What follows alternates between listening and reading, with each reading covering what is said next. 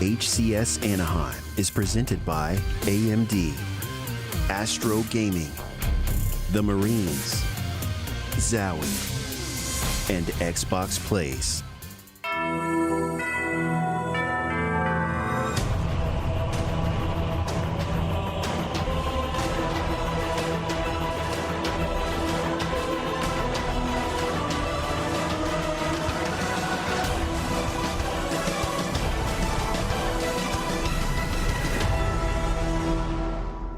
Good morning, Halo fans from across the world, and welcome to Anaheim. We're here in the beautiful California weather.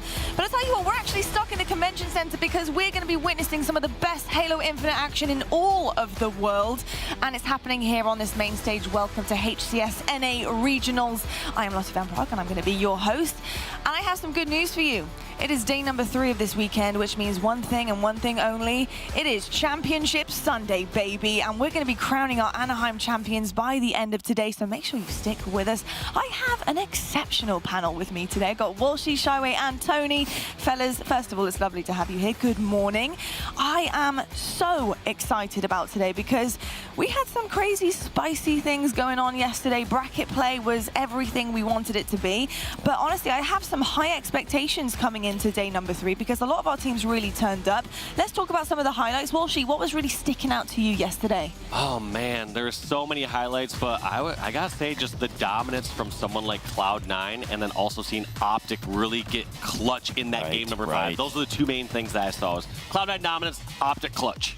I got so nervous at the end of that Optic Sentinel series, and not to decide any direction, but Optic and Lucid specifically, in the end of that ball game, the amount of work that man put together to then lose, I thought it was over. I thought for sure Sentinels would come back and sweep it, but like you said, Walshy, Optic, they turned up, they made it happen. So they're looking good coming into Sunday, but still, the storyline persists. Sentinels, are they coming back? That is the question, right? Are they coming back? Yeah. Tony, are you excited for some of the potential bounce backs to be happening in day 3? Oh, yes, absolutely. I mean, we saw some incredible gameplay just yesterday. Literally, we actually saw FaZe and EUnited, the rematch of the losers finals or elimination finals from Raleigh over in round 3, and FaZe ultimately gets sent home a lot earlier than expected. Yeah, I mean, I think that is what happens when seeding gets a little bit messed up. Like, one side of the bracket can look a bit iffy. You know, Sentinels coming in on that 8th seed and causing some upsets there. And obviously, you know, FaZe having to play EUnited and EUnited clutching that one up. You could hear it literally echoing in these halls.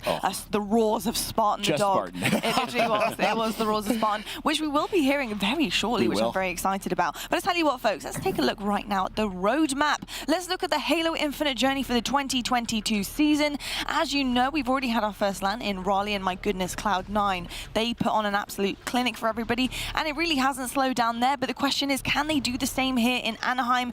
And as you can see, we're building up towards that Halo World Championship in Seattle, the home of Halo. I'm really excited to see where all of our teams are going to end up by the rest of the season, because they still have a lot of room to grow here. You know, the meta is changing. We've heard Ola talk about it, and teams are starting to catch up now.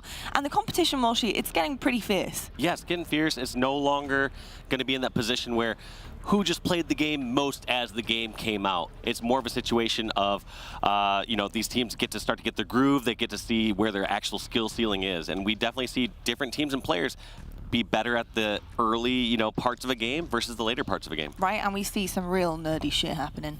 We really do. Oh my gosh. We got a lot coming up too. So I definitely needed to have muted that. We see a lot of nerdy stuff happening. Oh my goodness.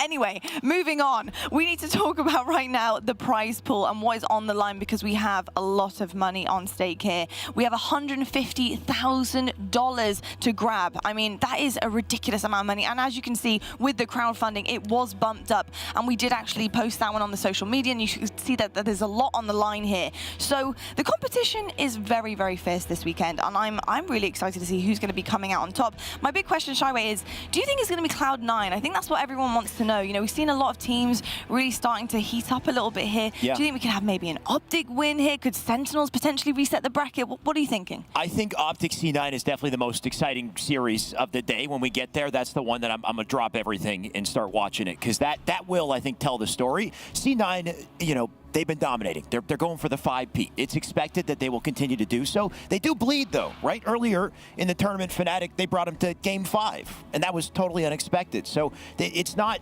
completely lopsided in every series. There's hope, but they do tend to clutch up, so we'll see. And if you're a C9 fan, I mean, just another day for you, I guess. We certainly will see. Let's take a quick look, though, at the bracket, just to see exactly where we are at right now coming into this Sunday. Now, here's the winners bracket, and I just want to quickly note here, and Tony, I'd love to get your verdict on this, but there was a lot of conversation yesterday about Cloud9 and their journey, and we haven't really seen a Cloud9 journey like this in tournament format before. You know, they were dropping maps, and that's something that we haven't seen for weeks, if not months now. What do you make of it?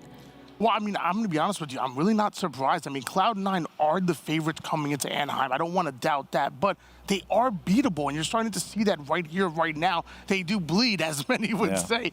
And I wouldn't be surprised if Optic can actually knock them in to the elimination bracket. Not saying they couldn't come back and fight their way back into the grand finals, but I wouldn't be surprised if Optic can come out top on that particular series. For sure, and you look at the elimination bracket here, you got Sentinels versus G2 lined up, Pioneers versus EUnited.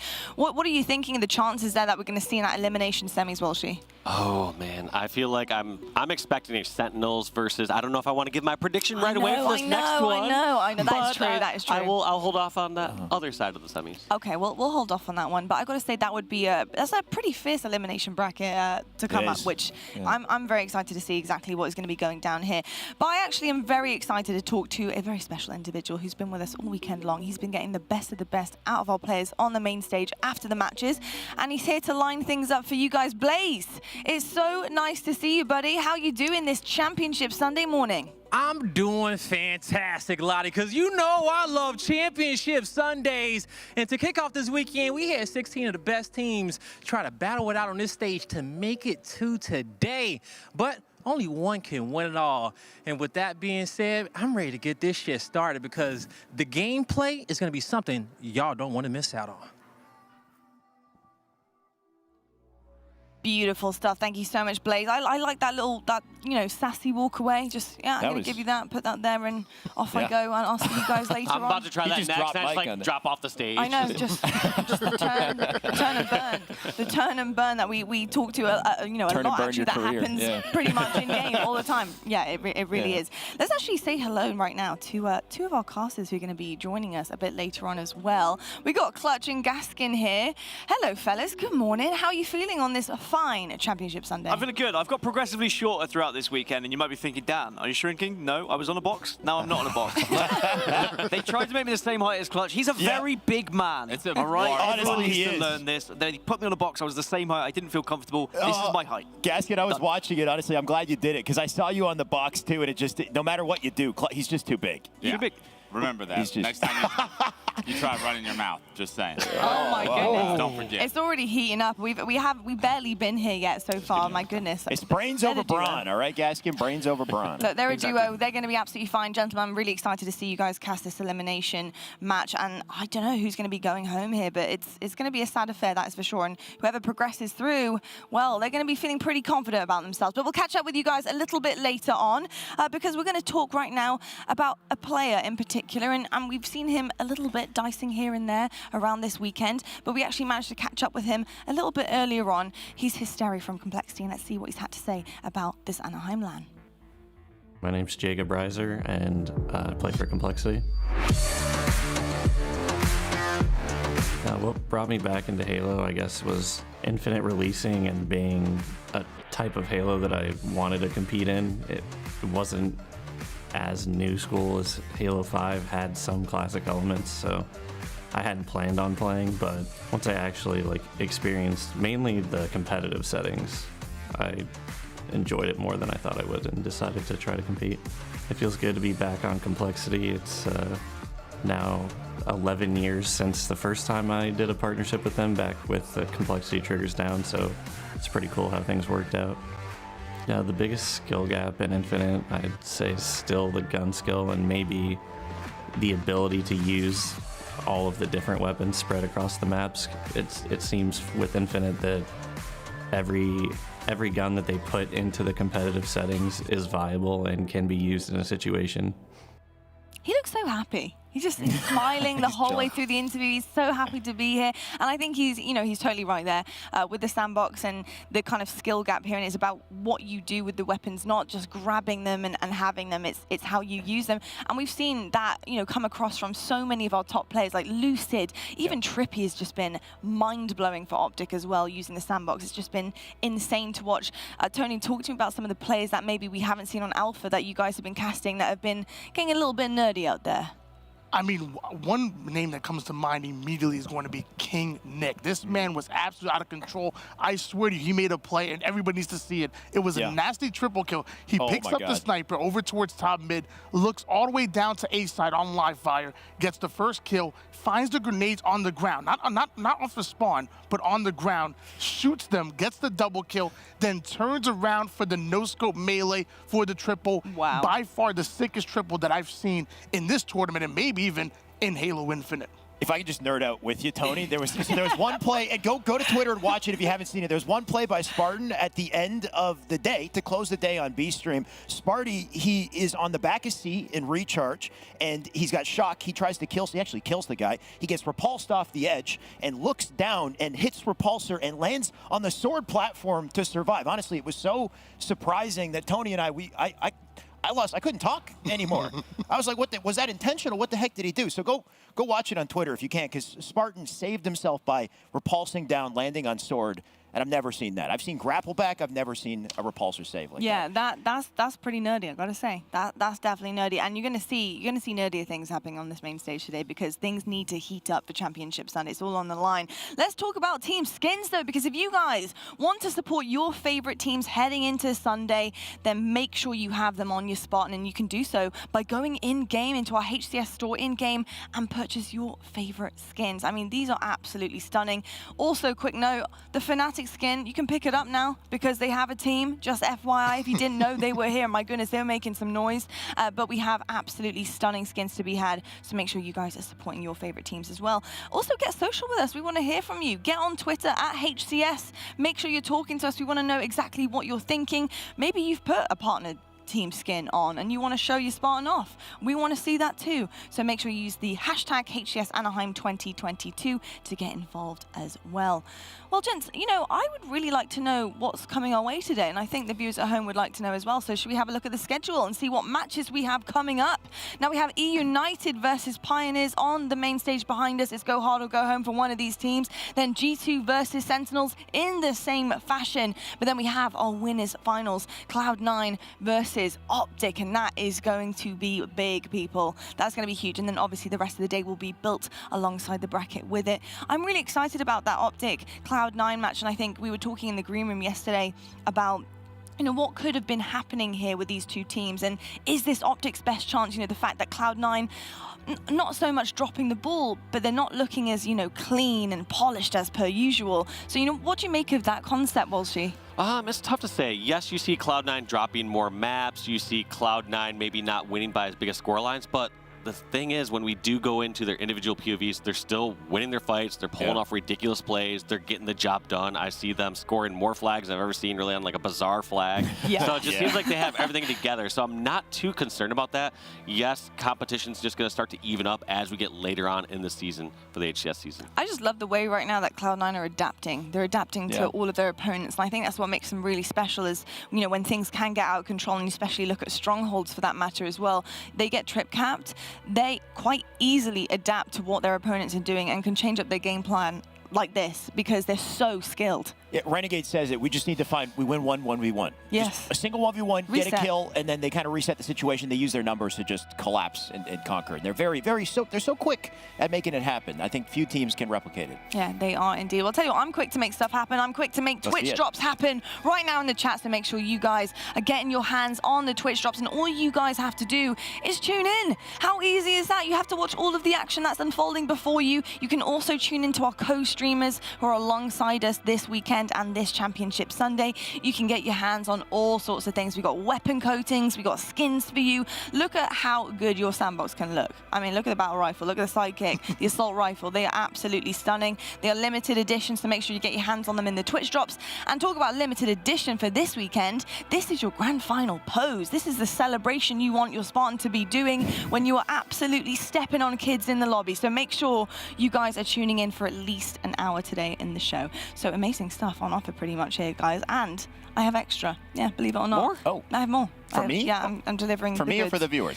It can be for you, Shyway. Honestly, we can all get involved here, but I got to say, I got to give the viewers the priority right now. But you guys can get your hands on 30 PC Game Passes that are being given away today. Ooh. Absolutely amazing. PC Game Pass is just elite. I mean, all of the games that you can get your hands on straight from launch. So make sure you guys are watching out for those drops as well. But I tell you what, folks, that's about it. That's all the traffic I have for all of you this morning. We are about to get into our matchup behind us, and while the players get situated, we're going to head to a quick break. When we come back, we're going to be watching EUnited versus Pioneers on that main stage. Somebody is going home this morning, and you can bet your bottom dollar that neither of these teams want it to be them. So make sure you stay tuned right after this.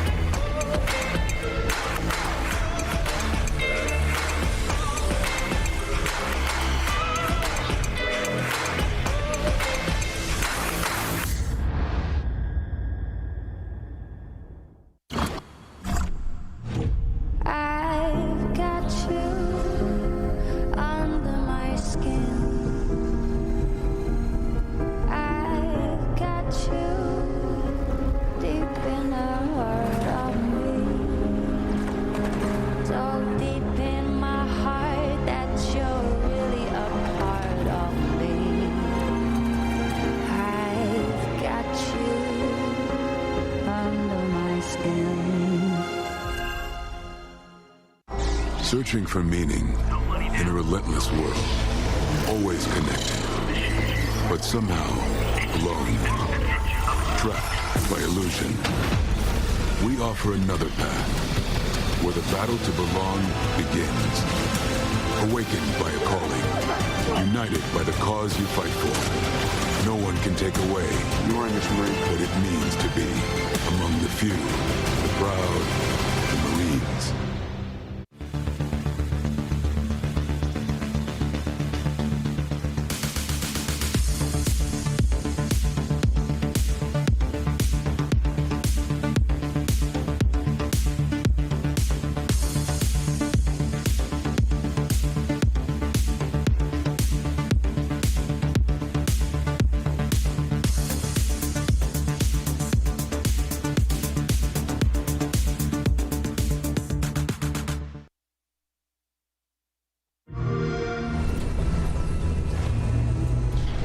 This facility off the grid to train the next generation of Spartans.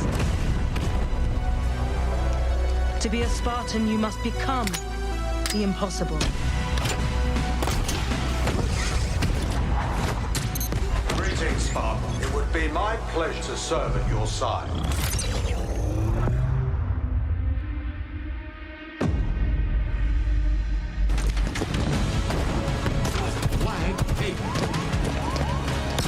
Electric kill.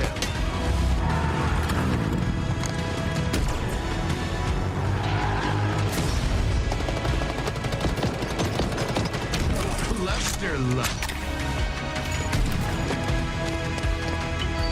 On your feet, Spartan.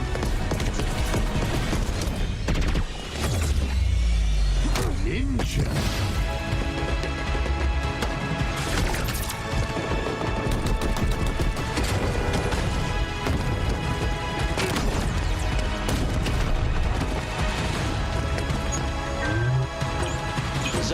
captured.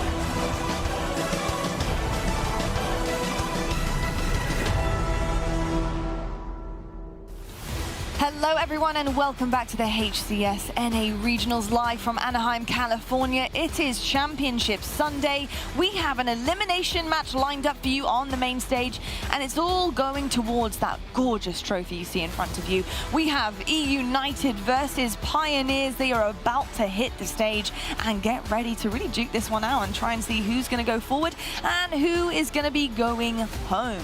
And no one really wants to go home, folks, let's be perfectly honest, so they're going to really have to bring their A game today. Now, let's talk about one of our teams here who've had a little bit of a bumpy road to get to Sunday. They have been knocked down into the elimination bracket, but this is a rematch for them, EUnited.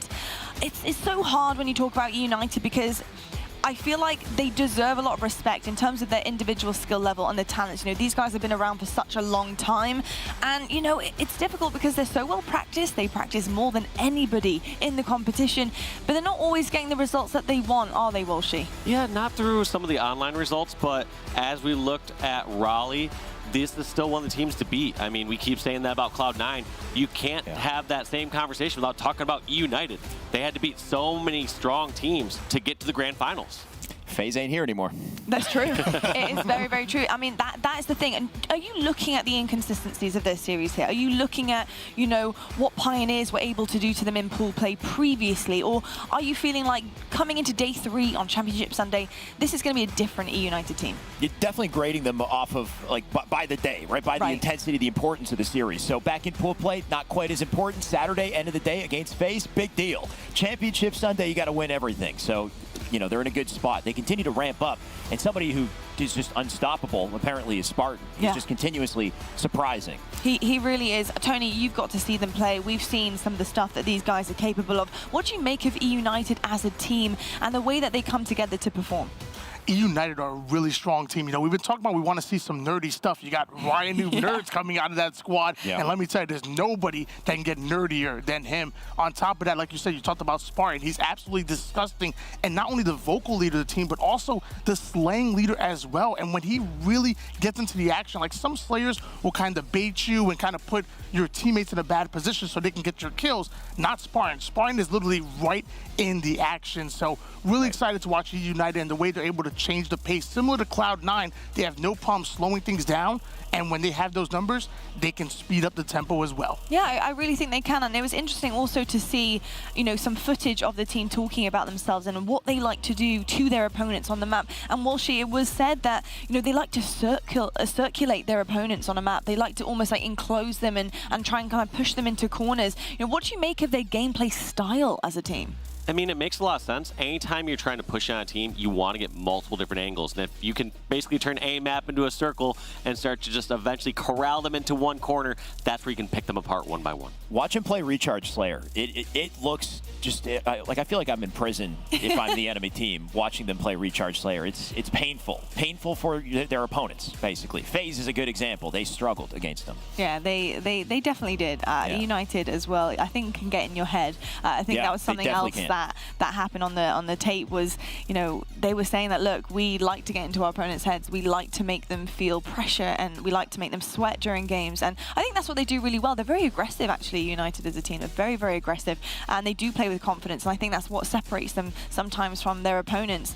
And playing with confidence is honestly, is quite key. Let's talk about Pioneers, though. On the other side of the stage, it is a rematch, and they did manage to do it once before in pool play. But like you said, Shyway, you know, maybe not much of a big of a game back then. You know, it wasn't as important as it is today.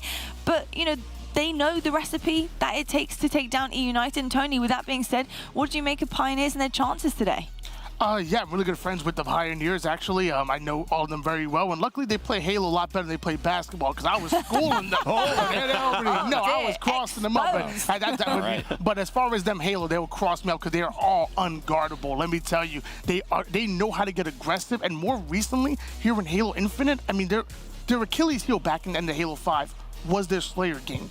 They always would tend to lose Slayer, especially against those stronger teams. Right now, they're literally 8-2 in Slayer throughout all of Anaheim. They've really stepped it up, and they've been winning every Game 5 Slayer at that, because they're also 9-3 here in Game 5s, which is absolutely incredible. Going from Pro Series all the way to Anaheim, they are literally the clutchest team that we have in the Pro Series, and also in Anaheim as well. Next to Sentinels, yes.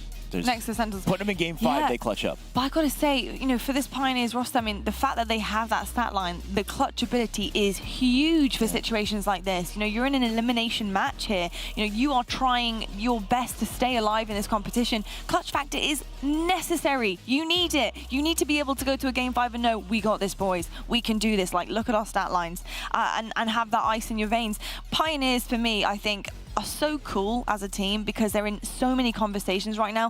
They're making a lot of noise. You know, I go backstage and I'm listening to player conversations, I'm talking to people. Pioneers come up all the time, and that's because they're so irritating to play against. They really know exactly what they want to do as a team. What do you make of them as, you know, a well-rounded team at the moment, Walshy? Yeah, they're just so good, and it's so rare, like we said before, to see that just pop up, where most of these players just going to get picked up individually and rise, but these 4 all rose together to where they're at today. I loved how you brought up earlier, like, EUnited wants to make their opponent sweat, but is that good or bad thing when we're playing against sweaty kids like on KC Pioneers? Right. Is that just empowering them? Is that just making them better? That is true. Maybe they want the sweat. They want the drip, man. Hey, look. They do. You know, this could be a pretty spicy matchup with that in mind. Let's actually right now take a little look at our USMC service record, and it is going to be that guy we've talked about a little bit already on the desk. It's Spartan. Why wouldn't it be? I mean, Spartan on EUnited, this guy can do it all for his team. He really, in Halo Infinite, has stepped up as the main slayer. You cannot deny it. Every single time I am watching a series, Spartan is leading in KD, and it's not just at the end of the match. It's right at the beginning. He's a difference maker. He's getting those opening kills, and it's really, really hard to play against because, you know, he's really kind of taken control for his team in his gameplay, Shyway. He has. I mean, thankfully on screen we got a couple, you know, examples of him just dropping everyone like flies. He's actually a menace on the map. We talked about this earlier. Tony mentioned it a little bit too. Is he's a little different as a main slayer. I find with, you know, in our conversation that we have with Wes, Tony, you have main slayers like Cloud, for example, back in Halo 3 on Narrows. He spends most of the game with the snipe in the back of the map, just picking up kills, and he'll get very few deaths at the same time, which is great for him, but for the rest of his team, puts a lot of pressure on his teammates to do the dirty work. Spartan, he's the opposite. He goes right up in your face. He takes names. He takes the attention, and he still gets slays at the same time, somehow getting very high KD also, which is just wild to see. And I think a big part of that is also due to Ryan Noob and how difficult he is to kill, but a conversation maybe for another time. It's just, they're a great team together. Absolutely, and I think that is honestly what builds a main slayer, right? You know, it's what your teammates can do around you, and sometimes knowing when to give and take, and when to push your main slayer and let them be aggressive or pull away again and try and maybe get a little bit more objective work done. But Tony, what I thought was really interesting about Spartan is his personality off the sticks kind of does translate onto the sticks too. You know, you look at other players like Envor, right? Super aggressive, goes for everything. He's challing here, there, everywhere. Who cares with the grapple? He doesn't care if he's half shield. I gotta say, you know, he's so quiet off the sticks. You know, he's quiet as a mouse. He seems really sweet, almost angelic-like. Spartan, he's loud, proud, and he does it in game as well. Is that kind of scary when you're going up against an opponent like that? Absolutely. Not only is it scary for the enemy team, because when enemy team is not playing at their best, Spartan has no problem yelling across along with Ryan Noob as well and letting them know about it. Puts a lot of pressure on enemy team, and then it almost has the exact opposite effect on your teammates. I'm the kind of player where I'm momentum driven. I love when my teammates are going off, and when Spartan goes off, he lets you know. He screams at them. That energizes me, and that lets me play at another level. And that's exactly what happens with EUnited as well. They feed off that energy. And that's why they're such a momentum-driven team. I'm a big fan of EUnited. Oh, I love that, man. Absolutely love it. We love to see it, and we also love to hear from our teams to find out exactly how they're feeling about LAN, their chances, you know, their competition. So let's find out exactly what they're thinking heading into their elimination match.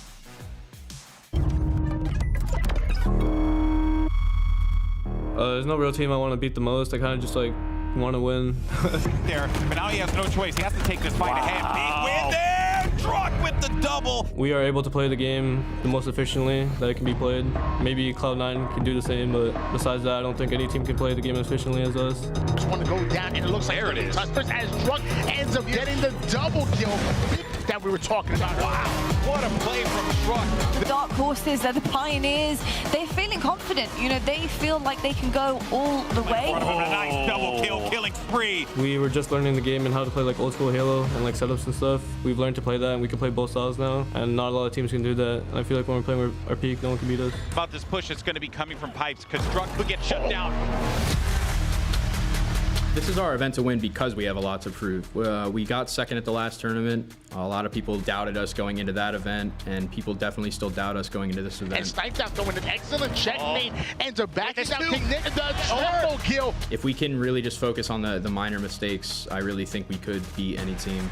We lost our match against KCP. We just need to kind of lock up, you know, get that revenge for the losses we've had. Bottom goal, the nades come in. Nice. Ends up taking down one, and double kill, two. Still got the shock as well. He can make a play. Ball back in the hallway, and watch your damn face. Lights out. They mind you as a grapple as well.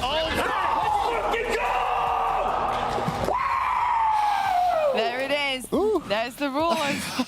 and I can promise you one thing, you're going to hear that a lot more going into this first match. Yeah, right? I mean, I got to say, I know, and it does, because the passion is there. I got to say, though, I really do like the fact that, you know, they are so openly talking about how people are doubting them. And I think that actually was the storyline heading into Raleigh, and because of their bracket. And I think a lot of people questioned their bracket and their journey through Raleigh. But at the end of the day, you can only play who's put in front of you. And I just want to quickly note something I love about EUnited. They took down FaZe twice now. They've taken them down twice at LAN. There is no question about it. You know, this team is to be taken seriously. Don't doubt these teams. Don't sleep on them. I mean, they're incredible, absolutely incredible. Let's actually bring up the series layout, though, and see exactly what is coming our way in this first match of the day. Now, Tony, talk to me about this, because this is a rematch, and obviously the series layout, I think, is going to play into the factor of both of these teams here. So what are you noticing that maybe could be swayed into a favor of either one? I really think this series layout really favors Pioneers. Ladies and gentlemen, welcome over back towards the Bravo stream. We over here at twitch.tv/Xbox as we are about to kick off this next day of competition. It's the last day of competition, Echidna. It is Championship Sunday. It is going to be absolutely awesome. And, you know, as I'm about to talk to you, I just hear so much of Tony in my ear right now. I was going to say, he's very overpowering. Tony is very overpowering. Granted, Tony and everybody else on the desk is going to be over at twitch.tv/Halo. Well, we'll be having our normal broadcast there, but over here on our broadcast, we're going to be a little bit more free-flowing, relaxed. We're going to be trying to get some of your favorite players, favorite coaches, some of our other talent members, and we're just going to chill out, have a good time, chop it up. Nothing too button up, just nothing but all fun. Oh, yes. It's going to be very nice, relaxing. I get to watch some Halo, which is my favorite way to spend my Sunday. Yeah. Nah, it's going to be great, okay? We love Championship Sunday, and it has been absolutely fantastic. But, you know, as we get into this, we're going to talk a little bit more about EUnited and the Pioneers. And, you know, quickly, there we go. Oh, my God. I can think now. Okay. Oh, man. I was panicking. Y'all couldn't hear what we were hearing, but, man, it was like it was something. It was something. But we are here, and we are clear heads now. Oh, yes. So, as we were talking about, EUnited and Pioneers, I'm about to kick off this first series of the day. And they played once before, Lady Echidna. Oh, they did. Okay, I'm not going to lie. I got a little cocky when I was on the desk. But, you know, I'm playing EUnited, so I got to back up my boys. Yeah, because we've already memed her, okay? We, as EUnited fans out there, have already memed her because you cursed your team the last time in which they played. So how do you plan on making it right? I'm hoping I don't jinx it. You know, I'm just going to keep my mouth shut and just watch the game and hope my boys pull through. But, you know, no offense to KCP. If it was Cloud9 they were playing against, I would have roasted them the same exact way. But KCP is a very talented squad. They have such great teamwork, but I'm going to keep my mouth shut on my predictions because I don't want to jinx it again. And so when it comes down to both these two squads, it's going to be such a great series because if it's one thing that we've learned about the Pioneers over this event, their aggressive gameplay and their power weapon control has really put them on top. And on the flip side, EUnited is a very methodical team, okay? They like to be ahead of the game. They don't want to do too much. They want to outthink you and beat you in that sense. So going into this series, power weapon control, positioning, super important. But I'm curious if EUnited wants to match the pace and speed of Pioneers to kick this series off. It's going to be super interesting for sure. KCP plays extremely fast, extremely aggressive, and that's where they thrive. If they're given an inch, they're going to take that whole mile. EUnited, like you said, they're very methodical. I would say Spartan, whose stats are actually up on the screen, he and Nick love that aggressive play style. On the other hand, Ryan Noob and Rain like to play like a little more slow, more methodical, so it should be an interesting matchup for sure. Our head-to-head with our power weapon superstars, the snipers of this series, as you are going to have Spartan going up against Soul Snipe there. And, when it comes down to the stats, Spartans was looking really good there, okay? It was looking good. That man is a powerhouse. No lack of passion whatsoever. We heard him screaming, in the pre-show. I'm excited to hear that myself here from the couch. Why didn't you tell me my hair was all crazy and it was on top? Well, you can't see that high. I just realized, okay? Are you calling me short? Okay. Can you give me a little booster seat here? I'm calling you small. Okay, I'll take that. Can I get a booster seat here? Oh, we're going to be having fun throughout this broadcast all day long. It's been a while since I wore my caster headsets all weekend. And usually when I'm standing, nobody can see the top of my head the way that they see there. But anywho, as we are looking at our players, Spartan going Super Saiyan today. Oh yeah, he is laser focused. On the flip side, Pioneers looking to get it done. All our players are focused up and locked in. And now, Akina, when it comes down to this entire weekend, we have had 2 days of awesome gameplay. How has it been? Your first time entering the caster realm and breaking down these matches and talking to the squads? It was fun. It was definitely an experience. I love listening to other people casting. You definitely don't give them enough credit. Brav and Onset, I think, is my favorite caster duo. They they're just so smart and they know what they're talking about. Yeah, and they're witty too as well at the end of the day, okay? I don't know how they come up with some of the things in which they say, but they are so smooth playing off of each other. And it's going to be great to hear those guys go cast the Grand Finals a little bit later on today, because I'm pretty sure it is going to be them who are going to be taking care of that one. Yes. But, yeah, man, it's been fun listening to you and Shurzy, okay? Hopefully we get Shurzy over here with us at a certain point. Andy, we were just talking about you, Andy, okay? We got him in the corner. Come on over here, Andy. Lady Echidna was just, our favorite enchilada, was just talking about how don't embarrass me. Whoa, are fantastic. Wow, this camera works? This headset works? Oh, they brought you in. Hold up. Oh, wait, watch this. I'm just going to show you guys. You don't come to the back? We don't got to do a second. We don't got to do I was going to say, we can make some room. Okay. No, don't worry. We don't got to do a second camera. Let's see. Yeah, chill right here in the middle, all right? We'll be right. Cool. We'll be here all day long. So, Pioneers, EUnited. You guys look great, by the way. We've been watching you two in the green room. You guys are even a little bit color coordinated here. Honestly, I didn't even think about that. I should have worn my light jeans today, but we all good. We're coordinated just enough. Yes. Just enough. Pioneers, this is going to be pretty EUnited, sweet, by the way. Pioneers EUnited. Man. Answer wisely. Okay, I have a gun to my head from a member of EUnited. Wait, don't put that on camera. The same member who voted against your team. Let's not forget that. That's true. Hey, but I threw the card behind me. Man, if right now I think KCP looks real good. You know what? And I was talking based off of the, obviously we've seen these guys before. And I don't know. I think EUnited's gonna have to come with a very different Champ Sunday preparedness if they want to change the way that the tides are going to fall. Yeah, and me and Echidna was doing a little pre-game scope there, as we were talking about that. When it comes to the speed of the Pioneers and then EUnited, when it comes down to the speed of the Pioneers and then EUnited, their methodical gameplay, I was curious if EUnited was going to try to match their pace to kick off this series, because I feel like the power weapons are going to be super important. Oh, without a doubt. And I think the pacing is going to be important. Also, I think EUnited keeping their composure. I think if we have the best of both teams, I think EUnited wins this series. Okay. Right. I think EUnited has a slight edge above KCP in terms of the skill ceiling right now, and that could change throughout the course of the season. But I don't know. I think KCP might come out hot once again. Sometimes it comes down to like a series by series matchup. You know, because we could look at EUnited, and Lottie said it when we kicked off the show. They've already taken down FaZe twice on land. All right, they've shown that it doesn't matter our bracket, we'll show it when it matters on game day. And I feel like Pioneers and maybe FaZe, and I could be wrong, their play styles could be kind of similar in how fast-paced in which they play. Yeah, what do you think, Jen?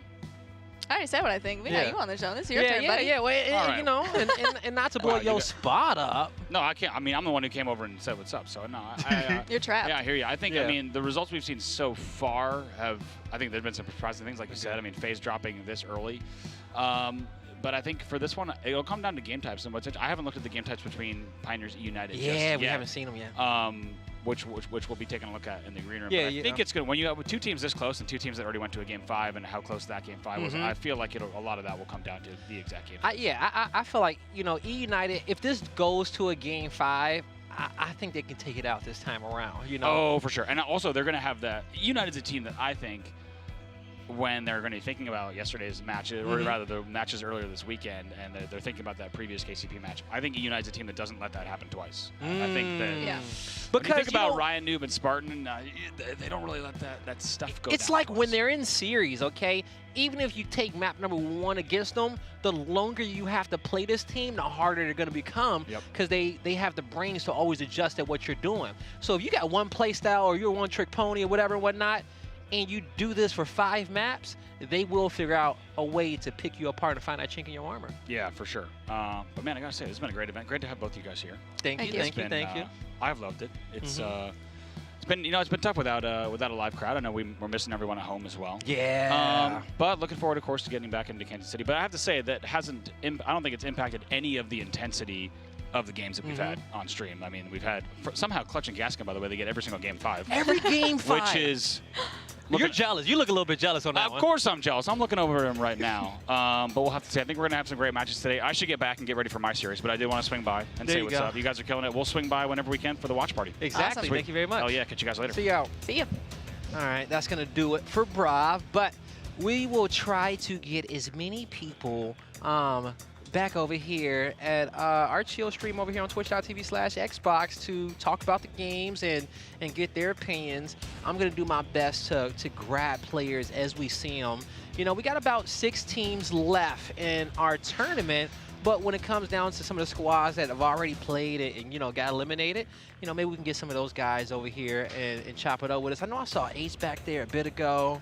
You know, he was chilling with the boys and you know, and a few other players. So we'll see what we could do. And also, if you guys at home want your favorite player on the couch, help us out. Tweet them and say, hey, go and hang out over there on the B stream, okay? We want to talk to you. I got some questions for you. Go kick it with Blaze, Lady Echidna, or whoever's going to be here and popping off with us. Oh, my God. Yo, I just saw Sherzy's beard, and it is glistening today. Is it? It's glistening. They added some product in there? Yo, 100%. He got some peppermint oil or some tea tree oil in that beard today, okay? I promise Champ you. Sunday beard. The Champ Sunday beard. And now that I said it, I need to get some in mine as well. I think. It's not shining the way that it needs to. Okay. Soon. You know, we got to keep our beard game strong. Got to keep the talent team looking good, you know, because we got to keep all of Halo looking good. Oh, yes, for sure. I'm ready for this to get the show on the road, you know? It I'm is, ready you to know. watch Hey, this we gonna, match. Yeah, and, you know, we're going to get into it soon. And, oh, my God, I can see it. What is that? Is that recharge? Clutch. Yeah, we're going to recharge, okay? It's EUnited and Pioneers. We got Clutch and Gaskin about to start turning up and head into this series. And, you know, it's going to be a great one. Oh, yes. EUnited, they lost to the Pioneers the first time in which they played, but it was group play, all right? Now, Pioneers, can they get the same result with everything on the line and it being Championship Sunday? Both squads looking to get it done and give it everything in which they got. It's EUnited versus the Pioneers. We on recharge. Oh, yeah. I love this early ball grab. We're looking good for EUnited here. He's got the shock rifle and the ball. Nice early shots coming out here for EUnited. Able to start picking up a few kills here. They will have this man advantage in a ball set up at A. Currently relaxing and looking for the next spawns to come through. And as you're going to start to see, Rain, Camel in hand, trying to pick up the Mangler. But Druk will be able to see that a little bit. Actually gets no shots on him. Going to back down. Nice little setup for EUnited. Oh, yeah. I think they were just waiting for the camouflage to run out before they make their push, which is super smart. Druk with the sword. All right, this is looking a little scary. A little scary indeed, as you're going to start to see Soul Snipe moves in. Shock rifle in hand, not able to connect with that one.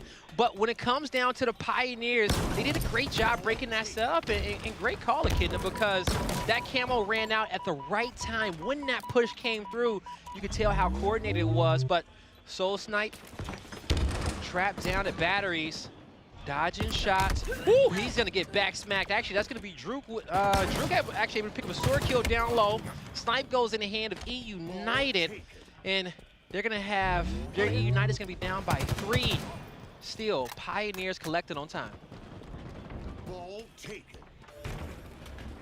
Going for the repulsor, I love that. We've seen so many cool repulsor plays, especially from EUnited. I don't know if you watched Spartan's clip on Twitter with the repulsor play. He got launched off and was able to repulse him back onto the sword rim. I know Shyway was talking in the pre-show, but I just love the equipment in this game, especially the repulsor. Yeah, no, the equipment is definitely great when it comes down towards Halo Infinite. You know, it adds a different level to the gameplay, and we've seen some of the sickest plays. Like, you guys were watching yesterday when EUnited was playing in that Game 5, and we saw the sick repulsor clip that came out from Spartan to really save his life and get back in action in the late game. Ooh, big kills coming out here for Pioneers. They'll have 3 down on the side of EUnited, but Pioneers currently down by 30 points. They're gonna start collecting on some time. Here's EUnited looking to charge through, get through Whirlpool, a quick turnaround. Soul Snipe goes down to Spartan. Waiting, hunting, pops up at the right time. Manny can't do much. Oh, Manny wins that fight. He'll stay alive there, in control. Pioneers still collecting on time for now, trying to get these final few kills, but EUnited, they're gonna be able to get this one done. Now, what's up, Mashlin? What's up, dude? Yo, so we actually got a guest with us on the couch, all right? Well, sitting behind the couch once again, but we're gonna have the coach from EYU, Ashley, in the building. And now, Ash, how you doing today, man? I'm doing all right, brother. Just got some breakfast, came over here. I was playing matchmaking earlier before I came over here. We were waiting for the stream you didn't to start. call us? I tried. You know, your phone was busy. It's not good signal in this building. Yeah, so, you know, I'm fortunate for you guys, you know, falling short yesterday, you know, top 8. Did better than most people expected, to be completely honest with you. No, you guys were killing it. And the only thing that we were unfortunate was we played side stations all day. And we were hoping to get more main stage action, but it is what it is. Yeah, you know, and sometimes, you know, that's unfortunate the way that one, the way that cookie crumbles. But, you know, and the way the bracket was set up too as well, with Sentinels being placed so low, some team was bound to get a more difficult bracket than they probably expected. If the bracket worked out in the favor we wanted to, we played Fnatic round 1, lost the game 5. If we beat them, we would have played Cloud9. And then we wouldn't have to play the match we ended up. We almost played Sentinels. Yeah, y'all would have been in Fnatic's route of having to go up against X-Head instead. Yeah, that was the goal. That was the ideal. Things didn't go as planned. Yeah. But like I said, expectations were set. We met them. We were happy with the weekend. Yep. Bracketology only goes so far, but as you know, you got to be prepared for anyone. And I'm excited to see how the boys going to play going into the next event. And now, EUnited and Pioneers. What are your thoughts on this series? Yesterday's match, last match of the day, EUnited versus FaZe, the second and third place team of last event. I stayed in the building, I watched the whole thing, I was very excited. I think EUnited could take it. I teamed with Ryan for about 1.5 years through H5, and smartest player I've ever met. He's just methodical in the way he plays the game. He sits, there's an app called TAC Maps. I don't know if you guys have seen it. Yes, I'm familiar. That man has like a folder of 50 different. No way. Like, it's just like 50 different scenarios. Like, look, if I'm here, I need you to be here. Yeah. Like, it's not, oh, think about going here. He's like, no, I need you here. What, the Professor and Ryan Noob? That's sick. I love that, okay? Yeah. And, you know, as we know, Ryan Noob has been in the league for a long time, playing multiple different Halos, you know, and understanding the meta and the sandbox of the game. So, you know, I'm going to have to go look at his TAC maps, because the way that you just hyped it up, it sounds like a Bible. It's the great big book of everything. That's something like that.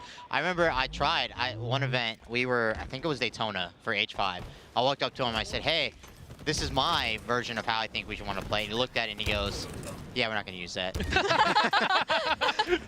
Immediately. I was just like, okay, never mind. Great effort, okay? I appreciate you. It's like your dad who's like, yeah, it's a good try. I see you worked really hard on that. Good job. Hey, we'll put it on the fridge, all right? Yeah. With a little gold star. You tried. All right, so our game is finally getting a little bit tighter. We saw EUnited with about a 30-point lead when we kicked this off, but it is going to be Pioneers with a 6-point lead, and they are still increasing it. Multiple melees coming out for Talik. He's going to finally fall. Raya finds himself a double. Rain's last live. He's Is it taking enough? I'm not sure if that double was enough, unfortunately. Rain's playing his life, bottom tower. Good shot. His teammate. That's one. Multiple players coming down low. Drew hops down, gets some solid shots off, but he knows that he can hold this. If he needs to, he drops bait, and it's a 2v1 effectively They're just coordinated. crumbling. What are they doing? And they One pick by up one. another kill. Just 8 more points needed, and I'm loving how they're taking their time getting this one and not rushing it, okay? Making sure that they can stay in the fight and take them properly before they try to get this last 7 seconds of ball time. Yeah, Pioneers playing super patient, super well. They're taking their time. They're like, yeah, we don't have to rush this. But EUnited seems to be just running in one by one, just getting picked off. So I might have to run over there and yell at the boys real quick. Round number 1 goes in favor of the Pioneers. They will strike first. And that's a nice little comeback from them. They started off slow, but we're going to head into the second round. Now, Ash, I got to ask you, when it comes down to this map, do you prefer starting on one side than another when it comes down to the squad? I don't believe there's a preference at all. I mean, it depends on who's on your team and what you want to do. Okay. If your team, there's not a lot of teams that prioritize the shock rifle in this game, even though it's still a one-shot headshot. Yeah. And if they don't prioritize that, then starting map doesn't necessarily matter. Okay. But if they do, you got to make sure, especially if you're playing up against a good squad, because when we watched Trippy play this map yesterday, he picked it up and he dropped in right away. 100%. It's just, I think since it doesn't look like a sniper rifle, some people are still getting used to the fact that it is a sniper rifle. I also believe, too, as well, and, you know, even in ranked play, I feel like a lot of players are still getting used to weapon timings also. Yeah. You know, and starting to master those and keeping them in rotation. But, you know, we're watching the highest level of Halo competition, and we definitely don't have that issue here, as you're going to start to see, I think we're going to see a pipe setup come through for Pioneers soon. Oh, Talik misses the melee, but he's still able to trade. He'll have Druk behind him to clean up the kill. That's 2 members down, 3 members, 2 members down on the side of EUnited. Druk, he's going to get those spawns for his squad. They're going to start to relax. They know they got to focus over there towards elevator and control. Yeah, Pioneers is doing a great job setting up throughout this entire match so far. Unfortunately for the EUnited boys. Yeah, they have. They have. EUnited's going to try a collapse here. They're split 2-2, 2C, 2 in heaven and hell. They got 1 kill. And we see the pinch coming in long. They're going top glass. Oh, there's 2. Oh, all dead. Couldn't All get the dead for next. Pioneers. But yeah, that's it. That's a wipe, and that is a well-coordinated push. Call. Great call, Ash. Yeah. As we saw that happening from elevator and long call. And with that timing, EUnited finally getting themselves on the board, getting a good amount of time, only down by 8. Rain got a great shot in. He's going to have support there behind him from Spartan. Now, they have to be careful. Camo in the hands of Drew. And he's got the Mangler. It's a Predator combo right now. Oh, yes. He doesn't know. Oh. Mangler versus Mangler. Oh. Okay, got it. Woo. There you go. They're able to pick that one up. Druk looking for another. Scouting around. Gonna get in. Not gonna play for the ball just yet. Got the squad with them. They're gonna be set up. Feeling safe. Mashlin, what is your ideal setup for on-ball on this map? On this map? Yeah. I don't think there's a one. What I'm trying to say? I don't think it's one size fits all. Yeah. Because like you saw, EUnited split 2-2 on their spawn. You could break it. There's sitting there. There's too many corridors to just run in and die. Same thing for here. There's only 3 ways you're gonna get in here. But if you die in there, you're just giving them control of the entire side of the map. Yeah, and you know, what oddball too as well, you know, I like to call them the setups breathable, okay? Because if your defense is too stiff, you get into situations where, you know, EUnited, they trap you on 2 different sides and they'll pinch you and, you know, break the setup. But, you know, especially on maps where you just have to keep rotating it. Rotate your setup. Look, find the spawns, move it, adjust it, fortify. Slay, find the spawns, move it, adjust it, fortify. And just, yeah, keep it breathable. I mean, you just saw right before his Pioneers went 3 down. They gave complete control to EUnited. They got the ball. Now they're just patrolling. And you know, Pioneers went down 2 again. And now they're pushing in 1 by 1. They get trades, though. Trades go in the way of Pioneers.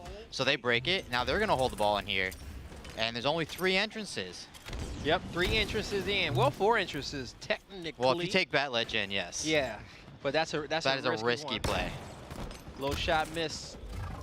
It's a 3v3 situation for both squads. Ryan with the camo. with the camo. 3 dead. And now let's go. And EUnited, they're going to be set up, pass the ball along. They're going to know that nobody's going to be spawning towards long. They get the intel that their opponents are going to be coming here from A side elevator. The first shot is not going to miss. The Mangler shock rifle combo. Raya trying to stay in an unorthodox position just to avoid those nades. Stay out of fire. He'll move on over, trying to get control over this top ledge. 2 members down on Pioneers once again. EUnited looking to move in. They got a little bit of scrap time. EUnited 2 dead. Gets the guy weak, makes him run away. Just gotta throw the ball out as soon as you see somebody. There's 2 pushing. Ooh, I thought that was gonna be better. I would have liked him to throw it out the door instead of just dropping it. Buy them a little time at least. Because they just go 2 dead. Oh, they trade 2-2. And so you guys know at home, it All was dead the Pioneers. Pioneers who won round number 1. EUnited with another team wipe. Looking to get this oddball tied up 1-1. So far, when it comes down towards the performance, you know, Sparty's been having a great game. Ryan Noob as well. It's been a team effort across the board. Close series so far. Kills traded out. Ryan taken out. Pioneers will lose a member as well. And it's going to come down to a 1v1 in which Pioneers, they're on top for now. Soul Snipe coming in on the flank. They're going to be able to 2v1 this player and start getting some more time. Oh yeah, Talik had a really good flank there on top A. Unfortunately went down, but his teammates were able to clean up the rest. But having everyone focus on that one player, top A, it left everyone else, you know, able to come in and just clean up, get some extra ball time. I'm surprised it took Pioneer so long to rotate it out. They traded pipe control 5 times. And they had such good control at the end of the last round. I figured they would have rotated it a lot They're just sooner. waking up, you know, first game. Yeah, saying, hey, you know. Coffee hasn't hit yet. If it ain't working, rotate it, See, I mean, ball ends in A again on top elevator. I just feel like that's the better hold for these teams right now. Yep. And, you know, we saw Pioneer switch it up a little bit in round number 2. But, you know, EUnited, they contested. They came out on top. They figured out the plan for victory. Ryan isn't able to stop the camo from getting picked up, but he's going to take down Drew. Manny, incognito, relaxing, getting some shots in on Raya, some shots in on Sparty. Doesn't want to go for the ball just yet, knowing it ain't time. He dodges those nades. He's going to get the grapple on it. Love that. Now Pioneer's looking to get set up. Ooh, or are they? His teammates spawned across the map at C. Great He call didn't out. feel safe. Yeah, that was a good play there. Rotates in, knowing that this is a big kill, gets a little bit of help, some smooth nades over the top. 3 dead. 3 dead for across the board, 1v1 right now. Manny is wide awake. Those were some nice shots. It really was, yeah. And then, you know, then a follow-up with the nade, almost came out with the double, but he played his life very, very well. Ryan going to be anchoring top pipes. Not going to get tagged by that nade. It's a 3v3 on the map. Manny just missed him. Some bad timing there. 2v1. Talik able to get one, but Spartan can't get in, and that was Soul Snipe. Yeah, that was Talik with the assistance from Soul Snipe on the flank. They work together for the double. Druck's going to spawn there with him as well. Pioneers looking to start racking up some time, and they're going to be back on this pipe setup once again. Dude, it's crazy how much chemistry Pioneers have. We love to see it. You know, not a lot of teams stick together if they don't place well. People are so quick to just like drop whoever their anchor was. You know, not a lot of teams are willing to like grind things out. Not that there's any players on Pioneers that is kind of less skilled than everyone else, but I just love how they've been together so long and that they've been grinding this entire time. They're just so good. It pays off. What did you think so, Ashlyn, sticking with the Well, squad? Yes, it does. Well, the last 2 years was kind of weird. Yeah. Seeing how like we stopped playing Halo 5, we switched to Reach, we switched to 3. So like team rosters wasn't so much dropping your anchor, it was just dropping whoever didn't play well at that game. Okay. So I mean, this game coming out earlier than we all expected it to. Them sticking together as long as they can. I think they ran with Super CC for like a week, but then they found their core and they just stuck it out. They grind. I mean, other than EUnited, I think KCP plays the most matches. Sentinels is probably up there, but they were swapping games between Formal and Royal too. Okay. So, right. But I think EUnited is the most practiced team, and you see how close KCP is playing them in this match. So you know they're just as practiced. Man, I remember that day. How happy was all of us when we just found out Halo just dropped on the marketplace randomly? I made a gamble. I requested off from work. I was like, look, the show is today. The show is it gonna come out? I don't know. But I have one. At the end of the month, I had maybe like 7 PTO days, and I said I needed to use it before the end was over. I was like, I'll waste one. I'll waste it. Let's see what happens. It came through. It was a good exciting. day. It was a good day. See, I took off the original release date, and I was like, oh, like I don't know, like I can't bank on, I need the extra money in the paycheck. And then I was at work, dude, and I saw that they dropped the game, and I was like, boss, like I don't feel very good, man. I mean, if they missed it, they've missed the anniversary. I think they would have just ate crow for a while if they didn't drop it on the anniversary. The 21st anniversary was the 20th anniversary. Yeah, 20th anniversary. 20th anniversary. Yeah. Yep. 20th anniversary of Halo. We have been enjoying this franchise for many years on many levels. The campaign, the story, all the action, the multiplayer, the history. And now we just have to keep creating more, and hopefully for another 20 years. Hopefully. Spartan with that repulsor, just making plays for days. And now Spartan will drop, but we'll see. EUnited, they will have this ball set up, and they will have it right outside of C. I mean, they need 10 seconds to hold it back here. For the win, can they get it? And it has been such a dominant round for them. You know, we talked about EUnited. The longer in which you play these guys, the harder the series gets. And it's kind of showing now. Pioneers, they started off hot, but EUnited, they're waking up. They're getting better. Let's go. They're getting tougher. Sparta, you can see it on his face. The call-outs intensifying. They want to end this map and strike first. They can't get the last few seconds, though. They got Playing a his little live, wiggle room. Brian. The ever-devious. Pioneers, they toss the dead. ball, bottom elevator. Talik is in a 1v1 over at Batteries. That nade is going to trickle down a little bit too far, and that's going to be Spartan getting hyped. It's getting hyper ready. Let the squad know. Let's lock it in. go. Game number 1. Blouses. I'll take it. Do we know what game 2 is? Ooh, we don't. We don't. Yet. We were creeping on the. Yeah, we were. My phone's over in the booth. I wouldn't be able to tell you. We were creeping on the other stream and looking at theirs, but we're pretty much watching the same feed. So when they see the map cycle, we'll see the map cycle as well. Gotcha. And yeah, so ladies and gentlemen, welcome Ashlyn to the stream for the first time.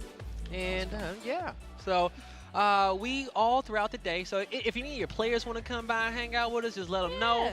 Tell them get jerseyed up. But you know, we're gonna be watching matches all day long and just chilling. Okay, roger that. I would tell them I left my phone way over there.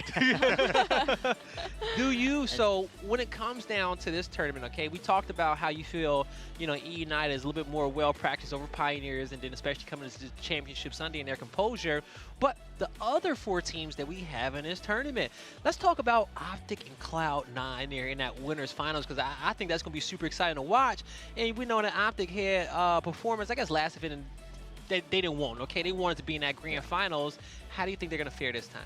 I'm a big fan of Tommy and Trippy, or Lucid, I'm sorry, and Trippy. I teamed with them at their very first event ever in Vegas 2017. Okay. And I was super excited to see their growth over the last couple years. And I think they're playing with a chip on their shoulder. Everyone keeps calling them, well, you're good online. I mean, they're still Optic Gaming. There's a level of good online and there's a level of showing up. So I'm hoping that they pull it out today. Yep. And then the other storyline I'm looking at is Sentinels. Honestly, I picked Sentinels to win this event. Okay. Really? Okay. My ideology behind that was the last 2 online tournaments they played with Royal 2, they won. Then there was the shenanigans with Royal 2, and then they didn't have him for a while. Yep. Yes. So I think he's coming into this event looking to prove that, like, hey, it was a mistake.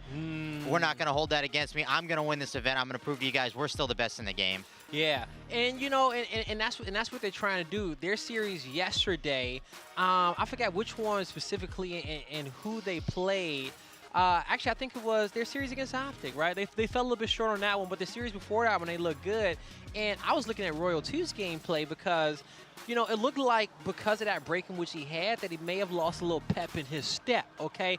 He didn't look as terrifying as he once did, but we also saw a glimmer of hopes in those series, right? Where he's popping off, getting sprees, and when he did that, the entire team is making great plays, and, you know, and that takes some pressure off of Frosty and his slaying and Snakebite as well.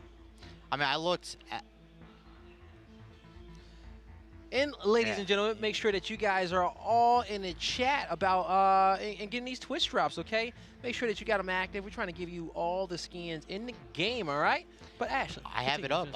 In our warm-up stations, we have a Sentinel monitor. I have the stream up. I logged into it, and it's just playing the whole time, so my phone battery doesn't die. But it's up. I'm getting them. I want them. 100%. Yo, that battle rifle looks so good. Okay, I need to get that. But also, we are not the only streaming which you can just hang out and have a good time with. We got all our awesome homies on the board right there. Go check them out. Give them a follow. Tune in. Say hi. They're definitely having a great time with all of their communities, and show everybody some love. But there's the Twitch drops. Drops available February 13th during the grand finals. You got to watch for an hour so you can get this awesome pose. Now, here we go. EUnited versus Pioneers is map number 2, Bizarre Slayer. And when it comes down to the keys of victory on this map, it don't matter who's your squad, but when you want to be successful, how do you need to play Bizarre, Ash? The break is the important thing. I mean, if you don't get this OS off the break, you're going to be playing on the back foot the entire time. It is very easy to manipulate spawns in this game and understand where they're going to be spawning. EUnited sent 3 rocket side, and they sent 1 tower, and they didn't even... No, I'm sorry. That was Pioneers. Pioneers. The blue. I apologize. Pioneers sent 3 out. all the time. I was like, wait, what happened? I saw Ryan's face. Yeah. But they're back. They're trapped in the base. They sent 3 alley. Didn't even contest OS. Ryan got it for free. Now they're just trapping him in their base, just picking him off. Great shot from Ryan. 5-1 right now. Got that player one shot as well. Top BR. EUnited with a fantastic breakout to kick this map. They'll be up by 5 in the kill feed, and that should be able to make them a little bit more comfortable to take some risk and play with a little bit more aggression. But Ryan, you can tell that he's listening to the call-outs, and his awareness is just on point, getting shots in on everybody from anchoring in mid-map. And you can see on the kill feed, his team, they're chasing down the kills, getting those last few shots in.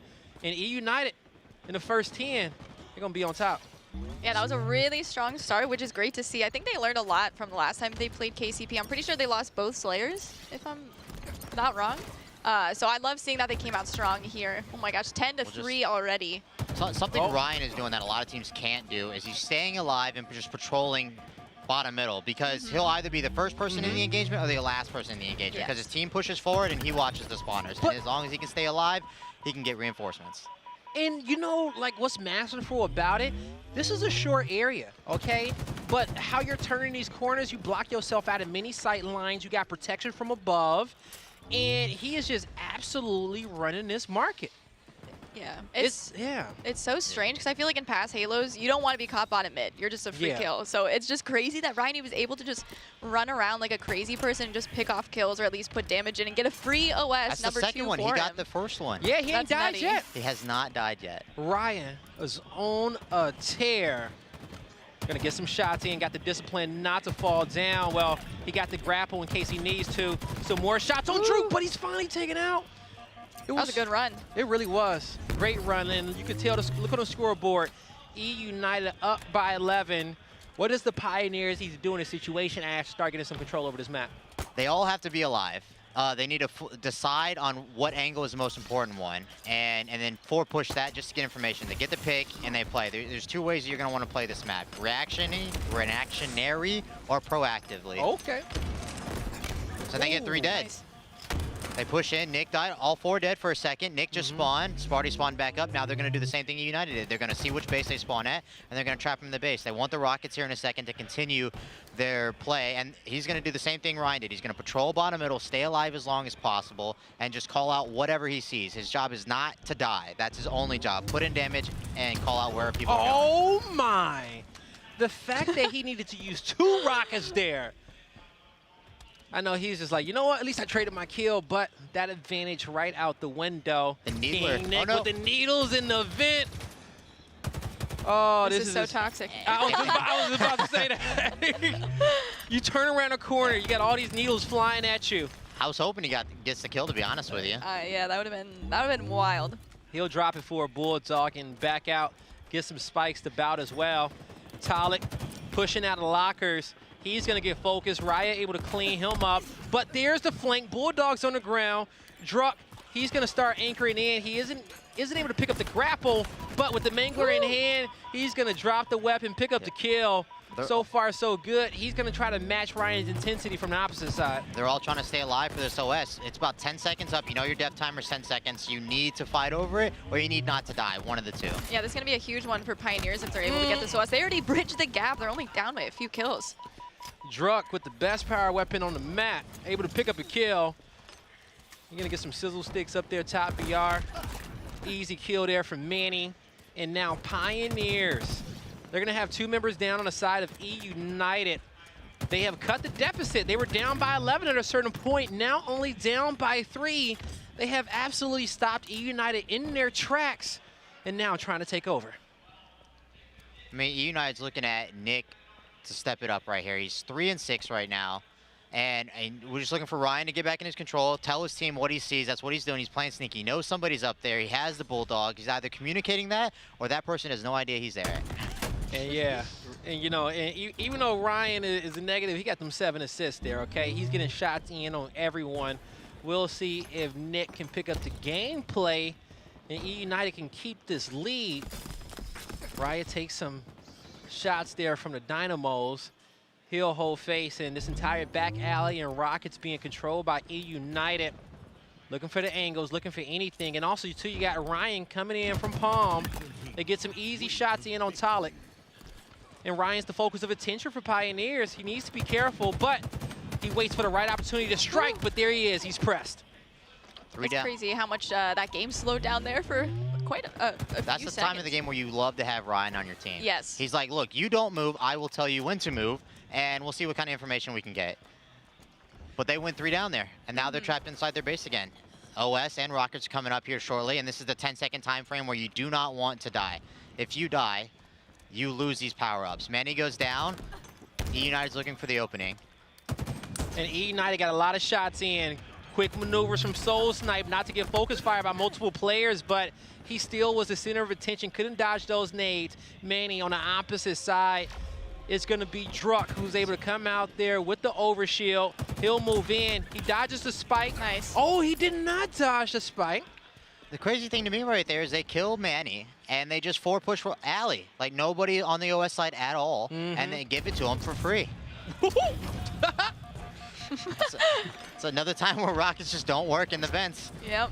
It's going to be like the next grappler where you just can't get him across to do anything. Somewhere Brute's saying, just hit your Rockets and tweet him for EUnited, but Brute, come on, man. He hit that in my book, all right? Hit it in my heart. I would have died there. Some good 100%. shots. If I was at home, I would have died there as well. Yeah. I just can't stay alive, honestly, in this game. Oh, it is. That honestly, like, getting kills and staying alive are pretty much equal to me, okay, as far as the difficulty in doing both. Staying alive may be a little bit harder because everyone wants to spawn and go forward. I mean, all right. Game's all tied up after that amazing start by EUnited. It's all squared up again. Tie game between EUnited and Pioneers. Talik's able to take down Ryan, put his team up 1. Pioneers set up on the map. They'll have top rockets in control. They'll have lockers locked down as well. EUnited trying to push out their base, and we see Druck gonna press up towards the front door, trying to get aggressive. He'll be in top BR. Talik switching with his teammates, keeping aggression on this EUnited base, knowing that they can get these kills, turn around and keep the pressure on them. But EUnited is showcasing their teamwork as well to stay in it. Tie game once again. It's the only thing I don't like the play right there, because they knew they were spawning, but they already got 2 kills. If you take too long trying to get those other 2 kills, you're gonna get sandwiched. Yeah. So they rush in there. His teammate has to leave him because he's getting shot in the back. From downtown, you would have thought he was playing in the Super Bowl this weekend. Spartan's gonna pop to OS. Posted up in middle.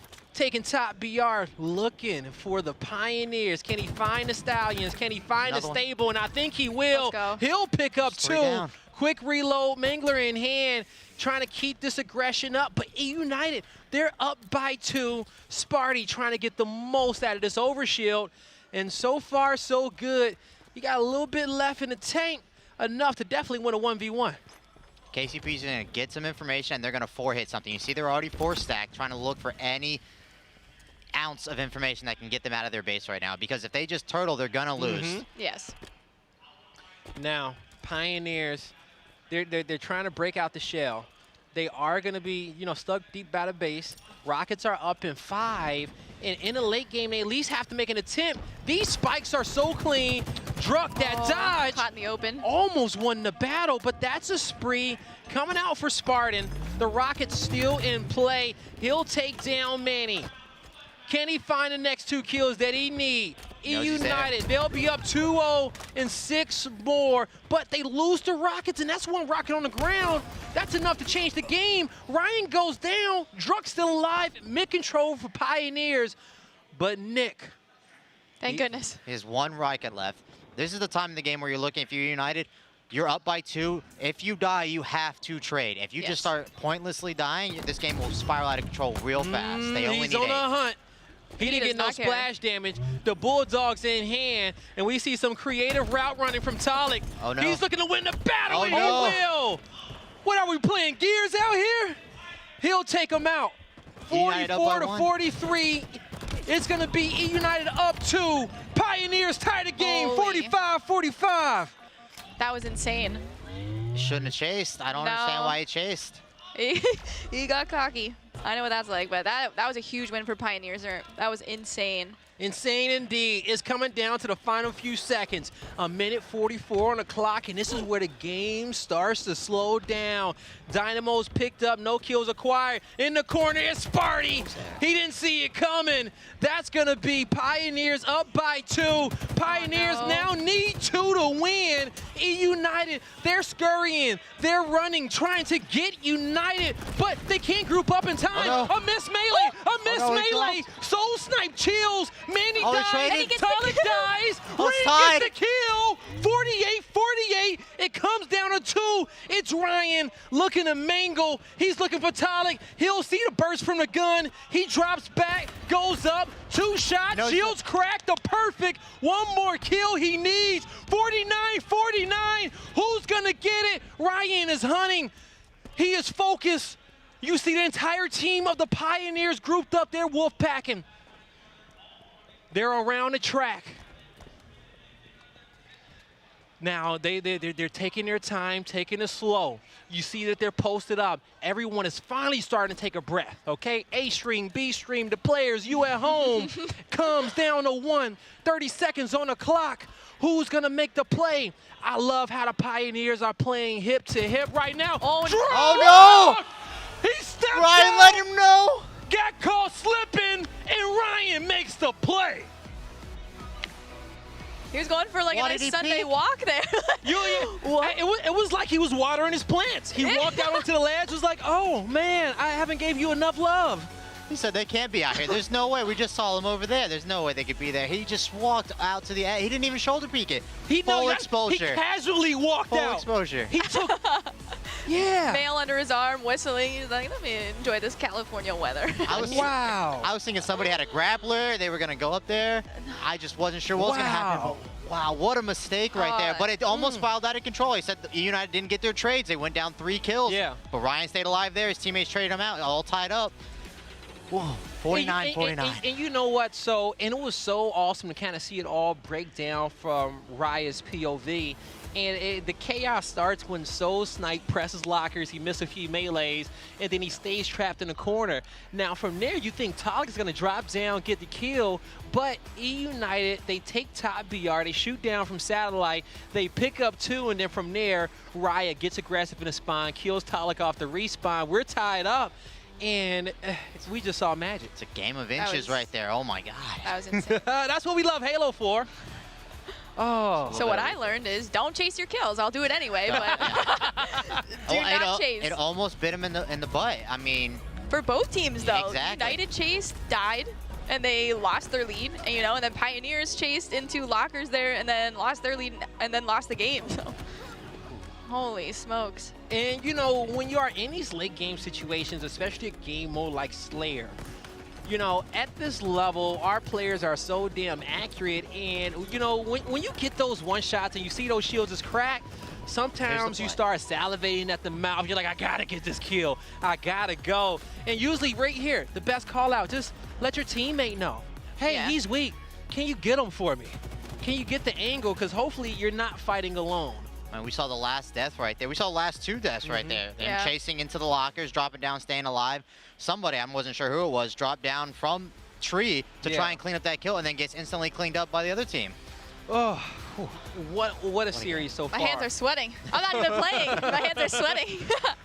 So EUnited up in this series 2-0. And coming up next is going to be Stronghold Zone Streets. And I know we're about to get into this game quick because if it's anything that I've learned from working with multiple esports, some players are quicker to get into the action than others, okay? But I don't know what it is on Halo. Y'all don't like bathroom. I'm pretty sure y'all take y'all bathroom break. That's what we're looking at right now. I think 3 people on EUnited are in the bathroom. Oh, see, I jinxed it, right? Because they're gone. Okay, I'm going to be like, we're about to hop right back in. I was thinking about this yesterday. I feel like the fastest games I've ever got into were like COD Mobile. Okay, because they're on their phones, they start right in. Those players, those matches go quick. Halo's like number 2, okay? Usually we take like breaks in between like games 2 and 3, but this weekend, I swear, we watch a series go boom, boom, boom, boom, boom. Yeah. They just want to play and get it over with. Because, 100%. I don't want to, like, if I'm comfortable and I'm, like, locked in my seat. You're not moving. I don't want to, like, mess up my vibes, okay? Like your cheeks are planted right in the right spot. Rightfully, right? Okay? Like, and it's hard to play like I'm playing at home in a foreign environment, okay? Yeah. I got my shoes off. If I got to put my shoes on to go to the bathroom, I'm just like, let's get into the game because I want to pick up where I left off on my shot, okay? And so I feel like it's COD Mobile, Halo players. Then it goes into, I would say, like, Gears players, and then CDL. Okay, because CDL, man, I swear I'll be waiting forever on that one. But if you're just joining us, we are over here at twitch.tv/Xbox, where we have just been relaxing, more of a chill stream today, as we're going to be bringing multiple players and coaches and some of your favorite talent members on the couch to relax, talk about the series, talk about the tournament, and interact with you guys at home. I should bring up a chat just to talk to everybody and see, if they got any questions for us, who they want us to get over here on the couch with us. So, we can pick their brains and have a good time. Now, you can still watch the A stream over there at twitch.tv/Halo. Well, where you guys can see the desk and, you guys can hear our beautiful casters, Wesk and Gaskin, on the mic. And if you had both streams up, you probably heard us both yelling at the same time. At the same time, yeah. Because, as Wes was getting hype on his call-outs, I was getting hype on my call-outs. Yeah, that was nice. We were both locked in, so the entire venue felt that excitement. And I would say that I wish you guys at home was in the venue with us because, man, we miss y'all, and we wish you can see the action in person, but we want to make sure that we can make you feel it at home, bring you guys the vibes, because you were awesome in Raleigh, all right? I just got to say that. You're awesome. I hung out. We got a chance to hang out with everybody. Me and your favorite enchilada. We were out there with our mics in the open bracket, in the crowd, doing our giveaways. So make sure you don't miss out on Kansas City. It's going to be a great one. Now, this is our bracket, and was it anything super surprising about this bracket to you if you look at it, Ash? I honestly think the FaZe Sentinel match down there at the bottom. FaZe went up 2-1 in the series and lost the last 2 maps of that. I was rooting for FaZe. I think like they were a more practice team going into this event due the Sentinels playing with Formal for the last few weeks. Yeah. And FaZe, just after this match, we played them. So I could tell that they really were just a little bit down on those and that. But then it came after game 1, they really just let us know how they felt. They said, you know what, we wasn't expecting playing you, but we gonna show you how we match up against y'all. But hey, those games are also great learning experiences as well, you know. 100%. And you know, I feel like if it's one thing that you could take away from playing up against a top team like FaZe, or if you're an amateur team just playing against any of these top 16 teams, you realize that the pace of the lobby is different. Yes. The objective play is different. The rotations are quicker. And if you're a step ahead, or even if you need your teammates to give you the call-outs that you need to for what you need to do, you're already behind, okay? Yeah. I mean, being the coach on any pro team or any team at all, you just get a different perspective because you see all 4 monitors at all times. Yeah. And you just see how fast they're playing, you see how fast we're playing. And there's some scenarios where we're just yelling go. There's no call out, there's no nothing, it's just go. Yeah. Like we have to go right now. We got the pick, we need to go. Go. I don't care where you go, just go. Just go, yeah, you have to. And so it's like when you have the scrims, the practice, the LAN experience, it's not about making the clean, perfect play every time. At that point, you're just hoping that your instincts are on point, because that's what you rely on, your instincts and your natural gameplay, and hope that you naturally make those right moves. I'm going to give an anime reference. Best thing I could do. It's like Goku in Dragon Ball Super, okay? When he was trying to go Ultra Instinct, at first he was getting his butt kicked over and over and over. He couldn't keep up with the pace, but once he got it, it was just second nature. He just do. You don't think, you just do, you play. All right. I very much enjoyed that series watching it, and I'm excited that it came out, and I'm sad that it's over.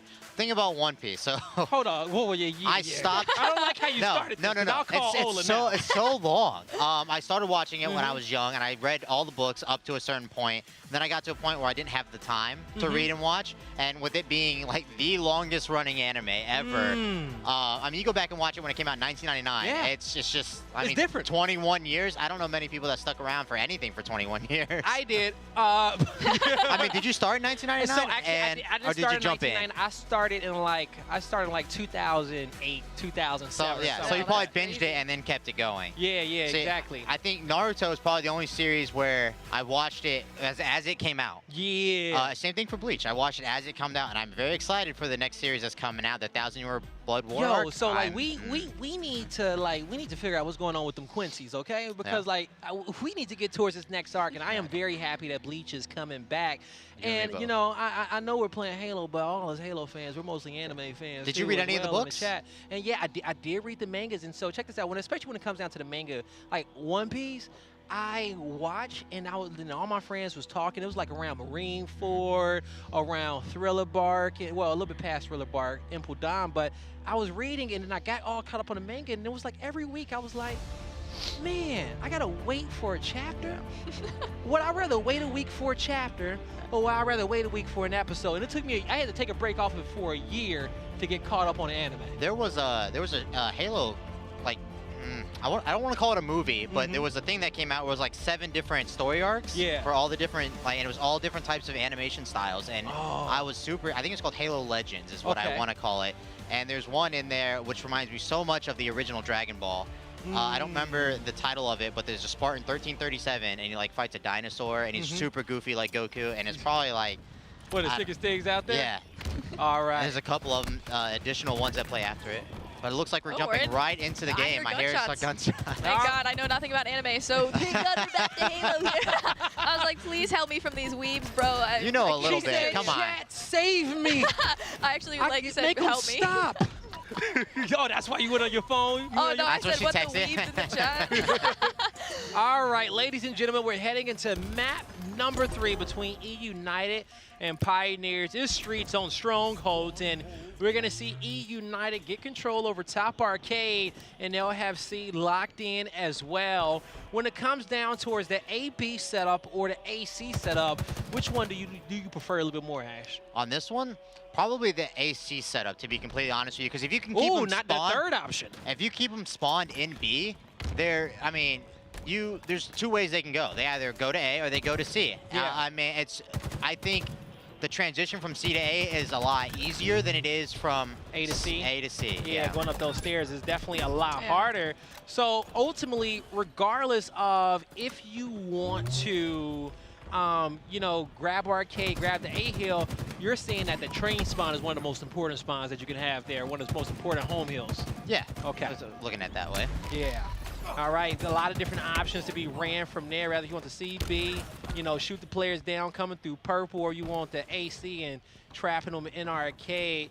We'll see which of our two, we'll see between our 2 teams which setups they decide that they want to play. But my God, it's been absolute dominance from EUnited to kick this one off. 76-0, and Pioneers have not been able to break through it and get this E-Hill till now, where they will have that AC setup. Ooh, Druck with the rockets. Honestly, I like the AC or the AB setup, I should say, and just keeping a player on that B rail and just waiting for the people from C spawning in to just push that street. But having someone with a stalker rifle on that B rail is so scary. I die so many times because, you know, I just love holding forward, and I'm one of those people that gets caught in the open. But if you can get out of C, yes. I think people being stuck at B is, there's nowhere they can see you. Like, once you cross through, there's only one way that they can stop you from getting an A. It's a little window right over top middle. Once you get past that, I think you're pretty much home free to A. Okay. Some good shots coming out for Spartan. He'll take down Druck. It's a 3v3 on the map as Spartan looking to get this B hill with a squad, but Talik's going to be able to take him out. And, you know, looking at our scoreboard, you know, to kick off this game, you know, Druck, he's having a slow game, isn't able to get any kills just yet. He's going to have to step it up for the Pioneers to start getting some more points on the board. Yeah, so far, I think Pioneers have started off slow on every map, but mid-game, they really step up and put up a huge fight. They just need that last, like, bit of pressure end game to get a win. So hopefully they can pull it off in this Streets. I mean, hopefully not for me, but... The other way to look at it is, are they starting off slow, or is EUnited's break just that clean? I think EUnited's break is just that clean. You know, you said they're a super practice team. They are a super practice team. So I think they just practice those breaks over and over, and it's working out against teams like Pioneers especially. But they just need to keep that momentum throughout the entire game, and then it's an easy win. But Pioneers, you know, once they get their foothold, they are a very strong team, so we can't count them out quite yet. Can't count them out quite yet. EUnited, they're trying to count them out this tournament as they're going to have a 100-point lead against them in this map number 3. This series is starting to get a little bit demoralizing for the Pioneers in the moment. They know that they're already down 2 maps, and I'm pretty sure their mindset coming into game 3 was they were ready to give it everything, in which they have some strong fist bumps across the board, some hype speeches. But right now, it's not showing on the scoreboard, and it's not showing on the kill feed. The Pioneers, they're currently missing a member in action, and he's going to be able to pick up. Actually, he still didn't get his first kill right there. His teammate took it. Oh, no. Not cool. I'd be screaming. I'd be like, yo, Talik, man, you need to give me that one. I just need one on the board so I can get out my own head. Once he get one, I bet you he gets 10 right away. No, for sure. I mean, it's do or die for them right now, and it's probably just weighing on him. He's like, look, I haven't got a kill yet. I'm sitting here. We're down like 100 points at this point. Like, we just pull ourselves together. They all need to get up. They need to tell each other, don't do anything when you spawn. Yeah. Wait for all of us to be up, and then we decide what we need to do together. Because as long as you do it together, it doesn't matter if it's the right or wrong play. As long as you do it together, like, there's positive results are going to happen. But EUnited just have him on the back foot the entire time. KCP is 2 down again, and EUnited just patrolling. They know they got him stuck in C. They're all going to try and fly out together. There was 3 up there. They fly out together. They get a kill. He's on the board, and now he's going to have the Stalker rifle in hand as well. We'll see how he wants to make the next play, knowing that he has a lot of work he has to pick up all. There we go. Okay. he got a lot of work to make up for the start of this game, and he's trying to start now. So far, so good. Gonna get call-outs on 2 players. Almost was able to get the perfect there.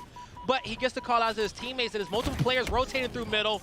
He's going to get taken out, but his team will turn around, start looking towards PD, and even with their guns up, they're getting outshot. Raya picks up one. Sparty picks up another. That's a double for Raya. And now EUnited controlling Arcade. They'll have A locked in as well. They got, whoa, I take that back. They're going to have C locked in as well. It's Pioneer spawning at A. I mean, Pioneers has to play for these Rockets. It's really the only chance they have here at the moment to break their setup. They went 4 down, 1 person spawned, they went down again. Now they're 2 down again. They're just, I don't know what they're doing, just flying out. They're desperating at this moment. They think they have to get something. They need to push it together. And in the 1v1, Ryan did a great job staying alive because, as we talked about, those Rockets are going to be up. Now, they still will go towards the Pioneers, and they was able to get that mid-map control a little bit better with EUnited spawning over there towards PD. Druck able to pick up a kill. He had to use both rockets, but some solid shots from him. Not able to finish off the kill on Nick. And Nick transitions towards B stairs. He'll be camped out in the corner, knowing that he has Raya on these stairs towards the left. He's going to try to be his help. Raya calls out that he has 2. Nick tries to get in and help, but a nice little nade off the back wall. Not able to catch the player chasing him. Almost coordinated enough, but in the end, it's the coordination of the Pioneers to get the decap on B and take down 3 members of EUnited. I mean, this is their chance. They had 3 down. Rain stayed alive, but I think he stayed alive too long because now he's staggered. EUnited is only 3 up. Rain just spawned. And now they're going to try and fight over A. If KCP can hold a 3 cap for a significant amount of time, is bring him right back in the game. 2 ticks a second. All they needed was Druck to get a kill. I know when I see that I'm goosing, I will literally soar at anything just to get a trade. There we go. Now he's getting kills, you know. I think he might have changed his playstyle a little bit just to get a kill, and it like punished them. Unfortunately, EUnited was able to get a lot of points, but now he's got the kills. He's like, you know, I can chill out now. He's like, I'm not stressing. I got kills. You know, I can just play my game. This is so. It's currently been a battle between Talik and Soul Snipe versus Sparty and Raya, especially when you look at the numbers. Sparty has been snapping on this map, all right? 21-11 plus 10. Nick's going to pick up the Stalker, and he is just making his opponents feel uncomfortable here from top C Train. I like the play that EUnited just did. Now, when you spawn, a lot of people have the tendency to just jump into the first hill they spawn next to when they're getting 3 cap. Why are you attacking me like that? EUnited had to stay out of it. They went 2 commando, 2 top subway, depending on who you are, what you call it, and they pushed out before they cap C. Unlucky for them that they all died when they're flying out. Now KCP has to 2 cap again, but you see the game brought back. They were down 130 points. Now having a little trouble reading it down. I think it's down to 100, so they have a long way to go. But if they just hold this AC for a second, keep EUnited on the spawns, and just do their game, play their game, I think this will work out for them. There's another one dead, 2 dead for EUnited again. They're doing so well catching up at this game. You would think, like, if they had some crazy breaks like EUnited, like right off the rip, and they got that, you know, that foothold early on, how different this game would be. I mean, the only problem they're going to have right now is EUnited only needs a few points. You know, you're dead for 10 seconds. They get staggered 1 time, and it's going to be game over for them. And I think with the Pioneers, they're finally trying to give EUnited a taste of their own medicine. In the same sense from currently how they're playing.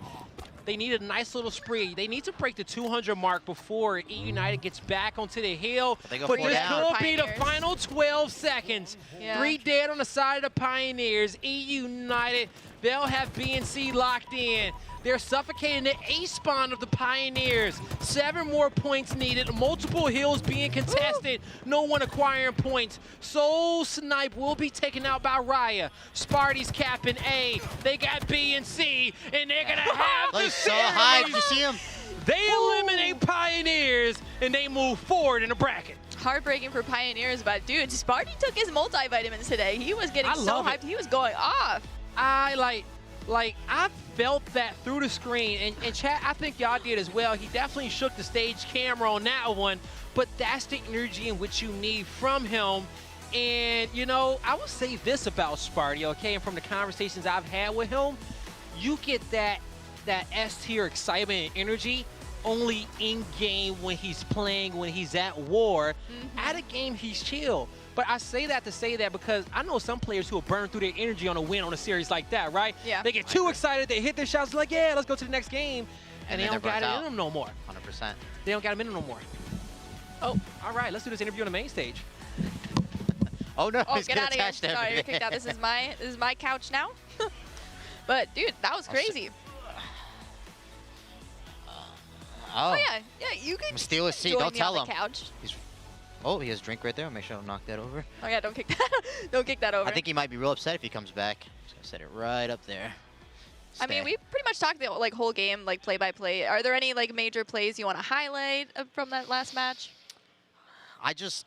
The way on that last match that EUnited sets up everything, multiple times KCP went down 4 times. Right. And when you're going down 4 times, you just have to get in a state of mind where it's like, look, if this happens again, like, we're done. This cannot happen. So you tell your teammates, get up, push something together. Let's look, get information before you push. Don't just get up and run. Like I said, the play that EUnited made when they were getting 3-cap, they all spawned inside of C, didn't touch C. Right. So KCP could think in the back of their head, hey, did they really spawn there? We're kind of spread on the map. Did they get the PD spawn behind us? We have no idea.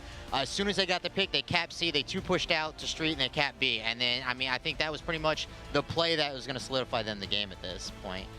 I don't know what kind of state of mind KCP was in after winning that close 49-49 game. Yeah. After losing that 49-49 game. And just going to this, maybe they had a lot of energy that they expended in that, or maybe Talik was he the one that died on the ledge? Was that him? At the end of the Slayer match? At the end of the Slayer. Drug. Okay. Yeah. I was like, well, maybe that was him, and he was a little. That is pretty demoralizing, but I feel like they had a lot of energy going into that map, but they almost came back, which was insane. So they should be proud of themselves in that regard, but it was a heartbreaking loss for Pioneers. It's the thing about strongholds is when you die, 10-second respawn. It's faster to cap the stronghold with 1 person in it than your respawn timer. So you know you're dead, that stronghold's gone if they have map control, because it's going to be capped by the time you spawn. Right. And there's nothing you're going to do. You'll be fighting for map control again. I don't know. Good EUnited. 3-0 that game. I'm excited. I'm a big fan of Ryan. Spartan and I met many years ago in Halo 4 in the back of an ice cream shop. So I'm excited to see them have their animosity, come together, and be a team. And I'm excited because, like I said, they got second last event. Right. Maybe they challenge for first again. Even though my personal pick was Sentinels, maybe they challenge. All right, well, thank you for hopping on with us. We're actually going to go watch the interview with Blaze on the main Stand stage. behind him. Because the last 5 kills for both of those squads were so excited, and the game slowed down so much there. But what was going through y'all head when it was like 49-49 in some of those final moments till Raya seeing Druck casually walk out for that last kill? So the whole series of events was wild. We were down 48-45, and I had just died. I'm on death cam. Ryan's running away through the treehouse, gets away with his life, and then I spawn in market, and I look over to my left, and I see Nick in the thick of it with a bulldog. I'm like, holy crap, we're about to lose. I didn't know he had a grapple, so he grapples away. I'm like, oh wait, this is sick. And then I forward Talik, grabbed the dynamos, killed the guy that chased Ryan, and then when we got down to that 49-49, I have no idea how I stayed alive. There was like 3 on Nick at the elbow, and I just chucked nades, ran away, and then I literally said, all right, boys, no freaking fear, no fear. And we all just Ryan's like, dude, let's three walk top rockets, and we 3-walk top rockets, and we won. It was perfect. You're going to go back and watch that, and when you save Nick down there on truck, I promise you, he was sweating, and y'all got that triple to tie the game up. So, playing so far, so good. Any words, any shout-outs you want to give out there to the fans who've been supporting y'all throughout the progress y'all have been making? Because, as we know, y'all got second in Raleigh. People wasn't expecting it, but y'all have shown up once again and showing everybody that y'all been consistent. Yeah, I mean, just shout out to everyone, friends, family, fans. I know we kind of underperformed online, but we suck at best of 3s. I think this is the first series all weekend that we actually won a game 1. We literally have lost game 1 to pretty much every team. And when you're playing best of 3s, especially online, you lose the first game and then you play a Slayer, and it's just anything can happen. So to get to LAN, we're just a LAN team, man. We get hype, we get excited, we can see each other screens, it's just a whole different vibe, and I'm just glad people look past the online stuff and continue to support us. All right, well, that's going to do it for me and Sparty on the main stage, and it seems like the vibes are high for EUnited. Lottie, break this series down with the guys. Thank you so much, Blaze. And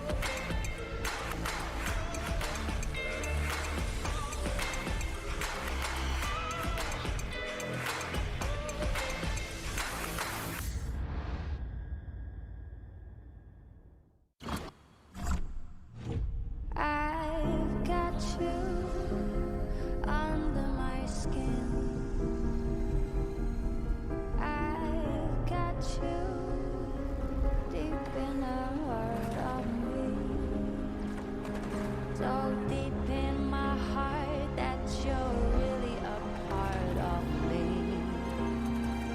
I've got you under my skin. Searching for meaning in a relentless world. Always connected, but somehow alone. Trapped by illusion. We offer another path, where the battle to belong begins. Awakened by a calling, united by the cause you fight for. No one can take away what it means to be among the few, the proud, the Marines.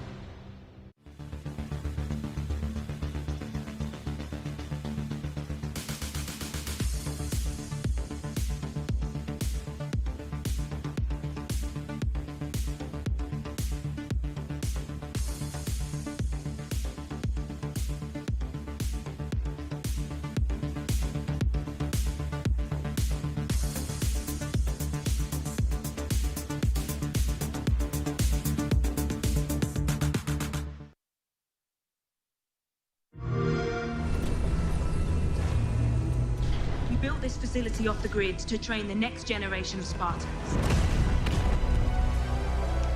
To be a Spartan, you must become the impossible. Greetings, Spartan. It would be my pleasure to serve at your side.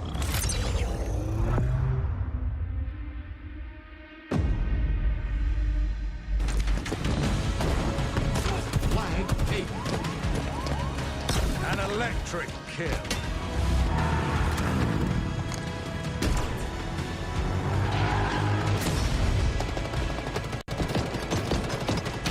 Cluster luck.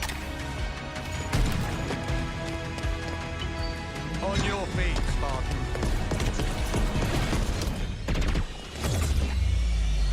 Ninja.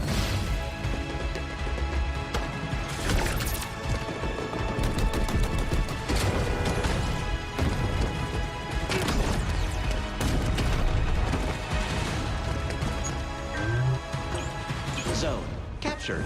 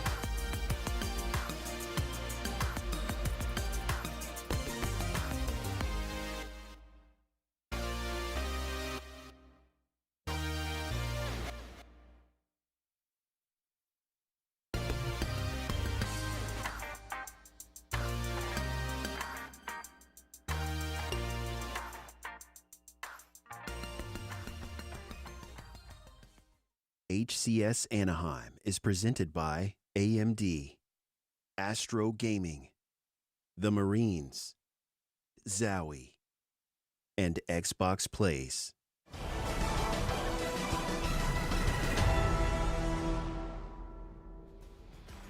Ladies and gentlemen, welcome back to the Xbox channel as we have been chilling all throughout Championship Sunday, watching the action, teams coming out on top, other squads getting eliminated. But that's what we love about Championship Sunday, because we're going to find a winner today.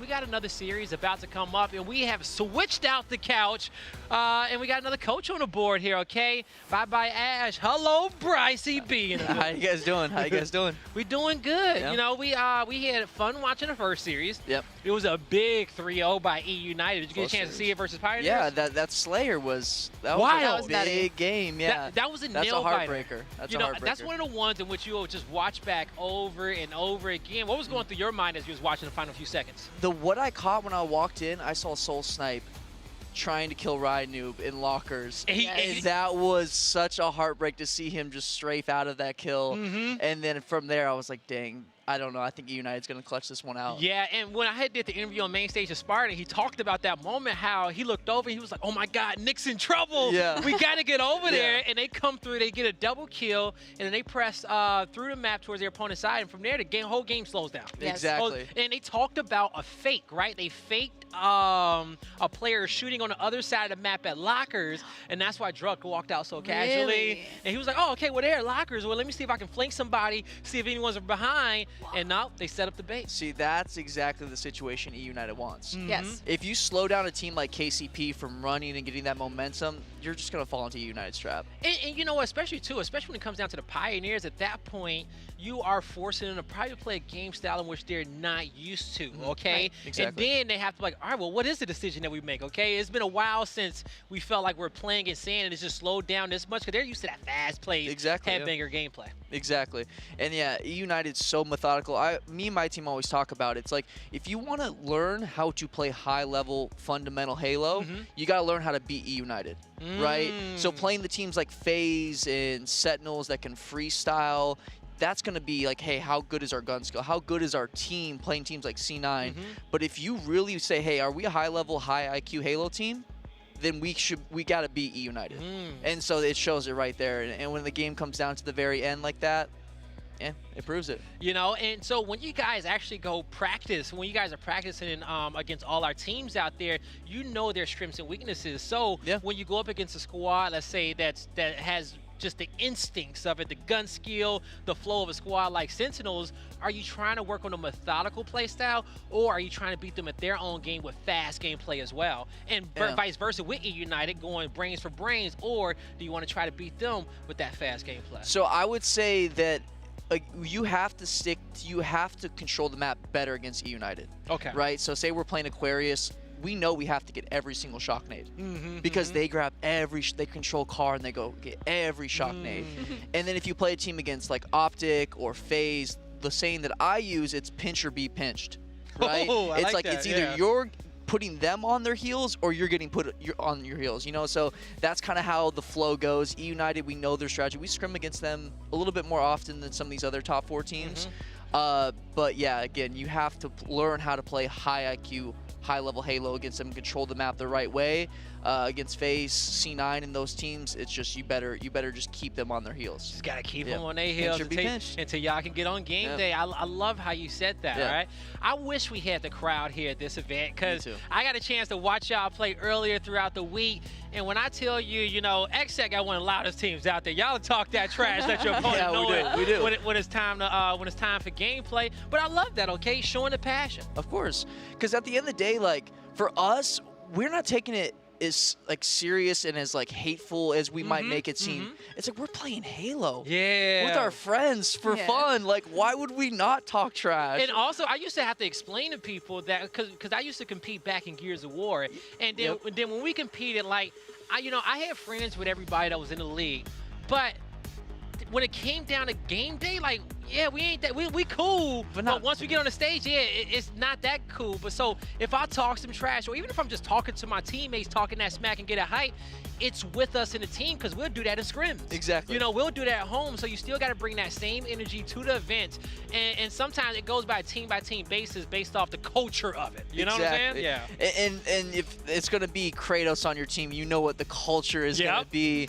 But we all feed off that because it really is just fun. Like, we're out here, we treat it like it's a UFC, like we're cutting promos. That's why I always say, we're like, we don't do interviews, we cut promos. Like, we're literally trying to talk trash because we find it really funny. Within our inner circle and our group chat, we find it hilarious. All the just the ridiculous things that Kratos is tweeting, what we're saying to the team. I looked at the casters after we beat Fnatic and I said, because you guys all held up Fnatic signs to win. I said, did you predict that? Like, we feed off it and we think it's really just funny to us. It's not that serious. I see some of the replies to some of our tweets and in the Twitch chats on the rebroadcast. It's not that serious. It's really just fun. It really is so fun to us. And I'm happy how you broke it down like that, too, because what you're seeing is that the culture of our team and our camp, we know it's fun and games and jokes, and we get hype off of that, right? Yeah. Everything's all good over here, but also, y'all don't care how the rest of the world see it, because, you know, you're going to do it your way, the XZ way, and y'all going to have fun, and y'all going to come out here, and y'all going to succeed. So if people want to talk, they can talk, or, you know, they can get a part of the party. 100%, 100%. And again, most teams are doing this behind closed doors, and some of these players are a little bit more quiet, so why not just do it out in the open where everyone can see it, you know? Why not just talk and be loud anyways, right? Yeah. These teams are going to talk bad about us in warm-ups, and we hear it through these little cloth warm-up stations right now. So why not we just say it on main stage? Yeah, you know, let's have some fun with Forget saying it behind closed curtains. We'll say it on the main stage on the mic for the fans to hear. Now, let's dive into our next series because it's Sentinels versus G2, and you're seeing some of your fellow coaches up there on the main stage. What does this G2 team need to do to beat one of these teams like Sentinels, who is instinctively good, fast-paced, super slayers, and is just naturally talented? I mean, as far as G2 goes, I mean, they have talent. I will say this, we got 3-0'd by both of them, by both of these teams this weekend. So it's like, I know that G2 can be a solid team. They have good chemistry. Tusk is a great team player. Sab is a playmaker. Straight Sick is a veteran. So what I see from them, they need to just keep playing high-level Halo. That's what it comes down to. They need to play together. They need to play high-level Halo, and they need Sab and Straight Sick and Gilkey, these guys. They need to make plays. But do they have the talent? I think so.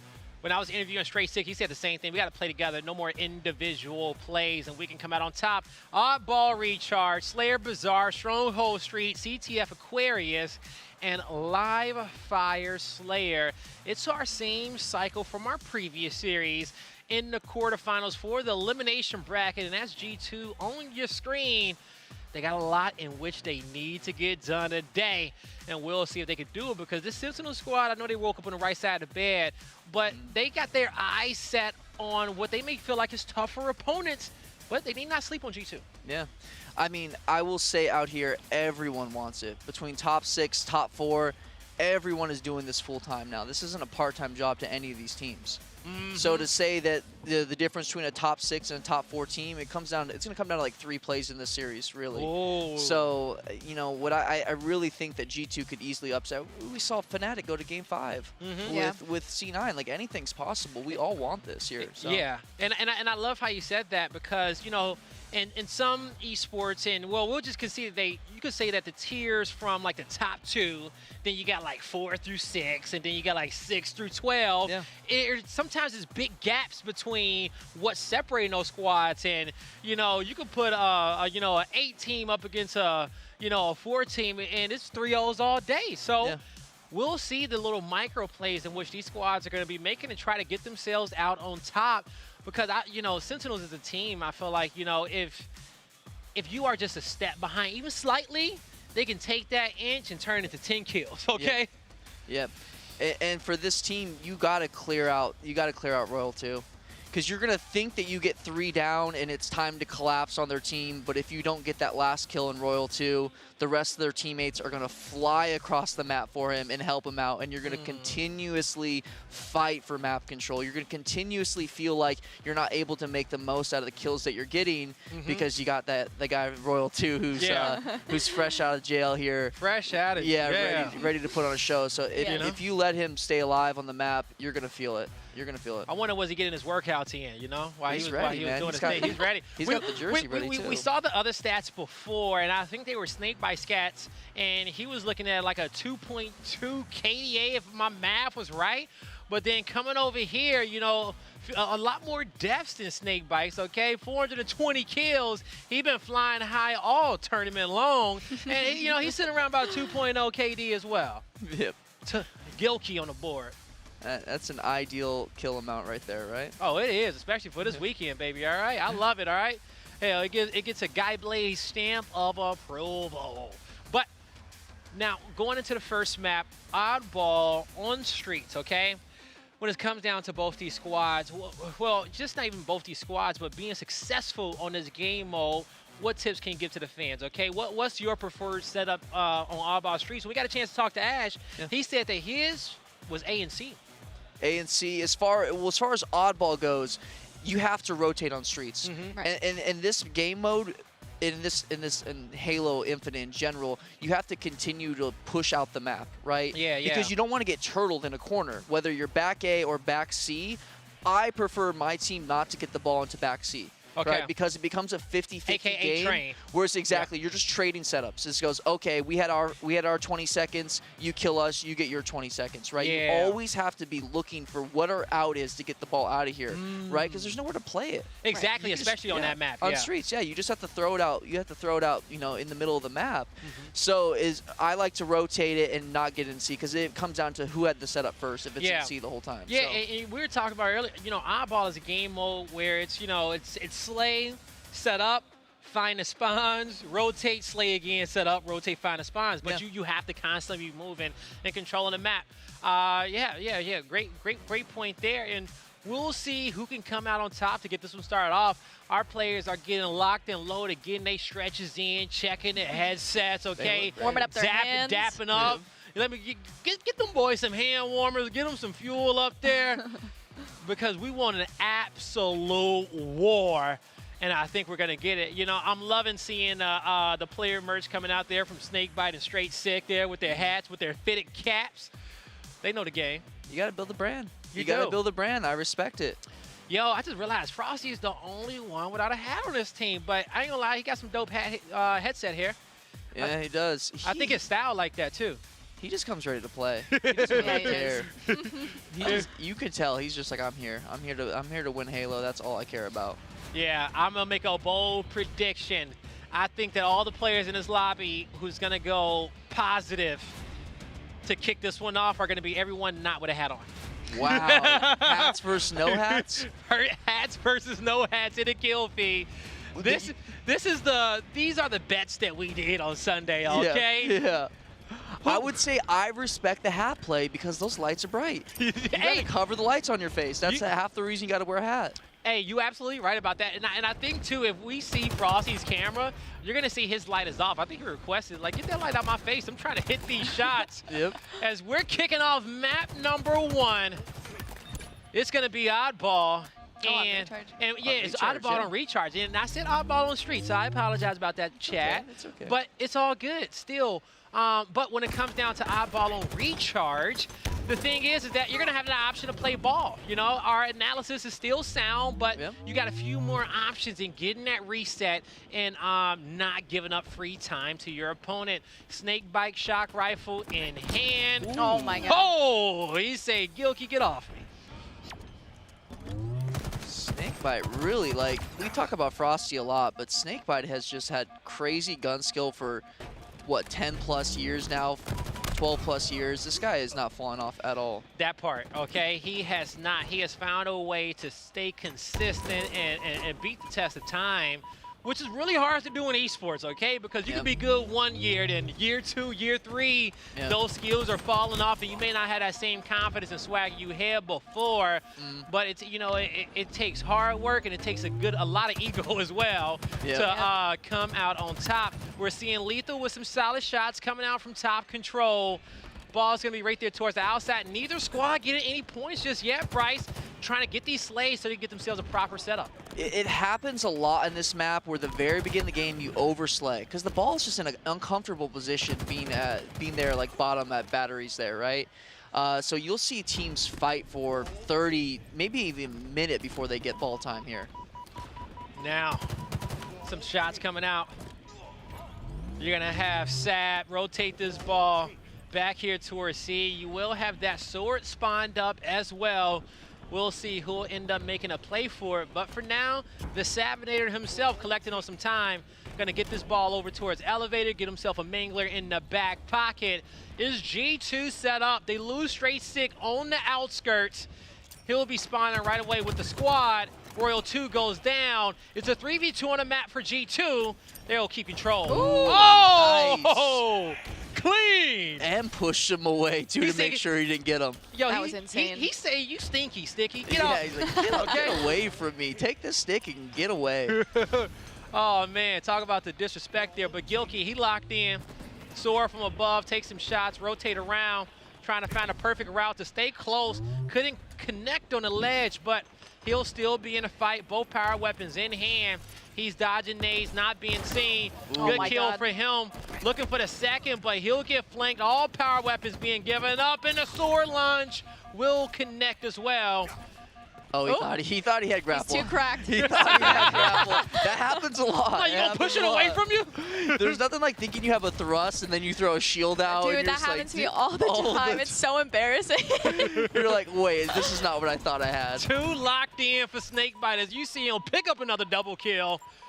Ball has reset, but he'll have a teammate on the opposite end trying to get a flank on G2. That was Frosty picking up that kill on Gilkey. Snakebite knows that the spawns are coming in from Elevator. Great target selection. The spree for the double kill. That's 6 in a row. Ball acquired, and now Sentinels will know that these spawns are going to come in towards C. Yep. And there's already no one near ball here, and you see 2 go down in the kill feed. They're going to collapse on him here. What Snakebite's going to look for is he's going to ask his team, where are we spawning? Yeah. Right? And so he sees that his teammate's red. He doesn't know Gilkey's there yet, but that's why he's rotating over to this side. When you're the last guy at the ball, it's like, please, when you come off spawn, like teammates, scream to me where you're at. So I know where to rotate this. And that's exactly what he was looking for right there. Decided just to slay since Royal 2 died, though. Big time call outs and big pointers coming out from Coach Bryce. Make sure you take that one. Keep the comms going. Frosty gets the shock rifle. Tusk couldn't get the kill, but there's the cleanup and the help. Yeah, you see Frosty getting the sniper. Thank goodness they killed him, because with the sniper coming up 15 seconds after it runs out of ammo or despawns, like, you cannot let these top-level players get it. None of them, honestly. You just got to keep it out of Sentinel's hands, no 100, matter who it is. Every person on this team, right? You think of all the top teams, you don't want any of those players to have it. But Spartan took over against us the other day, too. It is not fun when these top-level players have these weapons. No. And it's not an easy weapon to shoot, okay? It's not going to be hit scan. It's a projectile, and you got to connect with that full spread if you want that perfect headshot. And so, the triple kill. Almost came out with the quad, but it's the Sabinator out here looking like the Terminator himself. Yeah. Sab is a playmaker if there's ever been one. This guy has been crazy for a long time with these weapons. And here's my fear with Sentinels, honestly, is that because of all the things with Royal 2, we know the roster's been together for a long time, but they haven't had the consistent practice together in this game. Right. And it's only 3 months into the game. Every week of practice matters. Oh. Yep. That's another killing spree coming out from Sab. Where's that man's score line at, okay? He's at 11-9, but at the end, you know, it's looking like a different story. Well, it's showing in the scoreboard properly, okay? G2 up 60 to 20 as they are going to start trying to get this ball back. We see that they're going to be set up here towards pipes. Royal 2 taking a big nade. He's having to back down. His teammates are trying to group up with him. They're spawning across map towards control. Lethal with a camo in hand, able to get a kill. Lethal, he gets connected with by a nade, trying to dodge the rest. He'll successfully do so and still getting that ball time. Yeah, he can't drop it because, as you see, there's only 8 seconds left in this round, so he needs to just keep holding this until they at least catch up. So they're in a tough spot here. Yeah, immediately tosses to his teammate. He's like, bro, okay. Get this out of here. I was like, wait, that made me very nervous for a second. He's like, yo, who's going to get this ball? Because 6 seconds ran off the clock when he tossed it, okay? You would have thought it was going to be immediate handoff, but he did feel the immediate pressure coming, so he had to drop it. They could win? They could win this Oh, year. my. You have the whole team spawning out. He says, gotta take catch it. right away. 1 second my on the goodness. clock. Oh, He this is the kill. climbs. He dodges. 3, 2 seconds, and they will get the final one to take the first round. Wow. But it That was got crazy. scary, and it was a little bit closer than we all kind of realized at that time. Yeah. Because they didn't need to get 100. They just needed 60. Yes. Yeah, with 8 seconds on the clock and you're down in batteries holding the ball, like when Lethal was there, that's a sketchy spot to be. I thought this round's going to be over. A few nades are going to come in. Man, whoever pinched there at long at the end, that was a good play. That was really good teamwork there by Sentinels. They were literally getting in a conga line, just trying to pass the ball and rotate it because they could not drop it for more than a few seconds at a time. They were just literally playing pass. But I would have loved to see them win that. That would have been crazy. That would have been great. The fortunate part is you have to turtle up because if your teammate dies with the ball, you got to grab it right away. So you can't take map, and then it gets in a situation like that where your whole team gets pinched really easily. Now, you're going to have Sentinels starting to rotate this ball for an elevator setup. They lose the first round of this odd ball. Now trying to get this one all tied up against G2. Solid kills coming out for Sentinels. That's going to be a double and a spree. You can hold that one from Snakebite if you can. Okay, it's a lot. Double kill coming out from Frosty. Straight sick in the boys. They'll be trying to get this ball over towards Pipes if they can, but I think it's going to be trapped down there towards bottom middle. So still some slays they need to come through for him, Bryce. Yep, they're gonna slay out here right now. Again, they want to control this map here. We lost Tusk at red. We want to win out blue here. And as soon as they do that, they'll go back to focusing on the ball. Yeah. All right. So slays starting to come in for the boys of G2. Snakebite's gonna drop down to the pit. He gets caught out, but straight sick. Just trying to keep it together, having to work though at that narrow corridor just to stay alive, dodging the shots, and you can see he quickly gets back into the fight so he can continue to play a part in this and not be out of it for too long and allow his teammates to be at a disadvantage. Perfect timing for him. The kill's cleaned up. It's a Mangler battle, and it's going to be a trade. Rock, paper, scissors, Mangler, and the Mangler always wins. Yes, it does. Yeah. It's like when your friends or your brothers added like Nuke to the rock, paper, scissors game. That's what the Mangler really is. Yes. And you know what? I've been kind of saying it in my head all week here. Whenever I see like a sword and Mangler, rock, paper, scissors, sword wins. Yep, exactly. Mangler melee, Mangler wins. Yep. But then we saw yesterday for the first time that Frosty won melee versus sword. No way. Yeah, when he was actually this map, he was top glass and the sword lunged, but it hit the edge of the wall and he poked out at the right time for the elbow. So I was gonna say if the sword didn't win, if after an actual slice, 343 had to look into that. That thing is. You need to use a little bit of movement, you know, to dodge it, but play your terrain just perfectly. Now, when it comes down to the current geography of this map, it's going to be a 2v2 situation with ball top control in the hands of G2. They're going to be down by a bit, 30 points to be exact, but they are trading out these kills, knowing that they need to get these slays. Frosty versus Straight Sick. He gets some solid shots in, having a crouch, pokes out, looking for some help, focusing on the left-hand fight, couldn't get it done. The kill cleanup will be there. Shock rifle in the hands of Lethal, and we'll see how deadly he can be. Yeah, I mean, this is a great setup here for G2. I mean, this is an ideal setup. If you get stuck back here, this is the only spot on the map you can play the ball, right? Yes. So you can hold it, and you get to control pretty much the flow of the game here, and you get to decide when this setup is broken because you just throw the ball out. And with all the weapons back here as well for G2, oh, actually they played it, now we got sword here. So nice little breakdown here, but you're gonna see that G2 is gonna spawn on the red side of the map and already set up and get ready for the next fight. Now, Sword to the hands of Snakebite, and we know how sharp those fangs can be. Bottom control, he sees Sabinator, rotates around. Frosty, he's like, bro, where did he go?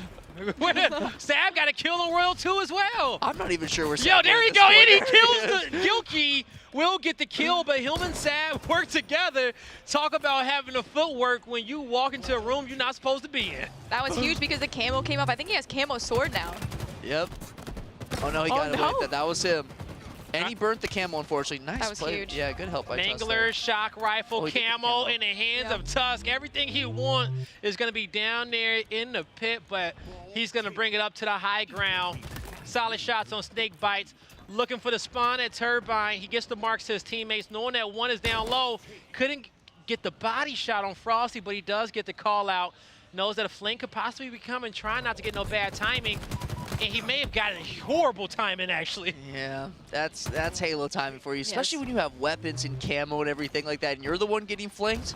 That's never fun. And he was behind him for a hot second, too, already. He had just missed it. And so that's a quick rotation from Lethal, being very decisive on what he wanted to do. As Lethal couldn't win the battle against Sab. That's going to be a 3v2 for G2, currently on the map. Bomb's going to be down by pipes. Sab knows he needs to get this back start, get him some time. Great nade, and he'll be able to connect on the ankle with the shock rifle. Sab has been playing some phenomenal Halo this weekend, especially in this game. I feel like he's not missing anything. I think he goes into BR fights super confident and ends up on top every single time. It's crazy. Yeah, I'm telling you, this guy is an animal. Yes. He's an absolute animal. And I think with the advanced strafe speed too, you're seeing these players who do have really good movement be that much more deadly. In Halo 3, playing on MCC, Halo 5, of course, you could take advantage of the movement, but it is insane in this game. Some people can break your ankles with a good crouch strafe. Yeah, it's so true, and you know, especially with that advanced speed on the strafe, you see Halo a lot more tactical private than it used to be in other Halos, where you know you saw a little bit more fights challenging, but you really got to peak on this one. And the game is a lot smoother on land. Okay, I got a chance to play it on land for the first time this weekend. And it's hard to explain, but it's, what does it say? Like, it's so smooth. I feel like I don't even have auto aim sometimes, but it's there, right? Because it's so quick. Yep. I think that's the hardest part about being a coach, especially this event where it's not an open bracket. Ooh, that's a big win there. Yeah, the hardest part about being a coach is that you don't get to play all weekend like everyone else. You just get to watch. I couldn't do it. I'd be like, move over, I'm grabbing this controller. I can't sit back and watch. Yep. I have to play. Anytime a warm-up station's open, I'm hopping on. That's how I am. Nah, that's when you got to look at the squad and be like, hey, man, Kratos, did you leave something in the room? Yo, did you look at the footage? Oh, man, yo, watch this video real quick. I'll play for you for a second. I'm trying to get Coach 8s going. That's what I want, because I know all these coaches feel the same way as me, so I'm like, let's get some Coach 8s by the end of the weekend or something. Hey, check this out, okay? Because we've been trying to do it as well. We can do Coach 8s and Talent 8s mixed up. Because we can do coaches versus talent, and y'all might kick our butts. Might. We'll see. I got a Kidnam. I got something to prove. I mean, I've seen her clips. I got a she's Kidnam. nasty. Yeah. Who's our team at Kidnam? It's going to be me. You got your Clutch. You, Clutch. Clutch. Okay, yeah. And Walsh. What's up? Oh, Walsh? I'm getting Big Dave in the building. I respect all those players, right? I've played Clutch, Halo 1 on LAN once, beat him. I never played Walsh, but I feel good about those odds. I'll put my team together. Oh my God. This is no huge. Way. G2! Oh my gosh, G2 won this. Coming out on top. I'm not gonna lie, my initial prediction was gonna be like 3-1 Sentinels. I had a feeling G2 was gonna take this map, but I don't want to brag. Talk about. I saw this coming. Talk about a close finish, okay? Man, oh man. And so, big dub coming out for G2 to strike first and map number 1. And Bryce, I want to break down and get your opinion on this one. But before I do, and I might not even be able to, okay? Because I want to bring somebody that you know on the couch, and you want to hype him up. You want to give him an intro? Tony Two Turds.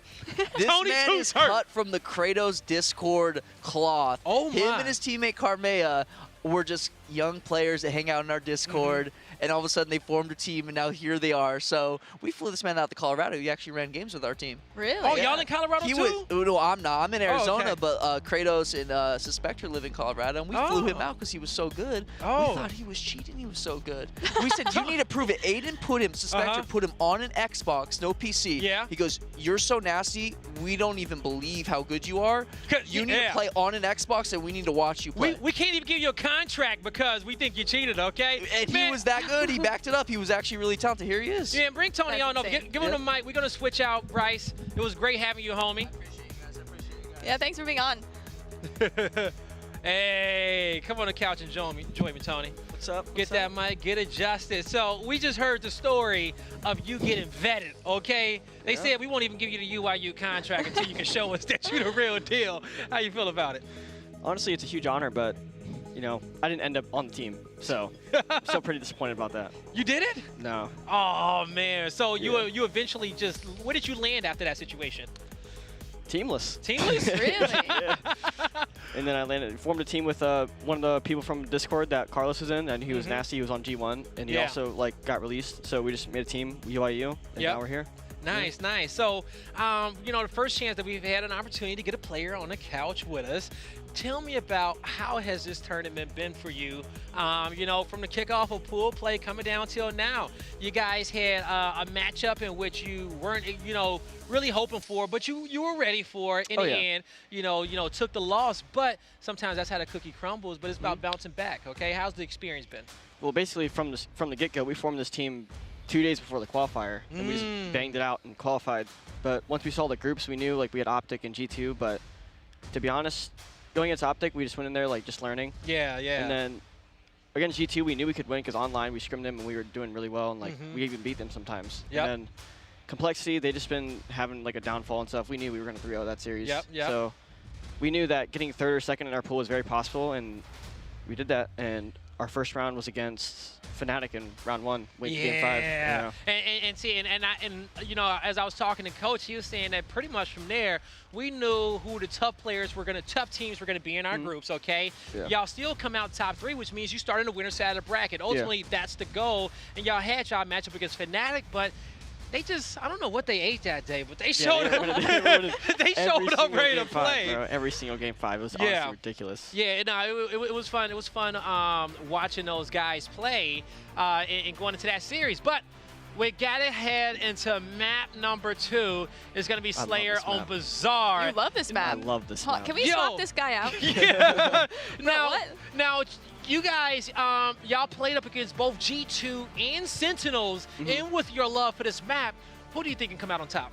Definitely G2. They play this like the most nerdiest set. They literally play for the brute nades, and they bait people to go lockers, and they just nade them out and get a free kill every time. That's so nerdy. Yeah.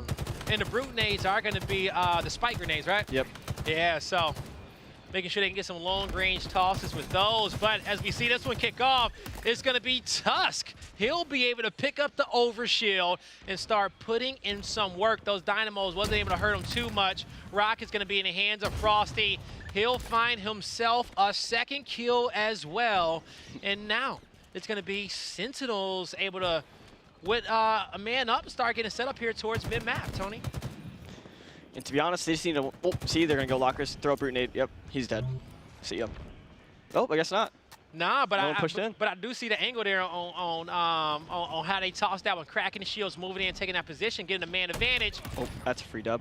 Free kill coming out from Frosty. He's going to be anchored up here towards top. Rocket. A 4-kill lead for Sentinels as they will have G2 trapped towards the back of their base, but Gilkey trying to create an out towards Alley. He's not going to get the luxury to, and you'll see Frosty. He'll take it wide, making sure that nobody can get behind him. But as we can hear the Astro listening in, coming through, let's hear what both these teams got to say. Not both squads, but Sentinels in particular. Now? Hold on. You just tell me when. Wait. They're rocket side? Yeah, rocket side. On their steps into their BR, they're gonna try to kill me. 2 rockets on me. I can't help. One shot. He's weak their trench. Okay, yeah, guys, they're trying to bully me rocket side. You guys can bully Tree or BR if you want. I'm one shot. Already. They're trying to bully me. They're weak in their BR. Yeah. All right, 20 seconds, Ovi, guys. They're doubles. I'm here, PJ. Nice, PJ, 2 dead. Let's push. 3, nice. Watch the tree. We killed One shot. That's just two. That's just two. No.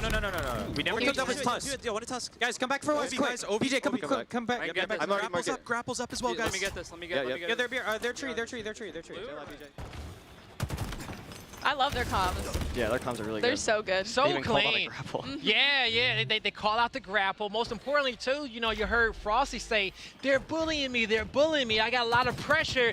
That means that there are other portions of the map that's open up. Yes. Bully lockers, push across, get the setup for the OS, and that's really exactly what they did. Clean, calm comms coming out of Sentinels. How did you like it, Tony? Honestly, I wish my teammates could come like that. We're just yelling all the time. Yeah. And, you know, you've been a part of a lot of different teams, and you know the different styles in which you can get playing from several players. You may have a few mutes. Everybody may be talking just enough. Or you may have one person dominating the comms, and you got a lot of listeners. I definitely like how, like, when they know that Frosty's talking, they just all go silent and just listen to his play call as well. Now, as you see, Gilkey, he's going to be top truck, trying to get inside lockers. He'll be able to take down Snakebite, but he's traded out by Royal 2. It's a 3v3 on the map. Both squads fighting for the high ground, waiting for this next OS to come up as well. But Straight Sick, he'll clean up that kill down mid. Sav gets the rocket kill, and I think that was his last rocket, and maybe one on the ground, but that's going to be a wipe on the side of G2. Snakebite has rockets, Sentinels has map control. Now, Tony, when you're in this type of situation and your entire team gets slayed out, all 4 players trapped towards the back of the spine, how do y'all get out this? Honestly, when you're spawning bottom rockets like this, it's honestly just, you just got to go next. They just have all weapons. You gotta rotate towards next, so you gotta fight and get another spawn. Yeah. Okay. Nades coming out. Snakebite has his bottom mid locked down. Mangler in hand. He'll have the dynamos in a thrust in his back pocket. He'll have 1 charge left on that one. Knowing he got players on his right and his left, he'll get a dynamo on Gilkey and a dynamo alone to be able to suck him dry. As Snakebite drops the gun for the double. Hold that. He'll get taken out. G2 trying to push towards mid-map to find the rest of the kills to get the control, but it will be Sentinels anchored up first. Lethal, he's the center of attention, and they cannot get Straight Sick out of this position. It's G2 trying to take over, as you'll see Tusk and Sab with the pinch on the other side of the map. We keep seeing players in this bottom mid area. What do you think is the most powerful position to be on? Definitely, top rockets are lockers. You definitely don't want to be in the middle of the map all the time because of how many angles there are on the sides. But I'd say top rockets, having just one guy there just adds so much pressure because they can't like OE and like try to flip the map on you. And also bottom mid, like having one roamer just to go from back and forth, and just clean up kills is honestly like the best play possible. And it's so many routes in front of top rockets as well. And even if you get the grapple, you can just open up the rest of the map also. So a lot of variety when it comes down to playing this side of the map, and you have to be really careful when you clear it too also. So Snakebite. Oh, the needle. Oh, he tried to come up to his opponent and put the shotty towards the chest and get the kill. Couldn't make it happen. It's Sab looking to get his double. He's going to be trapped in the market. Can't do much, but trade out that kill. Tusk right behind him. Straight Sick as well. They'll be able to take down 2 members from Sentinels, trying to get the 3rd, but Straight Sick couldn't make the play. Honestly, dude, I think the Needler is the most broken gun in the game besides the Mangler. That thing kills you in literally 2 seconds. I honestly, like, in rank, when it starts shooting at me, I don't know how to counter because you don't know where it comes from. A perfect 4 shot doesn't work against it. Yeah. All right, like I would probably need a Mangler BR type combo to go there. But yeah, the 4 shot is non-existent if you get that lead, hell. Lethal, he'll put his team up in the lead with a double kill. Royal 2 will find a stick on Straight Sick. And it's going to be 3 members down on the side of G2. That's going to get some center map control for Sentinels, and they're also going to be up by 7. Currently feeling comeback on this map. You see Gilkey anchoring towards the top BR. Sab trying to connect with the plasma pistol. That was a huge and burn. He'll do just that. But it's going to be multiple members down on the side of G2 again. And we're at that point where that lead is starting to pull way into Sentinel's favor, and G2 cannot stop it. Sentinels 3 kills away from their 40th. G2 trying not to allow this lead to go up by 10. Look at him, sneaky. Shot in hand. Dunna. Woo! The crazy. turnaround from Tusk. It's crazy how much these pro players love the vents. I feel like when I play matchmaking, no one ever goes I don't in even that. use it. But I feel like the last series and this one especially, like people are just creeping in there. Yeah. It's either that or our observer just loves the vents. Okay, maybe you know, that's you know, the observers is just like, you know what, this place here. looks like home a little bit. All right, stay over here with all the action. Now, as we're gonna see G2. They're going to be inside Palm, looking for their opponents. They got both lockers locked down. They'll have a roamer here towards mid-map, the Bulldog in their back pocket, and it's Sabinator also with the grapple. He's going to try to swing it in that top BR. You see him eyeing it. He wants to take the right angle. He don't want to be seen. But when does he want to make the play? The Dynamos are picked up. He knows he can get out a lot of damage when his team needs it the most. Were they able to trade out the kill? They will get 2, but grapple, shoddy, bottom. Stray Sick is going to get the OS. You're going to have Gilkey pick up both weapons, and they have all the utility in which they need to make a big play in this elimination matchup. Only down by 2. G2 looking to get the lead, and they got everything in which they need, Tony. I don't even know what's going on right now. This is a scary moment. Welcome to casting. They need to hold forward here. They just burned his OS for nothing. And they lost 2 kills trying to get it as well. Good shots coming out from Stray Sick. Oh, that's a pit. Little thrust towards the back. He got one more thrust to work with. Goes in for the melee. He'll get out of dodge. Now you'll start to see Stray Sick. He gets taken out. Now needs to start moving forward. The rest of the squad starting to come in. 42, 43, 43, 43 tie game. It's anybody's. Dude, Snakebite is sitting at 16, 7, and 10. He is going off this game. He's been going off this tournament. Going absolutely off. Oh, it's getting close. We just It is watched the rocket launcher. Okay, this might be a win. It's his We'll game. see. We just watched 2 amazing maps here. Okay, we saw the first series on this map, which went down to 50-49, and this one is looking like it's going down the same distance. Is Snakebite with 2 rockets to his name, top BR on his side of the map with his team. They're coming up with a game plan. They don't want to force it. A lot of time on the clock, he says, Frosty, hold that for me. He says, I got you, bro. Just let me take over. Just watch. Let me work. As Frosty going to try to use this movement, try to be sneaky to slip on through without being noticed. This map can get so slow at the end. No one wants to push past like the 50-yard line until they get a pick, but it's just so quiet. This is when the brute nades come in clutch. Oh, long range rockets maybe. He pulls out the BR. Some solid shots in. The nades are there. That was huge. They get the kill. A long range nade is there. Frosty cleans up one in the middle. One more kill needed for Sentinels, and he got the rocket in his back pocket. The overshield got Snakebite looking drippy behind him. And this map, this last kill is coming through soon, but you see G2 trying to avoid it. Trying to rotate the map. Trying to get the call outs. There he goes. He says, where you going? Ooh. Get over. They kill him. Oh. That could have been almost really bad there. So bad.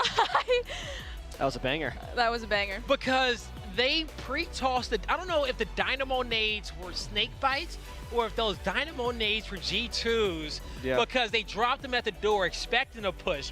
That's exactly what you need not to have an OS trade out a kill there, okay? They get that.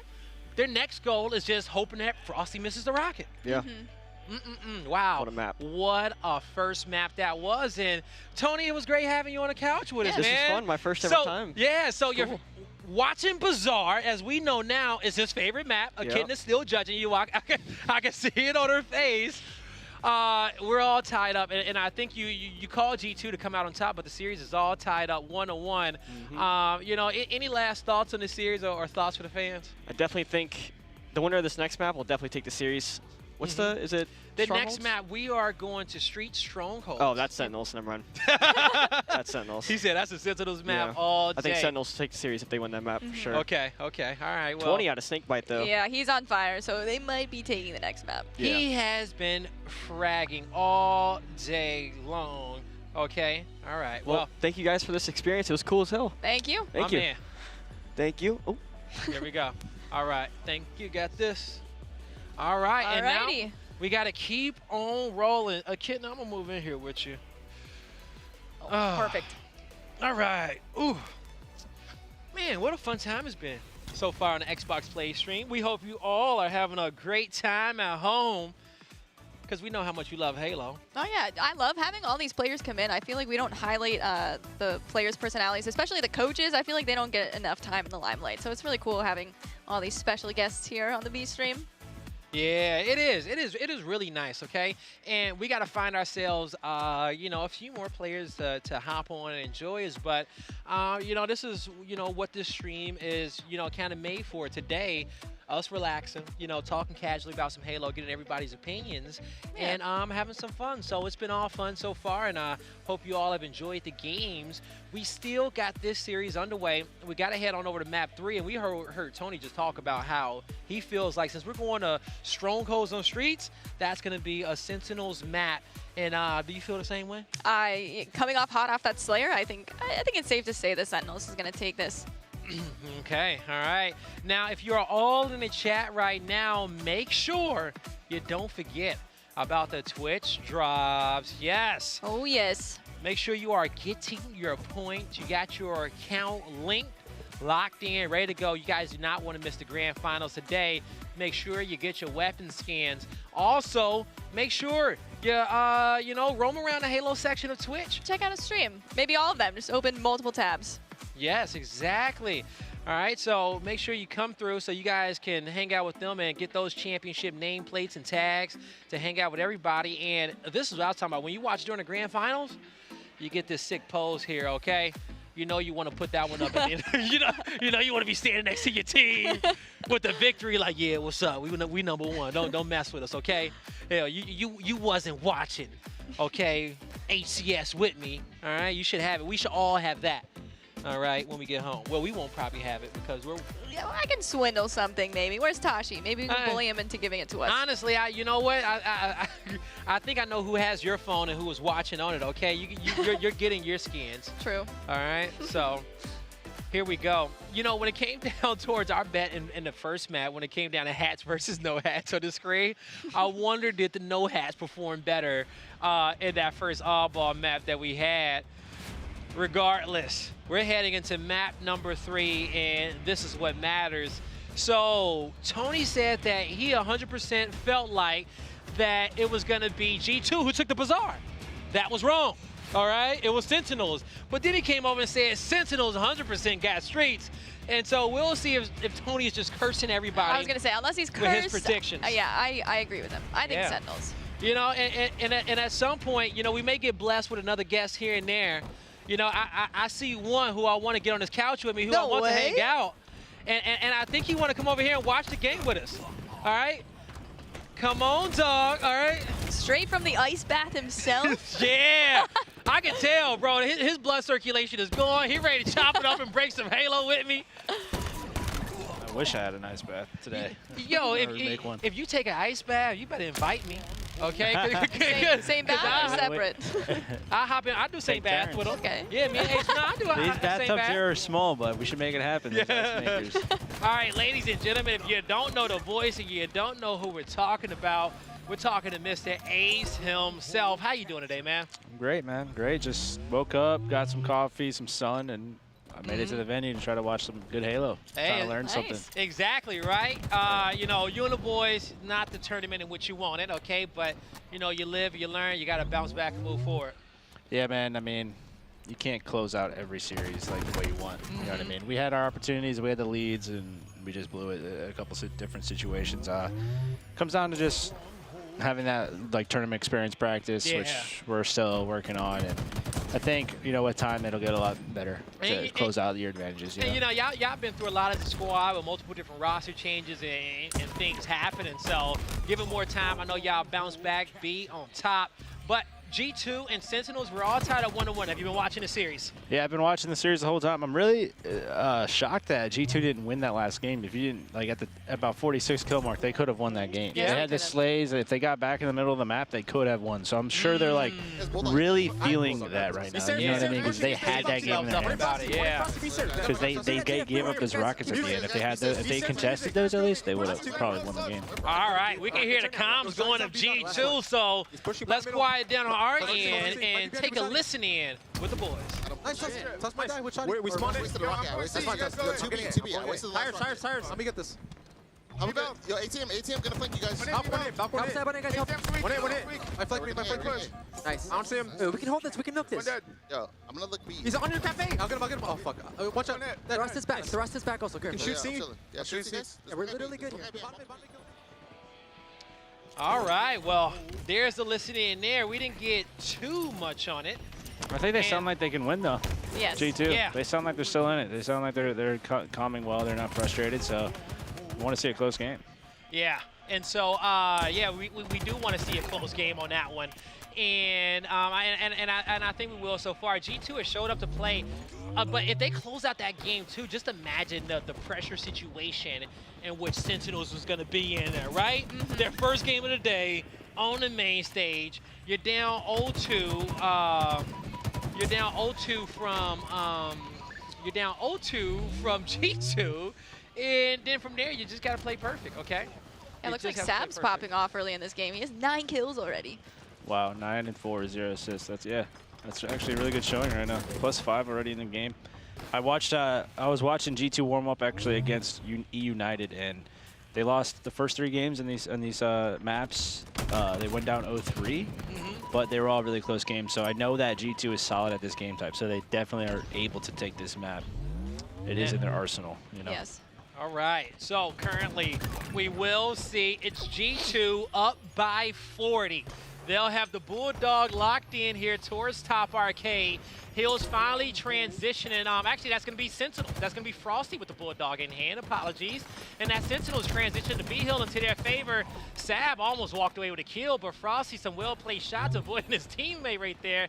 They'll keep both players alive, and now they can rotate bottom mid, start picking up these rockets. Straight sick with the hit and run. He'll take those and get out of dodge. This is big for G2 to be able to get more points on the board here. If they gave up those rockets, they probably could have went down a good chunk of points. Yeah, they definitely would have. They definitely would have. Now, here we go. G2 about to get this game. Well, they're about to lose their lead here momentarily the way the Sentinels are playing. They currently got a trip cap on the map, but you will see the A-Hill start getting capped up by G2. So that's step number 1 for them. We'll see if they can get that next hill. Frosty, 1 rocket left. You see him rotating down towards purple. No, at first he asked him, do I want to go for the melee? But he didn't want to drop and give up his high ground. And now we see why. Playing that positioning, keeping the Bulldog up top. Gonna get him a Stalker to work with as well. Little shoddy snipe combos. Yeah, I want to see G2 kill Frosty here. If they want a chance in this game, they need to get these weapons out of his hands, or they're just going to probably go down in the battles here in the next couple minutes. So they really need to kill Frosty if they want a chance to win. And you can see him playing passive too over here as well, right? He's telling his team, let him try to take B. Let him cross my sight line, a little bit more passive. You got a player from Sentinels on the stairs. They got a few playing back towards red. And Frosty with free shots, he lets his team know this is where we act. This is where we get in and get the kills. They're throwing the grenades across the map just to stop. They're just holding the 2 cap, throwing nades into B. G2's kind of desperating in there. Oh my! What a setup that was. If Frosty doesn't die soon, Sentinels is going to take this game. So it's a problem. Especially off that momentum, and we see how Sentinels quickly shift their setup, right? They know that their opponent just got slayed out top arcade, so they start holding it in, and now they're able to shoot down. The new spawns came in at the C-Hill for G2, and it's going to be Sentinels making the proper adjustments, and Frosty has not died in God knows how long. No, when you let Frosty run around the map and basically just do whatever he wants and be a turret and just shoot everything in his sights. With the 2 most powerful guns on the map. Yeah, just next. Put on the next map. Masterful power weapon control coming out from Sentinels to take this lead back away from G2. And honestly, y'all, when we were talking about it, we started to break this game down, G2, it was 83 to like 29. All right, and then at that point, Sentinels, they start taking over. G2, they can't get the timing right. But they have the weapon front. Tusk has the Stalker. This is their only chance right here. If he dies without them getting a spree, I don't think they can win the game. So they need to go off right now. This is their one chance. You heard it from Ace. Tusk got to match that same energy that Frosty just put out a second ago. Nope. But Snakebite says, you know what? It's my turn to take over. He'll take 2 out by B stairs, and he'll open it up for his team to get into Arcade and start getting this decap. It's going to be Royal and Lethal buddied up. Now Royal 2 has the weapons. It's going to take a miracle right now from G2. They're going to have to find some amazing teamwork or pull something out of somewhere to be able to win this game. I don't know what they're going to do, but Ace says that they need a miracle. Yeah, he is not wrong. Well, they do have, they are, even though they don't have the weapons, they are scoring, though. They got to get set up, too, as well. No, pay attention to who dies first. Okay. Because you got to move down into this hill. You have a lot of players of Sentinels weak here towards the A side of the map. Snakebite and Frosty go down first, but it was a trade from Frosty, and that's 3 down on the side of Sentinels. The B hill will flop momentarily as Stray Sick trying to work the edge. They got it. They have a triple cap. They have a triple. This is what they needed. This is exactly what they needed before. They need to get the next round of slays, though. They need to get the next couple slays here. If they do have a chance. But if they don't do it positively, I do not know if they can win the game. What do you mean by do it positively? Like do it with like an advantage, like +1, like one more person alive than them. It looks like they went down 2, so it's looking tough right now. They're still scoring. They still have map control, but they need to make a play. They're still scoring. The A hill will flip, but it's a little bit more wiggle room here to work with for G2. Sentinels, they hit a 100-point lead, but now it's about a 50-point lead. But Sentinels 50 points from victory, that gives G2 the wiggle room to work with and get that momentum back into their favor. But as the C hill starts to flip on over, Ace in favor of G2. Big fight! Oh, we needed to back up out of there. Oh, that's a big kill from Frosty. Yeah, it looks like this is going to be a game, probably. Yeah, it's definitely looking like it. G2, they're desperately on top of A, and you'll see those brute nades go from downtown. Gonna be able to put some damage. Gilkey still finds that kill, and the A hill will flop, but nobody can get on B in time. 2 more points needed. There is a player on C. Sab goes huge in his 1v1, and G2 will hold face for now, but it's Frosty with the Bulldog, and now he is showing his fangs, and he is looking to maul down these G2 members. What's happening? As the B hill is transitioning, A hill is transitioning. G2 is so quick with an ace, making sure that they keep an objective in their favor with 2 seconds to play with. Wait. They still have a chance. You're telling me there's a chance. They need to kill Frosty. He has shotgun here. He has thrust and shotgun. If he dies here without getting a good kill, Tusk is hiding behind him. Look at Tusk hiding back there. They don't know he's there. He has thrust. He needs a big. Oh! That's a big trade right there. This is still possible. It's still possible here. Royal 2 spawning A though. That's a big play. Him capping A here. 3v2. Oh my goodness. 3v1. As Snakebite is gonna cap up to B hill. C goes in transition, but no one can get to. Oh, whoa! A hero! Is it? It's Gilkey. Straight 6 knocked out. He gets stuck, and it's Sentinels who comes out on top, and Matt, number 3, to take the lead. I was getting a little dicey there at the end. I thought Sentinels were gonna choke that. It got really scary for him. And I think we can say that if Straight Sick wins the 1v1 against Frosty, that was a big play right there. Yeah, you can see it on their faces. They're not too happy with that win because it was a little too close for comfort. But hopefully they learn from that and go in extra strong the next map. But here's the thing. I was watching G2 play Aquarius. This is CTF, the next map coming up, and they're actually pretty solid at it. So I can actually see them taking this game with a pretty high chance. So we could be seeing a Game 5 this series. So something to look forward to. Is it the pace in which they play the Aquarius map, getting those rallies as the setup? I think a lot of them are aggressive players, and they're not afraid to get in the enemy base and force those spawns over on the fridge in the corner of pink. Yeah. And they get a lot of good flag touches. They all play like you know, kind of the same play style in terms of like getting into the base, getting the flag touches, and I think they have a good understanding of the map, and I think they have a chance to take this for sure. I know Sentinels is solid at this map, but G2 is also solid, so could be looking at a game 5, which I think is live fire Slayer. So that'd be nice for that to happen. For and sure. one of the big things I took away from you there is closet control. Right, Yeah. closet and card control. You know, playing outside of the map, keeping the dynamos in your hands, and keeping mid map control also. And, Thrust. And yeah, and we'll see who can do that successfully. Heat wave. Yep. Hey, I think they can win this. Like I was watching them play, they were beating EUnited 4-2 and could have won the game. You know, 5-2. Yeah. Could have won the game 4-3 or something like that with the time running out. So, I mean, I think EUnited could beat Sentinels on Aquarius CTF. So we could definitely see G2 win this, and then it comes down to live fire Slayer, and that's going to come down to, if they actually get to that, that's going to come down to who can control the snipe in the heat wave with like the camos or whatever stronger. But that's what I want to see. I want to see a game 5 between these two teams. Yeah, They're both locked in. They both won it. You know, G2 could have been up 2-0, so it might be biting them a little bit. But I think they have the, you know, they know that they can lock in for this game 4. They can take it to game 5, which is you know, their goal right now. So I hope to see it happen. And just want to see some good Halo. That part, right? Like that's all we want. We want game 5s on Championship Sunday. 0 flag caps given up when won this weekend. Okay, all right, we see that. But we're back on camera for you guys. Hello, what's up, what's up, what's up? Middle camera right there. I got eye contact. I'm looking at everybody, okay? And so, what was that? Oh, okay. All right, I got you. Well, we'll get him in here in just a bit. I don't see him around, There he but... is. Oh, you do? We got more UIU players coming up, okay? Well, Ace, it's been great hollering at you. Yeah, thanks for having me. We want you back, okay? So if you're walking around and you see us, if I see you on the corner, I'll pull you in, all right? You would think we're sponsored by UIU, but actually, thank you, Xbox, for sponsoring this stream today. Boy, you like one of my boys, man. I feel like I know you.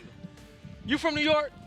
Nah, I'm from PA. But, From PA? Yeah, my dad's from New York, though. So. Is he? You like my boy Praise. I don't know if you play Gears or not, okay? I used to. You But, do? yeah. Yeah, you know Praise Z, okay? Nah, not like I wasn't playing Gears on a competitive level like that. I was like 10. So. Yeah, you was like 10? Yeah. Well, shoot, I can already tell you got the you got that East Coast swagger on you. How's your weekend been so far, man? It's been good. It's been a grind, you know, playing all these top level teams, and especially the matches that we're seeing right now. Yeah, so we've been locked into this G2 and Sentinels matchup. Have you been watching this as well? Yeah, I have. G2 took the first game, which is very, very good for their, you know, their morals. But they just really need to try to play this out. I feel like they're playing it a little bit too fast for them themselves. They got to pace that too fast for even for them to be able to keep up with it. Because when you play the Sentinels team, it's one thing about being fast and decisive and making the right decisions, but there's also a thought process that goes into that as well that needs the equal amount of speed. It's not all just about moving quick. Yeah, 100%. This Sentinels team we've definitely seen play so many times, and they're just a very smart and calculated team. Everybody knows that. Nobody can take it away from them. It's really just like, can you catch them off guard? I feel like that first game they kind of did, and they just need to like set the tone. Yeah. Keep on playing from that speed. All right. As we were talking to Ace, he said that, you know, when it came down to G2, that they were a very aggressive team. And one thing about it is that they do a great job trapping their opponent towards free it. So closet control on this map, and we're currently watching Frosty in yellow closet, able to peek out one to help his teammate out. He gets taken out. Heat wave will be in the hands of Gilkey. He's going to drop down, missed a second, but a quick drop and a clean up there. That's a really good pick right there. Hopefully his teammates can try to capitalize off of it. I got a question for you, because this is one thing that I've noticed when it comes down to the heat wave: vertical versus horizontal. Vertical. Vertical, really? Vertical 100%. If you can hit those shots, that's an easy 2-shot heat wave kill.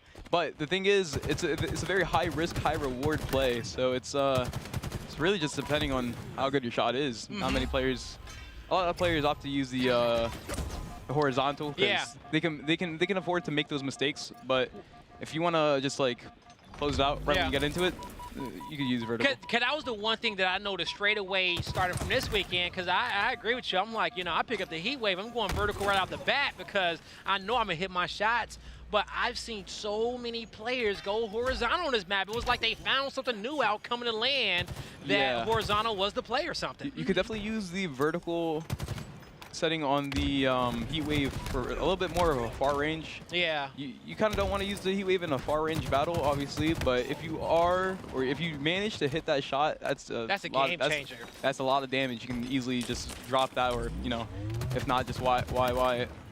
When it comes down to damage, we already see Sentinels. They strike first with that first cap, and they're trying to do it once again, but right outside their base in the closet is Tusk. He loses a big battle there. And now Royal 2 will successfully be able to defend his closet. He'll push out towards Car. I wonder if they're playing for Car side right here. Dinos are up, so it looks like it. Yeah. Love to have those days hate when others have them. If they get their pick here, they're able to, Yeah. So right now it's 3-3, and the players that are up. 3v3 situation, and with Sentinels goes down for G2. Having a map control, it's going to be G2 who needs to find that fight to get out of their base and create some more space, because as we can see it, they're currently being pinched. We got 3 players in the base, 1 dead. They're going to be Royal 2, start to move Frosty in. with the quick kill. That's actually huge for Royal 2 to push in. Frosty can stay alive right here. Now they have 1 guy dead. They're out the numbers. Oh. They just completely switched that out. That was a really, really good play by G2 right there. Just stay alive in their base, or even like opt to move out from B side. It's huge. They get the slaves to flip the numbers and flip the control on the map. You see the camo in the hands of the Sabinator himself, looking to move there towards the top mid. They'll take down Frosty, looking down towards bottom car. Multiple nades in that doorway. He shows composure, not shooting, waits his opponent's back is turned, trying to hop back into the fray, but the fray comes to him. He loses the battle. God. And that's huge from Royal 2 being able to pick up 2 kills. He's taken out. Snake Bites traded out as well. And it is still going to be G2 applying the pressure towards the Sentinels base. That was great composure from Sab right there with that camo play. Unfortunately, it didn't really work out. I feel like if his teammates could have put themselves in a better position, he probably could have got away with his life right there. Sab couldn't save his life in that situation, even with the thrust. It's lethal, mid-map, looking to get some control, taking some shots from straight 6, can't dodge the nades, and other fire coming through. It's a 4v3 on the map. Make it a 3v3 with that big play coming out from Royal 2. Frosty finds a kill across map, and that's another. Right there. That's Sentinels with the control on the map. And now they want to run it back to the house. Spawners. Looks like Tusk can maybe cut this off unless they take him out, but I think Tusk is on. I think they might already watch the OEers. They did. Oh, wow. They cut off the OEers, getting that guaranteed flag cap, which is absolutely huge. First, what, it's 2 flag caps already? I can't see, I don't have my glasses. I'm like squinting at this. 2 caps, And you know what? And I think there are some people in the chat who was like, yo, I feel that. If you feel what he's saying, put a 1 in there, okay? We need to get the saturation on the scoreboard changed. Sorry for the viewers. If you see me squinting, like I'm trying to like, I seen Frosty like run like a madman in front of their base. I'm like, who was that? No, it's okay. I'm wearing my contacts and I still have to squint. I can't see anything. Now we're about to see Sab with a fast flag run. With a pull, and you see he's taking his time trying to enter the mid-map, but he says, you know what? Oh my God, that's huge. Luckily his team is right there. They were all focused. I surely G2 thought right now just has to focus on staying alive. Yeah. They're down by numbers. Frosty and Sen are just moving back into their base. Was that 2 dead? 2 dead already. Yeah. Yep, 2 dead on the side of G2. Who's watching the OEers? Is that Royal 2? Royal 2's still in the base. He's watching the spawners. That's good. Frosty's on these dinos right here. Takes out Those Tusk. dino nades are so huge in this game. It's actually ridiculous. It's crazy. It's free damage every time. And also, too, as well, like, you know, you throw them into locations that you don't got too much intel on. The dynamos will blow up their spot and start pinging everyone around it. Another flag cap coming out for Sentinels. It's 3-1. And, you know, G2 everybody talked about how they can do it. All their peers said, hey, G2 loves this map. They got the aggression to be Sentinels on it, but we're learning that do they got the composure as well to do so, as Sentinels has been picking up multiple kills, running these flags. But if G2 wants any hope, they need the Sabinator to start going off. Well, he's got the heat wave, so he is set up for success, hopefully able to push into the enemy base here. Looking for a pick. Yeah. See, long. There we go. Trying to shoot long distance with that heat wave, like that's huge. If he's able to hit that, it's a lot of damage. Long distance, do you want to do like the horizontal? Vertical. Vertical for long distance too? For long distance, you shoot vertical. For close range, you can switch it to horizontal, so you can get a guaranteed like the like bullet a bank spread. on a wall. Yeah. Yeah, the bank on a wall. The going bullet spread side on the to heat side. wave is when you're shooting horizontal is huge. So definitely want to use that close range if you're scared of missing. Yeah, that makes a lot of sense too, especially on the car side of the map. Like it's a lot of close quarters versus the open side on planters. Definitely By the dropping the great. heat wave, who did he drop it for? Was that? I couldn't see who was behind him. Yeah, Yeah, I know he dropped it for one of his teammates. Definitely been Frosty. It might have been Frosty. That's two That looks players like it. down on the side of Sentinels. Oh, yeah, because he has camo. Yep. Oh, yeah. Frosty with the Predator combo. Look at him sneaking into the base. Finding a quick pick. That was nice. Again, with those shock grenades, that is absolutely huge. Would those dynamos have connected to him with the camo if he got close enough? It's two. I think so. Yeah, I they think it exposes your location even if you have camo. You get hit markers with the shock grenades, and they also show your location, not like visually, like you can see them, like they move towards the you. sparks, When yeah. Oh, they nice move towards nade. you. I'm happy you called them shot grenades because I'd be wanting to call them shot grenades as well. Yeah, it's just I'm not calling them dino nades, man. That's not Or happening. sizzle Look at this. sticks is Yeah. on the move. Look at this flag run. This is absolutely. This is fast. Yo, God. the slides too Man's as well. flying. Woo! He is going. That's a great flag run by He's Frosty like, all right, right let's there. end this. Let's end this game. Man's trying to go home. He got a lot more work to get They do. done, but he is on a spree, and he is showing up to work today. 27 and 13. They just keep on getting G2 down on numbers, allowing them to push in the base so much. Oh my. Frosty may be wearing red, but he's working like a blue-collar worker, okay? Putting in that overtime. He is indeed. Trying to change his life once again. Snakebite just holding down a position. I'll think we go for this flag. Uh-oh. 4-4 on numbers. Really just plays out to who can get the first pick. Oh. And that's a big Which return. goes to G2. That was Now, it's really just up to G2 to try to push out of their base. Gotta get a little bit of map control. They have numbers. Camo up. Yeah, there was Have to play 3 dead together for now. a second Yeah. for Sentinels. They just have to play together now. Lethal might be able to get this, even though his entire team is dead. I Oh, nope. doubt it. They're gonna be playing like hard side. He gotta drop that thrust as well. Grab those pushes. Could have probably opted to play for the burn, but I don't know if They it's could have really his afforded mindset. it just because they're up in like 3 caps. Yeah, You know, but you don't want the other team getting it because they can get more than 1 Even cap with off such that a camo. margin of a lead, you don't want to give the opponent any breathing room whatsoever. Like Yeah. any spark of light, they're gonna take it and run with it, especially depending on how bad that they want it. I can't believe he lived that long there. Yeah, no, that's huge. That was- Gyoki with his flag run, I didn't even Sentinels know 3 that they got down. that fast over there. Yeah, it's only one See, player right, that can right stop there. this. They get He's those not even numbers gonna be in down, it. go for the flag run. Looks like G2's regaining a little bit of footing, making this game a little bit more interesting. Some good shots coming out here for Gilkey. Gilkey They just know pushing where the up in second's front of the coming in base. from.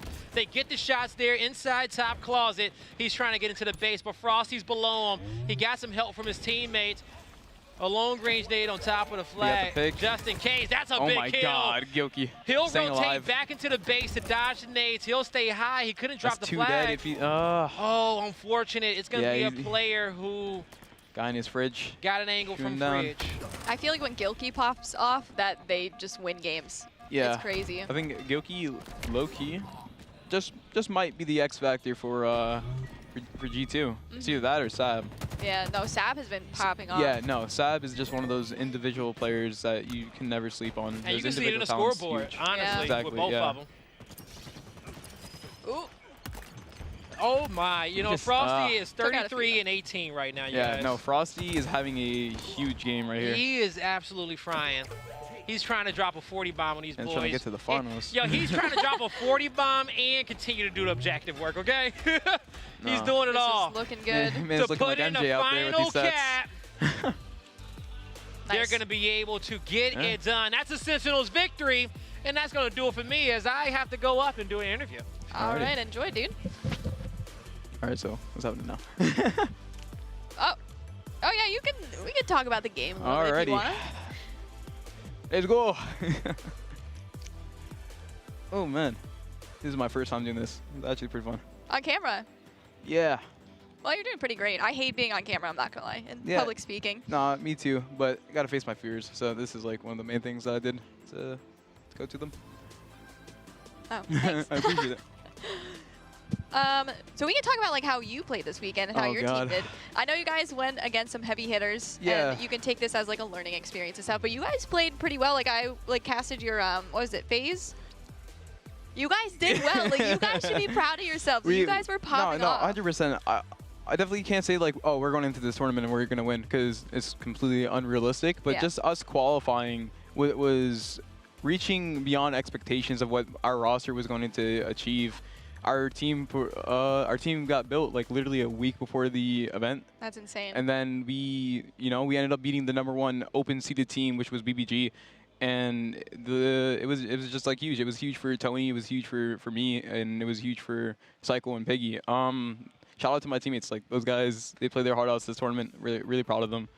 But overall, during this tournament, we definitely have a lot to work on. We have a lot of things that we get back to the lab. We did really good though, especially them. I'm really proud of them for their first tournaments. Feel like a proud father. I was so proud. Like it was insane watching you guys play, especially that first map against FaZe. There was a couple of resets. There was a lot of resets, but off the break, we kept on winning the break, and we kept on getting those fly caps. So I think that helped us out a lot to make it seem a little closer. Well, let's take a look at your stats. Actually, I think we have them on hand. No. Let's check these babies out. Okay, positive. Okay, wait. I did I did another picture with the jerseys on. They gotta change this, man. They're doing me dirty. They even cut out my hair, man. Look at that. I mean, it looks pretty good. Look at the top right. Why does it look like that? They chopped it off. They chopped it off. If they needed me to put it in a bun or something, I could. I think you can sue for defamation. Yeah. But those are some pretty impressive stats, especially like the heavy hitters you guys have been matching. To go positive, I don't know. That's super impressive. I think I would go like 0-400 if I was in this tournament, but that's crazy. You should be proud of yourself. They definitely gotta update the picture. We'll speak to them. But I think this is a good starting point for your team. You guys qualified. You guys played your hearts out.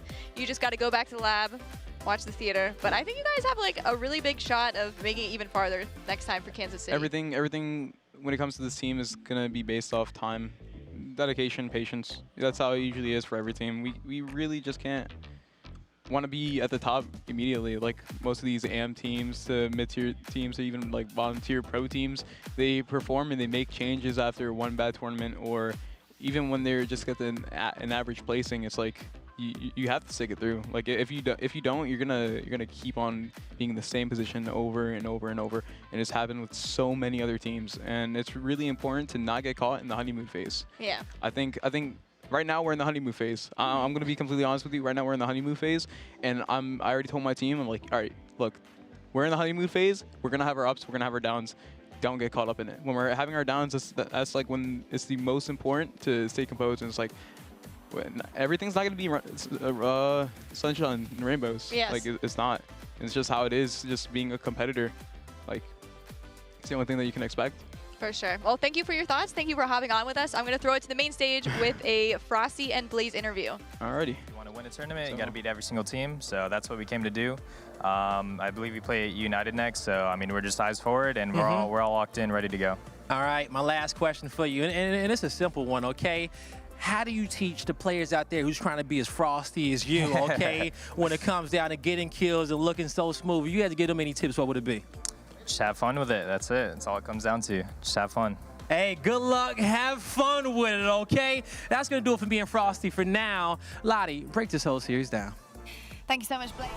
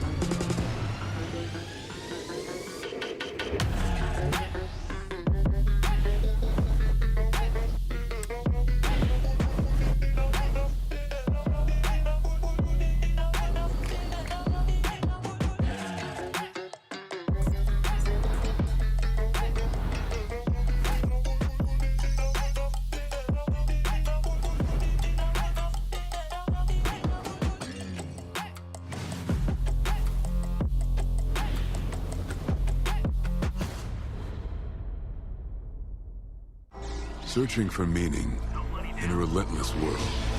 Always connected, but somehow alone. Trapped by illusion. We offer another path, where the battle to belong begins. Awakened by a calling, united by the cause you fight for. No one can take away what it means to be among the few, the proud, the Marines.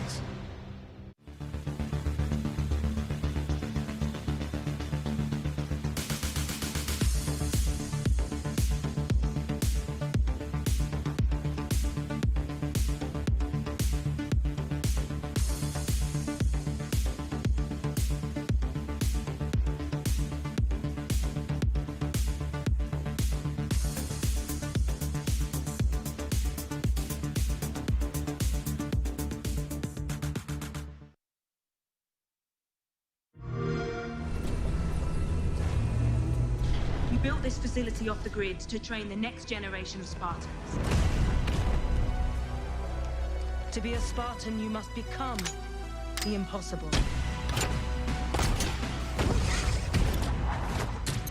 Greetings, Spartan. It would be my pleasure to serve at your side.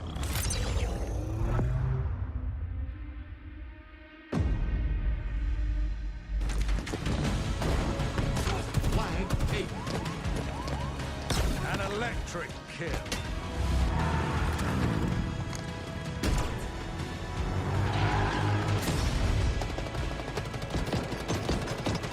Cluster luck. On your feet, Spartan.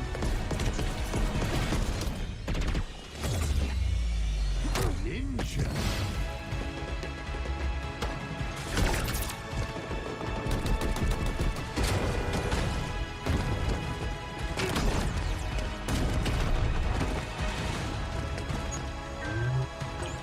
Zone captured.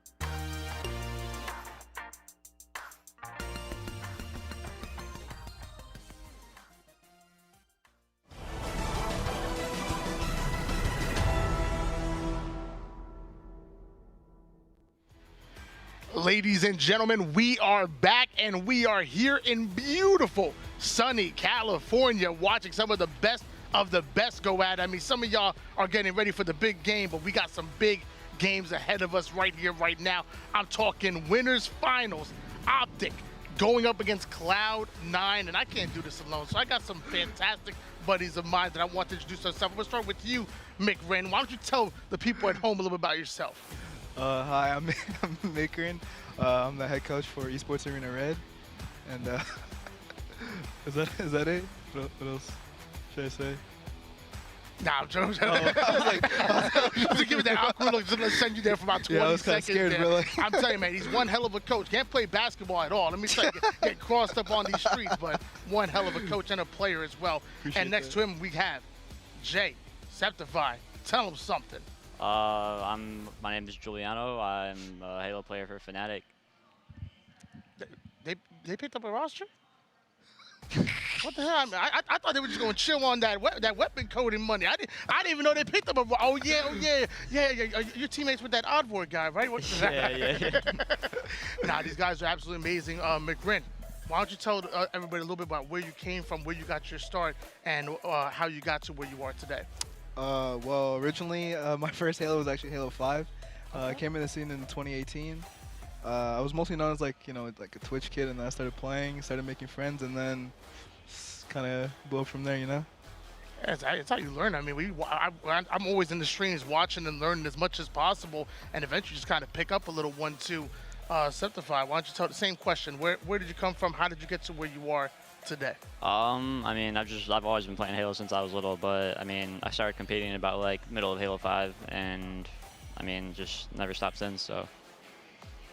We big Halo 5 fans over here. We man started in Halo 5. We got mid Halo 5. We big Halo 5 fans, but the skill translates. I mean, obviously you guys are here, McRin. I've seen you do your thing. You be running up with Frosty and whatnot. Y'all the duo be running up, and same thing. Septify, you've been running with some of the big guns as well. And shoot, now you are a big gun in your own right. Loving what I'm seeing, guys. And again, we're talking Optic going up against Cloud9 coming up next. We have the two Slayers, Lucid and Renegade, going at each other. I'm excited to see that. McRin, what are you excited to see out of this matchup again between Cloud9 and Optic Gaming? Honestly, I think I'm just excited to have some good Halo, on a Sunday. All right. And I have high expectations for Optic. They've been looking pretty good this event, and Cloud9's been looking good, but dropping a little maps, getting a little dangerous out there. But I think it'll be a good match. Septify, who's going to be one of your players to watch on either one of these two squads, and why? Renegade for sure. Just because, I mean, like, this whole event, he's been, like, having the ability to, like, I've been watching C9 play quite a bit, and I've seen him take over games. I feel like I've seen you play some twos with Renegade back in the day. Yeah. Was he carrying you? You can be honest. Was he carrying you? A little bit, here and there. Okay, all right. I carried Frosty. I don't care what anybody says. I carried the hell out of Frosty. I don't know what y'all talking about. Guys, we're going to do some predictions here. Cloud9 against Optic Gaming. It's going to be a tight one, so make sure you pick a card, throw the other one to the side. We're going to 3-2-1 it. And if you lose, I don't even know. I don't know where I was going with that. You ever walk into a sense and how did I even get here? I just walked into that sense. I have no idea where I was going with that. We're going to bet some money on the line, but we can't do it on screen. We're going to have some money on this for the winners. I got mine. All right. Lots of implications on this one. 3, 2, 1. Y'all are whack. Oh my. You know what? Hold on. My fault. 3, 2, 1. Edit that out. Come on, edit that. Do your magic. Whatever. There we go. We got to switch it up a little bit. We got two Cloud9s going up against one Optic Gaming here. And let me tell you, when I got Lucid on my side, I ain't mad. I saw APG. He got the silk do-rag on. He got the massage gun going. This man knows how to pregame. So they no way he's losing after that one. Meanwhile, Cloud9, a bunch of heavy hitters. As you mentioned before, we got Renegade. Stellar can pop off any given moment. And then you have Penguin. I remember back in the H5 Pro Series days, Penguin was the one. He had the most flag caps going into the final tournament. I never even run flags. I'm a Slayer. I don't run no flags, man. going into Aquarius, I'm going to ask the coach first. What are some of the keys to success when going into Aquarius, capture the flag? Definitely being able to control car and control those. Oh, nah, I'm sorry. Go ahead. Definitely being able to control car side. As you see the dynamos, and dynamos are pretty strong in this game. They do damage. They can give you info, a lot of stuff. Every 30 seconds, those dynamo grenades come up, and they give you that audio cue, let you know exactly where the enemy team is. Slowing them down is probably more annoying than the damage that they do. And again, every 30 seconds, you should probably be timing them at this level of competition. Septify, I'm gonna ask you the same thing. What are some of the keys to success going into CTF Aquarius? Honestly, just like slaying. Like I feel like this map just plays out like any other symmetrical flag map, so just like being able to get your slays and being aware of spawns.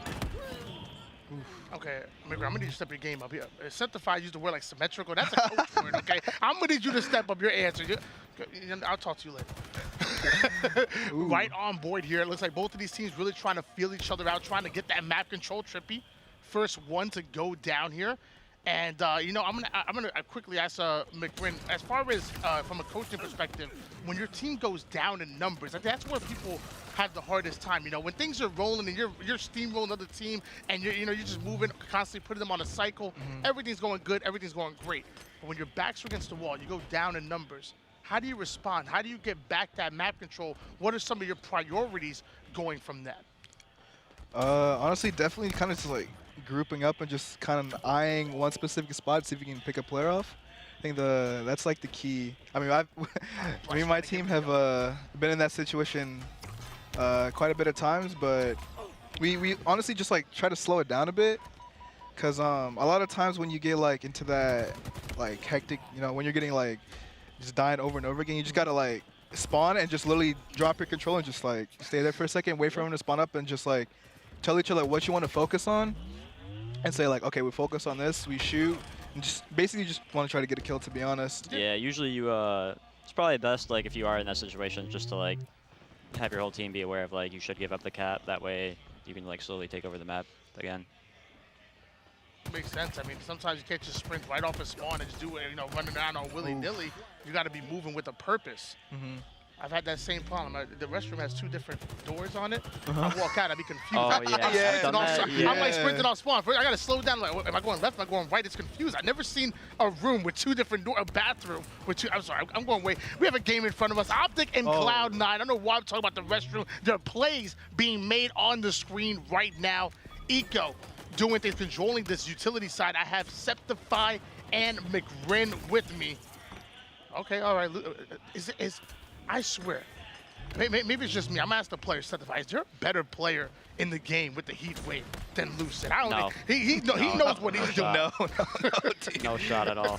I don't know if it's the Florida fiber or something, but man, average is like 4 millisecond ping. I swear. He doesn't live near a server. He is the server. He really is the server. I don't think I've ever seen anyone consistently 2-shot with the heat wave before. I don't know how he does it. I didn't ask him for his settings. So I'm asking for some lessons here. Penguin going to be advancing forward over towards the P side of the map, having that heat wave in hands, has a player over towards the fridge side, ends up walking past another one, ends up dropping a little bit of weapon tech right there. McRin, why don't you talk about what just happened there? What was that hold this medal? So basically the hold this is when, I mean, it's mostly used like with the Mangler is probably the most common. It's when you, basically, I'll use an example like with the Mangler, when you like shoot them twice, and then you press your drop. Like, you can drop weapons in this game now. So you press your drop weapon key after you shoot them, and then like when you get them one shot with the Mangler, then you just like shoot them with your BR, whatever gun you have, and then that's the hold this medal. It's a very interesting mechanic. Septify, with that hold this, I mean, I know I have a paddle set up to use the drop weapon. I know you can hold down the switch weapon button, and that does the same thing. Is that the same timing? Is there any advantage to actually mapping it out as opposed to using the hold to switch drop, as opposed to almost like the tap to drop? Oh yeah, for sure. There's definitely a significant difference in timing when you map it out to like a button. So the kill time is way quicker for sure. Wait, have you ever used a needler on this map? No, I never pick up the needler. Dude, I've never seen anyone pick it up. It's actually pretty disgusting. I'm surprised no one uses it on this map. Shoot, I'm not It's gonna literally lie. I'd be using the new blur, okay? Yeah, it's pretty slept on. It's pretty slept on for sure. It really is. My shot is kind of wonky, you know. It ain't up there with y'all, so I got to get myself an assault rifle, a little needler action. As the first flag being run in here by Cloud9. Why is he's going so slow? Was he gonna hit with a dynamo grenade? Man was running in slow motion. Come on, Stellar. It's Halo Infinite. Man, running around like it's Halo 3. I don't think Stellar is talked about enough. Okay. I genuinely believe he's a top 3 player in the game.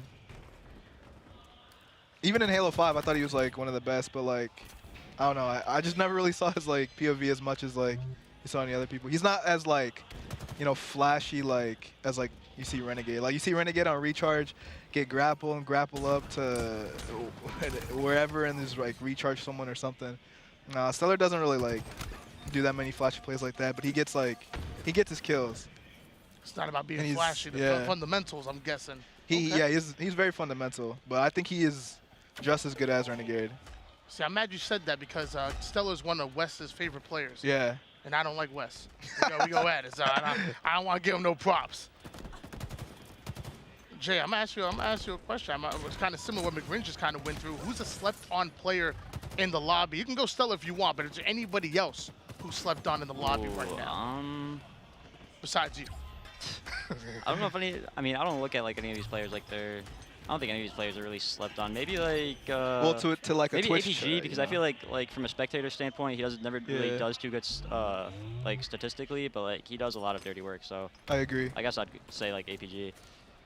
You know, the weird thing about APG, when I was watching him back in the day, Halo 3, he was one of the first players to be that aggressive player. Like, he would just run at you straight line and for the crap out of you, and you couldn't do anything about it. I feel like APG's really kind of changed up his game since then, where, like you said, now he's doing that dirty work. Now we see him doing the flanks like Pistola and getting those early pulls. He's playing a very high IQ game now as opposed to just running in a straight line. Optic have been finding some success here in the second half of the Halo season where they went into Raleigh as the #1 seed, maybe kind of had a little bit below expectations and maybe kind of fell off a little bit. We're really starting to see them find their own once again, and it's on the backs of players like Trippy and Elucid, obviously, but you got to respect APG as well. Yeah, no, APG's a really, really good player. He has a really good shot, but he just doesn't get, you know, like the stats like that. But if I want to ask about shot, it ain't gonna be you with that busted 3-pointer I seen. Okay, I'm gonna talk to my man Jay. I busted up 3-pointers. Trust me, if I'm asking about, no, I'm sorry. Go on. I apologize. Nah, all good, all good. Nah, like I said, APG has like a really, really good BR. Like I said, like Jay was pointing out, he doesn't really get like the stats because it's not really his like role, but he does like all the dirty work. But still, like he's a hell of a solid player. Really, really good. Like really, stats don't tell the whole story, you know. And he does his job. I'm gonna bring this question right back to you, McGrin. You know, you have Coach Lunchbox on one side, going up against one of my locals, Atlanta locals, Hoaxer, on the other side of things. What do these coaches bring to the table during a Halo match? A lot of us aren't competitive players, so we're wondering like, okay, what is your job as a coach when you're actually going through with these teams? Well, as you know, in Halo 5, for like, you know, power-ups and stuff like that, you had there was no like timer that was like on the screen that was like how many ever seconds till this and this, right? And in Halo Infinite it changed where basically every power-up has a timer, so like you can kind of like tell like when it's coming up. So most people think like, wait, why do you need a coach? You know, there's literally obviously a timer right there. Well, it's not as obvious as it looks. A lot of players like tend to forget like, oh wait, a power-up is coming up or something like that, because like you're more focused on the game instead of like really you know, what's coming up and such. So basically a coach's job, you know, like we kind of like tell like the team like, okay, like camo's coming up or whatever weapon is coming up in 30 seconds or so, and you're like, okay, play around this, and like we need to get this stuff like that, kind of like encouraging like, we get this, you know, we can change the dynamic of the game or something like that. Yeah. And also I think our job is to like, you know, keep the spirits high, just like gas our teammates. Definitely gassing players. That is a huge key in coaching as well. And I just think like you're kind of like that fifth man. Okay. Kind of just like you see someone screen and maybe like a player didn't see someone on like the left side of his screen or something, so you could be like, hey guys, he's here, going here, you know. So I tend to do that a lot. When I was kind of like getting up and coaching, kind of like learning, I took a lot from like Hoax, kind of like listening to him and like Cloud9, kind of just like learning how he does it. Because like I said, he's like probably like the best coach in the game, so it's kind of like learning from him and just kind of like modeling how I want to do kind of like after him. So yeah. One of the things about Hoax is, you know, not only does he coach, but he also grinds the games probably more than some of the pros do. And I feel like that's one of the things that gives him an advantage. I know you're out there grinding as well, so that probably gives you an advantage when you're in the booth and having the headset on your head here. I think it's I got my old eyes over here. I think it's 3-1 in favor of Cloud9 right now. About 1 minute and 30 seconds on the clock.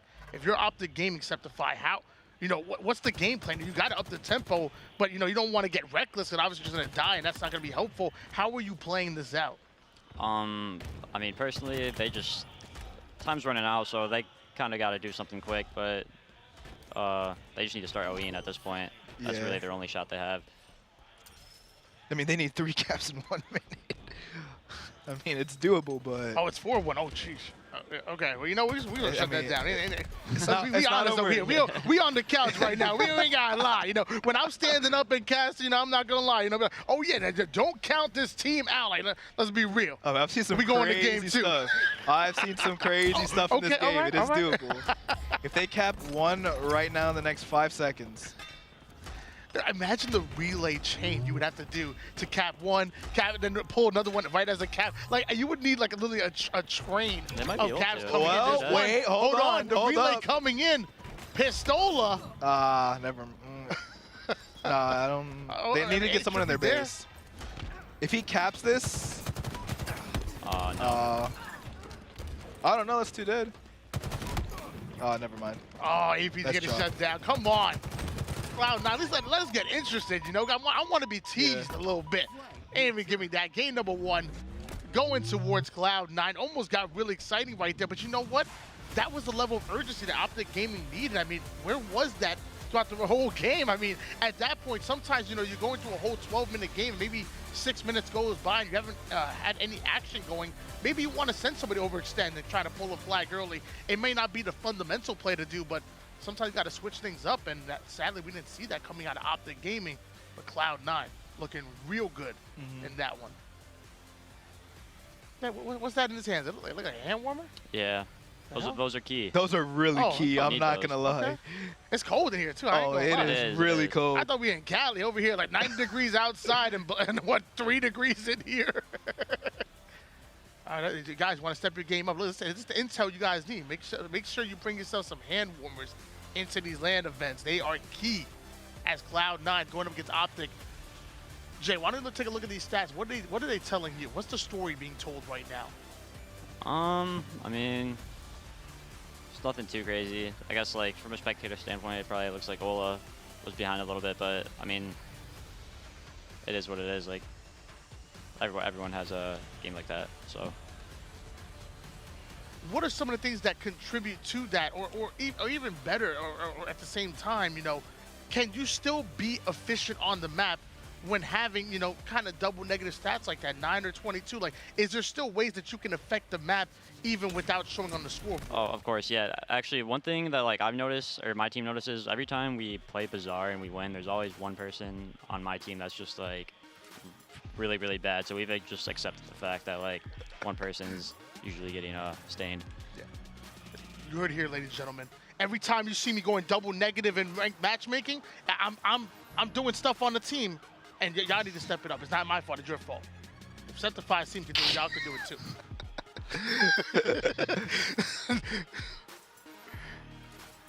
too. You know what? I like we said before, Septify actually playing for Fnatic. Did you get top 12? Yeah. Top 12? Okay, all right. I want to see your stats. We talked about Pistola. We talked about some of the other stats. Let's see your stats on the board here. Hey, he's positive. Ooh. Okay. All right. 495 kills. Look at that smile. Only died 448, 221 assists. That's a winning smile right there. Pointing to the Fnatic. You know you're proud of that one. Yeah. How long you been with Fnatic for? Wait, how long what? How long you been with Fnatic for as far as signed with them? That hit this day today. Like a month, probably. Yeah, y'all knew. Wow, okay. See, I can tell y'all knew because, you know, you got that swagger about you. Whenever you a signed player, you getting that money, you got that swagger about you. I can tell. I can tell right off the rip. McRae, you ain't got no swag. I don't know what's wrong with you. I don't know what's going on. I guess Esports Arena ain't treating you right. I'm gonna talk to the boys. I know them real well. I know. Cloud9 going up game number 1. So we're at 1-0. Best of 5 series. First to 3 wins gonna take the actual series itself. And moving on to the grand finals. Both of these teams are guaranteed a top 3 placing, but 1 win guarantees you top 2 and that advantage of not having to go through a bracket reset. We've all been there. We've all been that. McRae, tell me about that advantage of sitting in the grand finals through the winners as opposed to elimination bracket. Well, can you say the question again? Oh, I'm sorry.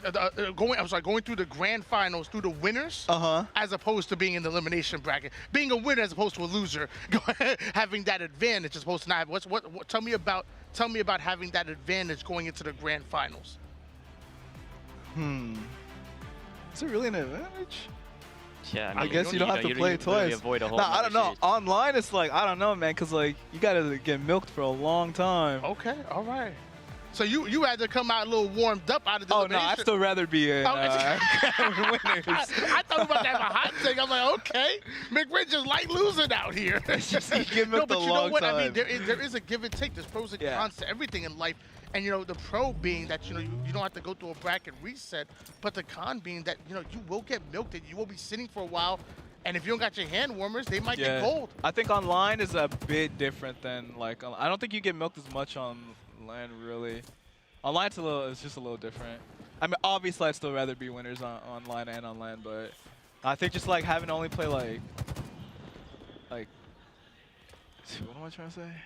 I actually don't really know. I do it all the time. Don't worry, bro. I do it all the time. I can't really think of like a huge advantage. I think if you're going into the grand finals and even through the winners bracket, I think you got to find a team that you're really cool with and be like, yo, I know you're probably trying to do your thing on Sundays, whatever you're trying to do, but an hour before the series, yo, come and scrim with me. I need to get my hands. We need to have that kind of intensity because if I don't, you know, matchmaking not doing it, and I might come out cold. Maybe that's the place. I'm teaching. That's what I was trying to say. That's what I was trying to say. Yeah. You got to have some friends in here. You know, there's certain players that they made a lot of enemies, but sometimes you got to have some friends in the competitive community just so you can have that level of competition going into that grand finals. Also, you kind of just get to like chill and like with your team and just watch the matches. So it's like, with Astro, you know, Kodak thought. Let's go into a listening because I want to know what the comms are like here. I'm pushing open field to it. He's still at elbow. Yo, Ness and River. They're doing the jump to C he's plat. messing up the jump. He's going elbow right now. Elbow right now. I just needed that, Justin. I needed that. Hear that. I'm backing up then. Yeah, River again. Watch just elbow. They have a heat wave, guys. Careful. Watch the Cambo's coming in. Elbow right now. Guys, can we That green guy's that green. Can we leave? Bottom tower, let's shot you guys. I got one. And Ness. Top tower. He's top tower. We have Cambo's coming, guys. Play for camo. Play for camo with me. Guys, Ness, C-box and top tower. He wave and snipe. He wave and snipe. Yeah, 2. Cambo's up right now. Let's use one nade with a banger. One top middle with a banger. He might flank A plat. Is it over? I think so. I'm pretty sure Optic Optic has like a really good record on this map, right? Yeah. Are we good? Wait, can I finish my thought? What's happening? It looks like the Astro listening is over here. So yeah, I'm sorry. I didn't even notice here. We're actually back in game. I was so in tune. I was locked into the game. I didn't even notice they stopped calling out. Yeah, but please finish your thoughts.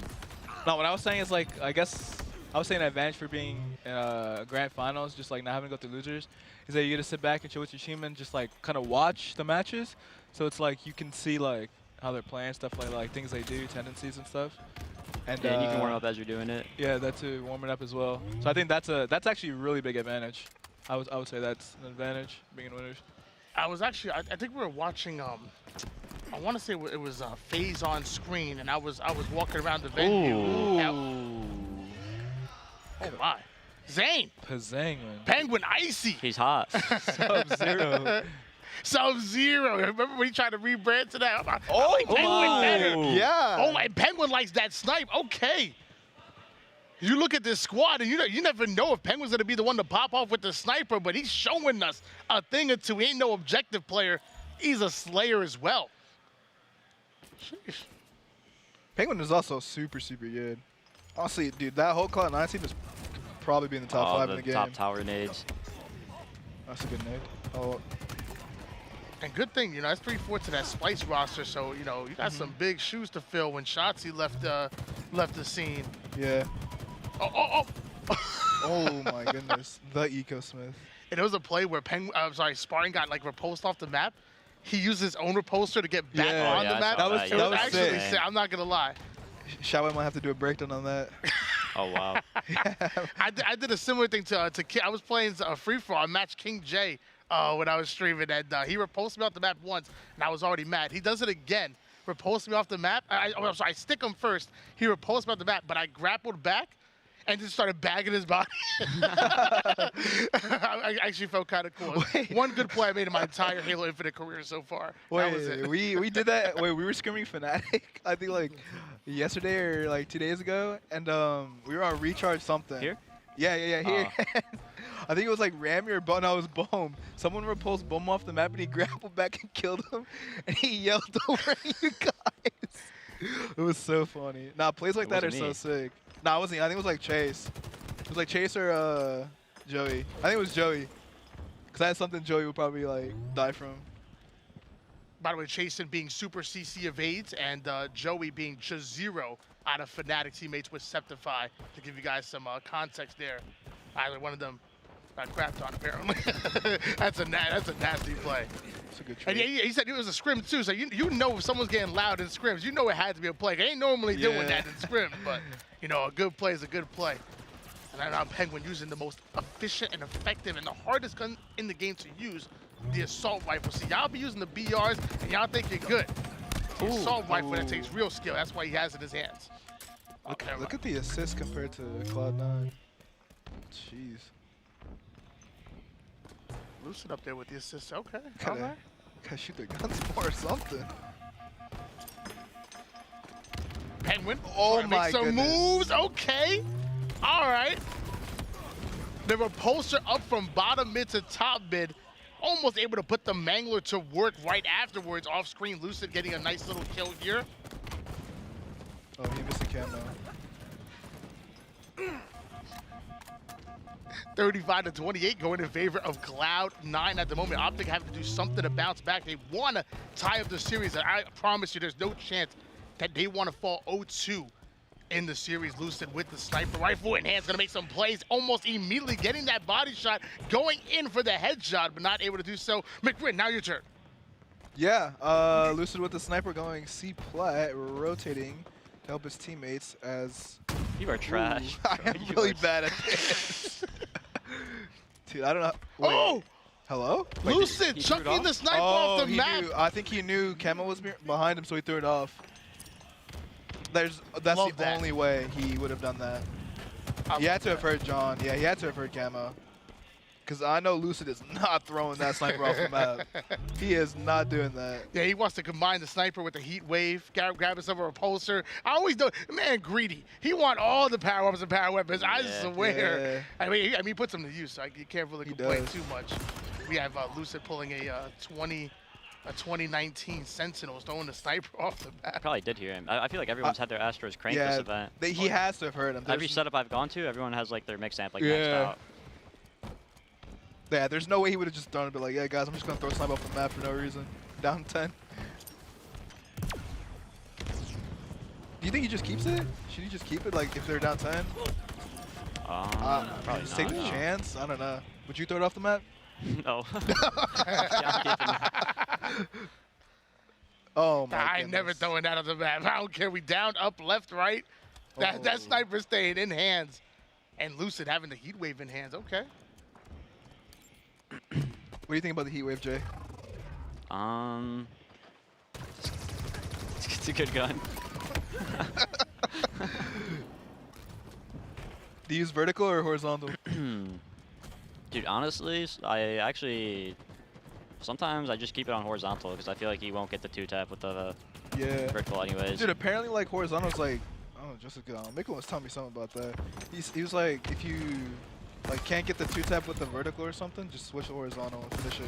Yeah, if you're like really up close, yeah, I feel like you should just always use the horizontal. Wow. It's like a guaranteed like 3-shot. I swear, this is my rule on it. It's weird. You got to hit it with the vertical, hit the 1-shot, zoom in, switch to the horizontal, and then finish off horizontal. Oh, I've seen that, yeah. You have more of like a room for error. Because if you keep it in vertical and you miss any one of those shots, you miss all of them. Yeah. But if you have horizontal, you know, you can miss a few and still you have that room for error. So as long as you put that 1 shot, you know, I'm gonna create the meta. I'm telling you, I'm gonna talk to Lucid. I'm gonna get Lucid doing that everybody's gonna do. What do you think he's saying right now? Who, Tommy? Yeah. Guys, look, when I have sniper, like, you gotta protect me.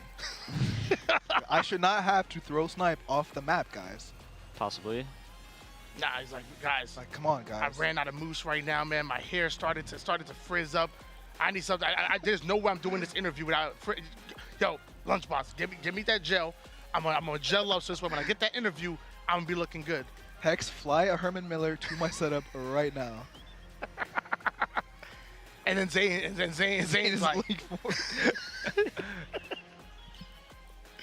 Zane's like, we got this win, baby. They ain't nothing.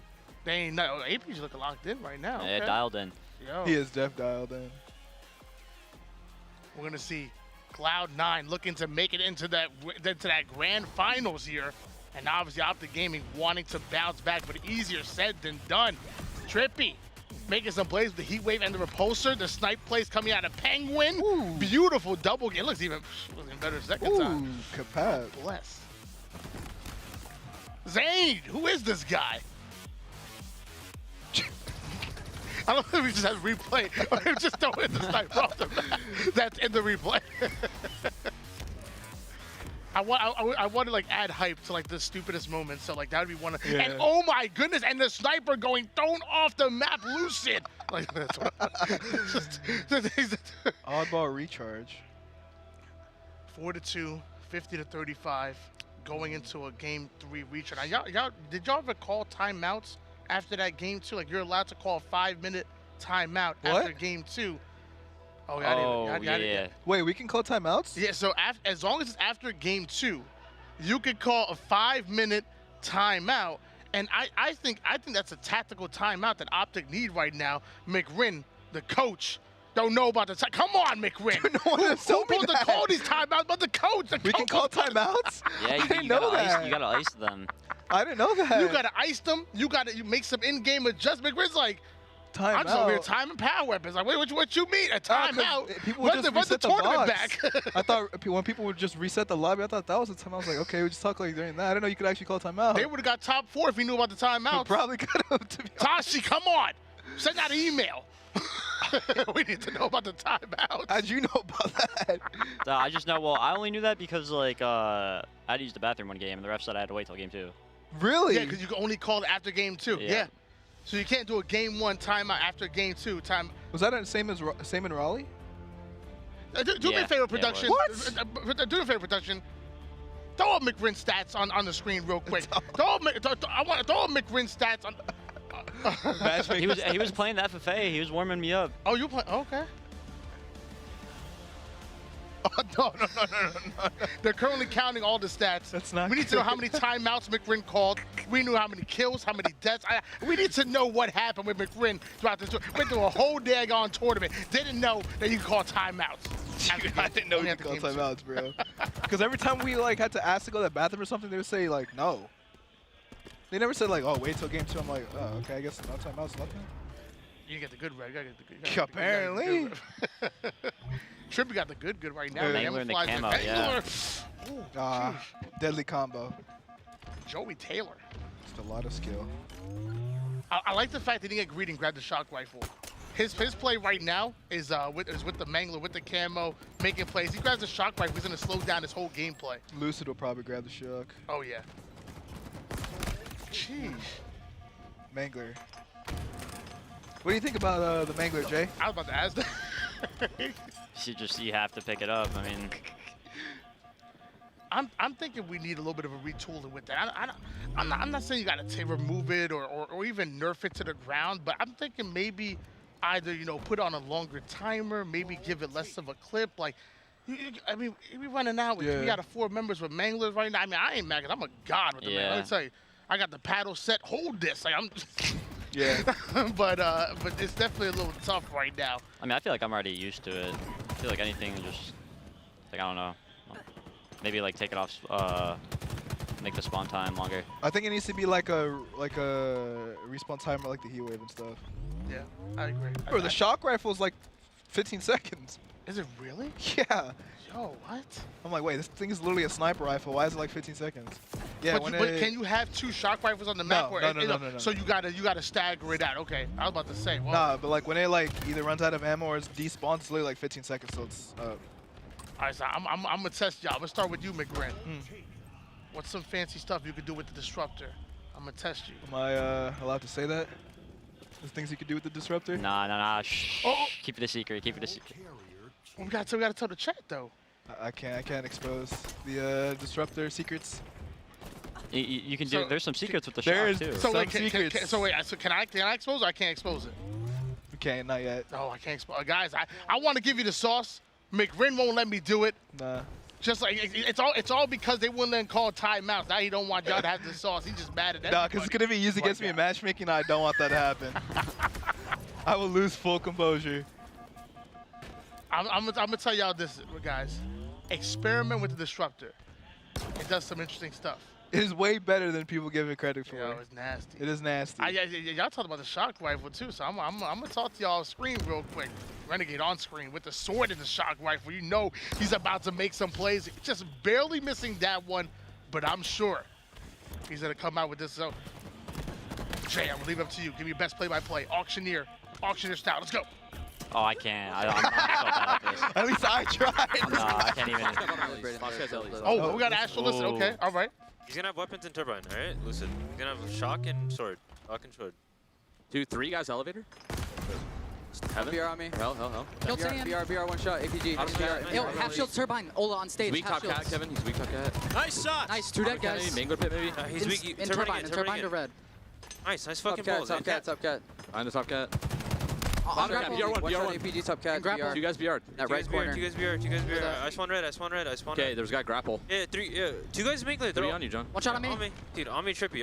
Pushing bus. Another one. Spawn Ellie's camping on you guys. 2 on me, C. You guys are fucked. You guys need to take it. Put shots on these guys. Yeah. Weak C plant and weak silo. Silo and weak C plant. Weak red stairs.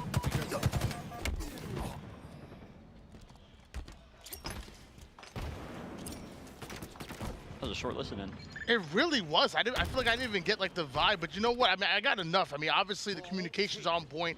And not only, that's one thing I learned about playing matchmaking is that people that think they're good communicators, they're good talkers, but they're not like active listeners. Like, I feel like you got to be doing both. Like, I'm sitting here calling out someone right next to you over here screaming. I'm like, bro, just turn around, kill this one shot real quick. I feel like if you want to be a good communicator, not only do you have to be able to give information, you know, clearly, concise, as quickly as possible, but you also have to be listening to your teammates as well. Surprised I haven't heard any like screaming from the main stage. Oh, this one comes. Yeah, I'm surprised as well. You've been hearing all the. Oh my goodness. I've been hearing. I've been hearing some crazy stuff. Every time EUnited get a win, we hear it almost immediately. I was actually watching the FaZe. It was a FaZe Sentinels scrim, and we're right behind FaZe. It's like me, all the Optic boys, Clutch, and we're all just watching. And right behind us is the Xset booth. You know, Kratos is screaming on the top of his lungs off of every kill. Over here, like, dude, is this scrims? Like, what's going on here? Man was out of control. But did he just spawn there? Am I tripping? What, top alleys? No, trippy. Oh, maybe I'm tripping. It looked like he just like spawned like a big door or what do you call it? Suicide? Trippy corner, whatever. Renegade now going to advance this ball back towards the Whirlpool side, having his teammates onto A. I love that. He knows the spawner's coming in out of long haul. What does he do?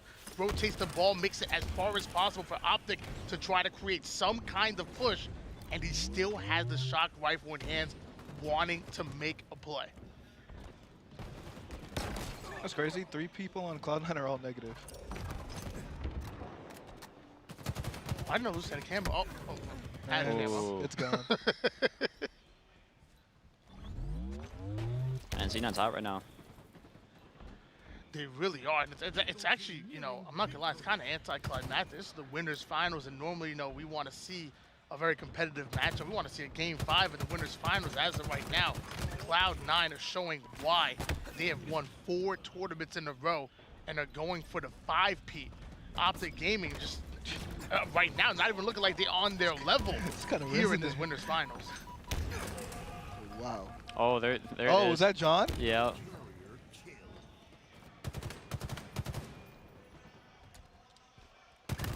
Ooh. Only a couple seconds needed to take this round number 1. Optic got to make something happen here. And again, I got to ask you guys. So going into, you know, round 2, you're getting slaughtered right now. I mean, you're down 0-2 in the series. It's pretty safe to say Cloud9 might just take this round 1 matchup here, unless my eyes deceive me. What are you telling your team? How do you bounce back? How do you address the mental of being dominated like this? You want to take that? Yeah, I mean, you just got to bring it back the next round. There's not much you really can, like, do or say, especially with like the next round starting in 5 seconds. You just gotta hit everyone with it's all good, you know. I feel like a lot of times, a lot of you players, you guys have like almost like a mental like reset button in your head. Like I feel like you almost have to have, like, as soon as like a game ends, you get dominated. Like, okay, let me click that button real quick, boop, and just erase everything that happened. All right, let's go. As soon as you get that kill, all right, let's get hype. Like forget the scoreboard, forget the status, and take it 1 round at a time. I couldn't do it. I promise you that. Quick double kill from Eco.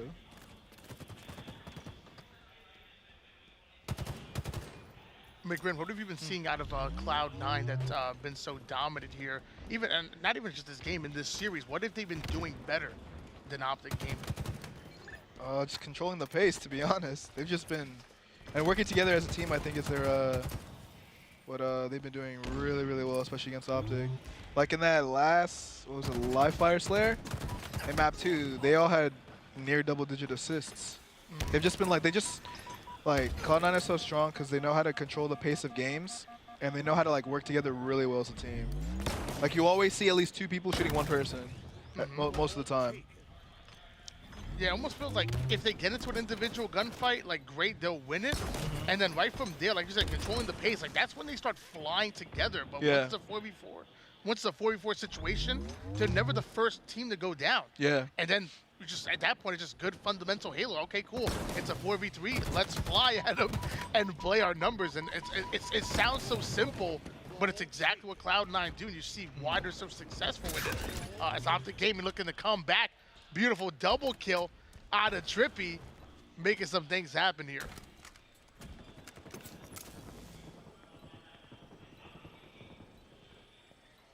See how they break the setup. This is a hard setup to break.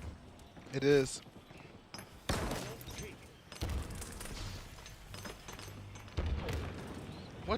So is this the perfect setup that you're holding here on Recharge? Do you like to keep it over here? Do you want to rotate it towards A? At some point, do you want to try to make it towards C? What's your perfect setup here on Recharge? Is it this? Honestly, like I feel like you can set up anywhere, but like just specifically like setups where the other team is spawning C, like you kind of just have like every angle on the map, so like it's just really hard for the other team to like get their pick to break the setup. The A setup. I love the A setup. The top elevator. Yeah. Style side's nice too because you can play it if needed. Nah, if you have the sword on the A setup, it's so broken. It's near impossible to break. I love that you mentioned, you know, based on where the enemy team is spawning. Because you notice as the enemy team starts to rotate towards gold, Optic say, okay, cool, let's rotate the ball towards long haul. Let's try to make it as far as possible for them. Now it's played out in the middle of in the map, obviously in a baitable position, but once they get those slays, I can imagine they're going to try to move it as far away from the enemy team spawn as possible. Really hard to do as they go 2 down. Cloud9 are starting to take over, but Trippy still having the sword and the shock rifle in hand, so anything is possible, I guess. Oh yeah, 100%. Anything is possible.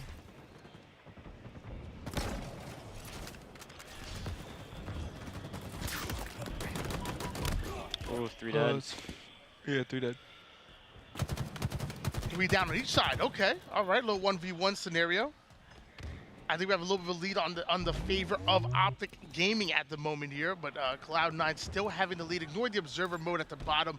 So annoying. So with the observer mode, whenever one team wins a round, it looks like both of them did. But as of right now, it's Cloud9 that are up 1. They're 1 round away from taking the game and the series. Meanwhile, Optic Gaming have to put in back-to-back rounds just to stay in the winners finals. Not even win the series, just to stay alive right now. Their backs are really against the wall. I feel like it's so common now with the observer glitch because it's just like you look at the screen, you're like, is it actually 1-1 or? Yeah, all the time. Yeah. Oh, come on. APG coming out on top with that one. All right. So Optic Gaming started to feel themselves a little bit, start to get some kind of momentum here. Maybe they can make something happen. APG doing a great job of putting down damage and prioritizing his life. But while all this is happening, Cloud9 putting some points on the board. McGrin, what do you want to see here? Oh.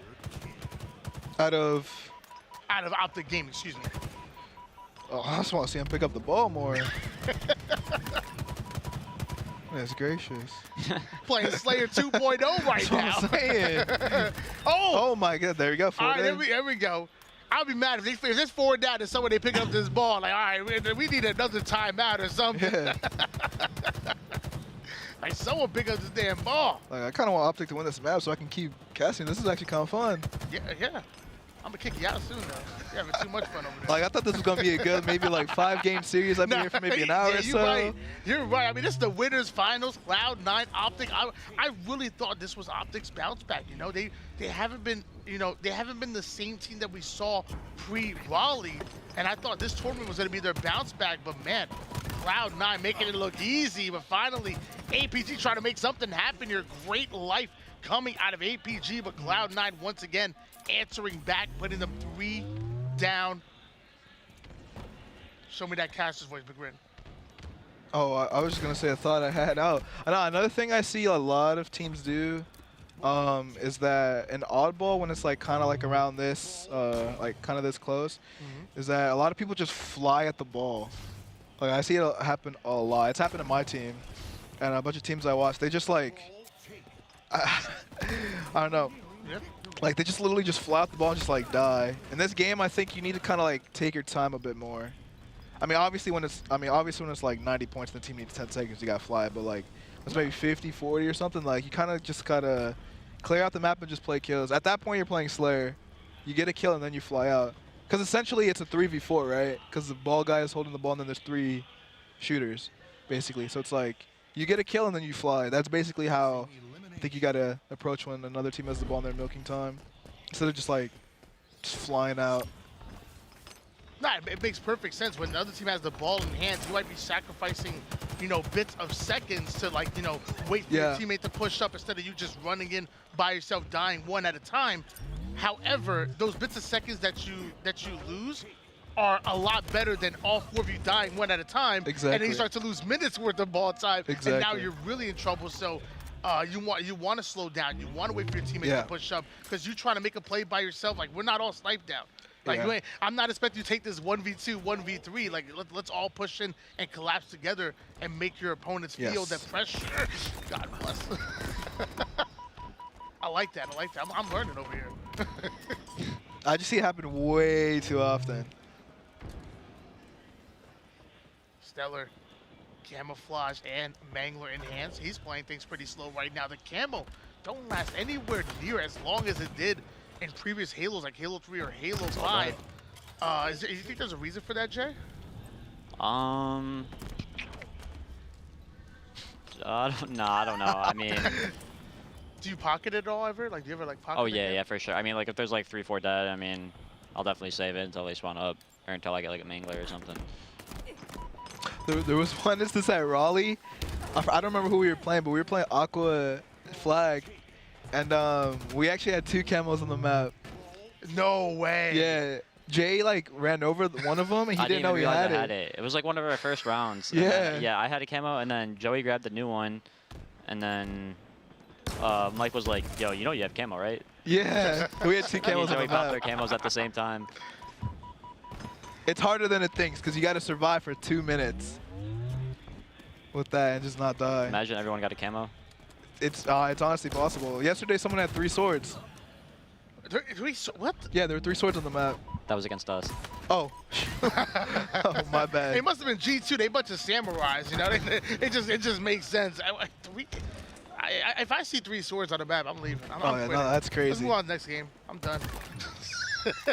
With how strong sword is, I'm surprised it's you can have multiple.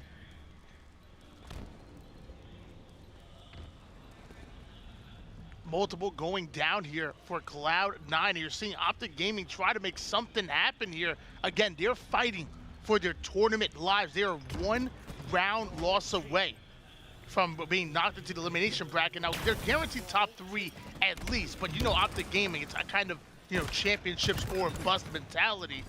And we're gonna see what they're really made of here as another 4 down go Optic Gaming. Oh, there's that sword elevator setup you were talking about, Mike. Yes, this setup is so good, man. Nah, it's all on the top red guy. If the top red guy dies, this setup's pretty much broken. So you need somebody top, top goal to kind of watch the cross for anybody coming over. I mean, that's ultimate information and damage. It is such a power position. Usually, like when you're trying to break that top A setup, it's like you have to kill that guy. You either kill him or you gotta like shoot him enough where he backs down. Because he does so much info and just so much damage. Oh, he didn't have sword out? Oh! Tommy Wilson. Ball's not played. With the oddball. An odd sight to see. You know he don't be grabbing that ball. He's like, guys, come over here, grab this. I don't know what to do with this. You got a better chance of Lunchbox holding on to that thing. He gives Lunchbox his controller or something. It's like, oh. I don't even know what to do, bro. And the ball not played again. Okay. He's like, I should have played it. Yeah, probably. This is very doable. They have manglers, swords, everything. That's one thing you can't do at this level of competition. You cannot be making mistakes like this. In Optic Gaming, they're really going to take advantage of those mistakes. You're seeing it right here, right now. They might be able to steal this oddball. Yeah, Cloud9 just need to hook. Who gets the first pick here, Mike? Look for kills. Trippy kill Stellar. That's the first pick. Well, you looked at the kill feed. That's not fair. Oh. he came in. I'm like, oh, he called that exactly. I was like, oh, snap. I'm like, oh, and I look at the kill feed. I'm like, all right, next Trippy pick. kill Stellar again. Oh, the spawn kill coming in. I guess you were right on multiple fronts. The Trippy going off on the kill feed right now. Guys, I have the ball. Oh. You can see it drop down. That's a good play by John. No. Yeah, that's a good play. No way. Wow, what a play. That was pretty dominant. Wow. Wow. That's going to be it. Cloud9 moving on to your grand finals. Guaranteed top 2 and a large part of this $150,000 prize pool. Meanwhile, Optic Gaming going to have to win at least one more series before they can get their rematch against Cloud9. McRin. Yes, sir. Who do you feel are going to be Cloud9's competition throughout the rest of the tour? Who's going to be able to come out on top and go at them in the grand finals? That's hard, man. I honestly do not know. You say Esports Arena Red. I mean, like you said, if I knew we had timeouts, probably. We got Sentinels. We got Optic. I mean, we did take a map off them. KCP are out. EUnited. I'm say Sentinels. Sentinels. A fully loaded Sentinels. Sentinels. I agree. Yeah, I think Sentinels. Now, Optic beat Sentinels. Did that, like, change your mindset at all? Like, nah, that's yesterday. That's yesterday. Championship Sunday. Champ Sunday hits different. Well, Championship Sunday does hit different. And I believe we have some stats that we have to put on the screen right here. I want to see some Championship Sunday stats We're talking Coach McRin on the screen. Let's look at the kills and deaths. Wait, you can time out. man, with the whole tournament, didn't know the timeout. We got the Twitter on here. Make sure you follow at iMcRin as well. And then 0 timeouts, 0 kills, and 0 deaths coming in out of McRin. Hey, you know what? You didn't go negative. Yeah, it could be worse. That is good, exactly. You did goose, though. That is true as well. On my team, you getting dropped. I don't know. Those are beautiful stats coming in. Thank you, production. And thank you, Xbox, as well, for sponsoring the Bravo stream. This has been absolutely fantastic. And yeah, we're gonna send it off to a short intermission break here. But don't you guys go anywhere, because we come back, we're gonna have some more action. We're gonna have some more players on the couch. You might see me, Shyway, somebody else that's cool as heck. Don't go anywhere. Don't touch that dial.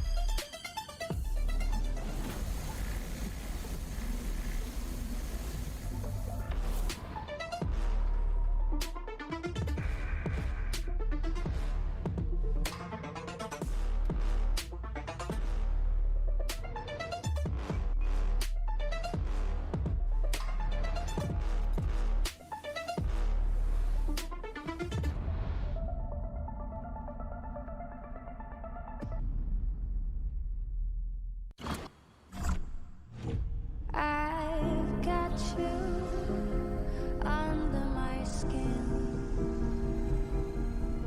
I've got you deep in the heart of me. So deep in my heart that you're really a part of me. I've got you under my skin. Searching for meaning in a relentless world, always connected, but somehow alone, trapped by illusion.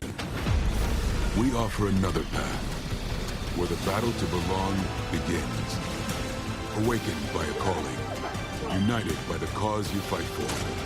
No one can take away what it means to be among the few, the proud, the Marines.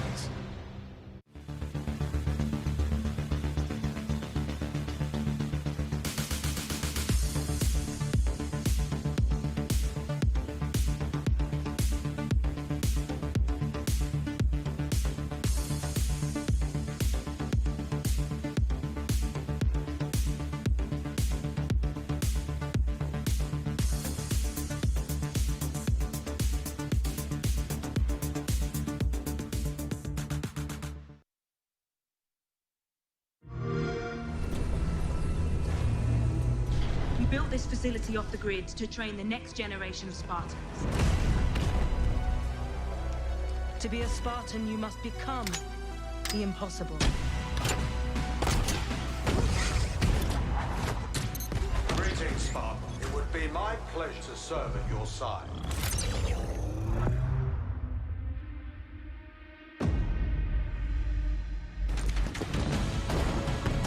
Flag 8. An electric kill.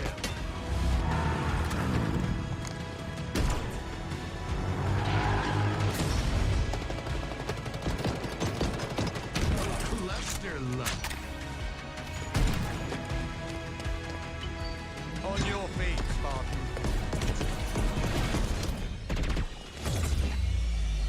Ninja.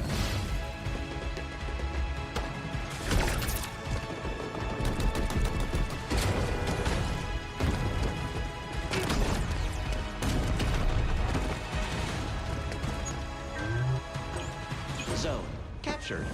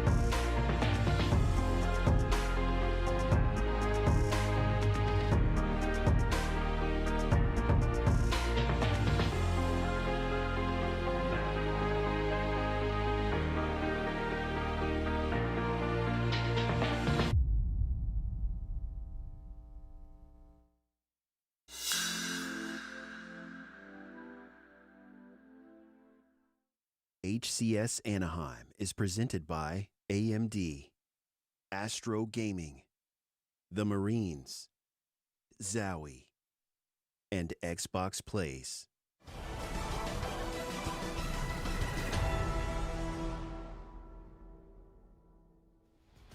Ladies and gentlemen, welcome back to the Xbox Twitch stream as you are watching the chill couch vibes here with me, Kitna, and we got Mashlin once again as we're about to head into our next series of the day. Man, what a championship Sunday it's been, you guys. It has. I'm actually glad I'm back here because I want to roll back to the first time we were talking. Yeah. Because as soon as I left, you guys had suppressed on, and you said that you guys, you, her, Walsh, and I think it was Clutch, could play coaches and beat us. Yeah, I did say that. What's up? I heard it, and I instantly texted him. I said, yo, when are we doing this? I just left, and they didn't say anything to me. And as soon as I leave, they start talking about it. They start talking about the grip. I was like, what happened? I was just there. Yo, so, okay, well, we're going to bring the conversation back around because, you know, I think it'll be a little fun thing, you know, maybe we'll, you know, be able to take a map off y'all. Maybe two. Right? Kendra, what you think? Maybe all of them, to be honest. I mean, if the game crashes, maybe. Honestly, I'll say this, man. You know, if I got Big Walsh behind me shooting for me, actually, no, I take that back. I'm shooting for Walsh. Yeah. Okay? I'm shooting for Jig, and I'm shooting for Echidna because you don't know my support. When I anchor, bro, see me top lockers. Okay? Yeah. When you anchor, is that what you're saying? Yeah, I'm the toughest anchor on the game. When I anchor and my call-outs, when my call-outs start coming, no, I don't need to move. My team is moving. Okay, I'm the puppet master, all right? Yo, go flank top hall, back alley, back up, back down, rockets in 5. Hold, I got your help. I'm coming in 5. So as long as we make it past you, we're fine, because we know you're not moving. You don't get past me, you gotta get past her. Yeah? That is true. I am the muscle of the group. Yeah, you're the one who said you run at everything earlier. Yeah, but I don't miss. Yeah. Okay, and that is confidence, all right? That's what we love. Now, when it comes down to the confidence of our two teams coming up, it's EUnited, it's Sentinels, 2 different play styles between both of those squads. And we was actually even, I think we talking about with Bryce, like Sentinels being very aggressive, very instinct, and having that natural raw skill. You put it together, it's hard to keep up with them. And then me and you talked about EUnited, all 3 of us. The longer you play them, the better in which they get. We talked about the play. We saw it on Twitter that Ryan knew made 49-49 fake shots at locker, and they got the play that they wanted. 3 BRs looking at Druk as he's like, oh my God, I got some flanks coming. Of course, no one's on this side of the map. Exactly. He said it right on Twitter. He's like, dude, I predicted it. They know we're not supposed to be here. It doesn't make sense that we're here because we're in the open. And if he doesn't think that we're supposed to be there, then he's just going to run out, which makes sense because we were confused. We didn't know what happened. We watched him just walk out, like she said, water in his plants and die. And we're all stunned. We're just like, why would you do that? Yeah. We just didn't have the other point of view, but I got to have faith in Ryan. Yeah, and you know, that's not something that really can be kind of blamed on one player. Like the team fell as a whole, and y'all got debated. Y'all got hit with the setup, you know? And with the pressure of 49-49 being in a moment, sometimes you just have to go with your instincts and a call out that come, and sometimes shit happens. I mean, if the play call failed, then it's not like that game ends and they all just start yelling at each other. Like, this is your fault, it's your fault. He made the call, everybody committed to the call, and it worked out. I watched the VOD after the fact, and Ryan literally took his headset off, looked down, and like almost started praying. I'm assuming he was just so stressed about that call. He was like, oh my God, it almost didn't work. I don't know what I would have done if it didn't work. Well, luckily for them, it came through as, you know, EUnited, they came out on top, and they have made it to this point. Now they got to go up against the Sentinels team, and who are trying to get back on top, right? When I did my interview with Stellar, he says, yo, if there's anyone we want to play Sentinels in the grand finals. Because, you know, the energy in which he said it with, it was like, y'all said we couldn't do this, and y'all said we couldn't do that, and everyone talks about these guys being in perfect form. Well, let's see them on the biggest stage and see what they can do, all right? Yes. So, who is going to be able to make it to the grand finals between these 2 teams? Who's going to take the series? Let's do our predictions. Okay. On 3, everybody, okay? 1, 2, 3. I I don't know who would have predicted this outcome. Wow, crazy, right? Well, it's time to get the answers to our questions. Heading into our next elimination match. It's the semis, EUnited versus Sentinels. The winner plays Octa Gaming on board with Ryan as he's going to be top. Palms having to back down. Lethal mid-map has those dynamos, and he's going to also be able to pick up a little bit more as well in the form of a kill. Snakebite will have that next dynamo. We got the rockets down low as well. One rocket in the chamber, a quick switch. Didn't want to waste it, but he has to get out of dodge. Who had OS at the beginning? I didn't quite get the chance to see who had it. Traded out pretty quickly because I don't see it on the map at all. You know what? It had to be with the dynamo nades, maybe, right? That they got him. Oh, there's one nade. Okay. So, well, EUnited down 3. Yeah. So let's see. And it wasn't with the dynamos because we saw one go. Yeah. And that was the second one in which we saw because we saw the first one. Regardless of how the overshield went down in the moment, it's Sentinels who are pressing EUnited in their base. They're going to have to back down. Snakebite is going to anchor towards the middle. They all slow it down for a bit. But, you know, Sentinel's in a great position to start pulling this flag if they get another round of slays. I mean, something that happens on this map that some people don't necessarily understand from my point of view being the coach in the back. If I see that first kill going off, I start counting. Like 10 in my head, 9, 8. Because if you're too slow to push into the base, they're going to be behind you and you're not getting out. Oh, for sure. There's only 3 ways you're going to get out, and all 3 ways are 1,000% nadeable. So it's something you got to think about, which is what you saw there. They got the kill, but then they didn't go anywhere. They just stayed mid-map. They said, okay, we're going to need kills. And you saw that EUnited picked up the 2 people that they could, which is why we're stalled out again. Looks like the next OS is coming up. Snakebite falls, unfortunately. 2 down for Sentinels for a moment. Lethal falls as well.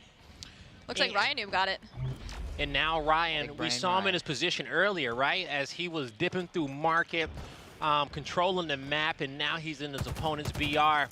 Sees Lethal in the corner, gets a deep dynamo, trying to win the battle against Royal, gets a dynamo on him as well, gets the call out. There's the cleanups, and here's the pull, but he has to deal with this fight inside of BR. He has a little bit of juice left on that OS to be able to win this without much trouble. Let's go. There's the help. And there's the patience from Ryan. He'll be able to put 3 shots on this player back alley. Can't finish the kill, but his teammates are making some moves with this flag. Well, not yet, at least. It's still going to be up top in the BR. I wonder what happened to his teammate that traded was with next him. to him. Yeah, right? I thought he was going to pull that and go after they got the 1 kill. I didn't get to see what name it was, so I wasn't quite sure who he died for, but well, that's a flag reset there. It didn't go too far. Rockets are up, though. That's the most important thing to note. Frosty knows that he'll get a good look. Lethal is close by. Actually, Lethal is dead, getting taken out by Nick. Sparty at front door. He'll back out, reposition. And Snakebite actually was able to get the rockets. He used the grapple. I think he used the grapple, yeah. Now, into the base. Down. Oh, he's got some confidence. He's going in there. 1 player down, he swings up there. Frosty got 2, though. He's feeling comfy. He's looking for the next. He finds the last 2. Pulls out the BR. That's a double for him. Still 1 rocket to utilize. Oh, my gosh. Oh, he didn't get the grapple, but he gets that. That is positioning as he is shooting on bridge at these players spawning in the corner. He still has to deal with Sparty, and he'll be able to take him off that heady. Snakebite gets going to the respawn. I don't know if I agree with charging in on that because OS is coming up. I think if he would have made that jump up to BR like he originally wanted, that would have been a better play. Yeah. But once you miss that jump, I think you just go back to rockets there. Okay. I think he was just trying to apply pressure. You know, against a team like EUnited, they make the big brain plays. You can't give them time to think, and that's how you win. So I think that's what he was trying to do. Unfortunately, it didn't work for him, but did not. Also, too, as well, one thing that Sentinels know is that they're going to get the most map positioning out of the utility in which they have. They have multiple kills down, so they say, okay, how much map control can I get? And it's like a natural instinct for them. So I agree with that. Applying that pressure in, that allowed EUnited to still feel a little uncomfortable and for that OS to cleanly go over towards Sentinels. Sparty takes down Lethal, able to clear out his base. He's want to get Frosty next. He'll get the call out, but it has to start now for EUnited to start building up some momentum. And I think it will. We'll see if they can start winning the gunfights they need to. I think with Lethal being in their base, EUnited has been down numbers for the last, I want to say, a minute or two. Lethal was in her base for a good 30, 45 seconds, and they're still 2 dead right now with only trading in 1. Lethal just falls. So I don't know what they need to do right now. They've been on EUnited's side of the map for probably the entirety of this game at this point, with the exception of that one flag run that they unfortunately didn't succeed in running. Yeah, I was surprised Lethal actually pulled that flag because he was the only one on their side of the map. I probably would have gone like BR and just been like a complete menace until the rest of my team pushed up. Now, he knew they were there, but there's an opportunity for, because he was fighting Spartan and Alley. If Spartan weakens him and decides to leave, they're fighting 4v3 on the map. So he pulled the flag to just taunt them a little bit, like, look, you leave me, I'm running this. You cannot leave me in your base. Because that is something people do. Like, if you're overextended, you're by yourself, you're irrelevant on the map. Especially on this map where you can't have any line of sight past the wall in front of you. Yeah. Yeah, you definitely don't want to put yourself in that position, especially for your squad to get outmanned, you know, because these players, they know how to assess those number advantages and trade out those kills. Once they do that, a little slip and slide, right? That rocket didn't kill, just splash damage. It was a high one, too, as well. That coupled with him falling, just right out of range. If that was me, I would have died. Oh, yeah. Any rocket shot in my general vicinity kills me. If you see it, if you hear it, I'm dead. Yeah. 100%. I've seen it fly past people. On streets, there's the danger. And I've seen it fly through the wall when I shoot it at people. I'm like, never. It would never. It hits me. Now you got Sentinels once again in a power position, trying to move in the base. Snakebite goes on the hunt. You see the shots coming in from Lethal. All the players of EUnited called out there towards the alley side. Frosty trying to do his best, picking up a few more kills for his team. And, you know, he's been doing a great job kind of playing defense on this side of the map, guarding the tower, making sure he slays out anyone who dares to challenge those rockets. This is his territory as his teammates are trying to get aggressive and get in the base. That was a huge kill from him. His team went 3 down. He drops, kills the guy alley, and forces the other guy on the other side of Rockets to turn around and fight him. Because if he loses that kill, they're already 2 push, and they're going. They're flying. They're BR control. They're lockers control. They're everywhere. At the score, Frosty 13-8. You know, the only one who's matching his energy on the other side is Nick, having a good game to start this series off. He's 14-10. The 2 most lethal players in the lobby for now. Ooh. And Raya, he'll get stuck by Frosty as Frosty looking to push through his opponent's front entrance, clearing the corners. He got 3 in front. Was able to hit 2 shots with the Bulldog. Spartan quickly picks it up, and he's able to get the double kill. That should give EUnited the peace of mind just to be able to move out a bit, but it seems like they got a little bit of PTSD from how this series started off, Mashlin, because they just know that, is it safe? It's like, is it safe? Can we go? Should we push now? Do we still need to slay out once again? They're trying to at least get a good 3 down so they can move out, get these power weapons, and get the power positions, and they have finally done it. Oh, no, that kneeler. Boy. They left the guy Rockets, though, so they have to kill him, and they're going to run it. Oh, man, if he got that kill, they would have ran it. That's 100%. Wow, Sparty had 17 kills now. Yeah, and he must have heard me talking about lethal players in the lobby because he said, Blaze, I don't know what you're talking about. Yeah. Dynamo's go in the hands of Nick. A few get tossed over, but this is where EUnited finally, they're out of their base, Mashlin, and they got to get that next layer of kills so they can bring the aggression back to Sentinels. They go 3 down. That's not good for Ryan. He's going to have to... 4 down. They didn't get the trade. Unfortunate. So they got 2 choices here. They stay mid-map or they sit their BR. And it looks like they're only going to send 1 person up here because Rockets are about to come up. Oh, there's 2 in here. So they get this kill. They have to go now because Rockets are about to come up. If they don't get these kills, somebody spawns behind them, gets Rockets, and they're 1,000% not getting out. That was a nice nade. That was from Sparty. He repositions. He's going to move in, challenges the fight. He'll win it. He cleans up too. But we talked about the Rockets coming up, and I think Sentinels were possibly able to pick up those Rockets. Frosty is still dominating the tower, rather if he's top Rockets, bottom Rockets. It's his home. Royal 2 taking out Spartan. Trying to control middle map, doing a good job. He knows that Frosty is the player on the other team that he has to control.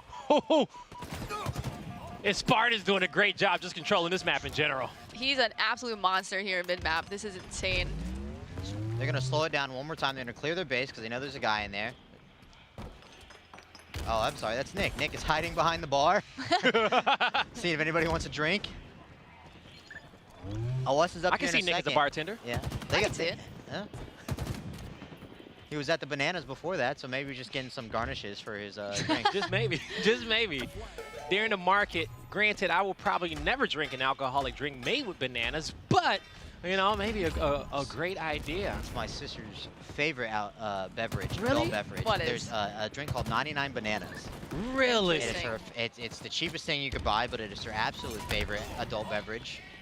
You know what? I won't say that a banana beverage wouldn't be good, but like I was thinking like a banana as a garnish. Oh. Yeah. You know how like brown, on the side, how quickly, like oranges? yeah, how brown it'll get, how quickly.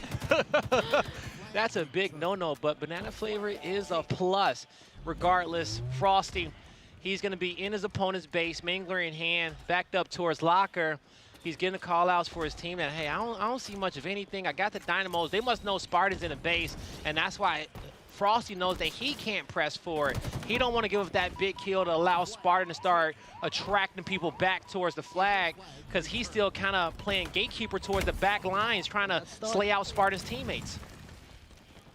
Frosty dying there by getting stuck is unfortunate. I don't know where they're running this. I can't see at the moment. But this is the big kill down here, bottom Rockets. Because Spartan is that Spartan down bottom at all? I did not get a chance to peep the name. Spartan was in the base for a good minute, and he has to possibly... I love that play there. Holy cow. Ooh, Raya ducking. Nick comes in, says, I got it. He is so brave. He stays in. Royal 2, though, checks the corner, knows that he is not out of his base just yet. It is going to be a 3v2 on the map with Sentinels returning their flag back. 18 seconds left on the clock. No squad was able to get the flag at least towards mid-map. They could not get it out of Palms and Satellite, could not get it past the BR towers. As we're about to head into OT, we still have yet to figure out who can close this map out.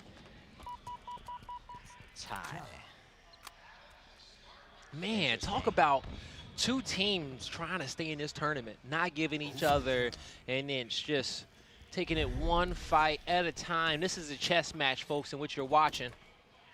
I feel like one of them could be a little bit more, I don't know if they're playing too safe or if what is going on, because Sentinel just comes off a win. Or no, I'm sorry, EUnited just comes off a win. Sentinel comes off a loss. And I don't know if Sentinel's just isn't warmed up. I don't know if they were in their warm-up station or not, but you could score a flag, like on your break on this, our team in and of itself, we score if we win our break in the first minute. 1 minute, our flag is capped. So you saying why y'all can do it to us, but y'all can't do it to them? We did it to FaZe. So that is true. You did do it to FaZe. After the game crashed and then we reset and they crashed again, we did it twice. That was crazy. After every single break, you guys came back stronger. Well, we saw their break and they didn't adjust. No, that was something that we did. We watched the game before then and we were like, all right, this is the play we're gonna do. If we get another shot, it was a play call like, all right, look, this is what they're doing, this is how we counter it. And it worked, absolutely. Big plays having to come out from Spartan, knowing that that flag is moving. This man's taking all sorts of damage. He really is. Sentinel's calling it a cluster strike there, holy cow. He's like a tank, okay? He just soaks up a lot of damage and puts it out twice-fold. You watch My Hero?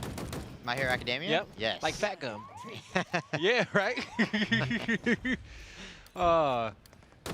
Taking in that damage, putting it out tenfold. But Spartan chilling as he's going to anchor towards his locker. Him and the squad trying to figure out how do we need to make this play. You got like a flag spreader? Here we go. You guys see it. It's an Astro listening. Let's see what's going on EUnited comms. They're about. Grapple at it. Grapple to it. Grapple to it.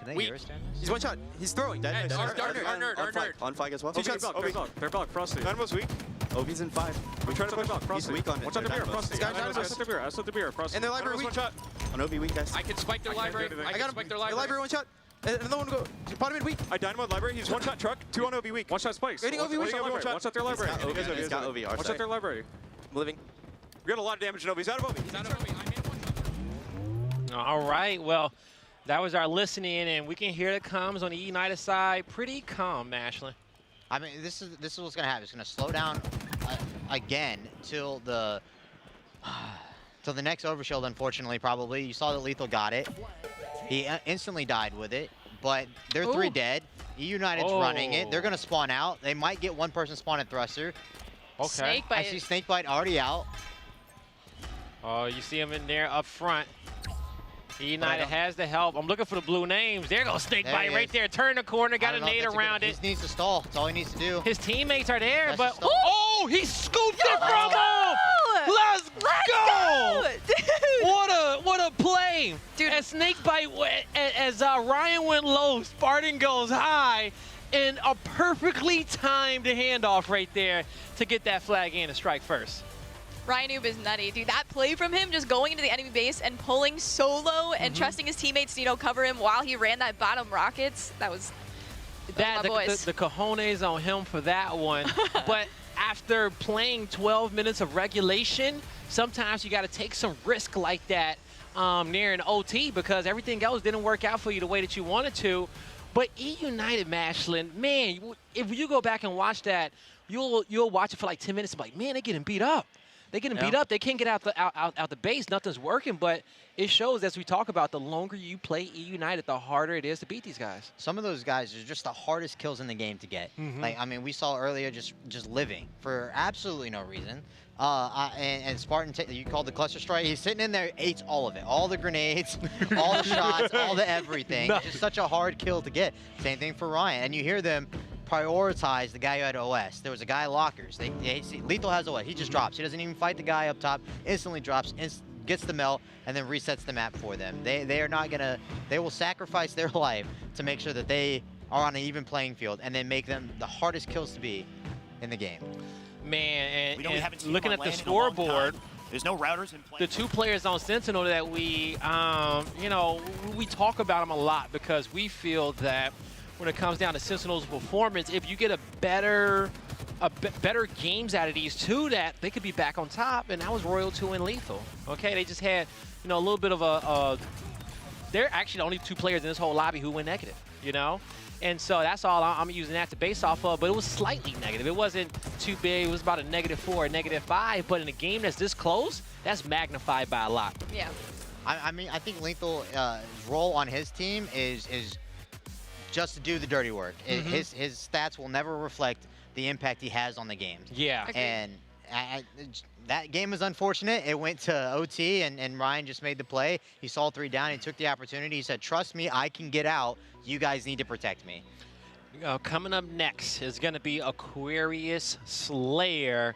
And when it comes to this, Sentinels, hey, this is a must-win map for them, and we'll see if they can get it done. But, you know, Aquarius on Slayer, we talk about some of the power positions on this map. You know, you got car side, you got top planners, top mid.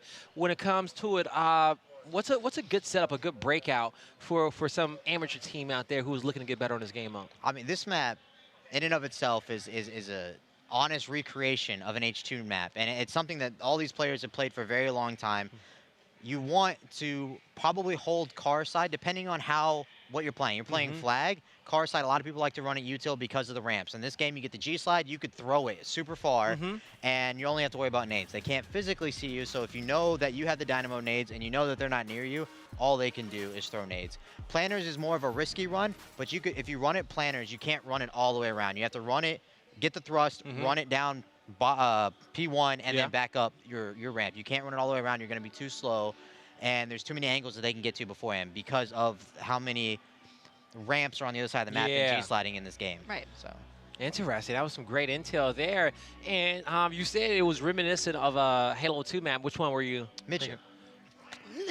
Midship, I'm gonna have to Truth, agree. Zealot, they're all the same map, basically. There's a little bit difference per game. They're all the same. It is. Granted, you are right, and I can understand why it's car side. Outside of having a bottom section of the base, you got the back of the base, okay? That's it. The bases are different, but yeah, you're right. And I knew you were going to say mid-ship, and I was going to be like, you crazy. Yeah. but then Jen co-signed on you. She was like, yeah, he right. I was like, okay, y'all I mean, right. you're calling it car. The reason we call it car is it was Carl, I'm midship. Yep. Yeah, so, all right. So I definitely agree on that one.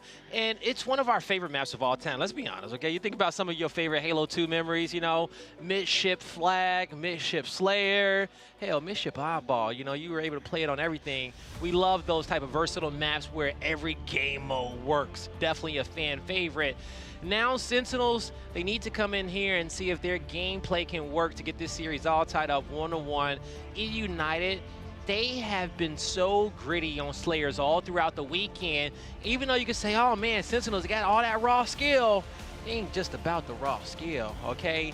You gotta have the brains to bout, and you gotta be able to put it all together with the teamwork. Here we go, it's map number 2 between EUnited and the Sentinels. Aquarius on Slayer.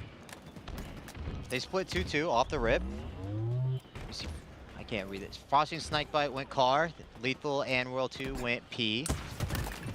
But they are losing every single gunfight. 4 dead for Sentinels. I don't know if Camo's still up, but this would be perfect time. They're looking for the thrust. They know they're gonna spawn car. It's so funny. Like, if you looked at Spartan's face when he got those 2 kills, his eyes blew up like, man, we cooked them to start. The breaks are everything, and we talked about it the last time we were on the couch together. Ryan just knows, and especially since this is an old map in terms of the layout, I'm sure he has 17,000 ways on how to open on this map. You know what? Halo's a respawn game mode, but traditionally, you know, I come from single life game modes like Gears of War, and the initial is everything in those games, you know, and how you start it. It don't matter if you even go into the respawn, because once that setup is there, that's how you set the pace for the rest of the map and force your opponent to have to take those little advantages away from you that you acquire early. But if you hold them right, then you can continue to build on that lead, just like EUnited is doing now with a 4-kill lead. Things are starting to work out for him, Jen. Dude, Sparty on LAN is just a whole different Sparty. You can see him in his face cam. He's so hype, and like, I feel like once you get this train rolling, you cannot stop it. Spartan is just so hyped up right now. It's getting me hyped up, bro. What blows my mind with what we just saw is Sentinels went 4 dead, but they still got the camo somehow. Royal 2 had it. They cleaned him up instantly.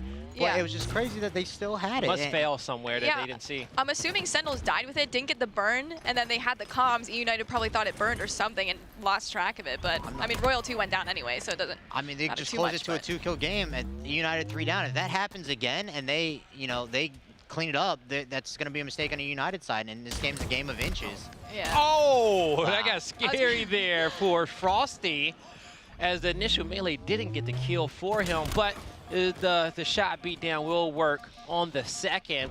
And so far, he is comfortable in the base. EUnited up 1. Then another camo goes in favor of Sentinels. Lethal gets some shot bottom mid, but he's going to be saw. But he stays alive, turns around. He'll be able to help and get the double tie game.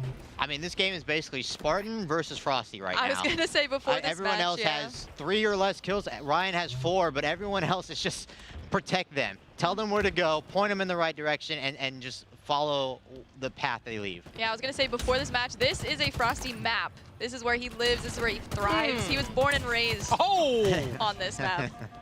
The discipline. He says you can have that.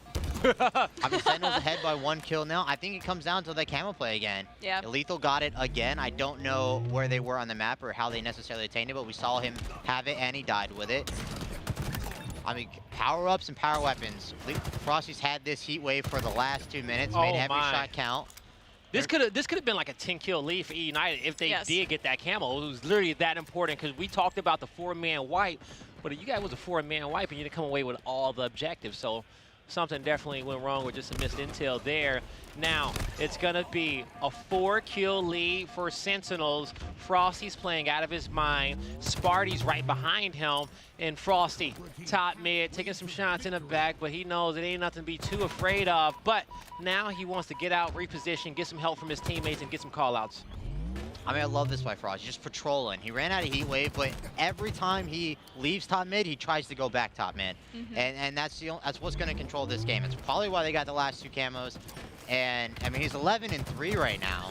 We said it was fun. Oh my God!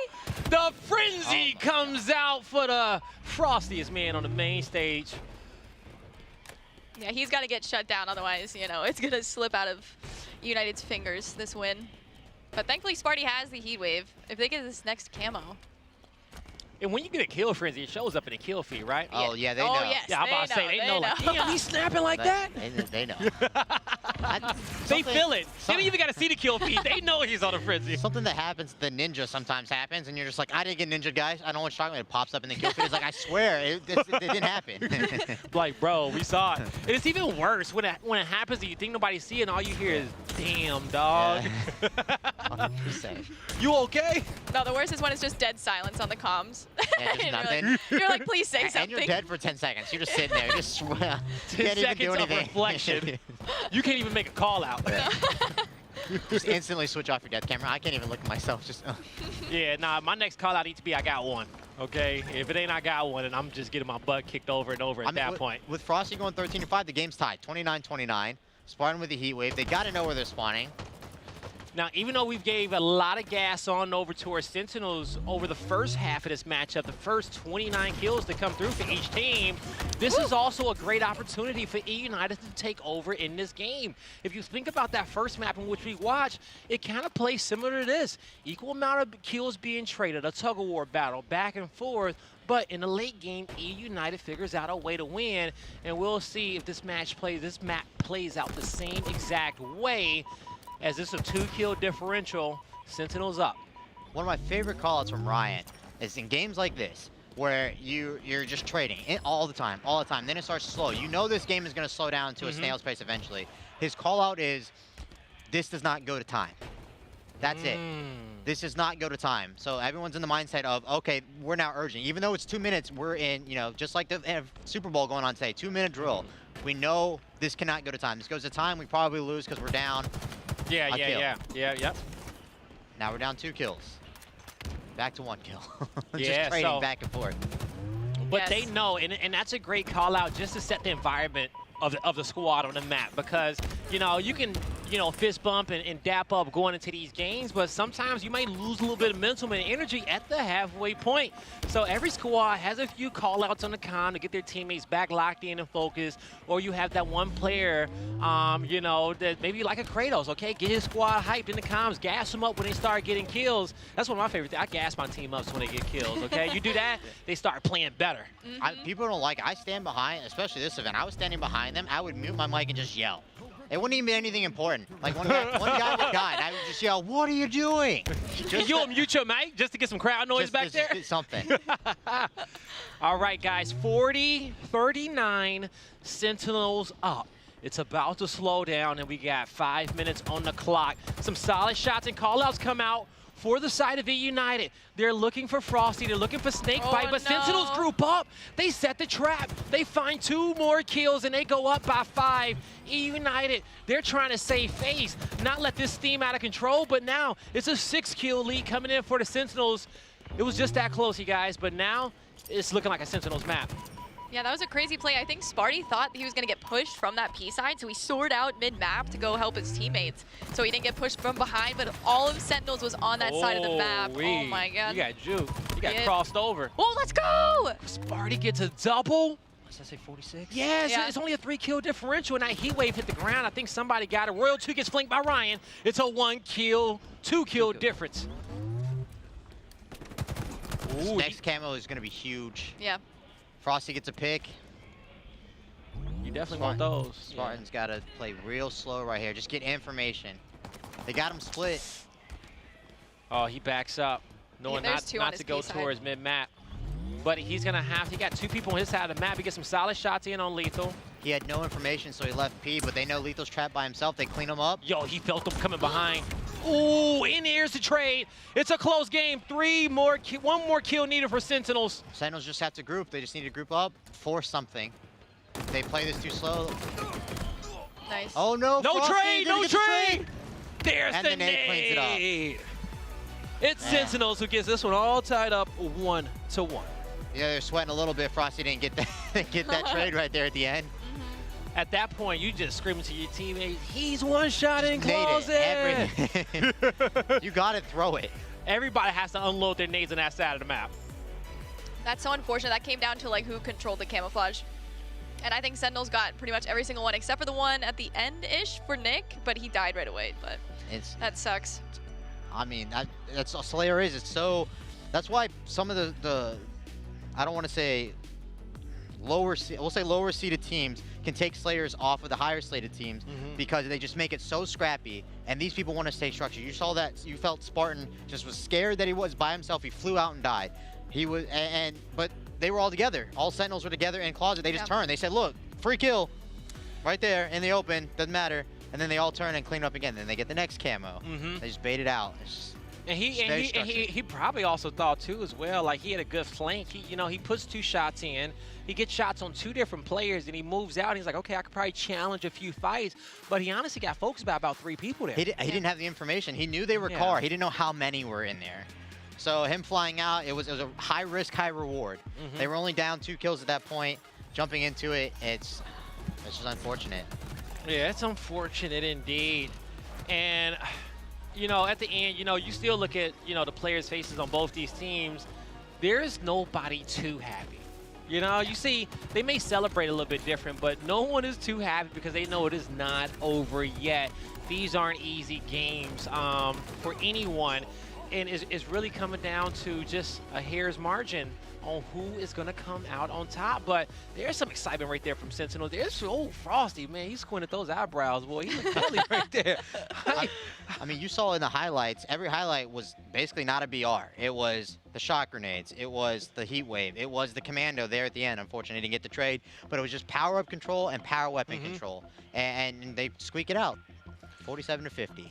That trophy on the main stage is what everyone is playing for. Looking to be your champion of the North American Regionals. Whoever wins this matchup, they still got to go up against Optic and Cloud9, who are looking to do the same. It's not going to be easy whatsoever. And when it comes down to our 2 teams here in our elimination semifinals, they both have had their challenges this season. Counted out sometimes, considered it an underdog. They had their issues on their rosters, but they consistently make it to this point some way, somehow, no matter the roster. And it says a lot about those 2 squads, but now they just have to be able to tighten up a little bit more and become more consistent to be champions. I don't know if EUnited found that missing piece. They came so close last event. They're coming back this event. They could beat Sentinels. They're going to go into the Optic Gaming match riding high. They beat them last event. No, they played FaZe last event. I stand corrected. Yeah. Did they play them earlier in this tournament? Who? EUnited play who? Optic? Play Optic. They did not play Optic yet in this tournament. Yeah, no, 2 different pools. They didn't get them. And then at the last event, I think they would have gotten them. No, but FaZe eliminated Sentinels. Seminoles took down Optic. Okay. And then that's how we got the EUnited matchup. EUnited for the winners finals. Got it. Grand finals. Here we go. Live Fire Slayer. Live Fire Oddball. We just played Slayer. I'm all over the place. It's been a long day. It has been, man. Truly, it's been a long weekend in general. But we hope you guys at home have been entertained no matter where you have been watching all of the Halo action, whether if it's twitch.tv/Halo or twitch.tv/Xbox. They both the same, okay? You still showing love, and we appreciate you. Now, in this map 3, only one team can get the lead going into that map number 4. And we're about to find out who all the power weapons are going to go in favor of EUnited. The sniper, the heat wave, Sparty, he's feeling comfortable. Let's see what he can do. I was having a debate about this set of weapons earlier, because rockets and snipers called T2. Yes. T2 combo. What are we going to call this? I call this the Lucid combo. The I'm not Lucid gonna lie. combo. Why? Yeah. Because I feel like every time he's on this map, he always has a sniper heat wave. I don't know why, and he shreds with it. Yeah, no, he really does. I'm with that. Oh my God, that's a spree. Well, Sparty, he once again starts listening to our broadcast and making points. Why you want to call it Lucid? Okay. Am I not good enough? I go on a spree to start the game. I'm sorry, Ty. I'm sorry. I take it back. Well, Spartan, he'll be fighting for the name. Chat, you can let us know who do you call the combo. What do you call the combo? Because like you said, T2 is rocket snipe, but now you got a heat wave snipe. Lethal, rotating towards his teammates, trying to get down low. Ball is still up. You got 1 versus 11.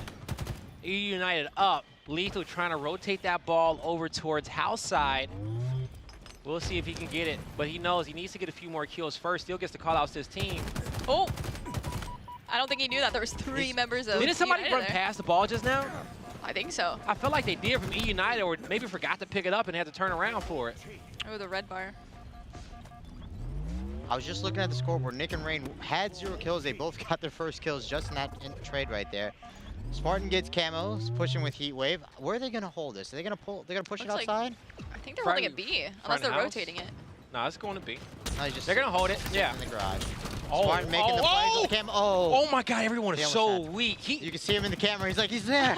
Yo, imagine like so right there. That's a horizontal heat wave situation. Oh, 100%. That was. Horizontal heat wave. That is that's a quad for you. Now Riot will hold this ball back green, and EUnited, they moved this ball from scoreboard towards the side of the map. They're feeling comfortable. They're feeling relaxed a little bit. Riot tried to clamber up top and keep the ball alive just a little bit longer, but he'll reset. Who's going to be close to the ball is going to be EUnited, ready for the pickup. Snakebite's been in California too long. He just wanted to jump in the water. He saw Ryan do it. He said, that looks fun. He just couldn't take follows the him heat, right bro. in there. Yeah.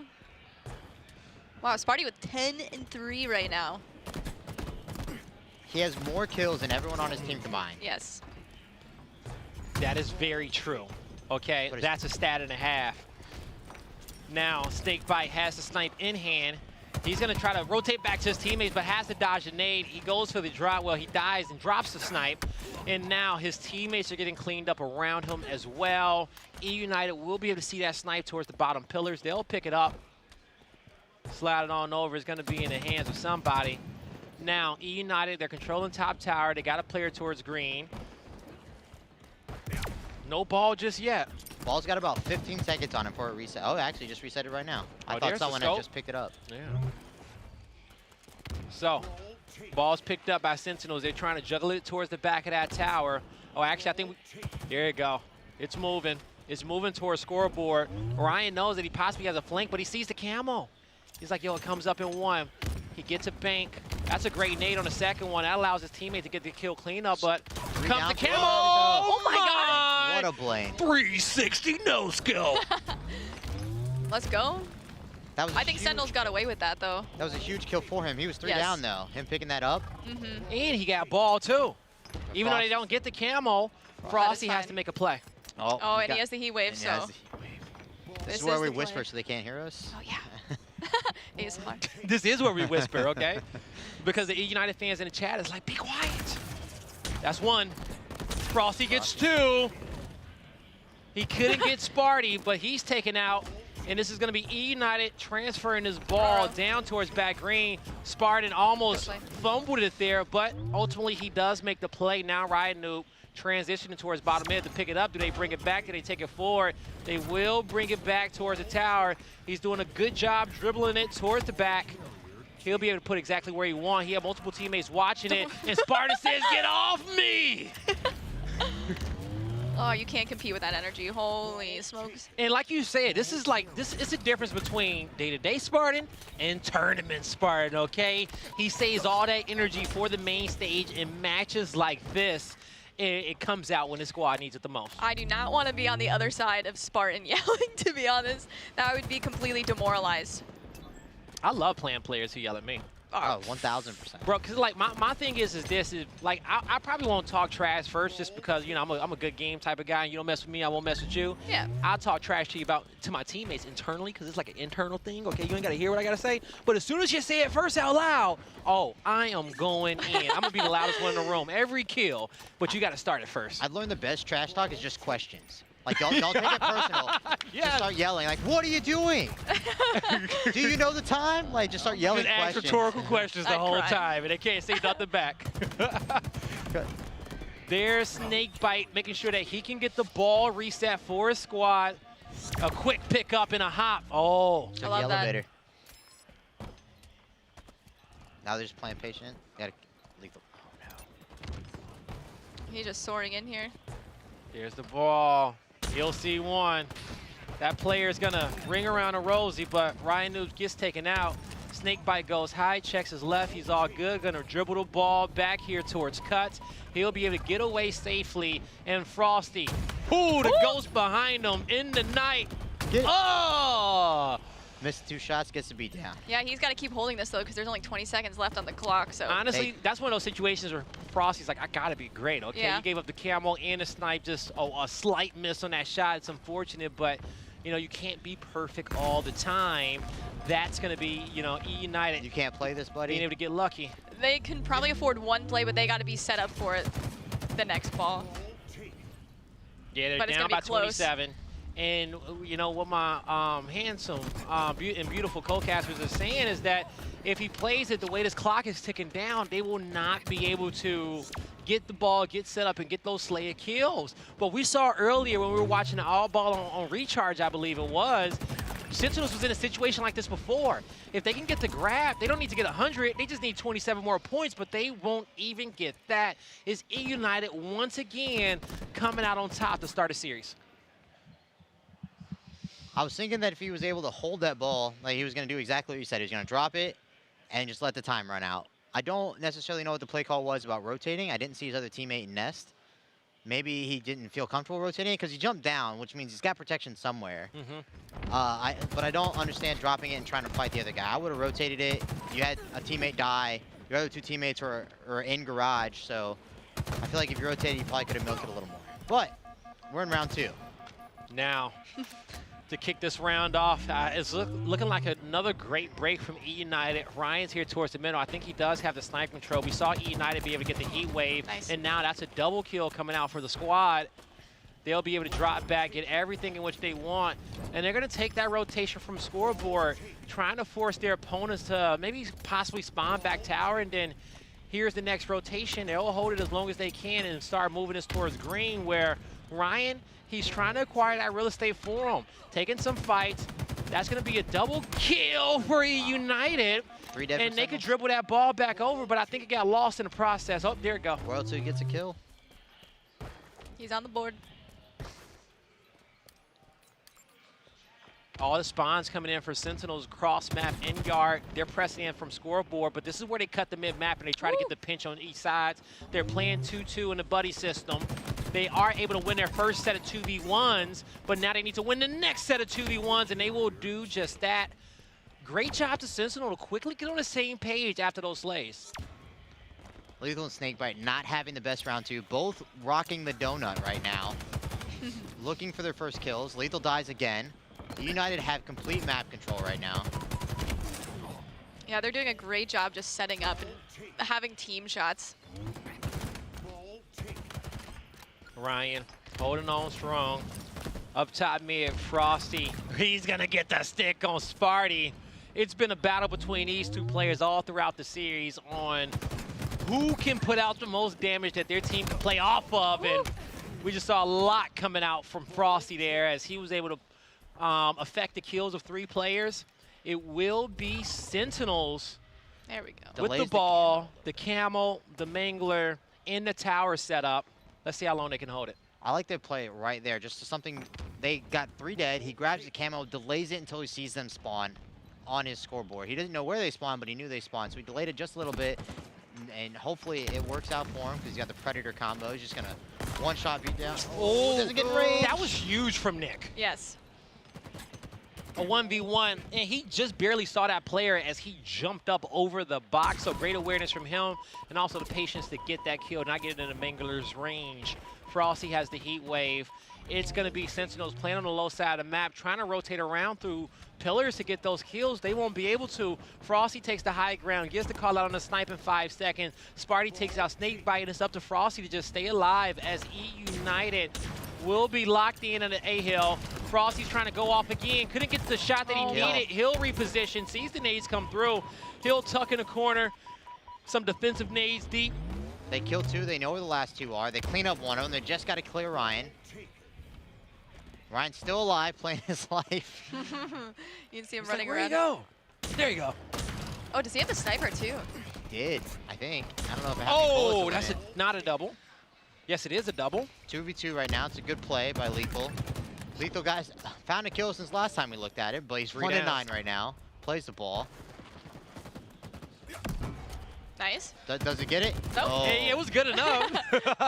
That's like that 55-yard field goal you try to kick and you're just like, oh, Also, the why? beauty about that shot, too, as well, is as that player's falling, you're getting shots on his legs. 100%. You know what I'm saying? So just from the angle, it worked out really well for him. Now Royal 2, he'll be able to find a double, and he is actually popping off this map, 12 and 5. This is what Sentinels need from him. Now, Lethal said, y'all talked about his last game. It's okay. I got to get my dirty work done, but I can also slay as well. He gets taken out. Frosty will be able to pick up the quick snipe. He'll reposition one shot in the chamber. What can he do with one shot? What can Frosty do with one bullet? We'll find out. Who's pushing in? Oh, apparently nothing. Oh, no. I'll set him up, though. I was trying to give him that alley It's hook. like caster curse Yeah, right yeah. there. Like, everybody on Halo Social was like, yeah, hit that shot. We got a clip. We got a clip. I already know the emotes I want to use. Now Frosty is taken out. It's going to be EUnited. They're going to be 2 down. They're trying to press up back arena to get these slays and keep the pressure on Sentinels so they don't feel too comfortable. But Ryan knows that, hey, this is not my time to fight. I don't have my teammates yet. I need to protect this close game and not let it spiral out of control by aimlessly pushing. He chooses the right time for the coordination, ball play, multiple kills acquired. It's a 4v2 on the map, and if EUnited can stagger these kills, it puts them in a fantastic position. But now, a 2v2, they're going to go for the ball. It's pretty much even Stevens. It's it across the board, even the kills. It looks like Sentinels has 33 by my count, and EUnited sitting at 32. He's just playing. So many people just died. Yeah, they did. But that's how this series has been in these scrappy situations. You know, it was EUnited who struck first, right? They got round number 1. Yes, they did. And now Sentinels is looking to get this one all tied up, 1-1 again, and they're close to doing so as they have the lead now by 20, 25 points till victory. Frosty, he's chilling back A. Royal 2, the first line of defense. He'll play up on snipe, but he also knows EUnited's going to play up on snipe as well. So they set up a play to take the 2v2, get some early damage, trying to play for these kills. Snakebite's in a little bit of trouble, but he challenges the fight out wide. There's his teammate on the flank. He'll protect him for now. Snakebite, Royal 2 work together to get the double. Frosty's retreating, making a call out, but it's Sentinels rotating the ball to green. As you can see on the map, there's nobody near. We're all tied up 1-1 in map 3. Royal 2 was popping off that game, and even Frosty, even though he has like 13 kills, I think he was a one-man army that entire game, just putting in damage left and right. I think he was like 1v3, and he was not scared. Here we go. Talk about a series being gridlocked, okay? This one round means so much for both these squads and the fans, and it could tell the tale of this series. Heavenly is going to be so crucial going into map number 4. Ryan tried to stay alive as long as he could in the corner. Nick will be able to save him for now. He'll get a double, do more than just save him. He'll hop up too. You saw it there in a split second. He did 2 verticals, 1 horizontal, 1 vertical again. He's And they switching so fast. But they were all like, he had intention behind each one. It wasn't any random switching right there. No indecisiveness, no gripping his right stick too hard and just accidentally clicking it. Well, at least if he plays bumper jumper, it worked out for him very well. Solid shots from Nick. That's not a play ball. Oh. 3 dead for Sentinels. They spawned with him, though. They spawned in garage with him. Uh-oh. That's such good spawns for them. This was Frosty staying alive. He said, give me both of these. Give me both of those. This is my combo right here. Got to reload those weapons.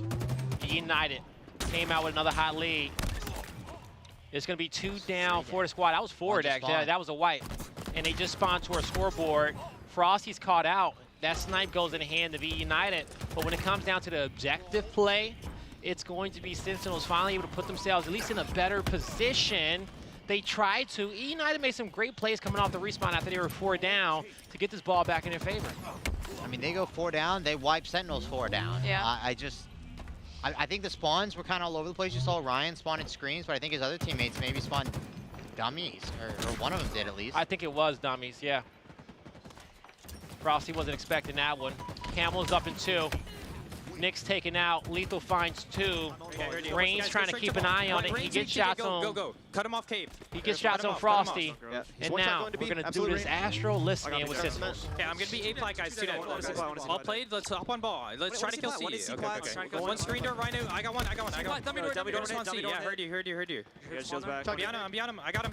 That's 2 dead. I'm bringing the C. There comes C. We're going C. Guys, one tower. I got you, TJ. One's bottom mid rain. OS, on OS, deep right. Dude, rain one at Q door. And one's bottom mid. Nice. Top mid. TJ, small door, PJ. I got one grounded. Two top mid, one top mid. I need open OS. Alright, Brad, you're I'm good. Let's get top. Good time, TJ. Yeah, go. I got it, TJ. Okay, I have like 2. I think the play we saw as soon as they went into the Astro listening is probably my favorite thing I've heard from any team. They're just agreeing with each other. This is the play call. I agree. Let's go. Yeah, we're going C. Okay, cool. Hey, yo, one thing is I can't understate is acknowledgement of your teammates' call-outs, okay? And even when he says, Teach, I got you. Don't worry. He says, you're okay. Don't worry about behind you. Worry about what's in front of you. Little things like that allow your teammates to get on the same page and play more consistent because everybody's mind is running 1,000 miles a minute. I want to know my teammate heard me. I want to know that you got my back, whatever you can do. And we heard the calm call-outs from Sentinels, and they are trying to rally back and get this one all tied up. But it seems like the pressure of EUnited, it's just suffocating them. Oh my! Oh, maybe that pressure of Spartan as a whole is something different. I'll do it. That was so close. Ryan was looking for him. Frosty spawned up. Well, was at the nest. He'll get the cleanup. But the ball resets. Camera's coming up. You see. Where's Snake? Snake bites cuts. Lethal's dummies. Go for the camera. Played it over there. Composure. We saw how important this was the last game. Composure. And he hasn't shot anything yet. There he goes. Ooh, composure. Oh, I almost thought he stuck him. Composure. That's 3 dead. Sentinels. Grab the ball. They'll get the ball. He says, oh, he was like, give me that heat wave, bro. He said, take this. I got the ball. That's a teammate for you. And Lethal will have ball in hand. Not a lot of time left on this camo. Probably about 5 seconds. There you go. But you still got the Snake himself in the grass. I don't think they know he's here. They're gonna know he's here. Looking to strike. But somebody's back tower. Sparty likes to play on Frost. He gets the back smack. Oh, he's calm. He's cool. He's collected. Ooh. Caught off guard. That sucks. He gets one. He moves forward. He knows he's behind his opponents. And there, he's able to find 2. He'll pick up the heat wave once again. 6 shots left to work with it. Now Snakebite is going to dribble this ball over towards the house. He'll get it tucked in this corner. All the spawns for EUnited will be at green. They just peeped it. He's dribbling, trying to get the crossover. He says, take this ball. I got to get back into the fight with the heat wave. And Spartan will find a few. We'll see how he's going to be able to deal with Snakebite and Frosty as they're going to be guarding Lethal with the ball. Spartan some solid shots on Frosty. He's able to get that kill. It's going to be Snakebite dropping back to the rest of the team. EUnited, they will be able to get that heat wave, and they may even have the sniper as well. They took the lead for a split second. Frosty, if he could have lived there, that would have been huge for him. Him holding the flank at the end. But it doesn't happen. Camo's coming up in a second. This is huge. It's so close. EUnited needs 10 to go up in this series 2-1. It's going to be Sparta with the camo mangler in hand. He is searching. He said, where are these kills at? We need the ball time. That's an easy one. Give me the snipe. Let me show you what I did to kick this game off. He's going to dodge those shots. Couldn't hit the body shot, repositions, knowing that he's getting called out, but he has to be creative with his route. Nade in front. He will choose to move forward, knowing his opponent isn't going to be chasing him. They have the ball locked in. 6 more seconds, and Sparta gets the kill that he needs. That's the spree. That's the hole. That's EUnited up on top. 2-1 in the series. Getting a little scared, Blaze. We said Sentinels was gonna win, and it doesn't look like I told you. has something to prove. Who picked them? What was it? Tony's picks who keep getting it wrong? I think it is Tony. It was Tony's picks who giving it wrong. Tony. Everything Tony said, he's like, yeah, they're gonna win this map. They don't win this map. Okay. Who did he say was gonna win this? He said, or it may have been the last series, like after he got up, but Tony was like, Bazaar was gonna go towards. I think it was like he was saying Bazaar was gonna go towards Pioneers, and it went EUnited. Then the next map, he was like, "Oh yeah, this is EUnited all day." Went Pioneers, so it was it was fun. It was fun. But there you go, EUnited coming out on top 2-1 in the series. And so for now, it is Sentinels who is feeling the most pressure that they have probably felt in a very long time with this team of 4. And this could be a monumental moment in HCS because if this Sentinels roster is who we think they are, this is the moment where they come back. I agree with you. It comes out of how much practice they actually had coming into this event. I'm not entirely sure what their stream schedule was like or what their practice schedule was like. I saw World 2 streaming a whole lot while they had Formal on his team. So it's just going to have to listen. You see Snakebite right there, the captain of the team. They're all looking at him with the exception of Royal 2. But just got to formulate a plan and clutch up. The reverse sweep starts now. Yeah, it does start now. And so, yeah, Sentinel, it's not even just this reverse sweep. Like, they need to come into form and reverse sweep this series, come back, win the last 2 maps, go up against Optic, do the thing there, okay, win that 3-0, and then get to the grand finals, all right? They need a complete turnaround. If not, hey, another top 4 finish from Sentinels, okay? 2 different rosters, 2 different events. It ain't the worst thing in the world, but it ain't a chip. I mean, you say it's not the worst thing in the world, but you ask these players, it probably is. It's horrible. It is the worst thing in the world. And that's why they're that good, all right? That's why they're on the stage and I'm here. I know I saw an interview with Formal that says the player he hates playing the most is Ryan Noob, and that may have translated to Sentinels. As you see, they're down 2-1 in this series. He probably, like, I think definitely when it comes down, like, Matt understands, well, Formal understands that Ryan Noob is not going to do the predictable thing in any fight, okay? Like, there's certain, like, you know, at this level, players can almost predict what their opponent's going to do, the route they're going to take, because there's a lot of best options. Yes. But as we watch them, we can see how some players take damage and they're creative and just stand in their position just a little bit longer, not doing their first thought and more so doing the second. And you see players win a lot of fights off of that, being not unorthodox. And I think Ryan is the epitome of that as well, because he stays a step ahead, because when he gets into the fight, he's already in your head knowing what you want to do. You know, there's a lot of people that play by the book. I think Ryan wrote the book and is always 2 steps ahead. It's Ryan. Ryan's playing Ryan's game, okay? This is what it's looking like. So anytime you get into a fight, you are never controlling it, but you just have to be a little bit quicker than him in the day. Now, EUnited, they're up 2-1. We're going to have to go into this map number 4. I didn't see what we're going to. Did you guys catch it? Is it CTF? Is it Street Stronghold? Street Stronghold. Okay. Yeah, okay. Ooh, Street Stronghold. I saw Stronghold. Map, I wasn't quite sure. It's either Streets. I think it was Recharge, though, but don't quote me on that. Okay. We're going to find out soon. I guess we'll see. Both will be great maps to watch. When it comes down to your favorite game mode, Mashlin, what would it be?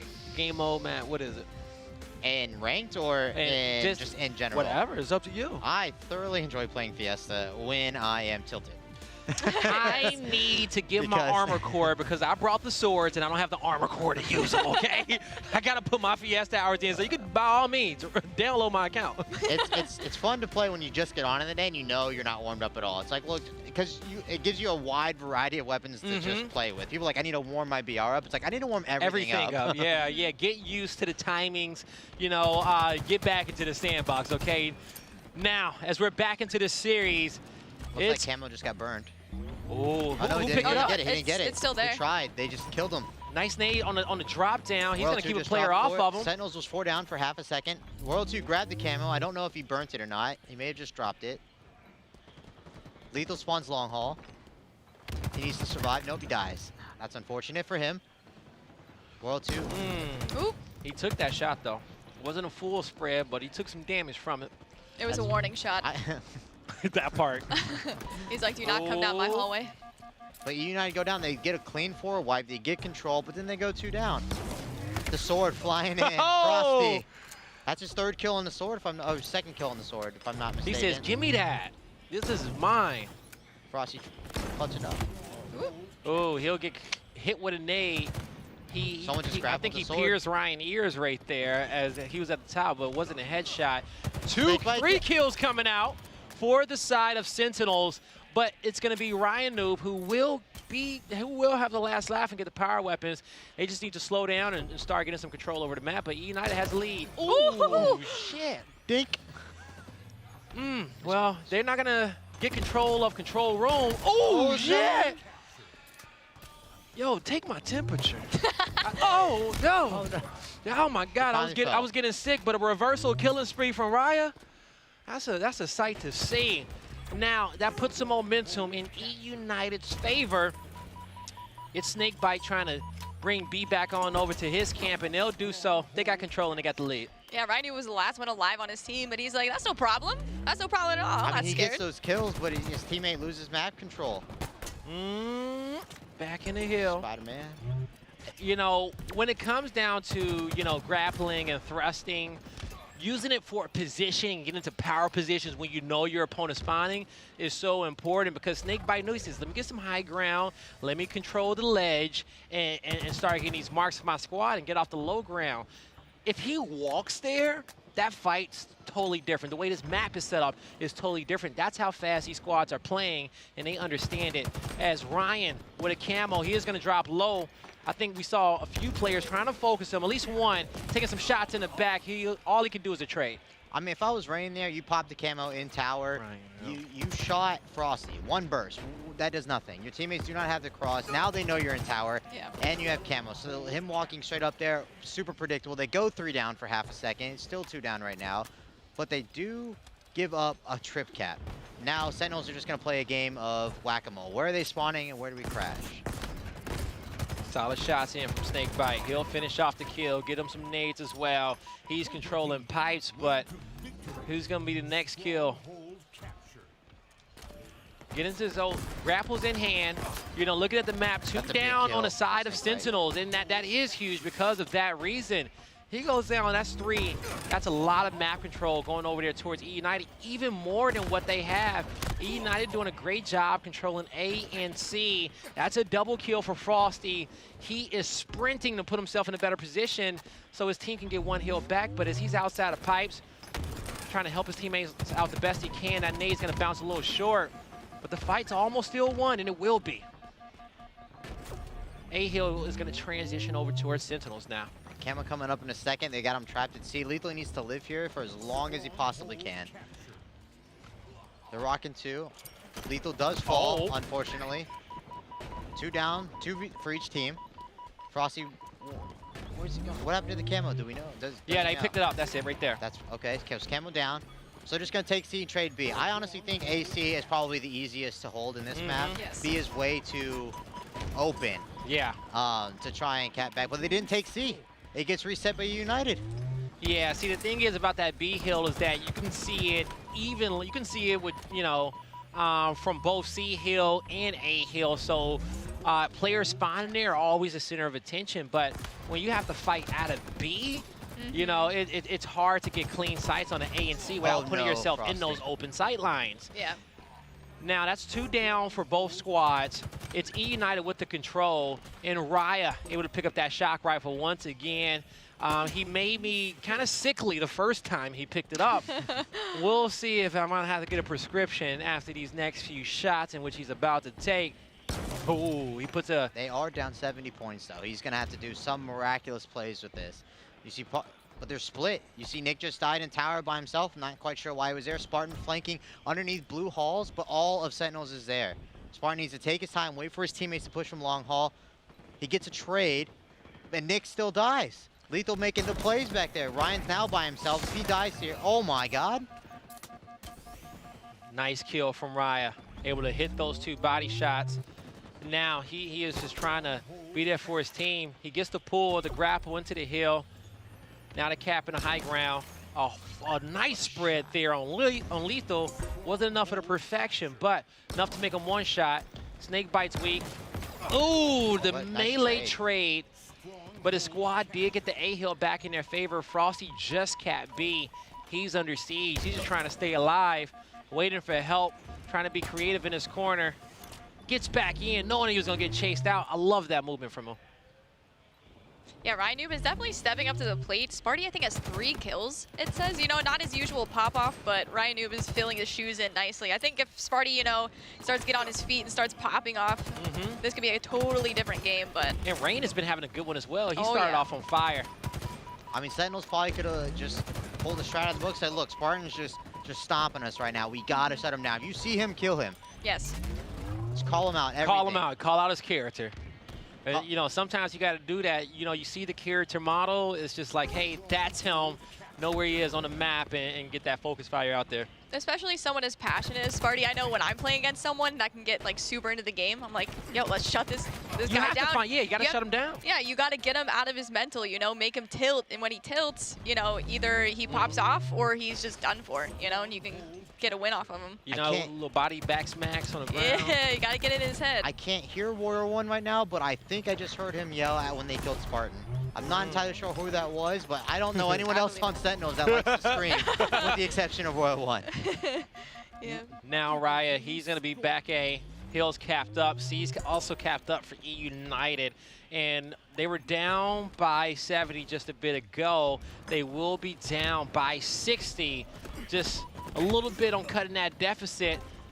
So far, so good, though, for them. They just have to keep up at this pace. This is a big kill as they take down Lethal. That's 3 down on the side of Sentinels, Mashlin. Or they're spawning. They're trapped in pipes, so they have to pick something. They need to play for information. Somebody needs to stay back. See, okay, good. He rotated back. They're going to split. They're going to go 2-2. Too long. Oh, no, Lethal stayed behind glass. I do apologize for that. World 1 gets a kill. Trading. Shock rifle Nick. I think EUnited had the sword as well. I'm not sure if he died with it, but they did have control of both power weapons at one point. Oh no. Looks like the split didn't work. No. Multiple players fall, but I think Sentinels actually has priority in A. They killed the A when they died on C, but they're spawning them C. You see them capping A right now. It's a huge battle. It's a huge battle with Rain. He needs to live. He eats all the grenades. Wasn't quite sure if there was more coming.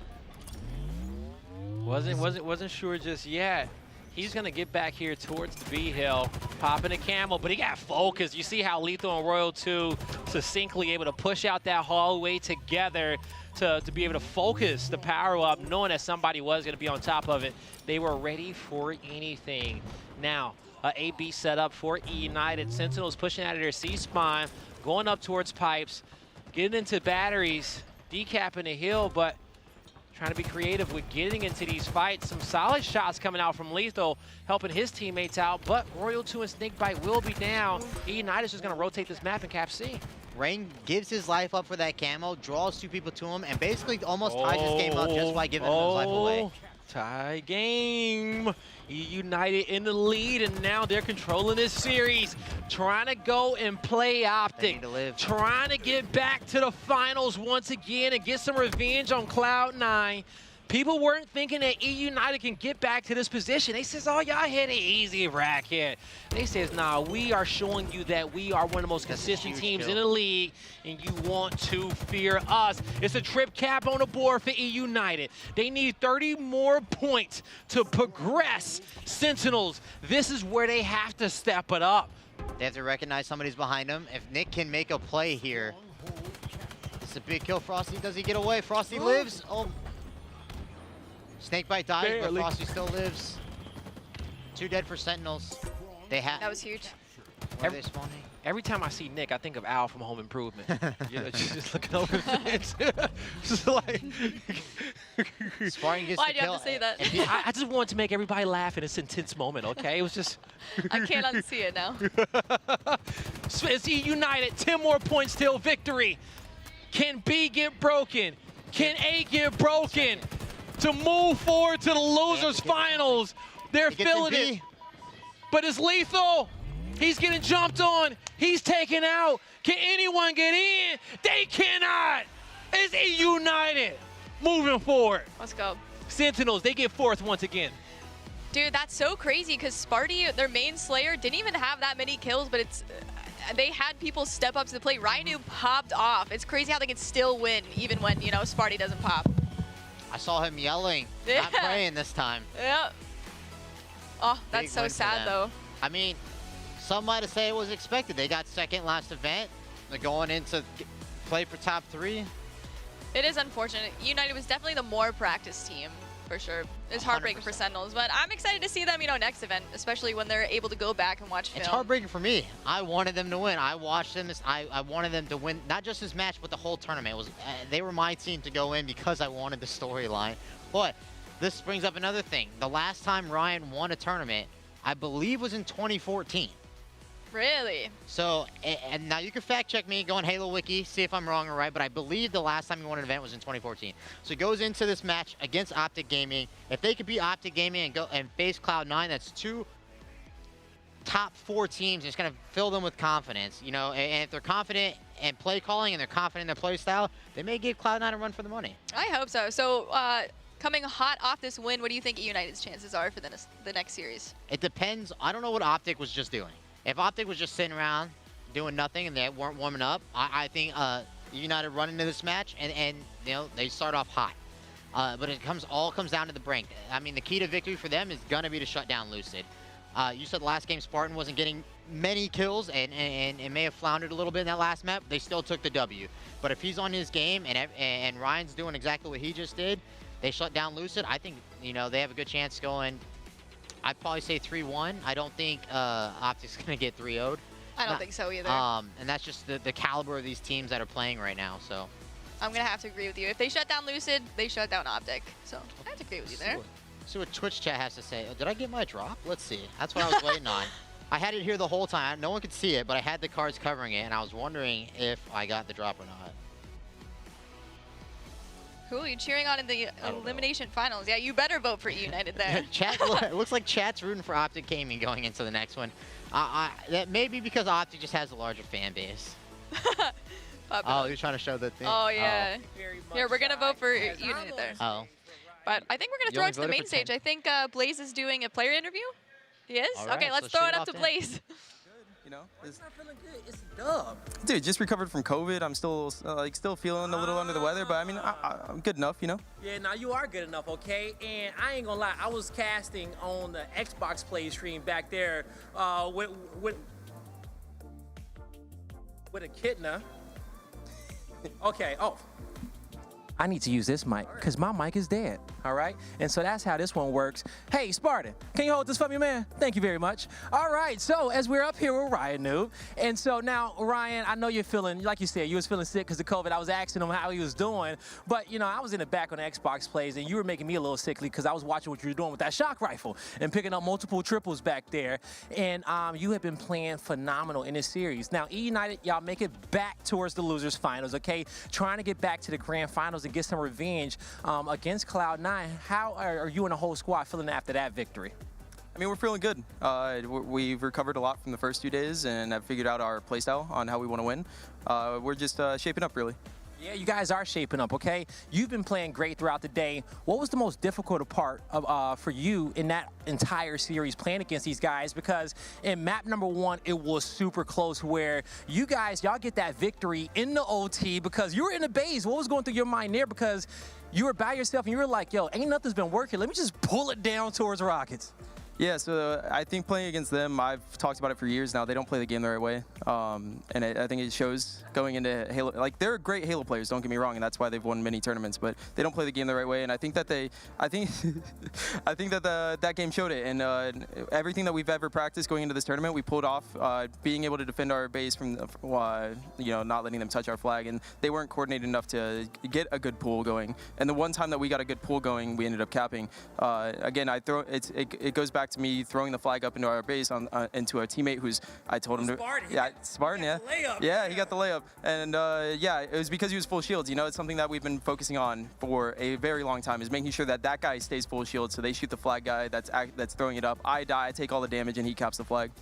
I was watching and I was like, that looks so coordinated, but I'm happy to understand that it was coordinated because he was flying from top BR to meet you there and it worked out. But the entire series is so close like that, but it seems like when people play you guys longer, y'all figure out ways how to overcome them.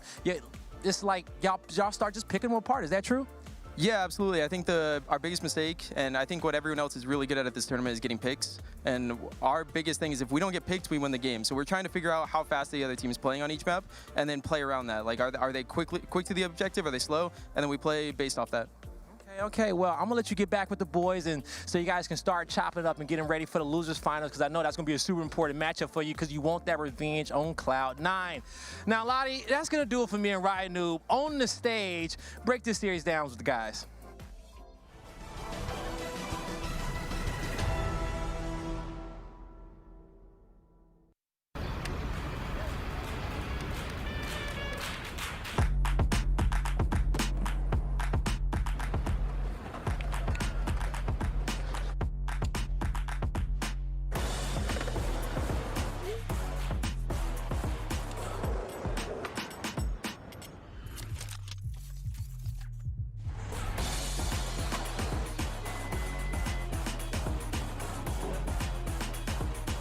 Nice play.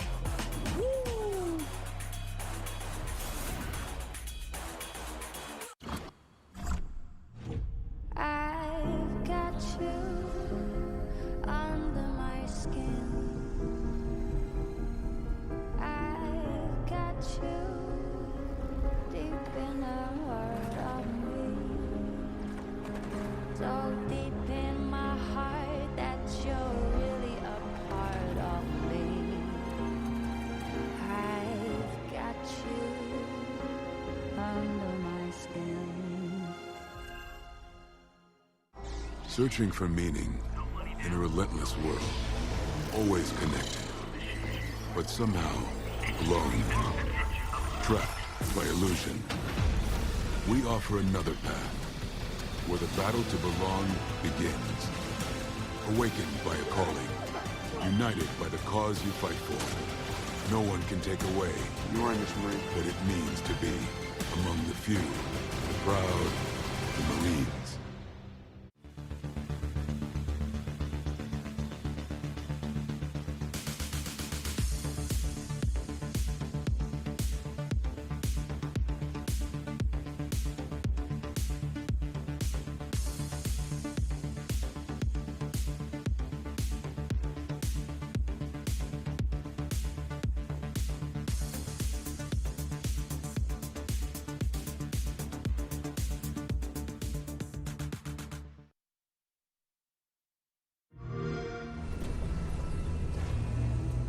We built this facility off the grid to train the next generation of Spartans. To be a Spartan, you must become the impossible. Greetings, Spartan. It would be my pleasure to serve at your side.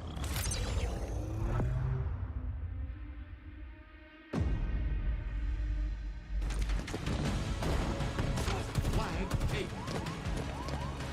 An electric kill.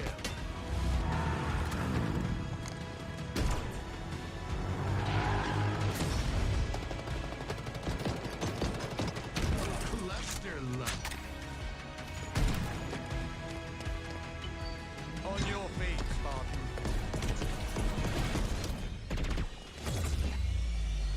Ninja.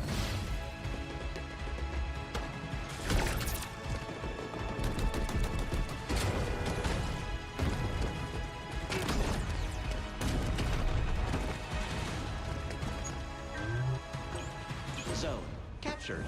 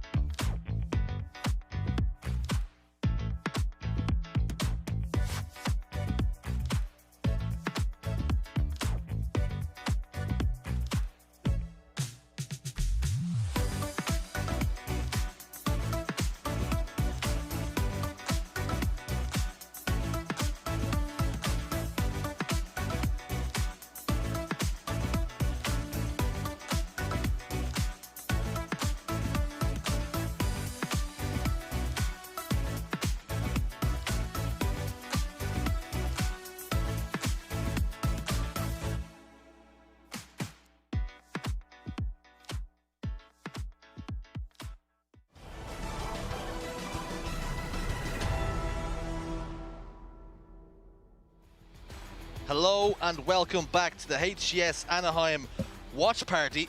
I'm joined by Echidna and EU Burns or Matthew, and nobody's seen it on camera, but we just had a very awkward handshake, fist bump, hand bump just going on there. So here we are back with losers finals. Jen and your two boys. Elimination finals. Come on. Give the losers finals. Get this guy out of with here. a couple of two teams that are quite possibly going to be losers. But we all know what side of the fence these two are going to lie on. Talk to me about why your team is going to win. I believe my team's going to win just because of the momentum that they have behind them. Our match versus FaZe last night was a massive win. Honestly, could have gone either way, but fortunately, FaZe hasn't been showing up in their Slayers, and we were able to take advantage of that and just kind of continue the momentum and take out KCP, Sentinels, and now looking to do the same versus Optic.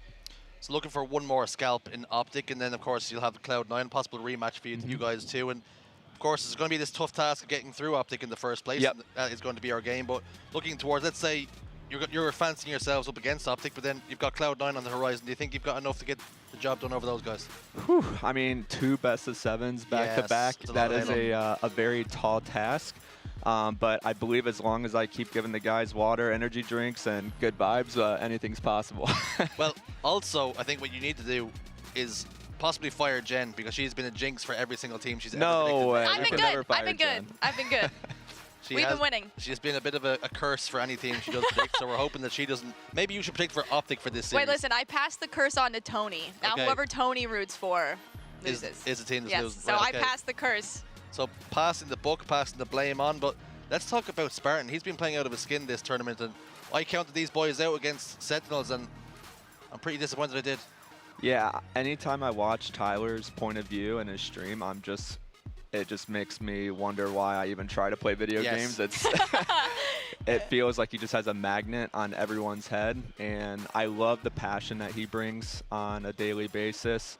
After any time he wins a gunfight that he shouldn't, he lets the opponents know, and I definitely think it's one of his stronger suit, and it gets the guys riled up, and I love it.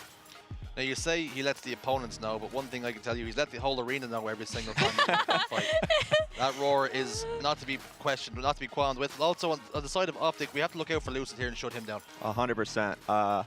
I'm sure everyone that has sat in the same seat has said the exact same thing, but Lucid, Renegade, definitely, in my opinion, 2 of the best players in the game right now. He is a threat. I just feel like he takes advantage of every single weapon, every single equipment, any opportunity he can. He's making game-changing plays, and if we're able to stop him, I think we have a really good chance. Something we're seeing as well over the course of at least today is some of the more experienced players are having slow series, slow burners. We've seen the Optic series, particularly against the boys on Cloud9. We've seen Pistola struggling quite a lot. A player synonymous with success. He has that experience. He's so good. But why is he struggling and players like him struggling, do you think? I'm not necessarily sure. I feel like everyone on Optic are very sound players. I think they all bring something different to the team. I don't think you can always expect one player to consistently go off. Sometimes it just happens on any given Sunday where a player might be trying to find their groove, but not coming from a non-biased point of view. Ola's a champion, and he's come back many times, so I'm sure he'll be trying to find his footing versus our team. Well, of course, you'll be hoping that he doesn't do that here. You're hoping for some more slow starts. And Ryan Noob and Rain are going to hope they can secure the bag here for their team. Yeah, I feel like Rain doesn't get enough credit on our team. I've really enjoyed watching his point of view when I can, because he never streams, which I'm working on, but he just always plays for his life. He's always trying to figure out a way to help his teammates. He's very strategic. He's not necessarily a flashy player by any means, but he does what he needs to on the map, and it's really awesome to watch. I think any player that's trying to aspire to just understand the fundamentals of a game should definitely watch Tim as much as possible. 3 dead momentarily for EUnited. Optic 2 strongholds in their control. What can EUnited do to break the setup? Jen will be on the edge of her seat rooting for the boys. Oh, yes. Dude, I was actually talking to some of the casters in the back, especially after the past few games. I was like, I knew Ryan was a smart player, but I didn't realize how smart he was. Yeah. He's insane. He's thinking way far ahead than anybody I know. It's pretty incredible. I know the comparison of chess versus checkers, but it's like Ryan saves his brain power for the games. He will literally come to our warm-up booth and start shooting bots or playing FFAs like 30 seconds before the match starts. It's like he just wants to reserve all of his energy for matches. It's incredible. Capable of just flipping a switch on a dime. Down in the game for just a touch here. I've got A and C control though. Loser gets a kill in the feed. King Nick trying to drive his men forward. 1v1 against Rain, backing him down. Got 2 to contend with. Takes down 1. Not the best to start for EUnited here. Need to get their ducks in a row. Yeah, I'm trying to. The scoreboard I think is kind of skewed just a little bit. Yes. That's the only thing that's throwing me off a little bit. I was very confused for a moment. Because it says Optic above our boys and then EUnited Yeah, above the other, like, so I don't know who's winning and who's losing. I was like, why isn't Nick shooting Ola here? I was so confused. I was like, what is this strategy? Yeah, I think we might have the colors in the wrong place. That might be the issue. We're going a little bit cross-eyed. I'm no good at maths, I'll tell you that, because it says Optics in blue, but then yeah, so it looks like Red our Optic. team's barely ahead right now. I know our team's trying to secure a C and B setup right now. They really love this setup. They tend to their goal is just to hold this, not give up any easy deaths, and force the team to either funnel through top mid to B or funnel through cuts to C. They will occasionally overextend the A when they need to, but overall, when they get on a rhythm on this map, I feel EUnited's a pretty deadly team. Do you have to give them any pep talks before any games or series? I cannot do that because I wish I was a former Halo pro, but unfortunately for me, it was Call of Duty. And outside of sharing my vague opinion, I feel these guys know it's best. And also, got to give a huge shout out to Chig, EUnited's coach. He's always doing, a bunch of small details that no one sees, and he's a great asset for the organization and for the team. Chig's got bags of experience for previous Halo titles. Yep. That could be instrumental for any team. He knows how to keep these boys' heads on the swivel. Yeah, he does. I told him when we signed him that I was a big fan of his, watching him back in the day on Classic and a few other teams. And he's definitely a very analytical, smart, level-headed player. And I think that's really translated to him having a successful coaching career so far. Something I've noticed about the best teams in the game, they really understand the numbers and what it means when you're up by numbers and down numbers to really take advantage of games. But something I've also seen in the Strongholds game types is they recognize that, okay, if we're losing C and we don't have the resources to defend it, they'll just push the stronghold they don't have. Is that something that your boys have been doing successfully in scrims and indeed the tournaments? Yeah, I think what I'm slowly learning as I watch the guys as much as I can is that they just love to run away when the fight is not in their advantage. Yeah. In doing that, they're burning more time. They're giving an opportunity for their teammates who are dead to spawn up earlier to help them. And overall, that just creates this cycle where they're at least putting the odds in their favor. Even if it's like 10%, it can maybe get up to 40%. And they do a really good job playing their odds. Explains exactly why I'm not seeing success in my matchmaking games, because I just challenge every single thing that moves, no matter what shields I'm on. Yeah, that's how I felt too, switching from COD to Halo. I played a bunch of Halo 2 and Halo 3 pubs, but after listening to Ryan Noob and how he looks at the game from a bird's eye view, I was like, I need to stop running around. I'm just going to plant myself when I spawn, and I'm not going to move to make Ryan happy, even though he never watches me or wants to, play with me outside of a occasionally That's so sad. other match. I know. I got to force these guys to hang out with their GM, but it's amazing too, because you think with a very smart analytical player that he wouldn't have maybe the gun skill to back up his brain, but he's been, in my opinion, having one of his best tournaments so far. I'm really impressed with his gameplay. He said something very interesting in the interview, and I touched upon it on the main stage about how Sentinels don't play the game right. And I distinctly remember making that comment before and how the only reason why they were winning tournaments before is because individually they were so skilled, but as a unit they don't play the game right. Do you think that's a testament to now why EUnited are seeing so much success, because they know exactly how to run the game?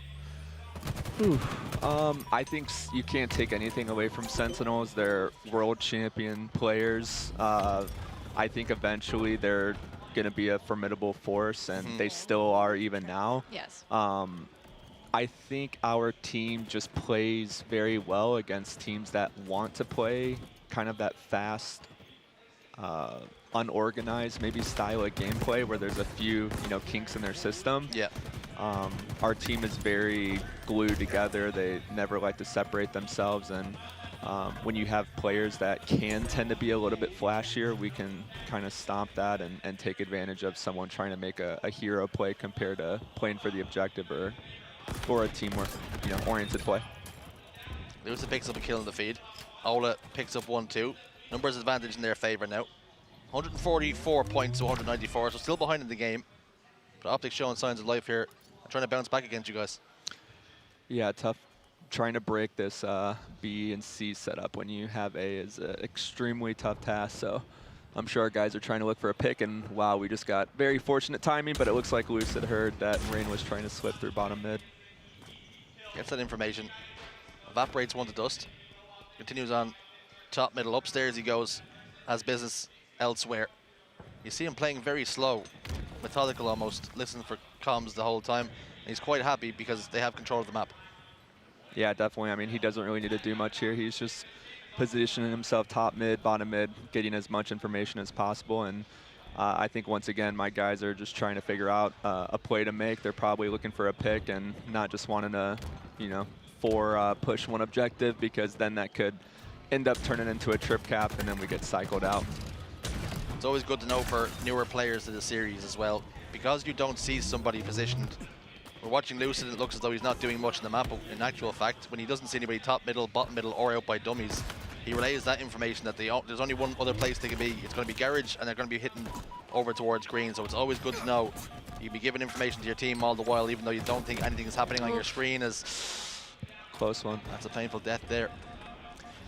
Yeah, I think Ryan was trying to do everything he could to potentially win that fight, and he had a big kill versus Ola to prevent Camo from being taken advantage of on their side. And it looks like they have the setup again that they want. Such a close game here. Yes, it is. I'll say some nails. He's biting nails over there. Jen is invested, you can see. Leave me alone. Jen's in no humor to talk. All eyes on the prize right now. 230 points. Not needing too many now. Optic have to break this setup, or game one will be heading over to EUnited. The two boys, a boy and girl even, over to my left. Your right. We'll be quite happy with that, quite content. Optic have stopped the bleeding just for the moment. Two contests over in B and C. And EUnited lose Ryan in the process. Yeah, this is an extremely close match. It's even hard for me to talk sometimes, because I'm just like, what is going on? I thought we had a really good chance of holding that CMB setup, but Lucid did a phenomenal job playing his life on a top tower, and that kind of gave the opportunity for the other team to slip through and get some necessary kills that they needed. Lucid, hate that guy, right? There's something that you could do. I don't know if you've considered it, right? You're not too far away from the main stage, so if you went over there and just unplugged Lucid's control pad, that is a way of winning a game. Unfortunately, cannot Delete the VOD. Delete the VOD. Delete the VOD. Nothing happened. No evidence. Yeah, now, we're in a tough spot right now. We have to get into something in probably the next 2 or 3 seconds, or this is a loss for sure.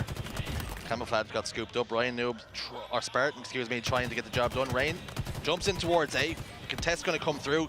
Kills go in their favor too, and now they have got A and C in control, and Optic spawning over towards B. A is getting converted, but you can see Trippy's lost one in the clouds here. Lucid gets that kill. A and B now in control. It's a 249 to 241. King Nick trying to get the contest here. This is going to be huge, these slays. They're going the way of Optic. Incredible end game. Holy crap. That so much just happened there.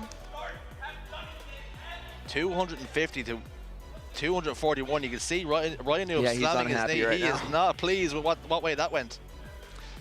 Yeah, it looked like we barely secured A, and then B kind of just became a funnelville for both teams, and we didn't take our time trying to play our life right there. Yeah, I was nervous that they were grabbing the camo at the end, but that's the reason why they secured that A stronghold. But it just sucks that they couldn't stay alive long enough in B.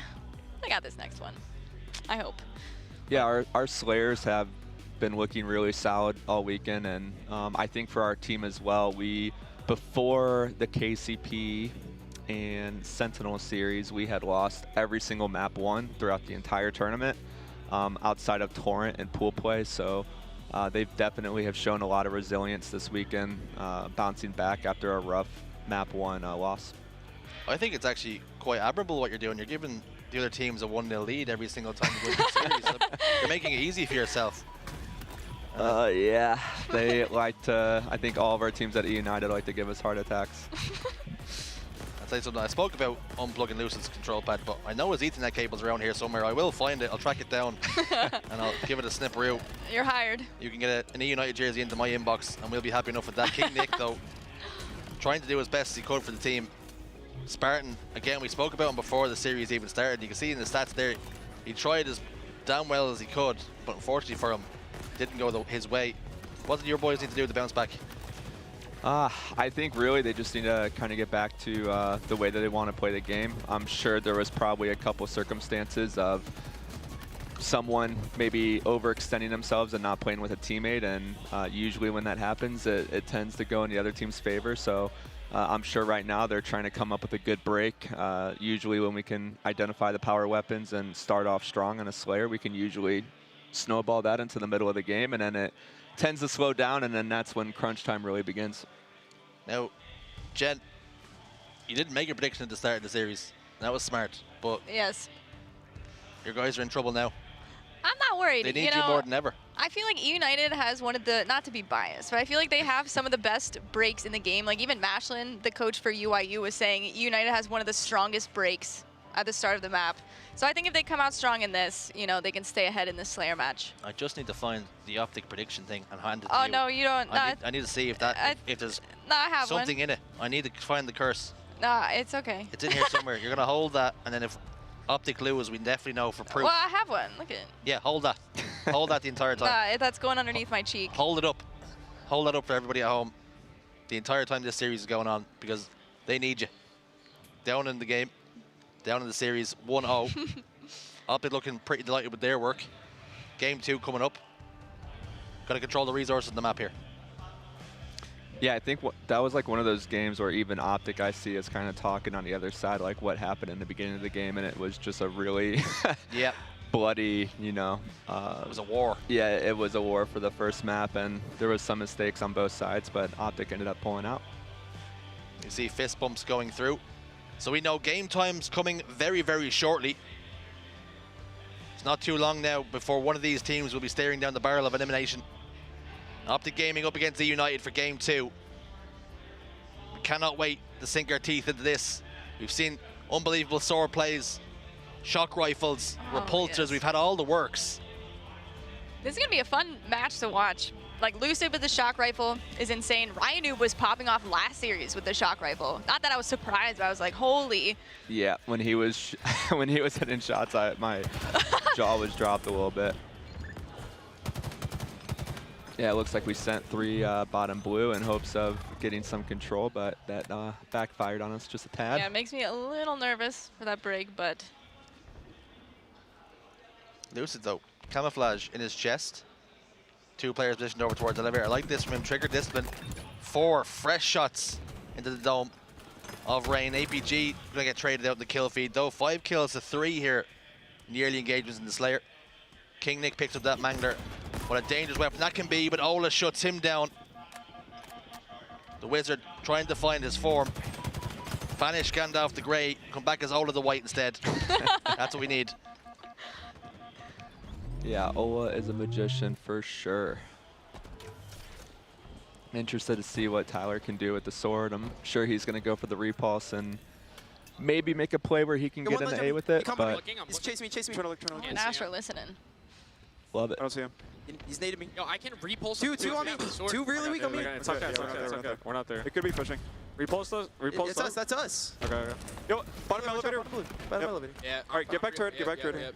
There's 2 red, 1 ledge. Weak. Nothing blue. I'll hold blue with sword. All right. Camo's gonna be 30 seconds. One circle saw me, Ren. I got sniped. I'm fine. Okay. Top red on the BR, Lucid. Red ledge weak. APG. I shot him twice. I jumped up as well. I'm going bottom mid. I'm gonna go bottom mid. Yeah, 1 needle sees Camo me. 25. I'm gonna shoot needles. I'm just hiding. There's a sniper. Back There's a sniper. up. Red ledge. Red ledge. I shot him once. Coming with you? Yep. Can you get to his stairs or not? No, Top cat's trying to snipe me. Okay, Ryan. Sprint out, melt cat guy, and then turn left. Ledge, ledge, ledge. Go.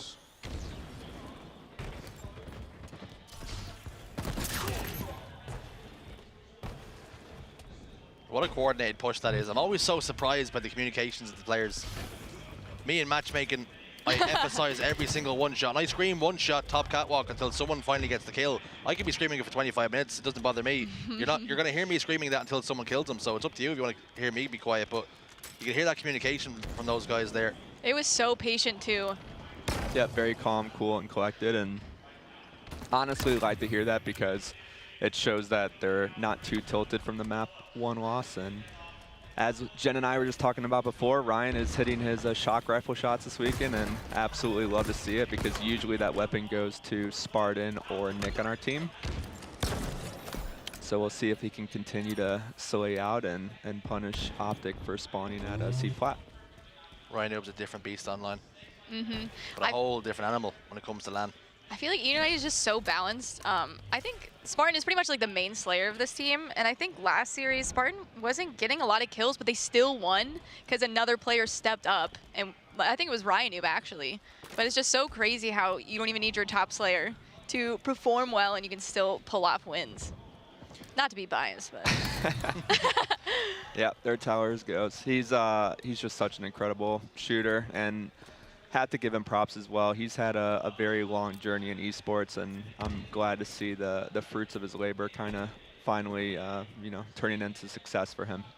Yeah, he's finally getting the recognition that perhaps his career has deserved for a very long time, but not only do fans respect him, but now his own peers recognize that he's one of the best players in the game. Oh my God. And he's hitting shots like that.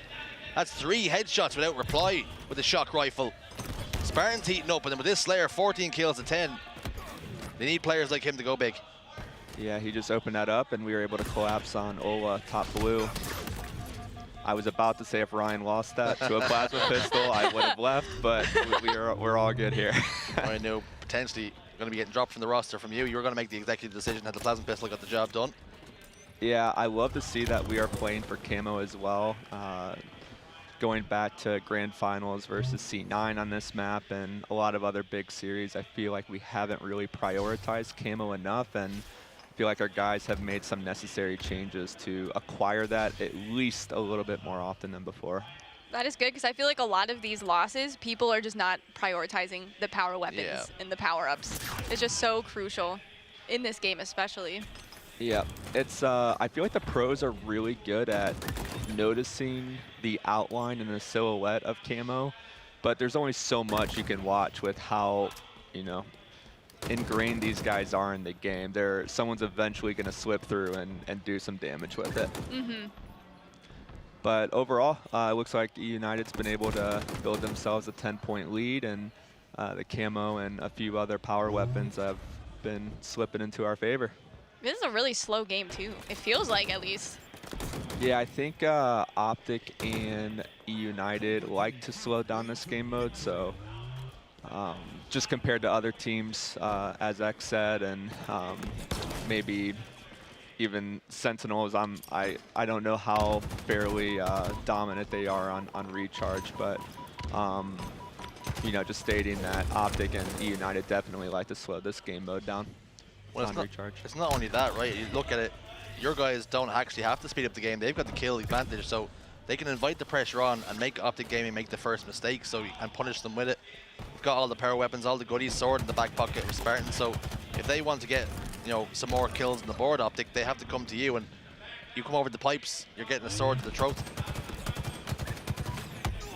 Yeah, we had I think a 16-kill lead. I don't like the sound of this already. I know, I don't believe in like curses or bad vibes. Now you are, you just cursed by saying that right there. We're all good, I promise. But throughout the weekend, we have attained fairly big leads, and then we end up winning it, but the other team has been able to, you know, kind of rile themselves back and make something happen. So I'm hoping that we can just continue to keep this momentum going throughout this game. Well, the good thing is that at least when you're throwing away those huge leads, you're still managing to come out on top, so you're not getting punished really for it after all that. Although it might be a little bit more uncomfortable watching the lead slip away, they are clutching up at the right times. We've seen, particularly in that series against Pioneers, exactly why. We heard Wes screaming, "What are you doing?" to the players on Pioneers, but your guys put them in that position to make those mistakes, put the pressure on them.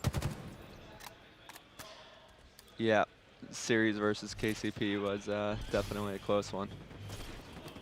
Also, don't forget, folks, we appreciate Xbox for helping us put this whole thing together. Without them involved, very much, I'm not here, so I'm very much in their debt. And we'll be paying them forward, no doubt about it. But Lucid's got the shock rifle, menace in his eyes, lining up Spartan. If he gets exposed, just a little peat, but he's going to back down there. And you see this, the game has slowed down to a crawl, but from a 10-kill advantage, it's getting cut down now significantly, and they're happy to get those kills, just 1 or 2 at a time. Yeah, we were talking during the Pioneers series. When you give EUnited time to think, you're probably going to lose. I don't know. But I think Optic is a super smart team as well, especially Lucid. I feel like he understood the game faster than anyone else in the entire league. It's crazy how fast he figured everything out, even like the weapons, how to play, and the equipment.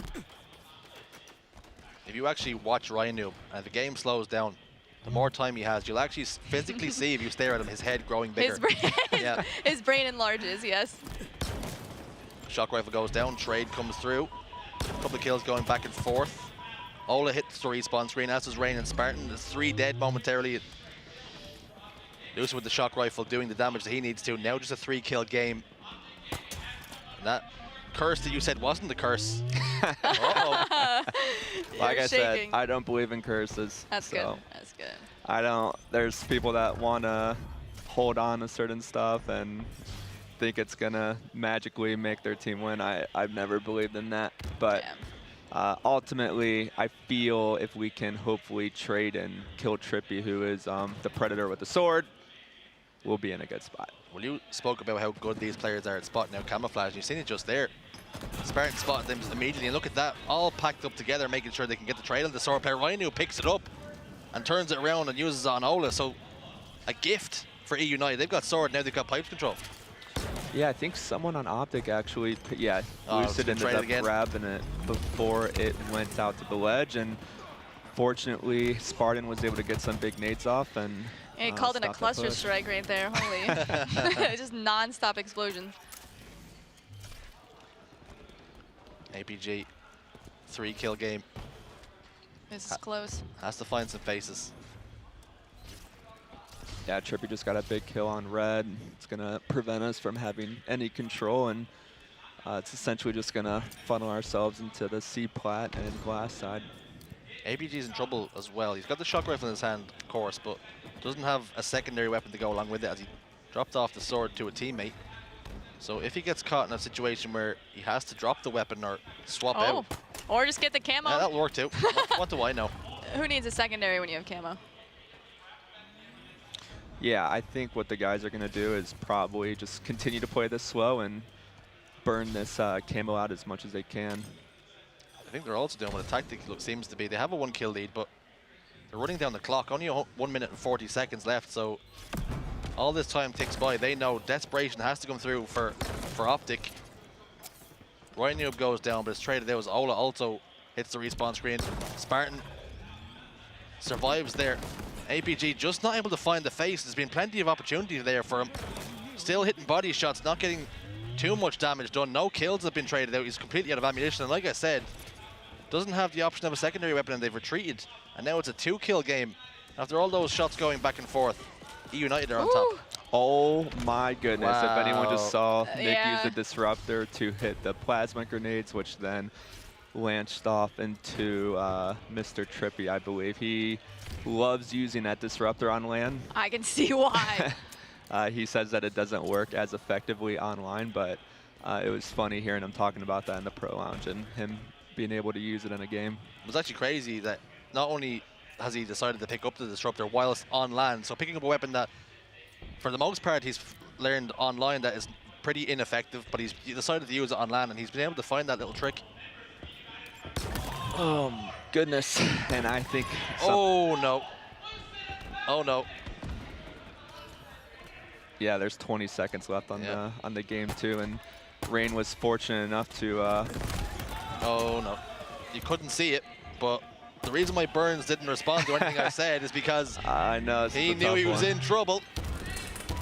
Now time very APG much against is by himself in top blue, and we tied it, and it looks like this one might go to I was going to say, if it's anyone that can my ice up goodness. for Optic, it's Lucid. That was insane. Lewis has been playing out of his mind. He's just always out of his mind. I don't think he's ever in his mind. I think we just have a really close-up camera, like almost too zoomed up on Burns right now for the entirety of this game because his heart is in his mouth. I think I'm losing some hair on the top of my head right now. Malding is what's happening right in front of us. 44-45. EUnited have regained the lead. They've wobbled, but they've shown signs of this before. You mentioned it in the Slayers. Will this be the time, though? It comes back to bite them after losing so much of a lead. 46 now, 45. 4 more kills required. 2 minutes left on the clock, so time could still yet be a factor. Lucid caught with his pants down. Player behind him, camouflage. Mangler gets the job done. King Nick. Lucid off the map, this should be good. Oh! Trippy. My goodness. This one's nervy. It's a nail biter. Shots going down, scrambling away are EUnited. They're in big trouble. Optic in hot pursuit, hunting in a pack. Lovely shots from Spartan. Just enough damage to back Trippy down from cleaning up that kill. How many Team Slayers have you seen go to overtime? This is the first one all tournament long. I was curious to ask that. So EUnited like doing it the hard way. I don't know, but I never want this to happen again. Especially for my my heart and my jittery legs right now, that would be great. It's a good thing you're sitting down because if you'd be standing up, we'd be in trouble. Xbox are not liable to what happens to Burns. That is very true. It's amazing how I think Tyler's kind of in a weird spot.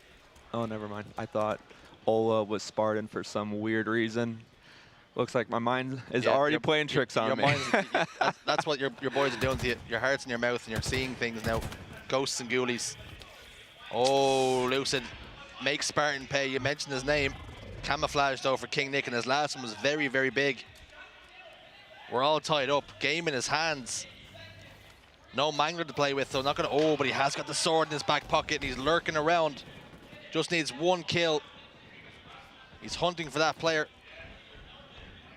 Yeah, this is really good information for our guys at least, and I don't know if this is about to go into a second overtime or what. I've never seen it. But does that even happen? All of Optic right now is just, oh my god. I can't watch this right now. Oh my, he's overshot it. Oh my word. 48-49. Oh, incredible. My goodness. Absolutely incredible. The grapple just shot him a little bit too far into pipes. He was out of melee range. I'm gonna throw up. Yeah, that was a close one. It looked like that was not fun. Nick had an opportunity to hopefully make a play, and I think I've seen that happen plenty of times with the grapple. It just lunges you so far forward you can't. Camera guy, you can't stop it. Bring it over here. Bring it over here. Zoom in. Are we talking about the curse? Burns doesn't believe in curses, people. I still don't believe in curses. Doesn't believe in curses. I'll tell you something. They were ahead by, even more. I think it was 10 kills. Yeah. 10 kill advantage. Yep. Yeah. That's as far as they can go. That's as far. They oh man, it's all good. It's a 10 kill advantage. He doesn't believe in curses, and they've thrown it all away. Lucid. We'll be all right. 2-0 down in the series now. Big trouble on the horizon. Optic want another crack at Cloud9, but you're still in the series here, Burns. Yeah, series isn't over yet. Definitely a reverse sweep versus Optic is going to be a tough one to pull off, but this was the worst time to bring him on. Still believe in the guys that they can do it. Some teams play better with their backs against the wall. You know, nothing to lose. Yeah, I definitely agree with that as well. You tend to loosen up a little bit. Man, I've never seen a Slayer that close in quite some time. It's kind of crazy how it all unfolded. All of Optic was just literally trapped in red, and they were able to kind of turn a disadvantage into an opportunity for themselves. I mean, one grenade there, yeah, I know, eliminates the entire squad. So that's when you push into pipes, you normally bank a grenade off that back wall, but I think they were so heavily reliant that the sword was going to get the first pick, but he overshot his mark. And 50-47, 250 to 241. We just goes to show you in both these games just how evenly matched these two teams are. Yeah, 100%. I mean, I feel like we always play Optic extremely close online and on LAN. I think this is obviously our second time playing them now. We didn't have the opportunity to play them in Rally, but I thought our first series on Saturday for top 6 was extremely close, and this one is obviously a nail biter as well. So, game 3, playing for your tournament life now. It's a straight shootout. Can't afford to lose another game. It's been. Let's talk about the tournament as a whole for you guys. Are you impressed where your boys have finished up? Possibly going into top 2. Of course, they still have time to play, but top 3 before the tournament started. Would you have taken it? Yeah, I mean, I think so far this tournament's a massive success. Yeah. I think if we would have lost versus FaZe last night, we would have been in a very weird predicament. I feel like top 8 is pretty unacceptable for us and FaZe, so it's like, yeah, it's just a complete toss-up on who was able to, move on and clutch up. And I'm just really happy that our guys have shown, resilience, and I believe that they're going to show that again in this series, regardless of being down 0-2. Yeah, it was a weird situation, right? You match up against FaZe, and for all intents and purposes, that should have been a top 6, top 4 game, you would think. And yep. You end up like at some point, one of you are going to get sent home probably far before you might have anticipated. And your boys have clutched up, and they need to do it again here. Yeah, it's really unfortunate when the bracket plays out. I think we kind of did that to ourselves, losing to KCP and Pool D. Yeah. We got stuck on the side of I think it was Optic, Sentinels, EUnited, FaZe, and 2 other really strong teams. And not taking credit away from any other team in the league, but you just have so many juggernaut it's so teams stacked. going at it, and it's, but we were able to turn that into a great learning experience for losers bracket, and I think still have a really good chance here of stepping up on Aquarius CTF. APG is going to get it started on their way. They want another crack at Cloud9, and they want to do it now. We spoke about before we came into this series on the main stage, on the desk. Gaskin spoke about how he wants to see one of these teams perform a 3-0 to raise the question, to plant the seed of a possibility of taking down Cloud9. It had to be dominant. It hasn't been dominant on paper. It looks as though, you look at the series right now, 2-0, it looks as though Optic Gaming are running away with it, but it's been far from that.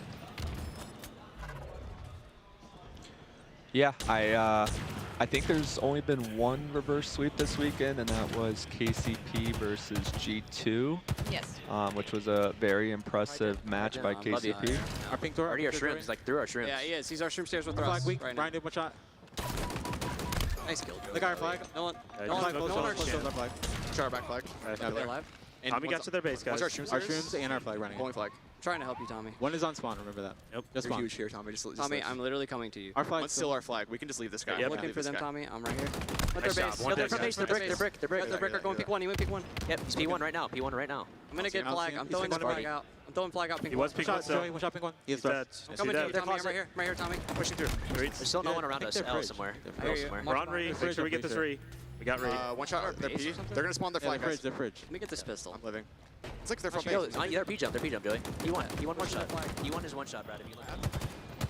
The amount of times I die in that stupid little corner in the back of that base because there's somebody lurking there, man. I scream every single time, and I still don't check that corner. You want to get frustrated with yourself. Yeah, Tommy, Lucid, very patient, just waited for Ryan Noob, who was attempting to clear our base, just unfortunately didn't check the corner.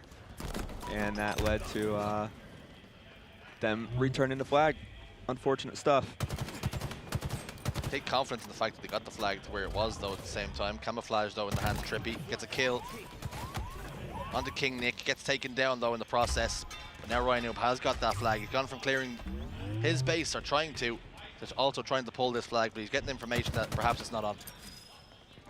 Yeah, I think Ryan's trying to take advantage of his dynamos and help EUnited clear top mid so he can have an easier path to Gen. I was a little curious why he wasn't running it, but he loves to take his time and not rush anything. And stress you out. Exactly. So, but it's all good. Yeah, it's good to see the guys get their first cap on the board. First flag secured. EUnited. One's not going to be enough, you feel? No. Yeah, definitely not. Not with this map and the amount of talent that's in this room. It's by far one of my favorite maps in the game. I just love how balanced it is. And you have to play confident 24/7. There's no room to hesitate. And Spartan's just dancing around, assassinating people in the back. Oh. That is the stuff we want to see. But yeah, 1 flag cap I don't think is enough. 3 minimum. Especially against a team like Optic, you never know what can happen. Like even in a Slayer, if you're up like 10, 15 kills, it won't even matter. Yeah, completely agree with that. It's definitely a map where you can cycle and punish the other opposing team for making a mistake.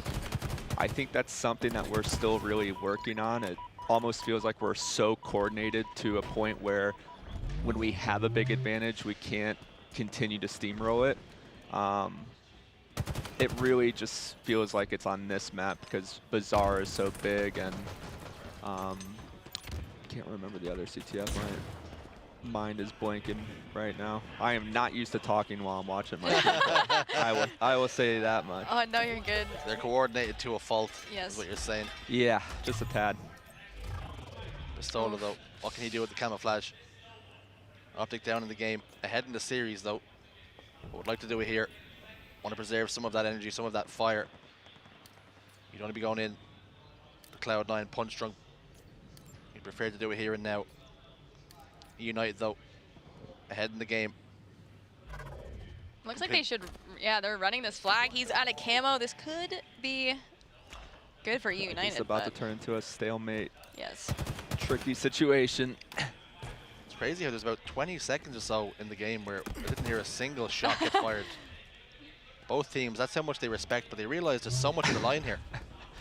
It's just so funny because watching Optic versus Cloud9 and how fast-paced that game was and how chaotic it was to this where you have no interactions for almost 30 seconds and everyone's just playing for information. It's just so funny to me. Cloud9 Optic is like rock and roll, and this is very much classical music. Yeah, I thought Optic did a really good job bouncing back that Aquarius CTF. They looked like they were on the brink of getting that final cap if they had one more minute or so. There's about 6 minutes left the clock. And when you're watching EUnited play against Optic, the clock becomes a huge factor with how the two teams play against one another.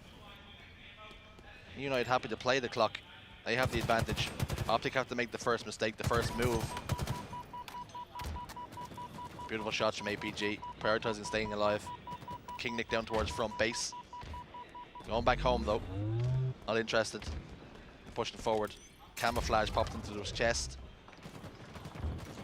Yeah, I love how the pros, when they had the opportunity to not pop camo and they hold it for as long as they can, I feel like it just brings so much more value to the item. Oh boy. Trippy. We won't talk about that one. We won't bring it up. I don't know what you're talking about. I didn't see anything. I think the feed cut out for Delete about the 10 seconds. Delete the someone was lagging there. Yeah, it's an unfortunate one, I think. Nick was trying to play patient, not shoot his gun, go for an assassination, and Trippy just decided to turn his body and it hit his shoulder instead. Gave him the that slip. Halo timing. Double kill for Trippy. Need to shut him down. Lucid too. 13 kills already, 11 deaths, but all these kills are getting back and forth, but EUnited remain on top. Yeah, it just seems we're breaking down the middle of the map and not allowing Optic to put too much pressure on our side. You see how many kills Lucid has, but the rest of his team not really touching distance with him, and you see the Slays on the side of EUnited far closer to one another. Yeah, it's once again, it feels like we aren't taking too much risk right now, just simply playing for more map control and just trying to hold favorable positions so Optic can't really do what they want. Unfortunately, that can also lead to the team potentially running flags if you can't turn kills into captures. Yes. Camouflage with the pop as well, 4 seconds or so. All in a fight down bottom middle. That's not where he wants to be. A trade comes through in the kill feed. King Nick's got the flag out and on the move. No, he doesn't. Go for the return instead. That keeps confusing me every single time. Have to go for this camo. Oh, yeah. They switched the POVs too fast. Camo got burned, which is nice. Yeah, I heard Tyler scream, so it looked like something good indicator, yes. Yeah, but he's 16-8 right now, having a really solid game. 16-8. Rain, 14-8. Nick, although he had that misplay with the camouflage, he's also having a positive game, 11-9. Ryan Noob, 9-9 with 10 assists, so well deserving of this one flag lead. Optic playing a little bit too slowly, and you can see in their stats the opposite side of things. APG 7-14, double negative, 7-11 for Ola. So their misery continues here on Sunday. That was unfortunate for Optic Gaming. They had 3 members of EUnited down, but they couldn't push out of their base because Ryan was sitting in their utility just holding them off until his teammate was able to spawn up. Yeah, I don't think Lucid's happy about that. No. Ryan was able to just get 3 quick shots with the pistol and a beatdown and turn that into a trade. Oh man, these dynamo grenades are deadly. Yes. They are not nice. No, they're not. They're not a good experience for anybody. Trippy's got the flag though. On the move, 3 dead momentarily. Then Ryan Noob, last man alive. He stopped flags before he can be the hero. But they need him, and Spartans come off the respawn, and a Hail Mary rains down. Lucid keeps it alive, gets that flag touch. Backs himself up just a little bit, gonna bait the flag for a moment, happy to stay alive. There's a reason for that, because if he dies here, there's a possibility of a counter cap. Recognizes just how important his life is here. Flag has been pulled out towards the front base. Not gonna be able to punch this with home, but Lucid, head in a swivel, turns 1 into 2, double kill for him. Not only that, going to play defense, get the return on his flag, and Lucid almost single-handedly. He is a one-man army. Yeah, it's fairly unbelievable how composed he is at all times. It's like he plays a different game at times. Like he's not even getting shot by people. It's like the freest kills in the world from it. Why can't everybody I'm fighting turn away? Unbelievable is Lucid. A joy to watch. Just like that, the game's all tied up. EUnited were in the ascendancy for so long, maintaining control. Ahead in the Slays, quite significantly too, almost by double. Backpack goes through the camouflage. You can see Lucid nodding his head in disbelief that that player let that happen. I don't know if he was shaking his head that he believed that it happened or that it just randomly a guy just popped up next to him. So what are you doing there? I know, it just seemed like Nick or someone was just next to him, and now it looks like Optic's about to secure another cap. Can you say that a little bit more enthusiastic? I know, I can't. It's tough. We gotta stop this, guys. Come on, baby. 2 dead though for EUnited. Only got 2 remaining members left in the map to be a factor here to stop this flag. King Nick in a position top middle, but not able to do something about it. 40 seconds left in the game.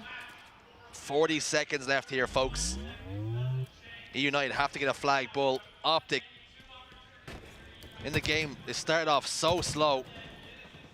EUnited just weren't able to use the control they had of the map to get that cushion, to put real breathing room between the 2 teams, and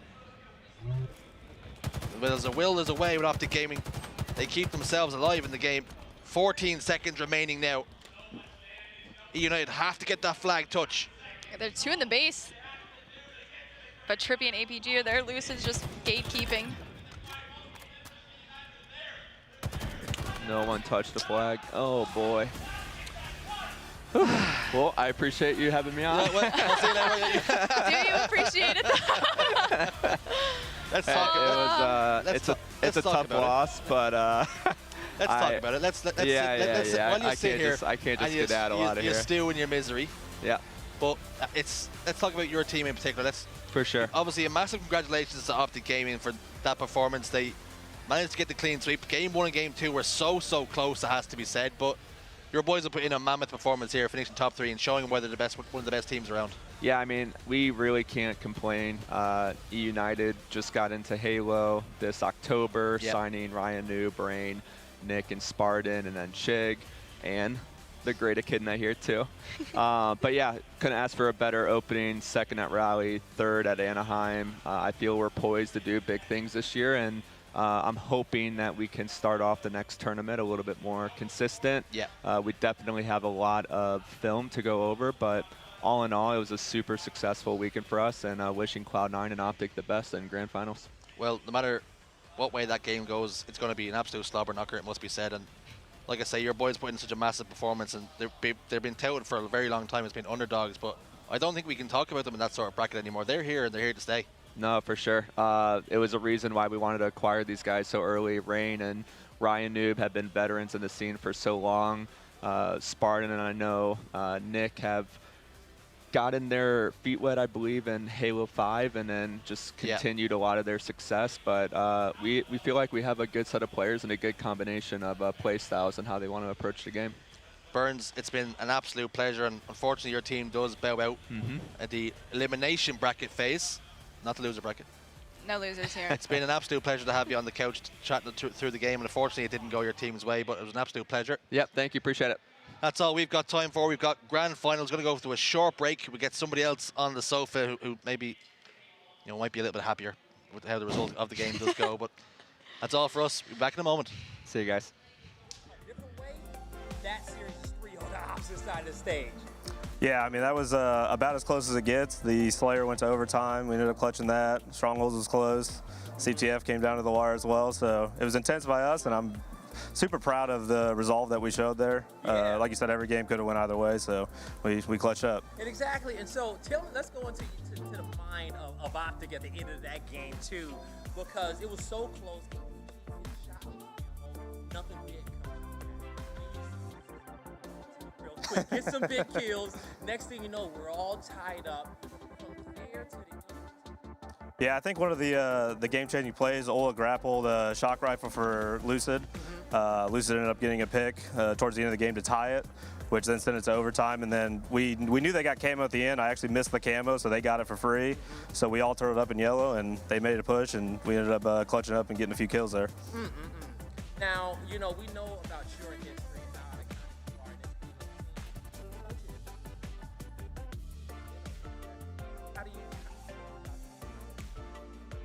Yeah, when they first asked me, immediately I knew this team had a lot of potential. There's 2 veterans on the team, and then the 2 kind of young guns on the team, and Lucid and Trippy. So, yeah, I mean, when we're clicking, everything usually is going our way. So hopefully we can bring it a little harder against Cloud9 the second series. And that leads me to my last question.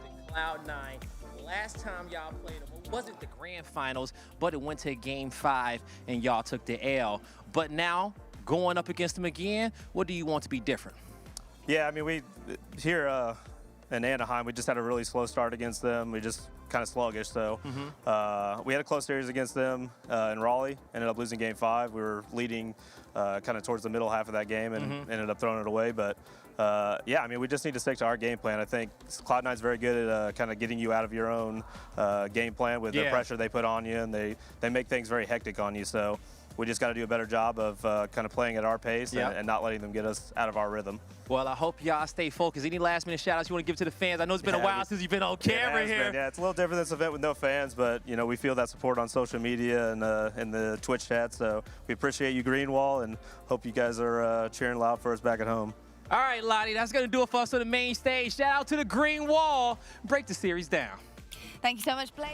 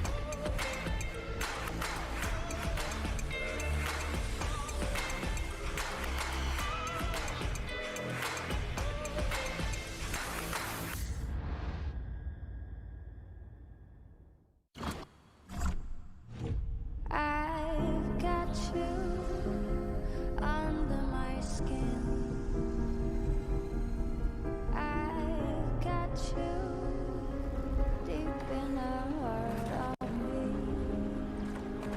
So deep in my heart that you're really a part of me. I've got you under my skin. Searching for meaning in a relentless world. Always connected, but somehow alone. Trapped by illusion. We offer another path, where the battle to belong begins. Awakened by a calling. United by the cause you fight for. No one can take away what it means to be among the few, the proud, the Marines.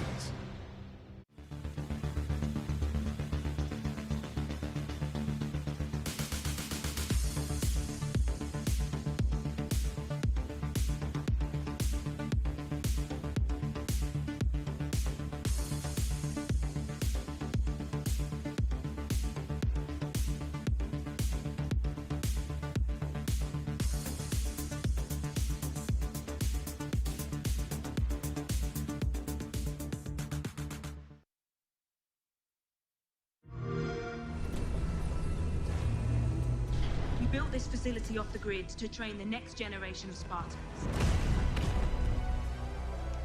To be a Spartan, you must become the impossible. Greetings, Spartan. It would be my pleasure to serve at your side.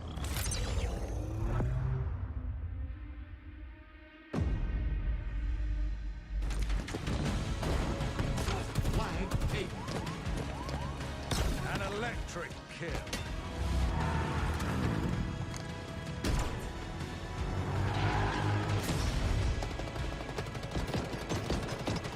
Cluster luck.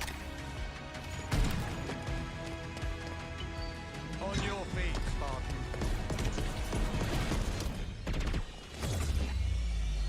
Ninja.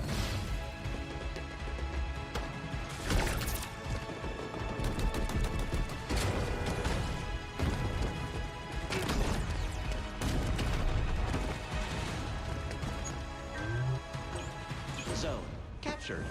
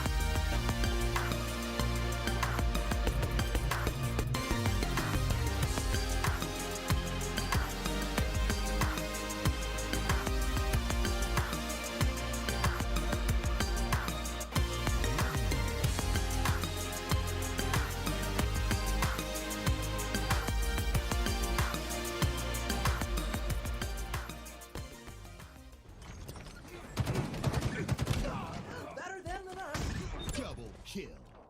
No scope. Triple kill. No scope. Overkill. No scope. Killing spree. Reloading. Taking control. No scope. No scope. Wheatley. Hostile carrier down. We have the ball. Ninja. All reserves are low.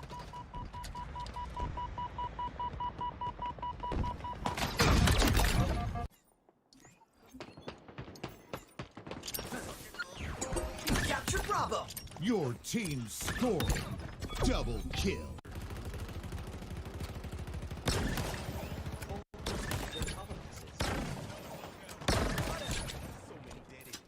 Their entire squad is cannon fodder. Chain the pain, Spartan.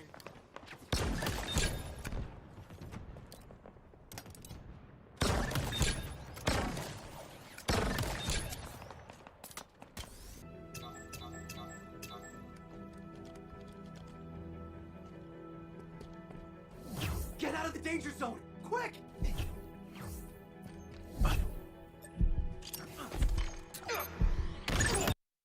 Kill. Victory! Double kill. Shields are down. Spartan down.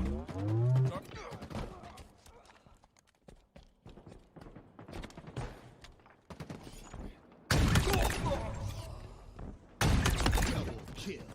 Low on ammo. Triple kill. No scope. Killing spree.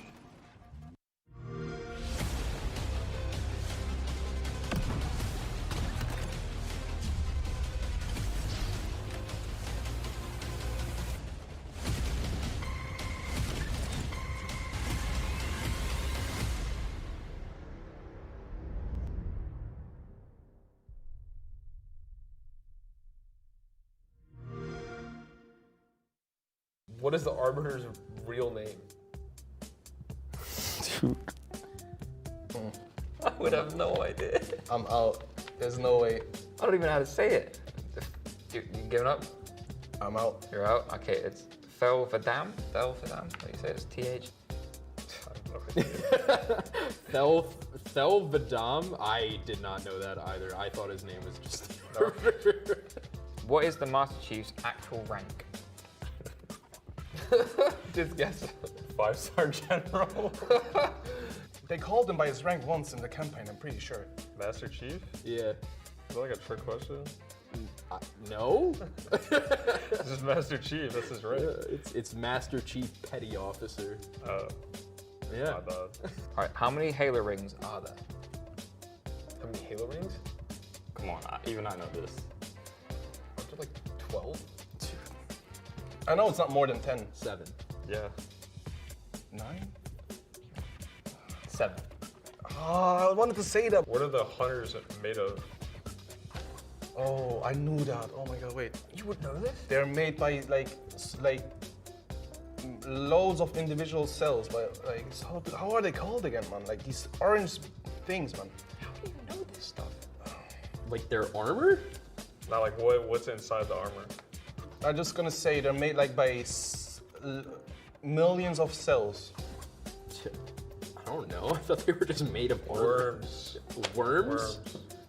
No, there's no way I would have ever knew that. No. I want to know what pro players get any of these questions right. Just barcode, take 1, Mark. What is the name of the Halo ring in Halo 2? Delta Halo. In what year does the original Halo trilogy take place? 2552. What is the species name of the elites? St. Healy. Who created Cortana? Dr. Halsey. What are the hunters made of?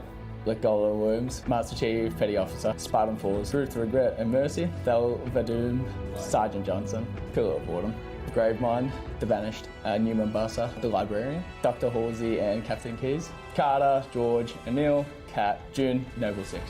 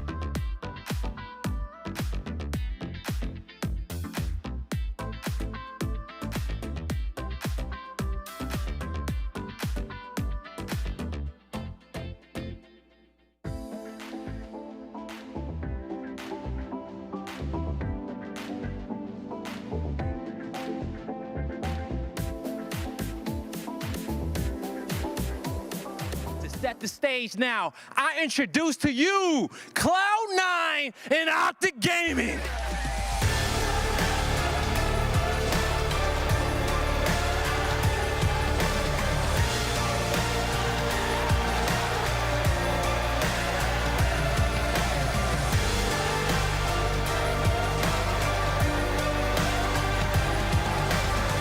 Boy, this stage is set. We got a little stare down here, okay? Ooh, captain, stay with me. Everybody else, go back to your seats. Yeah, because Renegade, Lucid, you guys are back once again. And Renegade, you guys are looking to get yourself another chip after coming off a rally.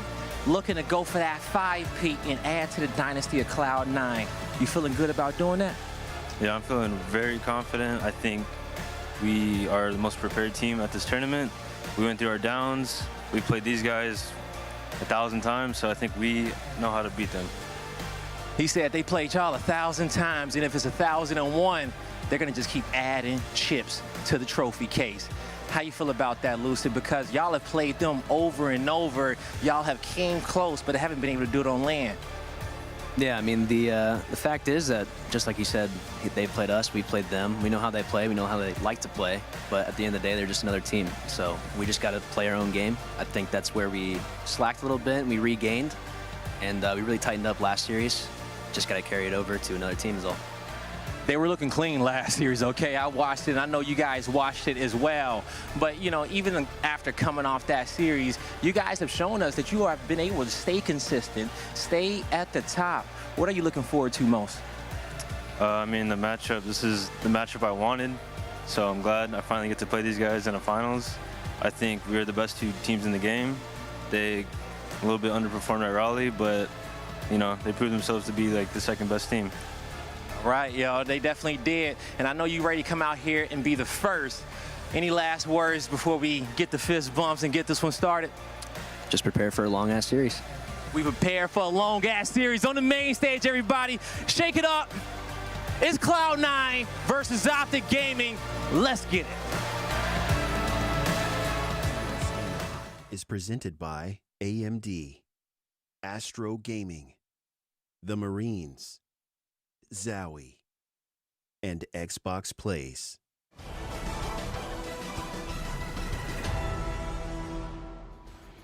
Hello and welcome back to HCS Anaheim. It's the last time we're going to have the opportunity to say that. I'll tell you something, folks. Yep. It's grand finals time. Optic up against Cloud9. Boys, I cannot wait to sink our teeth into it. I mean, I'm just ready to watch the action at this point. It's been incredible. One hell of a tournament. It's great to see Optic get as far as they've gotten to grand finals to give us a show. I just hope that it is a long-ass series, like Lucid said. Yeah, I mean, we're finally here in the grand finals. Cloud9 going up against Optic Gaming, man. That's absolutely crazy. Yeah. I'm not going to lie to you. I thought EUnited were going to come out on top. Who's this guy over here? Someone get plays. Is that APG? Oh, Someone get APG. How do we? From one gangster to another. Oh, Chris Brown? Yo, don't make me say yo. Excuse me. So that was, okay. I just want to explain the tension on that main stage, okay? Tell me. Because as y'all saw me before, I promise you, okay? They ain't playing around. They are not playing around. Cloud9, they want this. But Lucid is so calm. Trippy is so focused. And the crazy part is, the scariest of it all, Ola's having fun. That is true. When Ola's having fun, he's a different player altogether. It's a good combination coming into the tournament, or the grand finals.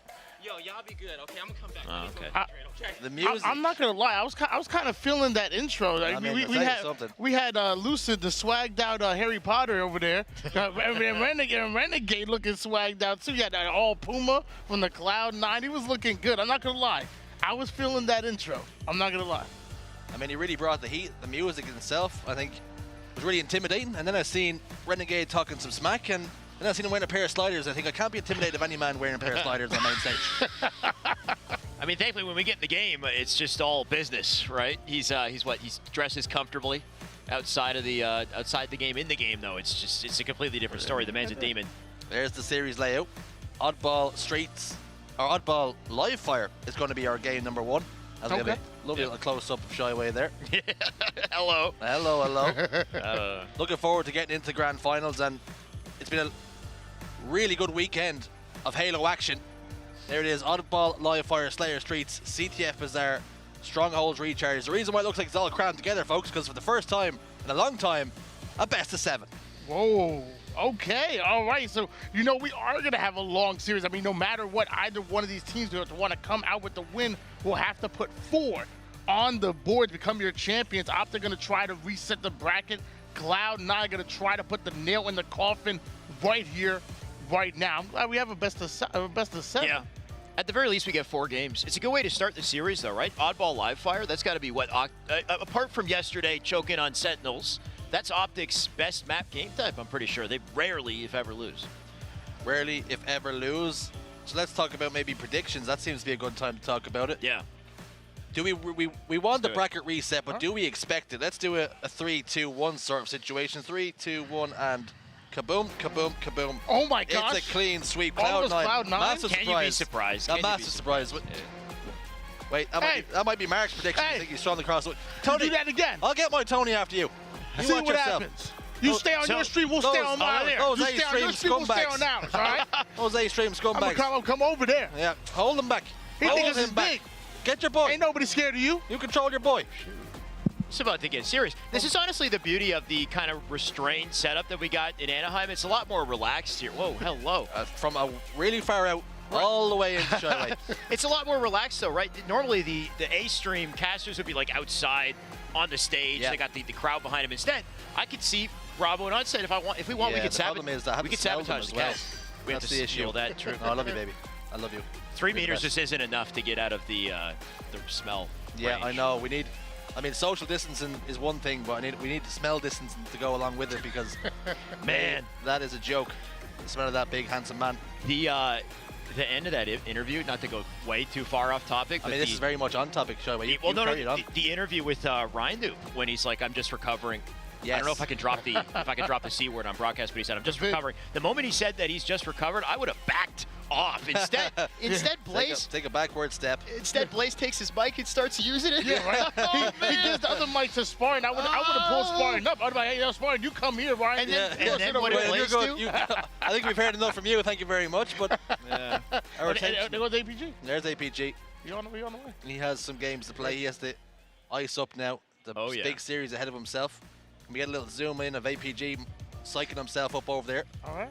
What do you guys think of? We might get a little cut shot of him before he passes through the covers. Let's dial in a little bit with him. What do you think of his role on the team? And there he goes. He's gone. We wouldn't even get the eyes on him. Okay. He's too quick, moving too quick. We have predictions, I believe. Okay, on 3. 1, 2, 3.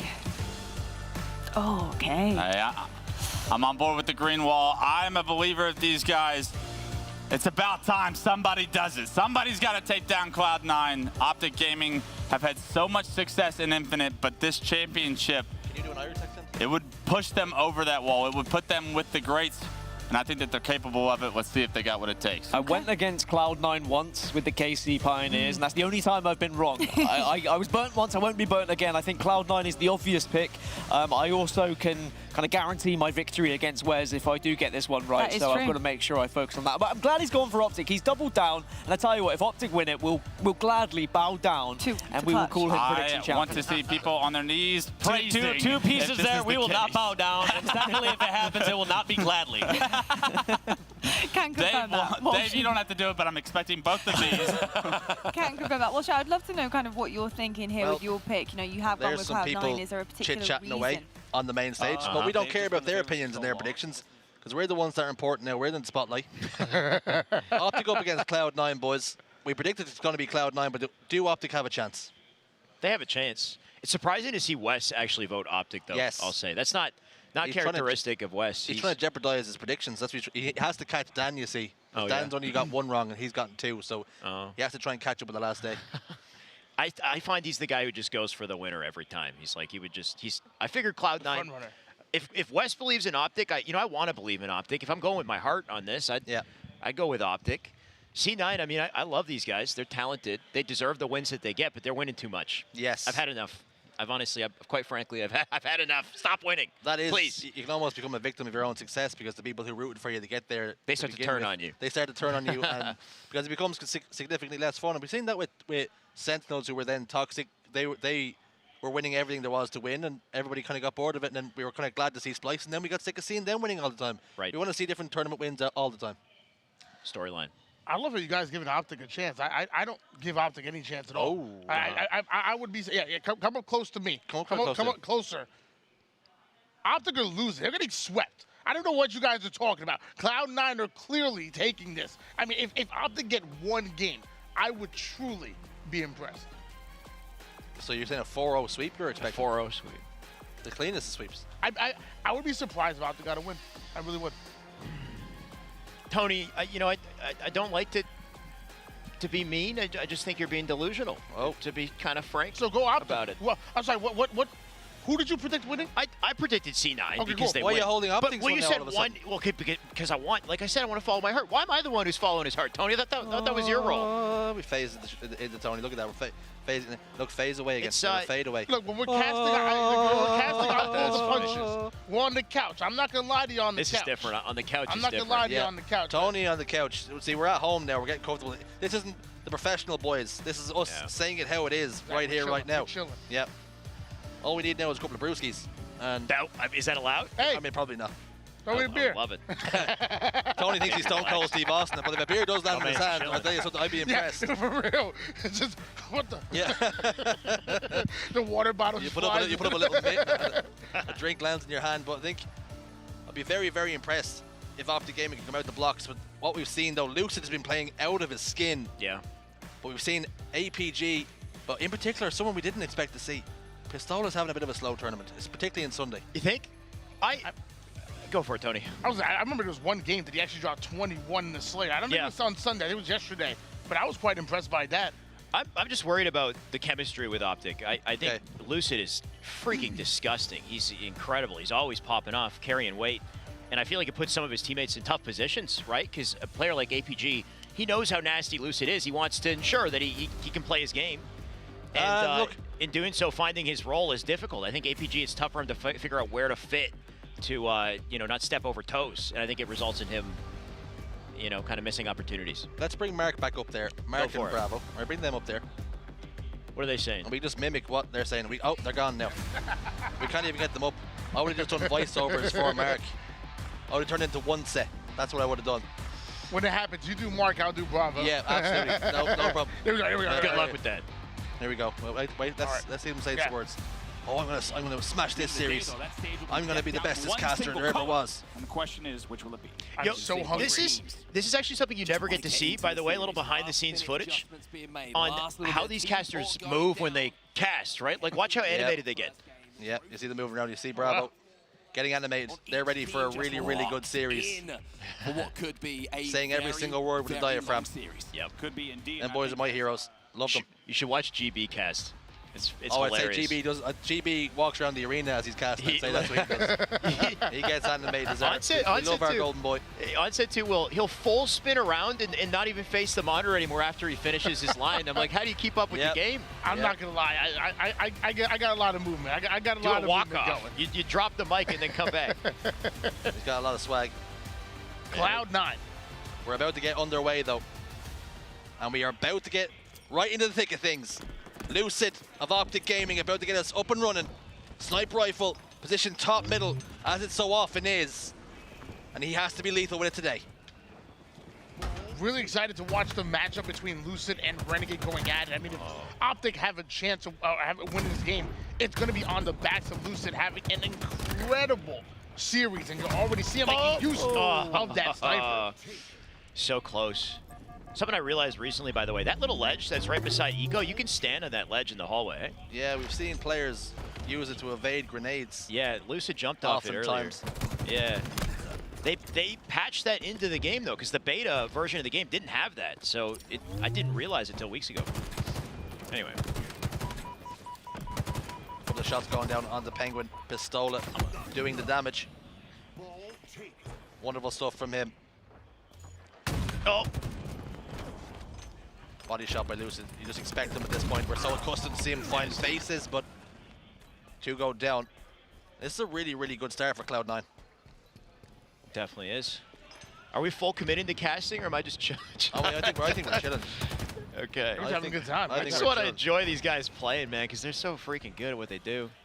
Stellar's been popping off, by the way, in this tournament. I know, like, I've been trying to not give too much Cloud9 credit, or just kind of, I feel like I just expect him to win. Yeah, I mean, I think that's the thing, isn't it? It's like, so I'm not you like, expect them to win, so it becomes, you become numb to it almost. You don't appreciate how good of players they are, but they're laser, they're locked in all the time. Yeah. And I also want to say, you know, as much as we give Lucid and Renegade credit, you know, you got to also respect the secondary slayers, talking about Stellar and on the other side, Trippy. Yeah. You know, those are the 2 secondary slayers that whenever they need a pop-off player and you're not, and you know, Lucid and Renegade are on the black screen, those are usually the ones that are going to step it up. Penguin's back tower. Getting a couple of shots into him by APG, and APG's a big game player. Loves the big moments. This is why he became a professional player. Pistola with the overshield. What can he do with them? I know, Alex, you said you want to have your eyes out on the Pistola, and I'm the same way. You know, like I said, there was one Slayer game, he dropped 21 kills. Like, okay. I was like, all right, Ola, the Wizard's I'm paying back. attention now all of a sudden.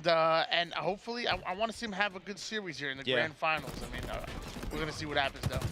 I mean, I don't need him, not that, I mean, it's not up to me, but I find he just needs to stay alive is the biggest thing. Like, Ola's, he's so difficult to kill. That's his strong suit. So if he's drawing attention and being a tough target, then Lucid's going to keep doing his thing. Same with Trippy.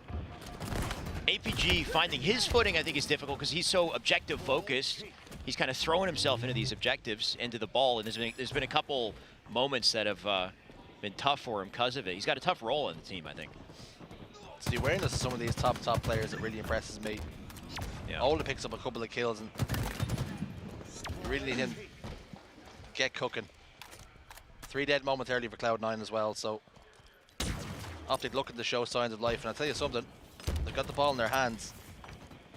Heat wave 2 for APG, holding down top middle.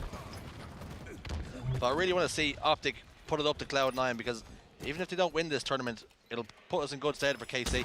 Oh my. Oh, not able to get the 2-shot. It was close, though. And now Renegade having the Lucid combo. But you know what? He's going to quickly pass the Heat Wave off. And he's deadly with the sniper rifle. Okay. That's so clean, the efficiency out of Renegade as he pushes there, like the perfect bank nade, and then he checks the other angle, too. Cuts off 2 options at once. Head in a swivel at all times. Yeah, he's so efficient in his approach. And he's considering so many options, like, simultaneously and executing perfectly. Oh, there we go. Getting himself an overshield on that place. So now overshield, sniper rifle, a bit of momentum. Renegade having it all. Yep. And a couple kills maybe too. Oh, man. Nice. Renegade. Oh, please. Oh, almost. Teach me. You still got a triple? Oh, where is it? Where is it? Give it to him. It's Lucid. Do it. Lucid straight away. He robbed that from us. He robbed it from us. I saw that smile on Renegade's face. Yeah. I respect him for chasing that. He didn't need to, but he's like, screw it. I want this badly. Overkill in grand finals on one of the best teams in the land, I think. I'm chasing that myself. Can't even blame him. Ball reset, though. 9 seconds for Cloud9, so Optic can't have too many more mistakes. There's the man on screen that ruined the overkill for us. Yeah. You hit that blast. Hate that guy. Yeah, hate that guy. You robbed us of that. Get him out of here. Ball did end up getting played. Eco not able to bait it, but luckily his teammate ends up having it and rotating toward that power-up side. Neither of them check the right-hand side as they come through here, which is brutal. They're both on that chase. It's just like a perfect bait for C9. And now, 2 seconds. 2 seconds is all they need for round 1 here, folks. Guaranteed. They're going down, that's it. Just need to pick it up, scoop it up. Round 1, just like that, Cloud9. Close for Optic Gaming, but every single time these games are close, lads. Yeah. Cloud9 still end up clutching up and getting the win. I swear it's the first time I've ever seen Renegade pull the ball. Not even, at first time ever seen him get the pull the ball. Oh, he doesn't play oddball. Him put in the last 2 seconds. Yeah. He doesn't play oddball. He just kills everything that moves and expects everybody else to do the dirty work. Only if he has to, right? Let's see him get the snipe too, maybe. Every time. Yes. Every time I see he picks up the oddball. He smiled at that too. He actually says "ew." He has the balls in his hands. Ew. Icky. Ew. Ew. It's like it's infected. Get that away from me. Uh-oh. Wait, what's going on here? All right. The player dropped out. Okay, I thought so. Yeah. It's just too quiet. That's what I was thinking. He's doing slides and stuff, so there's going to be a reset there. So no doubt we'll have round 1 for Cloud9. They'll need 1. Optic will need 2. But plenty to dissect as we go into a reset. Like what? This has to favor Optic, I think, this reset. What did it dissect? Yeah. So plenty. Plenty, yeah. Well, first off, Cloud9 being so damn good. All right. Yeah. Optic almost taking them all the way in that round 1. Okay. Renegade being really damn good. Yeah, as expected. Same as Cloud9. Yeah. He's on Cloud9. Along with Stellar. So I'm not giving you three on that. So maybe if we connect the two things together, the reason why Cloud9 are so good is because of players like Renegade. Okay. See, there's method to my madness. Why is And even players like Stellar and Eco. No. And don't forget about Penguin. No, Renegade. No? No, only Renegade. Right, we're only talking about Renegade. I'm bringing up other players. Only Renegade. I'm only talking about Renegade. That's it. Well, okay, there's Renegade's gameplay, and like we said earlier, the efficiency that he had with the nades and with the placement, like how he checks spots so quickly and then dominates. Yeah. I think the end of the game, though, too, just the setup out of C9, like, I think maybe other teams would have grabbed that ball and brought the ball to A for an A setup, but instead they kind of just brought it out B in a vulnerable spot, and it worked because there was a teammate hiding on a perimeter at the scoreboard, and it kind of just, like, tricked. I mean, I don't know if that was the intent, but it kind of tricked Optic into chasing and revealing themselves, and they got pinched on the desperate, like, save, right? They got kind of desperate. I think Optic kind of recognized that they were so close to being out of the round that it was stick or twist. They have to do something, and whether it works or not, something has to be done. So you flood out and just hope for the best, go into get into those gunfights, and they came unstuck. And it just goes to show you the positions that Cloud9 put you in. Yeah, they just, in that one moment, created some sort of like pseudo setup or something. Yep. It's a game of chess right there. I was really impressed by Renegade grabbing the ball for that 2 seconds. Oh, yeah. First time ever. Man. That was probably it right there. I mean, when Renegade starts grabbing ball, lights out for the you're in trouble. That's it, you're done. Renegade starts grabbing balls. Incredible plays out of Renegade picking up that ball. Not for 1 second, but he managed to get his hands on it for 2 seconds. Damn. Now we're going into a reset. What I'm going to assume is Cloud9 obviously took that round number 1. Yes. I'm going to assume that going into this, if Cloud9 take one more round, that's it. They take game 1. Yeah. And I'm going to assume that Optic Gaming will have to take 2 rounds in order to beat game 1. That's what I'm going to assume here. You can see APG's playing with Play-Doh. Yeah, he's got the, I think the hand warmers. Yeah, it's Play-Doh. That's what it is. Okay. Someone has told him it's for hand warmers, but he's actually been sold a lie. It's just Play-Doh. He's giving that a squeeze. I'm trying to get a look at their controllers. That's what I'm always trying to zoom in on. I think APG had, it looks like a standard Xbox controller, but it looks like he had an Xbox 360 colored scheme on it with like the gray sticks. Okay. And the off-white. Yeah, I think that's as good a time as any to pivot into it. Thank you very much to Xbox for putting on this stream. Let's go. Yeah. Thanks so much to them, guys. Okay, look at all in many ways, Phil Spencer, these 3 boys are here because of you. You know us all by first name. Thanks, Phil. I'm fully all hail Phil. Uncle Phil. Thank you. Thank you so much. Uncle Phil. Uncle Phil's putting this on for us. Cloud9. They're on the road already. 1 round in the books before we get the reset going. What do Optic need to do, though, to bounce back? Every time Optic get a win in the series, Shy will unbutton another button. Yes. So, if you guys want to see that, we can secure you got to become Optic fans real quick here. I'll unbutton from this direction.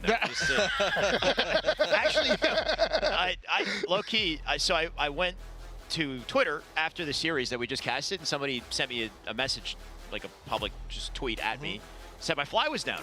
The whole series. Yep. And it was.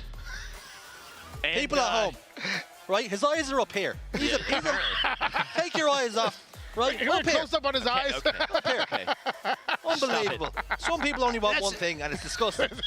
Actually, a good point though, because I went back and I watched some of the past broadcasts, and I couldn't even see the lower half of it. So I don't really know when they found their moment. If it was like somebody in the venue that got like an angle, someone couldn't wait, or if it was just later maybe, and I didn't. Either way, that's some. Yeah, they're flying looking low. No pyramid. Looking where they should be. And I've been trying to think of what I should reply.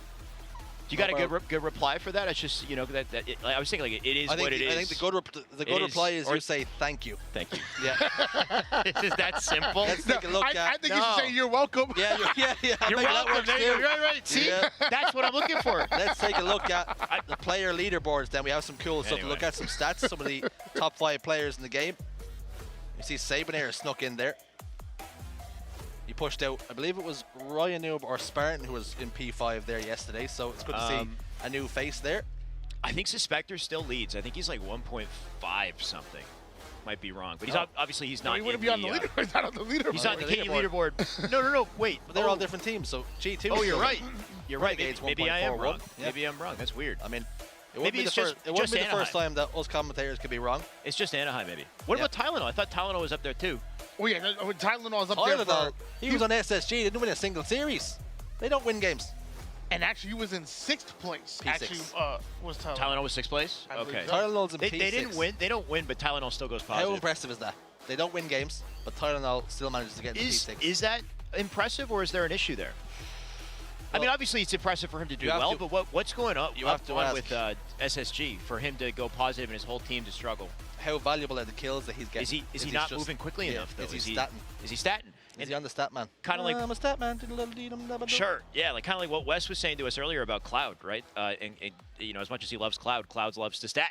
He gets all the kills and he doesn't move, and then Wes had to die a lot because of it, trying to keep allow the man to do his thing. But I love how we just allow Wes to come up with excuses What is Wes on saying? why he's dying all the time. Like let me blame Cloud, the guy who's going super positive on my team. No, Wes, you died because you're sitting there in the wrong position. You can't shoot your gun. Let me blame the best player in the game. I don't just allow him. Yeah, we give him a clean slate. We just accept everything that he says as fact. Ridiculous. I mean, out of all of us, though, he's the one with the most competitive EXP at this point. He's a dinosaur. Don't let him hear that. I know. He'll go to his head. Dinosaur, he's a large fossil. enough ego. That's what he is. Big West Dutch. Don't let him hear. Don't tell him I said that because he will strangle me. He's a pretty big guy. He's what, 6'4" at least. Yeah. He doesn't and the mess rest. around. And some change. And some change. You guys are all large. Yes. Scherzer, you're what, 6'1"? 6 even. You're 6 even? Yeah. No, you're not. Yeah. Tell me you're 6'1". I haven't got the measuring tape out in a very long time. If you're 6 even, then I'm 5'11" if I'm lucky. So you're a little taller than me. Here we go. And I tell people I'm 6. Either way. Well, he goes tall if he stands on his Halo skills. Yeah, Jen's been making jokes that Royal 2 is incredible at this game, but he can't even reach the top shelf. So she's not wrong. Maybe that's the key to success: is the shorter you are, the better you are at Halo. Look at Sentinels. Yeah, that's a perfect example. Well, hold on. Commonly's really tall. Or excuse me, Ali. Ali's actually pretty tall. Same with the entirety of FaZe, actually, right? Boo Boo. Well, Bounds tallish, but you got Snipe Down and Boo Boo who are like what, upwards of 6 feet, I think. Only gets tagged up a little bit, dropped down. 2 kills in favor of Optic. It's so impressive how the boys on Cloud9 do not panic no matter what situation they're put in. Their comms never change. Yeah, Cloud9 are always like really confident that they can win that initial gunfight. And then once they do, they simply play their numbers. I mean, they talked about it before, but it's also about the confidence that they have that they feel like they can win all the individual gunfights. That's really tough right now because Optic are matching them as far as slays right now, and they do have a nice little setup here over towards that seaside tower. Trippy. Let's see this man make a play. He's got everything he could ever need, too. Got a repulsor, got a mangler, got the moves. He's got to move quick here. Maybe not so quick. I don't know. They got 20 seconds to start. They got Heatwave, too. It's looking good. I think both these teams just feeling each other out, still jostling for power. Because they haven't put any real stamp on the game. No. Uh-oh.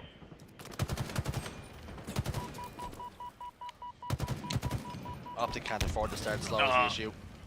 They've only got 1 round left. APG trying to get the power up, but Renegade through the crack of a window. Yeah. Puts him away. Renegade's first kill. Dude's just getting started in this round. Goal against that, that's huge. Lucid helped him though. That's massive that he lived, right? This is exactly what you're looking for, just for Ola to survive. And Lucid gets kills, and now they get the ball, now they get a setup. The Wizard breaks out the invisible cloak. Yeah. making plays with it too. Oh, he has a needle. Oh, not anymore. Even better. Grandmaster Ola, what can he do? Couple of shots to the ego. Oh, whoa, did he miss 2 of those? Or, I guess. I'm gonna have actually not to call out my man Ola. Yeah, like I don't think he missed them. I just don't think they registered. I think that's the official line that we're going to be given. It was hard to tell, though. This damn LAN network. I swear I was dropping frames. Yeah, Ola does not miss. Ever. Stellar about to not miss, too. They got the setup they need to. They got to come to them. The scariest thing is, doesn't matter. Anybody on that team on Cloud9 can put that sniper rifle to use. We say that, and Stellar sends 3 warning shots, and not a single one of them connecting. Just him being here is difficult to deal with, though. That's 2 big kills. Oh! Don't tell me he died from that. Oh, no. He knows how big it was, too. That's brutal. One thing I noticed, and Shotzi does this really well too, is if you're in a deficit, like somebody's got high ground on you, you just sprint, slide, and get underneath them as quickly as possible. Like as low down underneath them, and make them look straight down. Oh, it's so difficult to fire. It's hard to kill somebody if they're straight down below you. That's the best way to turn those high ground situations to your advantage. I actually learned that from Apex. Yeah. All the Halo I played, didn't learn it. But once I started playing Apex, that's when I figured it out. Yeah, just get right under them. Yeah, us casters are slow learners. That much is for sure. I still haven't learned how to kill things. I'm just good at talking about how to kill things. Killing them is a different story. Yeah, we love criticizing pro players with absolutely no credentials whatsoever. Exactly. Well, let's go Stellar. If I sound like I know what I'm talking about, other people have to believe it. If I just say it with enough confidence, I don't know what you're talking about. I competed. You know what? I think hang on a minute. Let's not just brush past that. I competed. Right? I competed. I did. Yeah. Right, give me your placements. Yeah, go for it. Give me your LAN placements. How many Okay, DFRs? all right. You want my land placement? No, I don't. Top 8. I'm gonna get Top 8. Top 8. AGO, And Was it an 8-team tournament? AGO in New Jersey. Was it an 8-team tournament? AGL. I was like, Who showed up? it was like 24. I got knocked into loser bracket by Spartan and L-Town, and then got knocked out by Aptitude MLG Queen's brother. And mind you, that was the first and second place team. You said AGL, so this is Halo 4. So what he's saying is potentially he could have gotten top 3 if he hadn't been beaten by the 2 top teams. Something like that. Yeah, that's what he's saying. That's what he's saying. But because I know it's Halo 4, I automatically just care less. Wait, it was Halo. You said Halo 4? Well, he said AGL. It's got to be. Get Tony off this broadcast right now. I didn't say what Halo was. It was AGL New Jersey. And what Halo was it? You're gone very quiet. Are we talking about me? Are we talking about me? We're talking about Lucid. We're talking about Lucid now. Here's the biggest thing. Okay, you can say what's right. Like you just got to be right with whatever you say. You know, in the end of the day, as long as you're saying the right thing, then say it with confidence. And it's okay if you're not good at the game. You just say the wrong thing in confidence, and people believe you. Okay, well, good luck. That's my fear. Is I worry so much. I'm making a career out of it. Yeah, I'm doing it all the time. Well, all right, you're special. I can't. He liked that jump. I just try to say the right thing. Yeah, Renegade does. That's high risk, but I guess high reward too. All this time we've been chit-chatting, trying to understand Tony's LAN placements. I can't believe he stepped up here on the Xbox stream talking about Halo 4 as if that was going to fly. Thank God Shyway made an honest man out of him. I would have completely let that slide. The funny thing with Tony and your LAN placement is the only time you ever reference it is just to let people know who beat you and how badly you got. To flex the fact that you got like just demolished. But in explaining how he lost, he said, I got beat by Queen's brother. Well, you know what? That was the explanation. Well, you know what? And by Queen I took a win off of King Nick and Stereo. Oh, my God. Hello. Lucid taking faces. I like what I see. Lucid making us shut up and pay attention. Closing the gap, too. That was gross. On round win. Only requiring 15 seconds. Lucid is like actually a superhuman, I think. Like he's like a Saiyan. I don't even think he's human. I think he's a robot. I am convinced he's just AI. He plays like the way he uses a controller is just it's special. I don't know. It's like it makes controller look better than mouse and keyboard, like all the time. Controller is better than mouse. No, in Halo, but just in general, he makes controller look like it's just like he's too accurate. The sensitivity is so quick. I don't know how. Yeah, it's just so efficient. Like every movement is so perfect. Like he never overextends the reticle, overclicks, very rarely at least. I have a dumb question. I'm ready to give you a dumb answer. Used to it. We're in Anaheim, California. We are.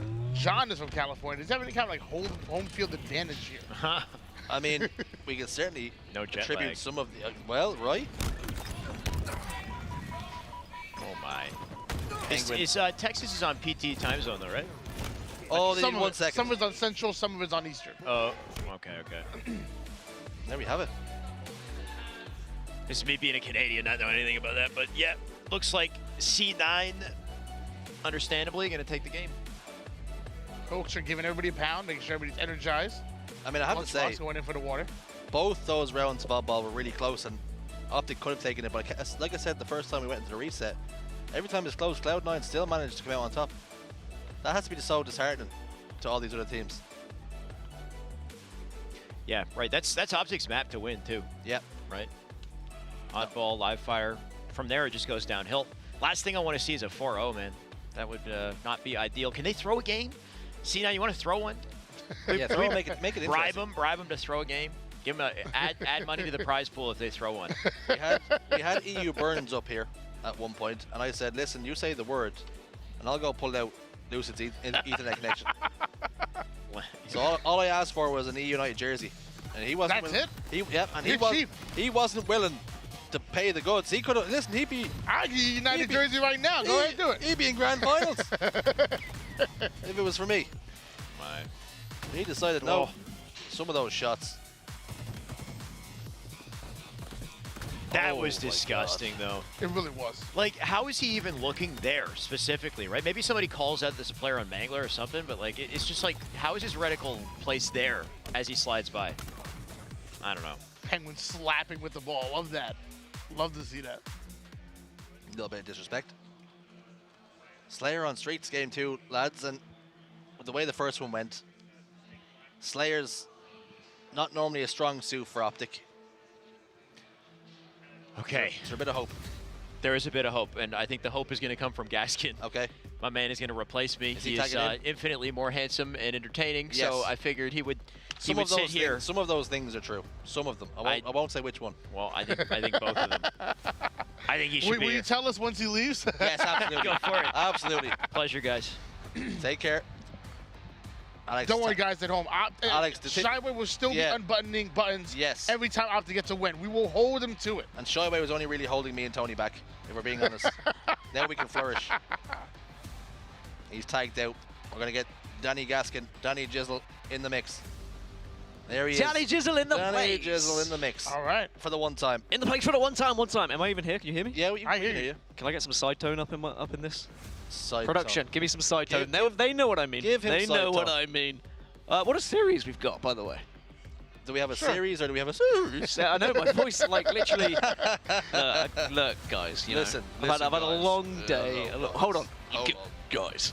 I've had a really long day. It's been so tough out here.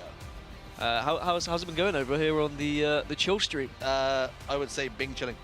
Bing chilling. Yeah. Yeah. Yeah, for All right. sure. I'm feeling that vibe. Yep. Is it okay that I've brought a brew with me? Yes. Sure. I would say so. I don't know. I didn't know what I didn't bring one for either of you. Oh, that is a move that will not go down in the camp. Game 2 underway though. Plenty to sink our teeth into. 1 kill apiece. Make it 2 now for Cloud9. Dan, we're talking about just how good Cloud9 are and the fact that they don't even give us a sniff for a chance that it's going to go to a bracket reset. It's the thing, you wanna have that belief, don't you, that it's going to be that long series. We get a full best of 7 and we go to a bracket reset, and everyone's going to be waiting here, and everyone's going to be returned from the Super Bowl, and they get to come back and watch. But then you see triples like that. You know, Renegade, he did that in before, and look how quick he is to look around the map and look for an overkill. By the way, he wants the montage clips. As twice he's gotten triple kills, and twice Optic have not given it to him. So that's the clutchest thing that Optic have done so far in the series, just not give Renegade an overkill. Ice in the veins. That just goes to show you how good Optic are. Optic need, I think, just that little bit of... They need that one moment, don't they, where they like absolutely smash Cloud9 in a game and they go, okay, this is going to be our chance now. And also, where did that pink AR skin come from? Because I want it. Have you seen this before? Yeah, it was in the Tenzerai event. Was it? I got it myself. Maybe it's just because I mean, also jokes on you. That was all just a ruse to now expose you as an assault rifle player. Oh, Slippy. He's gotten you. I got a Nerf blaster assault rifle sitting right next to my stream setup. I bring it. That might possibly be the most accurate gunshot sounds I've ever heard. Wait, did you get with the Nerf stuff? Did you get the skins as well from the gun? You know what's funny? I did, and I forgot to put them through. So I never got it. Butterfinger sent me a little package, and I never put the skins through. Actually, you know they're valuable. Like people sell them on a website for many monies. Some people sell NFTs. Dan's trying to sell skins. It sounds like wheeling and dealing. Hey, this is actually I've just got a whole marketplace of HCS skins, Halo skins on websites. 18 to 10, and the thing is, you watch these games, and every single time you think there's going to be a chance for Optic Gaming, one player from Cloud9 just does something really stupid. Yep. And by stupid I mean crazy stupid. Yep. By the way, since you swapped out, I gotta give you a warning. So every time Optic get a win in the series, you have to unbutton one button. Shy was supposed to do it, but he just tagged you in. I mean, this is a very dangerous game to play with a man who definitely would do it. He would do it. And also, he'll start from his trousers. That's the issue we're going to have. So did Alex. And that's the truth. I'm pushing a marker here. The Xbox stream would have gotten very, they're going to have the worst. Oh, wait. We got listeners. Red Ollie naded me. I'm one shot. Three here. Listen, guys, get your shields. Can this stream hear the listener? I presume they can. Okay. Yeah, they're already cut. Wait, can I pretend I'm part of the team? Yeah. I'm looking around. Yo, nice job. You got pushing us tires right now. We get tires. Yo. There's one over there. Yeah, nice kill. Not the tires. No, you are. No, you just grab the kill. Brad, you're push up with me. Market still. Brad, you're alone, Brad. Brad! I'm your friend, Brad. Now, Jen. I'm one shot. I'm dead from nades, maybe. Need to live. Red alley. I'm dying from nades. Two guys here. Which alley? One shot. I shot him once. Astro talking. That's what we're having here. Market. Bulldog down. Guys, Bulldog down there. stop leaving each other. We're just Rockets walking away. Stop, guys. Leave each other more. Don't listen to him. Imagine if you had that. Imagine if you had just one player. Or just to say. Proximity voice. We can just interject into their comms. They just drop us into like the Discord chat or whatever, everything. And stop listening to your coach. An anti-coach. Yeah. Maybe if we do that, put me in Cloud9's comms, and I can maybe help one of these teams get back. We just go behind the coach, right? We grab him as quickly and stealthily as we possibly can. Right? We keep him nice and quiet, and we just slot you in behind him. Yeah. You just have to impersonate his accent. Get Hoaxer. Hoaxer's a pretty big guy. I don't think I want to try to mess with him. That's true, but you're bigger. We'll send Mark in. Okay. I reckon you could take him. All the meanwhile, at least the Optic have kept this a respectful score. Like this isn't out of reach for them, but every single time I say that, there's something else, isn't there? Oh, fair play to Optic for keeping it close. Only the 7 kills. That is close though, isn't it? That's how good Optic are able to keep it in 7 kills at Cloud9. I thought someone had tapped me on the shoulder, but it was just my wire. Just your wire, yeah. Yeah, I was just getting tapped. Yeah. A little love tap on the side. Ooh, Renegade catching that grenade. Oh, wire tap. Tap him up. Can I be honest with the stream right now? No, actually, no. Okay. I can tell you something. Stream, you do not want to hear what he's about to say. You know what I'm going to say as well. I know exactly. We'll wait until after this game. Maybe we should. Okay. I want to address something with the stream, and I just want to have a little. I want to get close and personal. It's going to be a one-to-one. It is going to be one-to-one. Heart to heart. Whoa, that thrust! I want to know what this is. I want to know what sound Dan just made. Honestly, the thrust, I think that's the noise the thrust made in beta phase for this game. Is originally it went, and then eventually they changed it into like more of a. That's what it makes now.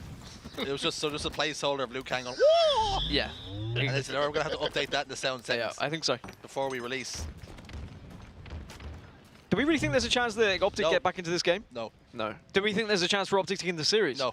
Do we think there's a chance for Optic ever? Okay. So it's just Cloud9 forever. Yeah, Cloud9. How long? But in terms of when we look at like historically teams having those amazing runs where they just go unbeaten event after event after event, at what point do you just not do the event and just go Cloud9 are the winners? Yeah, and just save everyone the trip. The whole thing, yeah. Cloud9 have won. We're just going to give Sentinel second place. As we talked about this a little bit, is that you can almost be a victim of your own success, Dan, that you win so many tournaments that some of the fans you had start to turn against you because it just gets boring watching the same old team win. It does, and I'm afraid that Cloud9 already find themselves in that situation. I think they're already under that impression of if we keep winning, we're going to lose our fan base, which is crazy, really. But I think as esports evolves and gets bigger and bigger and bigger, I mean, it's already massive already, we are going to see fan bases get even more hardcore to the point that they will be, you know, there'll be Cloud9 Ultras coming up to the events and hooligans, trying to start some trouble at the back of the event, and you've just got to keep tabs on them. You see Cloud9, you'll know exactly when you see them, you go, oh, they're the ones that make trouble. Who's in the final? Cloud9. Oh, no. I'm not going to that one. There's going to be murder in that place. I'm not going to that esports tournament. Virtual murder, of course, with battle rifles. And respawns. All the meanwhile we say this, every single time I think the game's done and dusted, suddenly Optic get a kill or two, and I'm like, huh? Oh, there's a chance. Huh? And then a rocket launcher pops up and Renegade gets it, and it's over.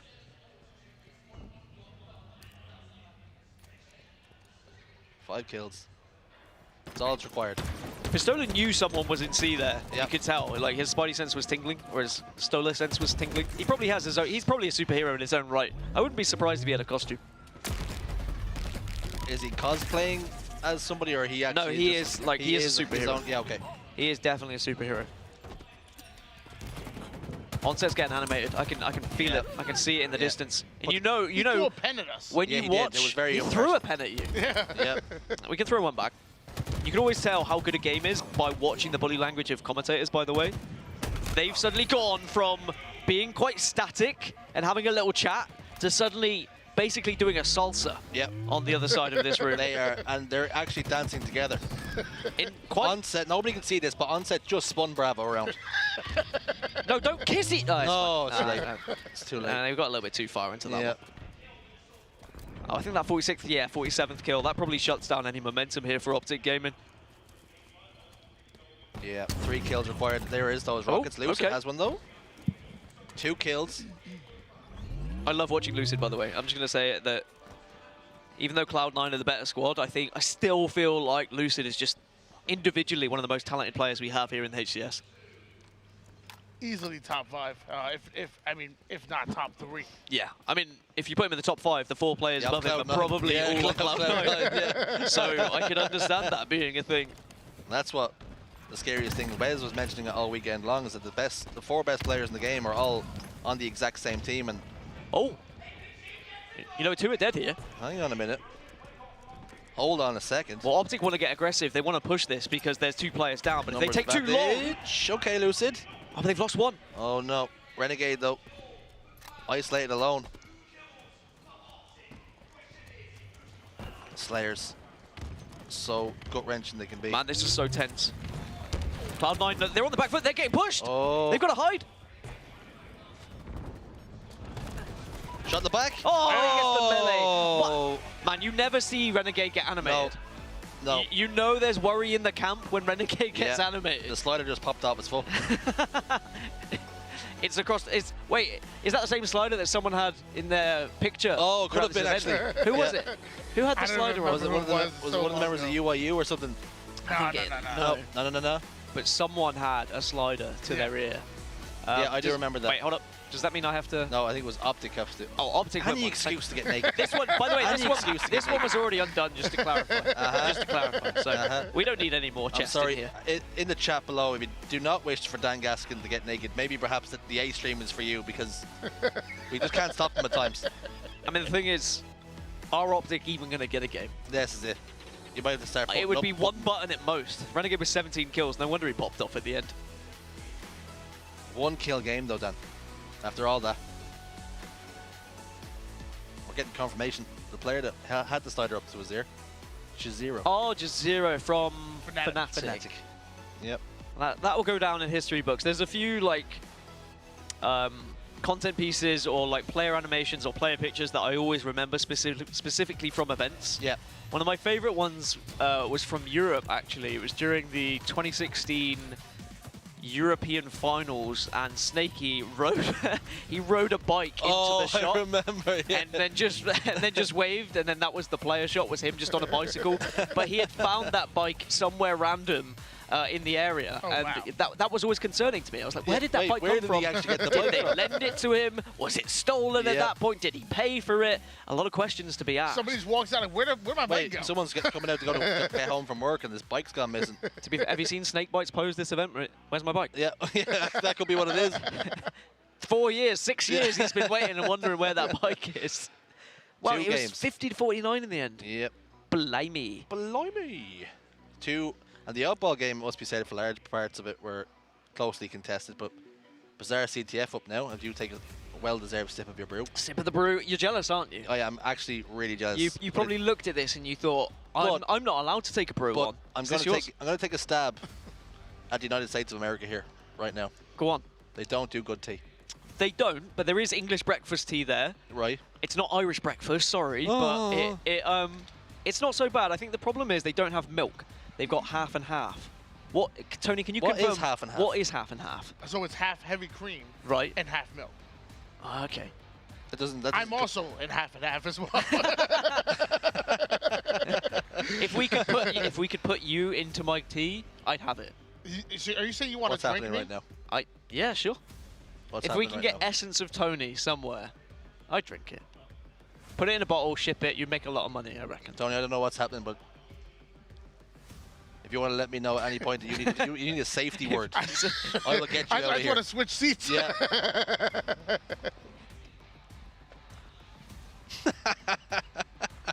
It's a perfectly innocent comment, by the way. Don't trust this man, right? He's a very dangerous man to have. I'm not here to make things comfortable for anybody. No. I'm here for my own amusement. In fact, all tournament long, I think I've been uncomfortable just with you being in the general now, Dan, spacing. Speaking of uncomfortable, you had a comment to make after that. I did. Yeah, I'm going to be right. You're going to have a hard time. Can I get the ISO on me? Because this is something I've wanted to discuss with everyone. Yeah, a heart-to-heart now with Dan Gaskin. Here we go. Hey, everyone. So I decided... Wait for Sorry. Wait for you want... No, go just a little bit lower. Can we... Right. I have a real issue. No, I have a real issue, and this shirt is really hurting me today. Right, where does it hurt you, Dan? I've got some sore nipples. Okay. And I don't know, I've never had this problem. Okay. And I don't know what to do about it. Like, do people genuinely put tape on? Is that something I should have done? It's a runner's trick, actually. A runner's trick is? Yeah. Okay. Maybe I could learn. Maybe I could learn from the runners. Yep. All right, players are back. We don't have to talk about it anymore. We can drop that. But I wanted to change, but because I'm then on the desk for the final, it would look weird if you were wearing a different shirt. Yeah. And the only thing I've got here is the Oxygen jersey. The Oxygen gave me a jersey earlier. Oh. Yeah. I didn't get a jersey. Wait, I was willing to pull Lucid's Ethernet cable for an EUnited jersey, but you just got given an Oxygen jersey. I literally know everybody on Oxygen Esports. Are you European? No. No, I mean, I am. But you're not even European. Brexit. Oh, I'm an honorary European. I've been doing a lot of European pro series. I mean, at this point. I mean, I think so. I'm willing to give an Irish passport. I'm not questioning I don't want an Irish one. Wow. I like that. Wow. I like that from you. And there I was, trying to help Tony. I'm sorry. You were not welcome in Ireland. I'd be happy. Population of 9. What's the delay here? That's what I want to know. What players gotta look at the trophy. Well, nice. What player's gone for a bathroom break? Or a cry. Maybe a cry. Well, I mean, be a cry. Right. So let's to reel it back in. Yes. Do we think that this is going to be a 4-0? Yes. Genuine belief that you think this is a 4-0? You don't think there's any? Tony said. Don't get me wrong. Tony said at the start he doesn't think they have a snowball's chance. First of all, I said I'd be surprised if Optic got a game in, and if they do, it might be one. I don't think Optic are a bad team. I just think it's a bad matchup for them. Cloud9, I don't see a world where Optic can beat Cloud9 right here, right now. Maybe Kansas City, maybe go into the lab, maybe do a little bit of scrims, come back a little more polished. I just don't see a world where Optic beat Cloud9 this weekend. I don't think anybody beats Cloud. It's not a slight on Optic whatsoever. I think it's more just a huge tip of the hat to Cloud9 and how good they are. We're seeing it in all the regions being dominated by one team. It's not been close. Fnatic sent them to Game 5. It's true. And that's why I said it on the desk. I said, if Optic could have done anything to prepare for this series, it would be watch that series, watch what Fnatic did. Go find Fnatic, ask them what they did, what was different. But every team has a different way of playing, a different approach to the game. You heard it from Rydoob. He said that He doesn't think Sentinels play Halo correctly. He's been saying that for a long time. But what is correct Halo, right? That's always going to be an objective thing. I mean, the one that you would think the Halo that wins. The Halo that win usually you'd think, but he was saying that even Sentinels playing the way they did in Halo 5 didn't deserve a victory, but because they were also individually talented, they got away with it. He's been saying that for years, by the way. Years. Ryan Noob's a character. Yes. I'm a big fan. I'm a big fan of Ryan Noob. Wow, that's a stat for you. Statistic. Blimey. So they're not winning this game either. When, like, is that 10-0? Well, they've not played Bizarre CTF 10 times this event though, so that must be including Pro Series. That must be including Pro Series, yeah. So that is a statistic. I mean, all right. So it's 3-0. It's 3-0. So this is where you just need someone. They do rock paper scissors on the stage and say, okay, you win. Yeah. In fact, not even rock paper scissors. No. Just rock versus paper. I think. And Optic. They don't get to choose. Cloud9 get to choose. Yeah. Cloud9 get to choose what Optic pick. Yeah, and then they get and they get what's left. Yeah. So basically, it's a coin flip that's not even a coin flip. Yep. It's a coin flip that has heads on both sides. Yes. Yeah. All right, we got there in the end. All right. That was the analogy I wanted to go for. There we go. Look. Yeah. Look at us. Look, stumbling. Look at us. Who would have thought? Who would have thought? Just 3 guys. 3 guys having a chilling chat. and watching some Halo. You know the place I'd rather be.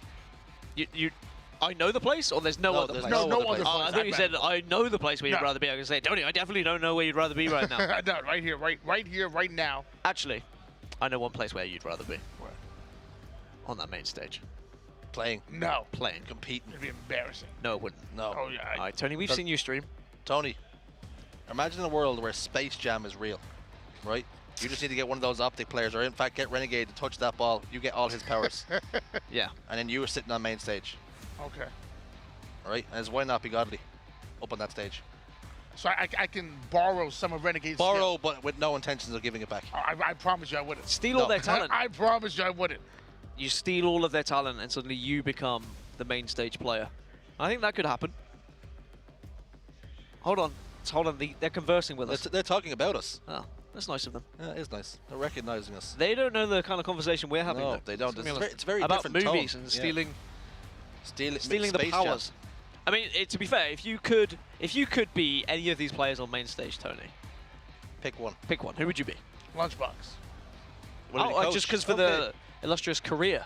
Because you've already done it. Top 25. Been there, done that. Top 25. That's a really good show, you have to say. That was a great answer. I wasn't expecting it. No. But is there more of a future for any of these? The thing is, you go for the old guy, right?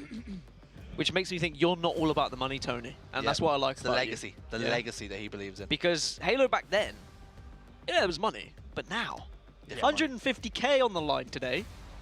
25,000 extra thanks to crowdfunding, it must be said. 9,000 just to first place. You're seeing there, you're watching the Bravo stream, listen to us all wag our chins. How do you wag your chin? You're doing when you talk. It's an Irish thing. When you're speaking, right it's now. like chin wagging. Oh, yeah. Let me see you wag your chin. What there the? you go. Look at that. I'm doing it. But literally, just by talking, you are wagging your chin. I know. So you didn't have to do it side to side. Well, when like, you listen, talk, I'm just trying to show how talented I am. I can do it up and down and side to side. Very impressive. Yeah. I want to talk about Halo. I'm done. That was weird. Your jaw. You asked me to do it. Your jaw shouldn't move that way. You asked me to do it. So that was scary. It was pretty terrifying. Yeah. All right, you want to talk about Let's talk about Pistola. Okay. Talk about Pistola then. Go on, give us something. Give us a fact. Yeah. Talk to us about His name is Dustin. Right. Nicknamed Ola. Right. Lied about going into full-time streaming back in Halo 5. Oh. He said he would come back and stream, and I was so excited. And he literally streamed one time, and that was it. I'm disgusted. Not quite full time. Sounds like me. Not even. It does sound like you. Sounds like my streaming career. Do not. Whatever you do, folks. Right. I'm gonna tell you right now. Do not subscribe to Dan Gaskin's Twitch channel. Why not? You will not get value for your money. Subscribe to mine. Maybe do that. You get one stream a year, and you get one stream a year. It will be the best stream you've seen. It won't. No, it probably won't. It won't. Did you know that me and Pistola are from the same state? You and Pistola. Did you know? Yep. What state is that? South Carolina. Wow, I didn't know that. I was born in South Carolina. Yep. You wouldn't know it from the accent. No. I developed a better one. Oh, and Tony's not happy with that, I tell you, folks.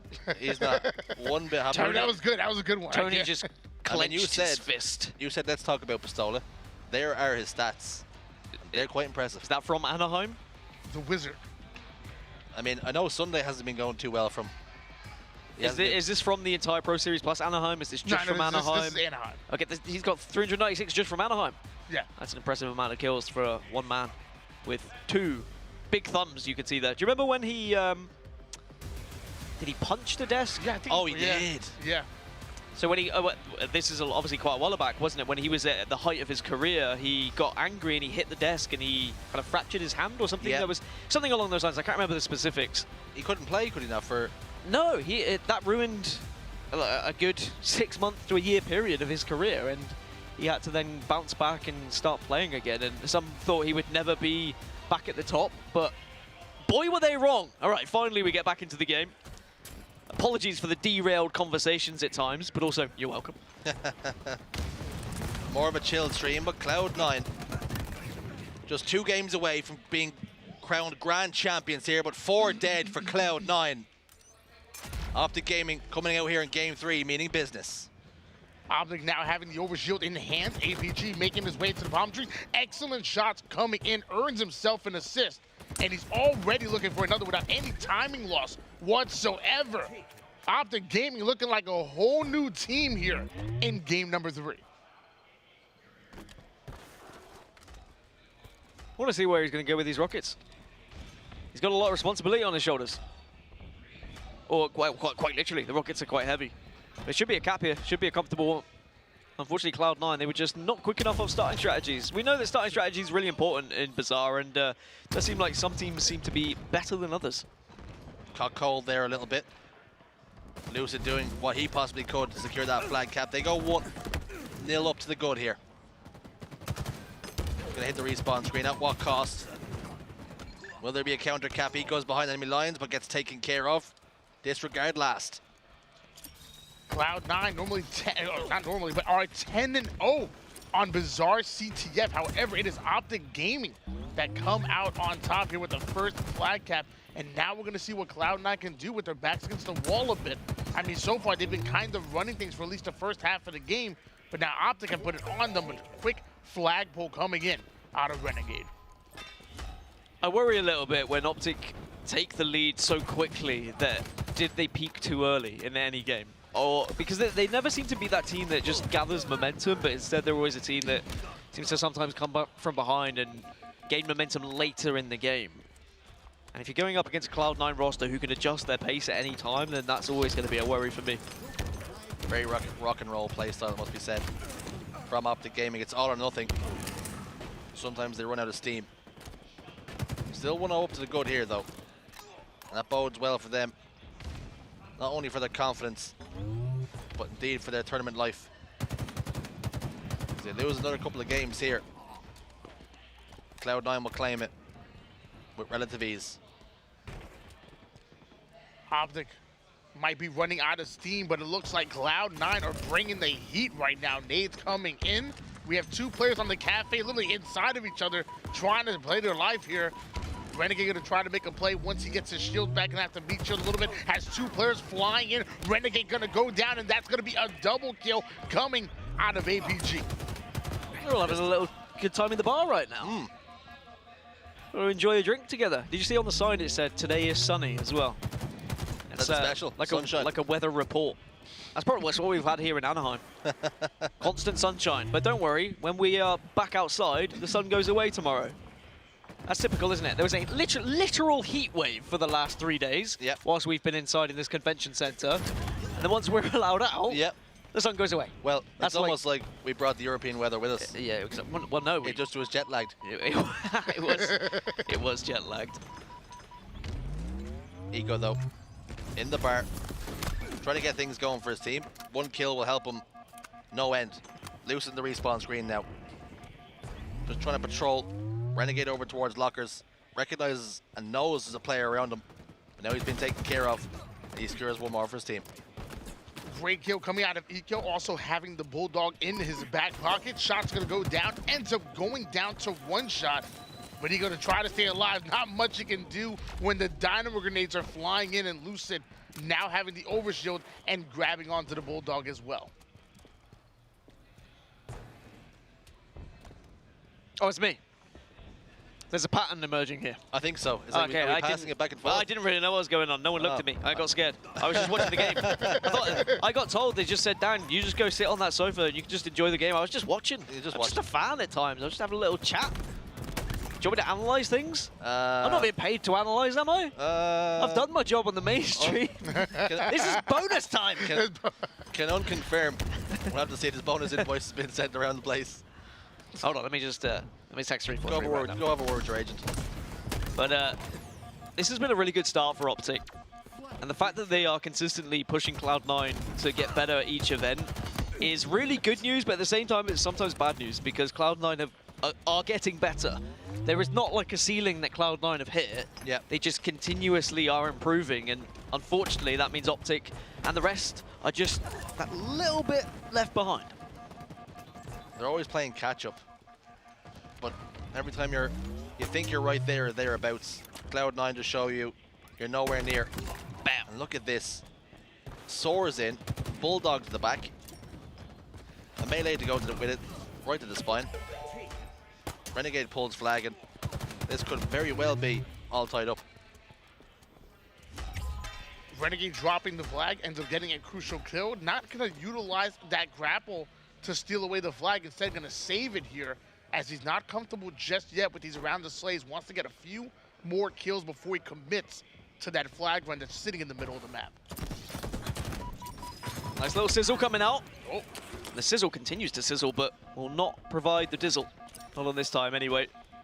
I always feel like that with the sizzle sticks is that they're not, you know, they're really powerful. Don't get me wrong, and they do so much damage, but you can get away from them. If you play it correctly, they are going to make you weak, but you can escape. It's not like they're an instant kill. Some people, I think, suggest they are that, you know, that crazy instant kill, and they have to be nerfed so much. And all right, I'll take a little bit of a nerf, but I don't think much needs to be done. Maybe even just delay the time that they come up. I think they come up a little bit too often. That would be my honest opinion.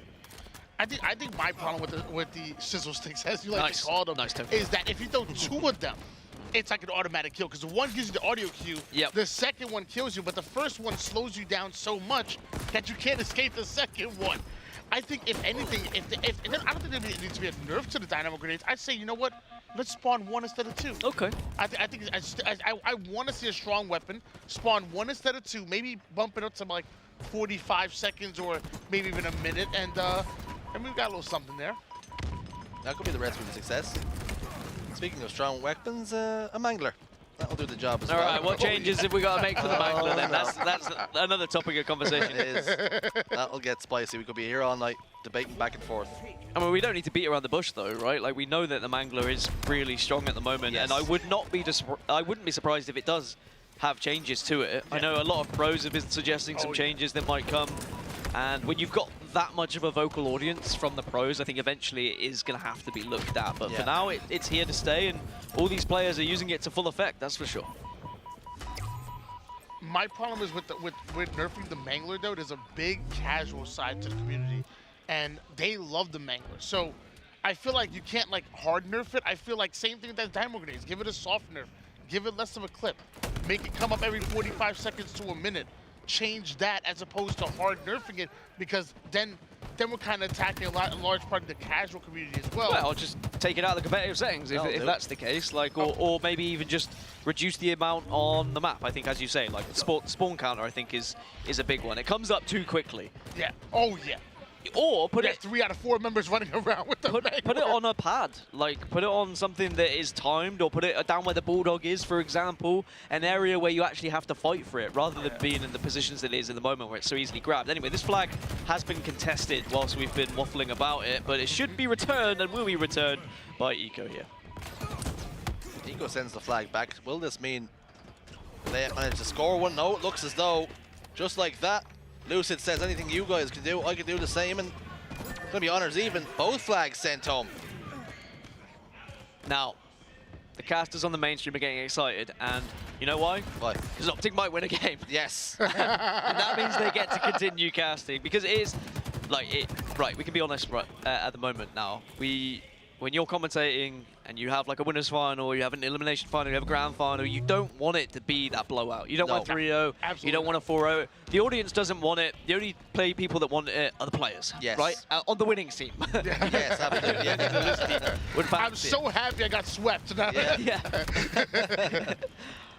But it is just one of those things where if Optic Gaming get that one, then it gives everyone belief. The casters, the players, the viewers, production. We all think, okay, maybe we're going to be here a little bit longer for tonight. And we've got time. You know, it's not like we've been dragging out today. Everyone's finished watching the Super Bowl. People can now start watching some Halo instead. The Halo Bowl. I know who won. Do you know who won? No. Oh. We won't say that. We won't. We won't say. Is it a spoiler? No, it'll be a spoiler if we say. We can't talk about it. We won't say. We won't talk about it. Spoiler. Yeah.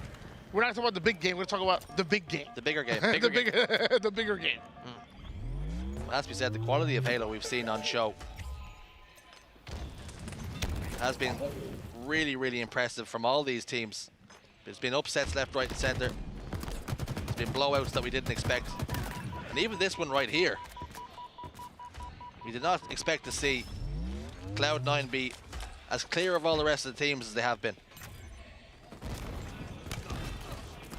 Penguin starting to advance forward, ends up getting the pull on that flag, and now advancing the flag forward, goes in for a bit of a curve slide, but ends up running right into the wall.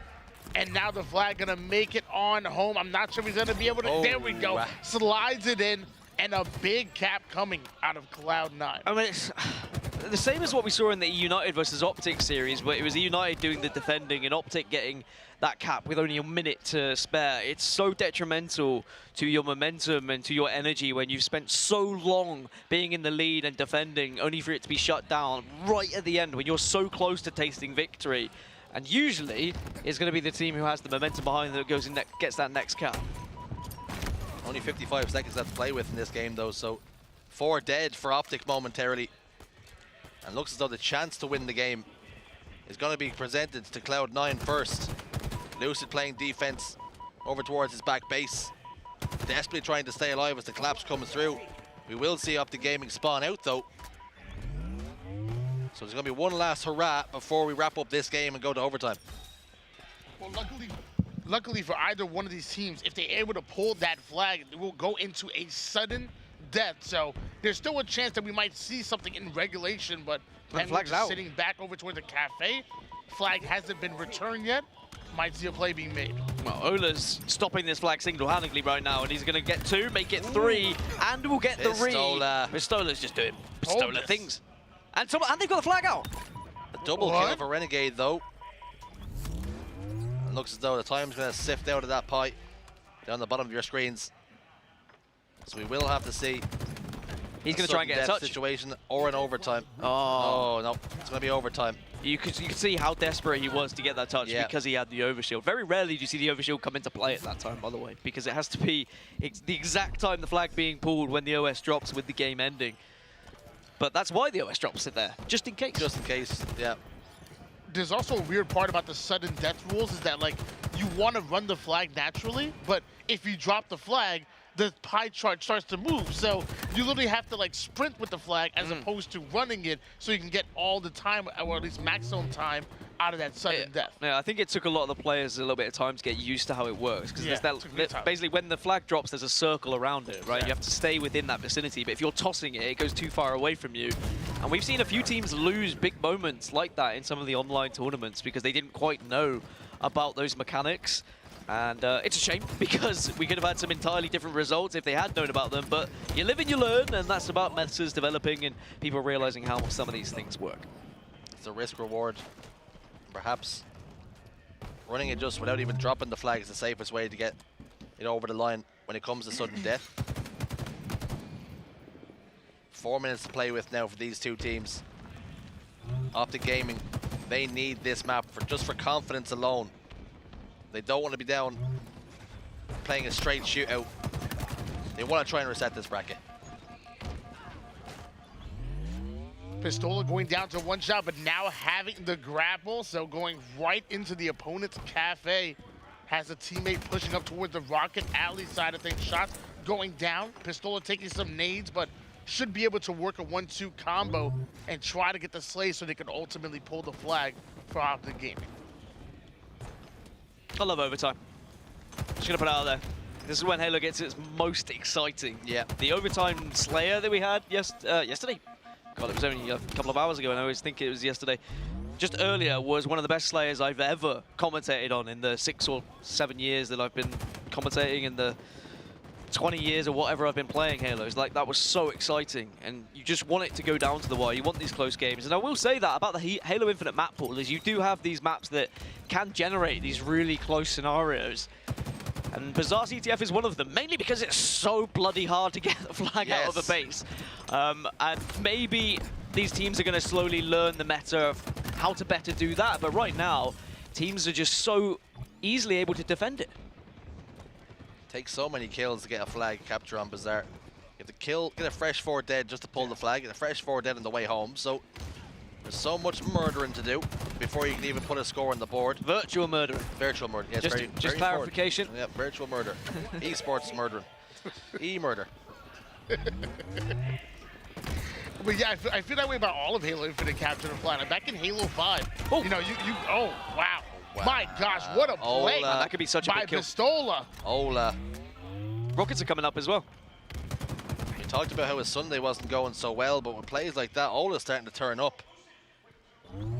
Just another Optic Sunday.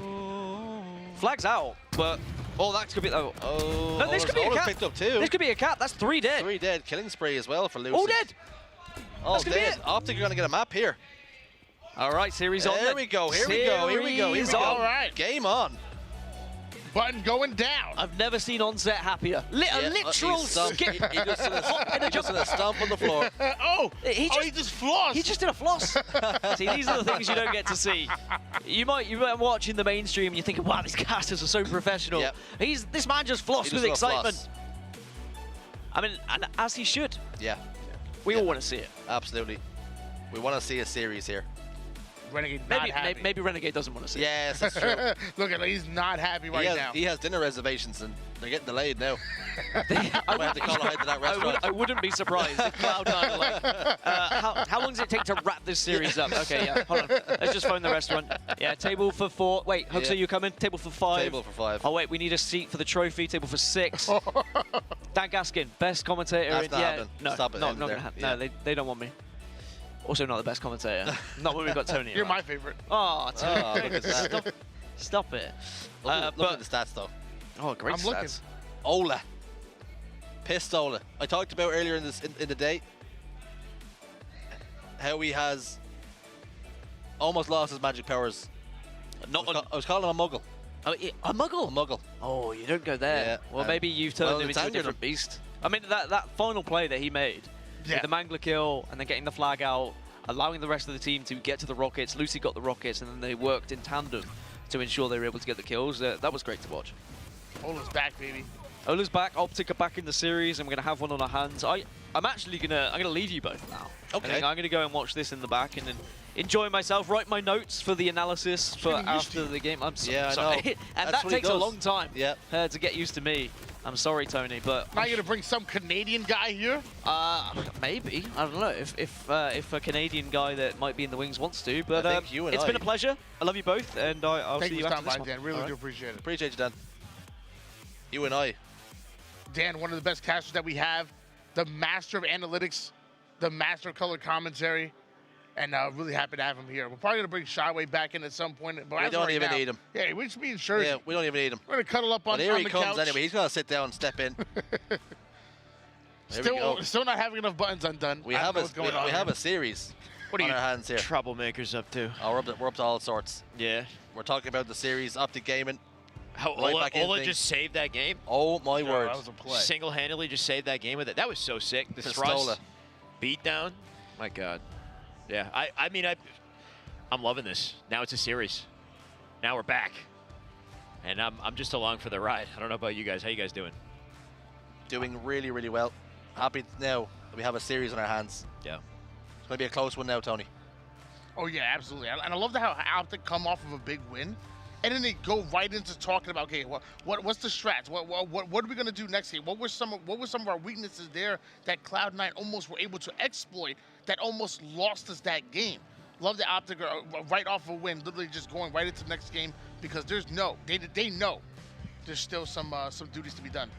Still a hill to climb. Yeah, hopefully they're not talking too much about the last game. They just move on to the next, right? Yeah. You could see them all take a collective like sigh of relief, like a breath out when that game ended because they knew they had it.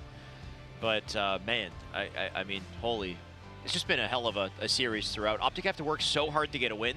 I just hope that this dent that they've created is now just a snowball. I guess it's ready to roll. We'll see. We could be talking about very, very shortly now a bracket reset, something unprecedented. We didn't think it was going to happen. Yeah. But now going into recharge, there's a real chance the Optic can tie this series up. Let's see it happen. I mean, on recharge, you got what, the deepest sandbox in the entire Halo Infinite map pool. You got everything on here. I've listed it off before. I won't do it this time. Here we go. It takes me so long. Let's see it. There we go. Let's see it. Grand Finals time. Game 4. Strongholds recharge.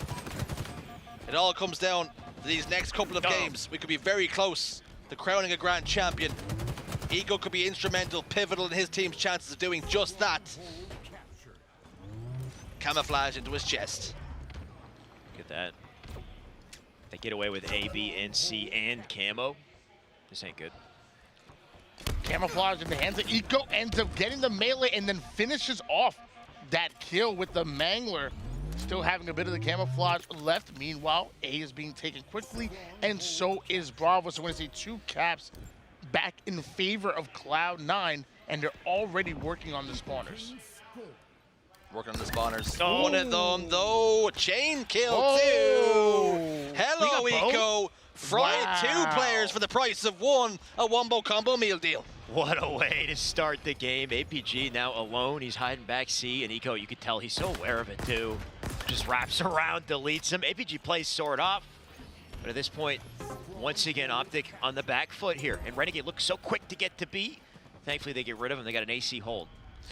Cloud9 so good and strong. God. And you're seeing why Eco putting it down. Anybody on the Cloud9 roster able to pop off at any given moment, especially Eco with the shock rifle. This man's out of control. Eco, Smith, stop it. These boys have families. I've never seen Eco hit so many shocks back to back. Now it's Lucid's turn. Bar set pretty high. Lucid makes a play, things could change here. Lucid now having a turn with the shock rifle. He does have a teammate with him on the C side, and he's quickly going to advance over towards control, but someone going to slide in, gets the kill onto Lucid, ends up getting the double kill to Renegade, and that's going to be a triple kill to steal away the shock rifle. Renegade gets a triple kill in every single game. Does he? That's a known stat. That's triple. He's gotten 3 triple kills so far in the series. Out of 4 of these games, so Optic, again, we spoke about it, clutching up and not giving them the overkill. That's about the cut of it too. Strongholds though, B and C in control now, Cloud9. And all of a sudden, every single player that touches this weapon is a god. Apparently, this shock is so freaking scary though too. He's still got 4 shots. The moment he drops this off the map, the new one spawns up, I think like 30 seconds later too. It's just, it's ever present. So you always want to control it. Finally getting that kill. Maybe it gives Trippy a chance. As I say it, the trade as well, though. Multiple going down here for Cloud9. So we're going to switch gears onto Pistola, who was the last player alive advancing forward over to top gold. He has to slow the game down as his teammates are just coming off of the respawn. Optic Gaming, though, they have a foothold in the game. Can branch out from here. A little bit of a pipe step, but you can see Pistola calling out for information the entire time. Renegade gets a couple of shots in his back, but here comes the bait and switch, and there goes Pipes control. That's such a classic way to retake Attic. You have somebody on control, just kind of pester him, put a couple shots in so that your flanker can then come through the door uncontested and steal back the section. Of course, as we say it, though, looks like Optic have found a way to fight back and take the map. Triple cap to go along with it. All 3 strongholds in control of Optic. And now they're starting to show exactly why they're one of the best teams around. 2 strongholds, do it to him. No, Eco Smith shuts him down. And just before, he was really starting to do the damage. One shot beat. Oh, he missed the shot. Oh, he still got him. Lucid almost making a play right there. Eco trading off kills. Meanwhile, Renegade now going to try to advance forward. Ends up earning himself an assist, utilizing the grapple to hop right into Alpha. They need that double cap, at least 2, in order to put points on the board. And it looks like they're going to get 2, maybe even a 3rd cap, as Charlie starting to go in favor of C9. How do Optic play this to bounce back here? Looks like they've got Pipes and Attic. Stellar aware of it too. They're going to make a 2-man push straight up to yellow. This is something Cloud9 will do differently than other teams. They're not afraid to just go right to the spawn and keep the pressure up somehow. It looks like Trippy does die. Renegade takes it, so once again, they're on a spawn cycle. If they keep them splitting, it's going to be so difficult to break out. Triple cap. Still, all this time for Cloud9. And amounting so many points in the process of it. 174 now to 116. Shock rifle shots get fired across. Only a warning shot this time as it just flies past the visor of that member of Optic Gaming. Ola in a world of hurt here, getting shot up in the back, and the movement from Renegade recognized he's not going to push through there. It's going to be a little bit unpredictable. We've seen how deadly Renegade can be with a shock rifle in hand. Already working on Charlie, getting yet another trip cap. Shot goes in over towards Bravo. Ends up getting the body shot onto Long Haul. Finally going to be taken down as that shock rifle is going to change hands. Look at this, C9 in the end zone now too, 216 and counting. They're going to get onto B. If they get B, this is curtains for Optic. Going to get double time here, and Eco still dropping him. Ola goes down as well. That's 223. Optic, if they don't do something quick, it's over. The body's starting to hit the floor. A and C being converted though. Eco getting B, and the reset come through. Also, 226 now to 118. Optic are in big trouble. They're on the ropes and potentially could go 1 game away from being eliminated. Penguin somehow getting the kill all the way from bottom mid, slapping on the camouflage. He's guarding C at the moment, whispering a couple of shots, but finally able to get the perfect kill on him.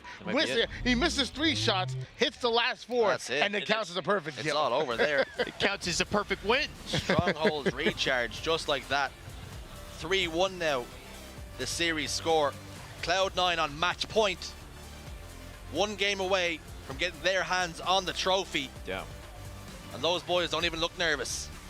Not at all. Optic worked so hard to get that bizarre game. How long was that game? Like it was a war. 15 minutes, a war, right? Only for this to happen in the follow-up. It's just like, you know, once C9 lose, and then they take, not that they weren't taking it seriously, but it's just when they answer like that, I can't help but think, how do you come back? How do you regain if you're Optic? It's a shock to the system. It almost wakes them up. That bizarre game was such a battle of attrition. Optic came out on top, but recharge strongholds, they're showing just why they're the champions elect.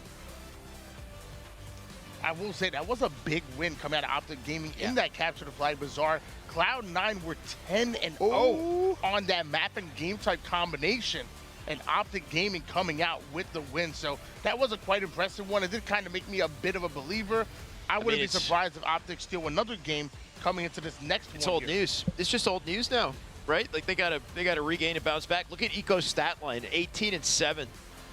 That shock life that he had was insane. I'm sure the replay will just be filled with Eco right here too. Just the double right here.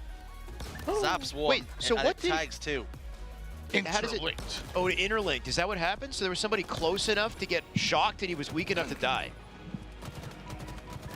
Really fun seeing the electricity effect coming into Halo, something that we've never seen before in either of the games that's come out.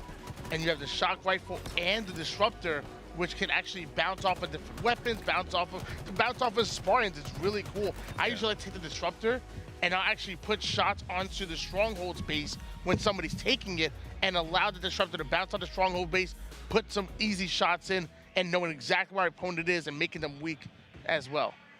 Tony, I think Scherzi has left us. Left us by our lonesome. He just got up and yeah, didn't say a word. He just got up and dropped the mic. At the most critical moment in the tournament, Optic's life on the line here, Tony, and I think this might be where it ends. Unless they prove otherwise, unless they prove me wrong. Cloud9 Optic Gaming, your grand finals here. Cloud9 just one win away from taking the entire series and becoming your champions. Meanwhile, Optic Gaming having a mountain to climb just to reset the series. Not even to win the tournament. Yep. Just to reset the series. That's true. Got to see something happen here at Optic Gaming. You just have to do or die. Such an uphill road. Here's Sparty on screen. You see him talking to his team. This is something that I'll see a lot on scrims, where they'll play scrims and then immediately mute their mic, and it's just Spartan it's Lucid just going in, kind of leading the discussion. You start to wonder how the chemistry is for these guys on Optic. Well, I will say this is a big step in Optic. I mean, in Optic's favor, you know, going into Raleigh, they were the #1 seed. A little bit of a disappointing outcome coming in from Optic in Raleigh, and then even afterward, they kind of lost their footing a bit. Really happy to see Optic make a comeback and make it here in second place, or at least guarantee top 2. Right. And maybe even coming out with a win. Somebody else I'm glad to see come back and make a bounce back here. It's my good friend, young Jennifer. Yo, what's up? What'd I miss? I was kidding. I was watching the whole Just time. the whole series, yeah. What up? What'd I miss? I mean, I didn't think they'd need me back. I'm not going to lie. I thought Cloud9 was going to sweep them, but... I mean, they might still... Well, okay, they got one game. But, yeah, I mean, after Recharge, it's hard to vote Optic at this point. Any last thoughts on it before it maybe ends here, Jen? Like I said, I thought I'd be at dinner at this point. But, you know, I think Optic's putting up a good fight. They're not ready to go down. I thought you were about to leave after EUnited. You know. I was going to go hit the bar. I'm not going to lie. Yeah. I was fully prepared, but here we are. Here we are. Here we are. Till the end. Yes. Cloud9 again, one win away. And what do you guys think? You guys think it's coming in right now? Do we think Optic have a chance to take a win? Alex, I'll start with you. If I'm being real, no. But for the sake of the show, you already said no. For the sake of my heart? You already said no. Yeah, I mean, no. But I would love to see it. I would love to see him come back. It really depends on whether or not they can regain off of what we just saw in Recharge. Jen, can Optic take another win right here on Aquarius? I would love to see it. I think if we see the Optic from that bizarre CTF, they can pull off the win. But I think Renegade, honestly, and the entire roster of Cloud9 is just unstoppable at this point. On top of that, it's a Slayer. And you know how these boys play Slayer, especially with thrusts on the map. Things about to get dicey, but we'll see. So far, 2 kills for Optic. And a camo on the Penguin, though. Bad news, Bears. Is it bad news? Bad news Penguin. Yeah, that's what I was going to say. Does that work? Penguin taking some heavy damage from the Commando despite being camouflaged. Man, somebody has their FOV real high, or their brightness turned all the way up, spotting Penguin like it was nothing. Thankfully, the camo didn't hurt him too badly. Wasn't able to do much with it. 4-4 still to start, so still even. Looks like Trippy's up on pink side as well. Got a good angle to help, but look at this. Eco going to push up and get aggressive here. They took back the top of the map. I have a feeling this is going to be a relatively slow game, but once, you know, Cloud9 gets a couple kills ahead, I think they're just going to start soaring. Nobody believe in Optic game. I believe in you. I believe in the Wizard. No, you don't. I believe in No, you Lucid's don't. You're a hair. liar. I did. You already had dinner In plans. his hair. I did have dinner plans. Burns, if you're watching, I'm sorry. Give me a cranberry vodka. I'll be there soon. Yeah. At this I'll rate, be there maybe. soon. I have so much faith. I'll be there soon. Yeah. Oh! I mean, Ola does get that kill. They do have a slight lead. Kind of banking on Ola to make a play like he did in Bizarre. Got thrust on the map. We got no anglers, though. Looking at you, John. Oh, yeah, listen. Need those for P2. Let's hear what they're saying. You're alone, John. Yeah, you're going rogue. You're going rogue. You guys Yellow P2? P, yellow P street. Yeah, yellow streamers, I think. In yellow. Line the yellow flag. We can yellow. Yellow flag. Ola. Hey, 2, one shot. Trippy. One shot here. Right, I'm one shot. I'm one shot. I'm here. Blue flag. Yeah, top blue. And I had to yellow flag. Got two. Do that. Yellow flag. Up. They just got it. No. It's still up. Top P. Top P. Top P. I'm going for it. Yellow flag tweak. Where's top P? I'm one shot with camo. Dead. Everyone top P? Ola. I died. He killed me. One shot, Ola's top P. Ola's top P above you, John. Going. He's top mid weak. He's top mid one shot. One shot for me. Dead. 3 dead. No deaths here. No deaths here. Did we get camo? Did burn? Yeah, we burn. I'll go get to blue closet, bro. I'll go into the base. I'll go into yellow. The comms. Really cool, calm, and collected, but also very precise. Love the communication coming in out of Cloud9. Jen, how did you like that communication? I think they were all on the same page. You know, they were all concerned about the camo. Did we burn it? Did they burn it? They just want to make sure it was not in play at all because, you know, if Optic got it, they could have ran away with that lead. But I think being on the same page is very important. Sometimes, you know, in games like this, especially against hard teams like Optic, the comms can get very cloudy. You know, people are just yelling over one another, trying to be heard. But cloudy? Yeah, you're saying not cloudy comms, like cloudy Cloud9, with a chance of 9. Yes. with a chance of 9. All right, relax over there. Oh, man. This might actually be a slow one, like you said, Jen. It's still tied, 17-all. Yes. Got yet to see somebody pop off. Stellar, I think, is on a spree, by the way. He hasn't died in a while. Might get another here, too. I might jinx it. I totally did. Right. I'm sorry. Yeah, you be quiet over there. All right, I'll just go. I think we all are just, you know, cursed. Yeah. Your predictions, my predictions. Fair. So if we want Optics to survive, then I should be voting C9 right now, is what you're saying. I guess so. Eco definitely has this. Definitely gonna get this kill. Oh, he does. Watch him get a double down too. Oh, he's also gonna get this one.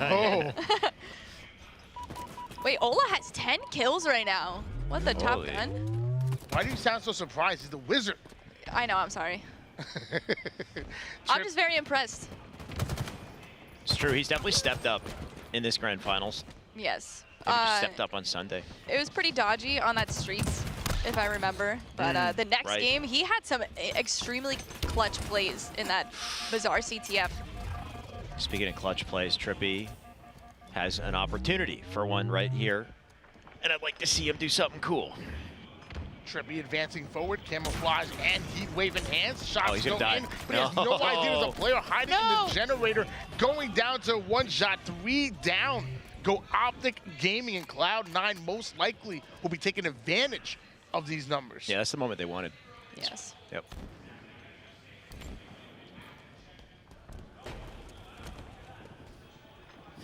Renegade pushing up the car side. He does have a teammate with them, but they might end up running to 2 different players, and that utility door not big enough for the 2 of them. So Renegade hopping up towards top car, throwing a dynamo grenade, coming in with a heat wave, taking out 1, another 2 down for Optic Gaming. Renegade still pushing forward, no timing loss whatsoever, but ends up catching a stick. The trades go in, but Renegade goes down. Jesus. Ola still clutching up though, 12-6. Ola, oh my God. He stayed alive. That's beautiful. Extra player on the map. Our Seller did get a kill on the Trippy. Does Ola know this Renegade's here? Apparently. Oh, unfortunate there. Oh, yeah. Renegade once again on screen. Onto the bottom car side. Easy shots going in toward the player. Running away to bottom mid. Goes back in for the reach out. You never ego challenge John. He's going to go right in on you. Another one just lining up. Almost able to get the double kill. Alex, I know you like that one. Yeah. Real nice for sure. Oh, this next cam is going to be crucial. I think Optic Gaming got away with it. Did they? We're going to find out. I'm not sure who's... I swear I saw Optic Gaming. There was like 3 of them top mid there. They're at 35 right now for Cloud9 though. Optic got to make a move quick. Don't know where the camo went, but hopefully it doesn't matter. Ola dead too. They're hiding in the door? It might have been Lucid, and he may have burned it because he died bottom mid. I think that was him. It's unfortunate because now they got a 4-kill advantage. And no trade though. That's good. 2-kill game. It's definitely going to be slow right up until the end. APG able to squeeze out a killing spree. Penguin taking some heavy damage, backing down towards the back Gandhi, and now throwing some denial nades to try to keep himself alive. And luckily, he does have a teammate with him, so now they're going to push together, holding hands. Ends up baiting his teammate just a little bit and not able to get the kill, so a double kill being earned here. Joey Taylor, AK Trippy, going to start to make some moves here. I like that play by Optic Gaming. They were heavily on the car side there. Yeah. What are they only down by 4? My eyesight isn't failing Just me. 4. Yeah. That's awful. Oh yeah, mine is terrible. Oh my. We're getting old, guys. We're getting old. Oh! Whoa, one thing, let's get old and Stellar going off. 43. APG just got 2. That's huge. He's not going to live, though. No. 4-kill advantage, 6 kills to close the tournament for Optic. If they just play their lives well, get trades, it's over. Oh, they don't see Lucid. He has they don't no see Lucid. idea that. That's a deep Sneaky corner. little beaver. Oh. These corners a little deeper than you'd think, eh? You could just really, get in there. Because of it, just a 2-kill deficit. Now all of a sudden, Optic have a shot here. Oh, Trippy, I think, just got away with that camouflage. He did. Oh my God. Call. APG with 1. Trippy could literally turn the game around with 1 good play here. He doesn't see Renegade. Oh, he's good. Nice. He's tied. He got 2, and he lived. Onset's going crazy for good reason. Oh my gosh! They're about to win this. 2 kills. Renegade gets 1, though, just a 2-kill deficit. They got 49. His camouflage just ran out, though. His teammate ends up spawning over toward the dynamo grenades. That means that everybody is on the blue base side. And I think Trippy now recognizes that. I mean, Cloud9 kind of screwed here. They make 1 bad step, and that's an easy kill. This is perfect for Optic. Optic, it's their game to win. Just 1 kill into Penguin will do it. He gets out. They just play it patient.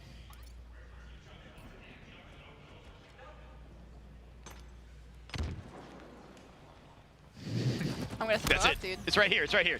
Oh my There's no way. gosh. Wow. Who called it? None of us, not me. I didn't believe. We jinxed it. I called it. What do you mean? Oh, sorry. I was ignoring How it. dare the both of you steal that away? I believe in you, Optic Gaming. I respect you. I believe too. There was a part of me that believed. And then a part of me where my stomach was growling, but Yeah. I believe. Right. Yep. Optic Gaming. Yeah, good. Go for it. No, you're good. You're good. Optic Gaming just keeping their tournament lives alive right now. Yep. And hopefully they can make a little bit of a run, reset the bracket, you know, give us the grand finals we deserve, and keep Gen away from our reservations. Away from the hotel bar. You guys. Or not. You guys are cruel. Honestly, the hotel bar would probably help my casting right now. I could use a. You tired? You need a pick me up. That's an understatement. That I'm tired. I am. It's see. been a long day. It's been a long weekend of Halo. It's been a great weekend of Halo, though. It has. I'm honestly honored to be here. Anaheim's been incredible. Huge thank you to Xbox for running this stream, too. It's been, B-Stream's been popping off all weekend. Now it's just time to close it out. Too. A lot of the co-streamers have been popping off as well. I see on Twitter. Oh, okay. It's insane. Yeah, the kind actually. of support we've been getting. So many watch parties. And I mean, on top of seeing some of the best Halos, some of the best players leaving it all on the line, I mean, you also, on top of that, have the Twitch drops, you know? Don't forget about those beautiful skins that you can get on the battle rifle, AR, and the sidekick. Did you get 152, Jen? You grinded the 152, right? I did. I don't even know if I have those skins. I have not checked, but I did hit 152 proudly. Okay. That's what it's about. Not about the skins. It's just the fact bragging that, rights. The bragging rights. Yes. The fact that you committed to the grind, right? I made myself a plaque. Screw the skins. Really? I have a plaque on my wall. No, imagine. Imagine? Oh my. SR 152 Halo 5 Guardians. Oh, I'm very God. proud. Oh God. Hopefully one day we get an SR 152 in Infinite, so we can start grinding for that. Oh, too. I would never get it. I never. No offense, I don't do my challenges. People call me a not real streamer. I'm not a real streamer because I don't do challenges. They're like, how far are you in your battle pass? And then they're like, oh, What's you're that? only level 20. I was like, I don't know, dude. I just play ranked. I'm exactly the same. I bought the C9 skin and the Envy. I bought a couple esports skins, and that's it. I have no idea. The cat ears. Do you have cat ears? I couldn't resist. You couldn't resist. I got them for the memes. I was like, I can't help but just spend money on this game. I have a problem. I almost had to unlink my card. Oh my God. Jen has the plaque for making 152 in Halo 5, but these two teams playing for that championship trophy. Let me What tell matters you, more? that trophy probably look a whole lot better than the plaque, and we're seeing it on screen right here. What if I just ran over there and just grabbed it real quick? I'll distract, you grab, all right? I mean, I'm sorry. It's much better than any plaque here. Assuming Stellar, all business. assuming you make it there, Tony, it's a little far away for you. I figured. I'm pretty sure he just called me fat. I'm 90% sure. No, just out of shape. That Alex just called me too fat to walk 24 feet. We hit Please. Well, I mean, we did hit the gym. He's kind of big. No. You probably beat me up, to be honest. But we did hit the gym. Yeah, Jen would. Whatever, man. I'll go give you a swirly right now, short stack. Let's go. I'll tell you a team that might get beat up right now. It's Optic Gaming. Let me tell you, Cloud9, anytime they come out off of a loss, it seems like they come back better and more motivated. And there's a chance Cloud9 might end this series right here, right now on this next game. Are you changing your loyalties? That's how he does it. Is that what I'm hearing? That's what he You're does. just flip-flopping? Is this how you're always right? Is this your first time casting with Tony? It is. Look, is it? Anybody in the chat, I'm buyable. I'm a total sellout. Send me anything from a jersey to a pack of gum, and if it's on behalf of your team, I will start rooting for your team immediately. SSG Optic, Cloud9, anything. I was gonna say, is that why you're a big SSG fan? I know they love you over there. Oh, did they send you that the fleece blanket thing? No, but that blanket actually is sick. It's like a blanket hoodie. I've never heard of this in my life. I don't have that. I don't. EUnited needs one of those. We don't care about that. We talk about winners here. They've got what, basketball? What was the thing that you said? The shots, the sleeve. Exit has the basketball sleeve. Literally, they have a basketball sleeve. Shooter sleeve. What's it called? I think it was Suppressed that was wearing it in the middle of the series. Just has a bat. I'm like, dude, he's winning. I'm like, he's. Did he win? No. But I mean, he was ready. But he looked good losing. Right? He probably won the shooter sleeve on, looking like Allen Iverson. Oh man, I will say, Exit played really well today. Plenty of teams really played well. Yeah. Sentinels, Optic making it here back to a grand finals. We haven't seen them in a grand finals in so long. Really happy to see them bounce back. Yeah. Exit played really well. KCP. I think seeing Optic go this far, it is definitely a bit of a Cinderella story. You know, it's a script that I can appreciate, though maybe not for Jen, because I know you wanted to see EUnited this time. I did. But Optic, they came out hot in the beginning of Halo Infinite. They set very high expectations for all of us, and to finally see them meet those expectations, making it the grand finals, making it this far, I think is a beautiful thing. So let's see if they can actually clutch up here.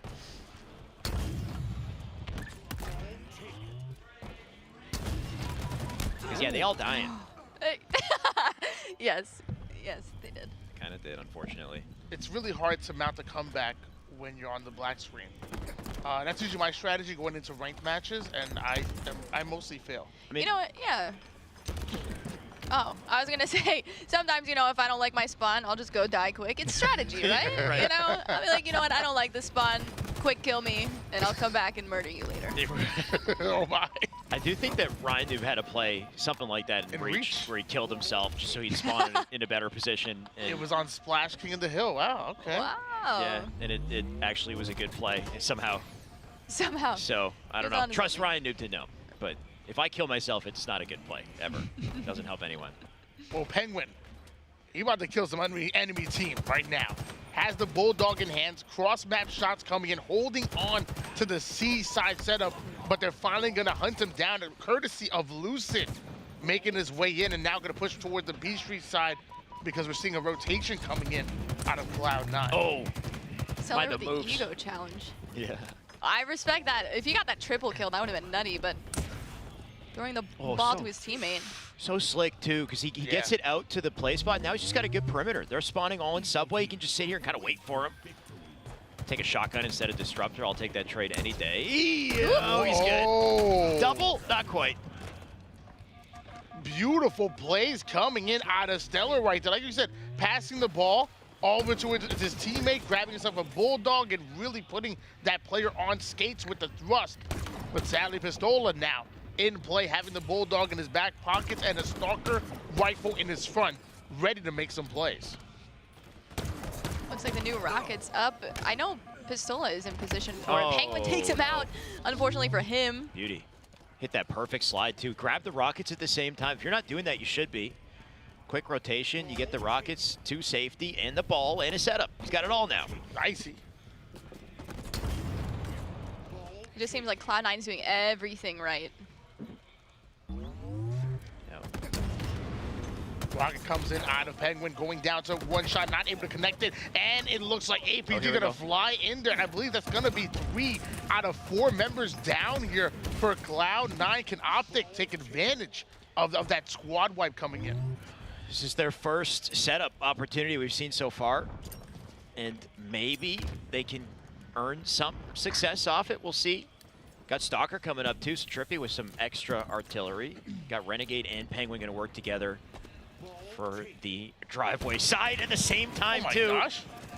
That's that no collision coming into play too. Just fly together. Forget holding hands, we're just gonna run inside of each other. We're just gonna give birth right there on the Commandos front. Oh man. Renegade, Stalker rifle in hand on the purple street. That means there's gonna be multiple players on Optic funneling towards that B street. And you gotta be careful because the cutoff is on the C side. I would love to see Cloud9 recognize the push and maybe rotate that ball towards that purple street closer to where Renegade is, but either way, damage coming in. The ball does end up getting pushed up, and Renegade ends up getting the assist. So you know what, forget the rotation. Oh, no. You can just kill the enemy team and then go right back to your setup. That works too. That does work too. I was gonna say Optic Gaming had one nice coordinated push. They had the time, but unfortunately they did not use that time. They just flew in and died. Unfortunate for sure. C9, they're so dominant on streets. I think we had a streets Slayer earlier, correct? And I believe so. And they just did not look like they were in trouble at any point. And I didn't get that sense in this oddball. Unthreatened. If they play this round like they did the last, this is GG's. It's curtains. Optic, they need an answer. Maybe the Rockets will be the play. We'll see if they get them. The green wall is crumbling down. Being a hole busted in, and it's Renegade coming in with a beautiful double kill, almost getting the triple. Luckily, Lucid icing him out right there. Looks like Penguin's bringing this to his teammates in a back tram. Yep. It looks like they're gonna have this setup pretty locked down, unfortunately for Optic Gaming here. Very fortunate for Cloud9. Very fortunate for Cloud9. Very fortunate for my appetite. But I'm sorry. That is true though. But Penguin knows he's listening. Oh! Caught an 8. Unexpected. Trippy gonna add insult to. Oh, I take it back. Eco gonna get away. Renegade with a kill too with the beam. And they just seem to edge him out in trades every time. I know we got the big game that was on earlier. That looked like a pass from Matthew Stafford, you know? Right on him, sticks him right in the mouth, comes out with it. Now Renegade gonna replace him over here on the C side, but they need some slays.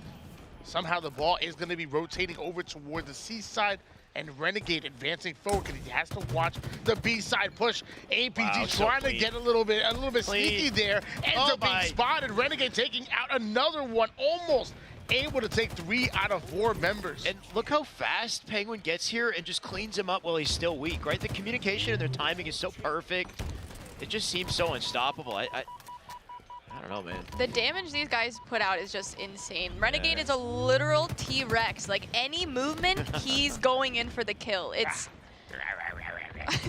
Probably not that noise. Does he have tiny arms? Like, I don't... Yeah, I mean, they do. They come in face first, right? I don't know if that... No, Renegade is a unit, and it's crazy. I mean, arguably, obviously I have Lucid in the lobby, but Renegade is arguably the best player in Halo Infinite. I would have to agree. At least top 3. Man. You know, you have Renegade, Lucid, and Shyway. Top 3. Who's that last guy? I mean... Catch me on a good day, and I'd say I might be top 2,343rd. Okay. But... All right. On a good day. On a good day. I don't know. Ooh. Not a good day for Trippy. He ends up being slayed out. Eco holding on to the top B stairs, throwing some denial nades. Does have a teammate with him, tries to put down the damage. That player forced to back down onto the PD side. And while all this is happening, just more points being accumulated here out of C9. Oh. Lucid, trust him to be the one to break things up here if he can continue it. Trippy does get the shotty. They'll play the ball out, so nice work out of C9 to try to stop things, but thankfully Lucid there to collect it quickly. and maybe convert it to a setup. He's coming back to Subway, so looks like that's the play. Yeah, momentarily there was 4 dead for Cloud9. Yep. So hopefully they can get at least some scrap time or hold down this tram setup. Thanks to Trippy. This is all on, oh, unfortunate, doesn't get too much with it. Shoddy will transfer hands and APG. At least he's here to hold the perimeter. APG taking some heavy damage nice. here, turning around and gets the headshot. Excellent teamwork coming out of Optic Gaming, and now we're seeing some more points come in. They're not out just yet. Rockets up. Optic got to be flexible here. I think Renegade. Stellar, yes. Yeah, uh-oh. Thought he was gonna shoot his teammate in the back Almost. there. Yeah. Said just had the confidence to just jump right through him. Wait. Now the ball in their hands. Stellar goalie. You're good.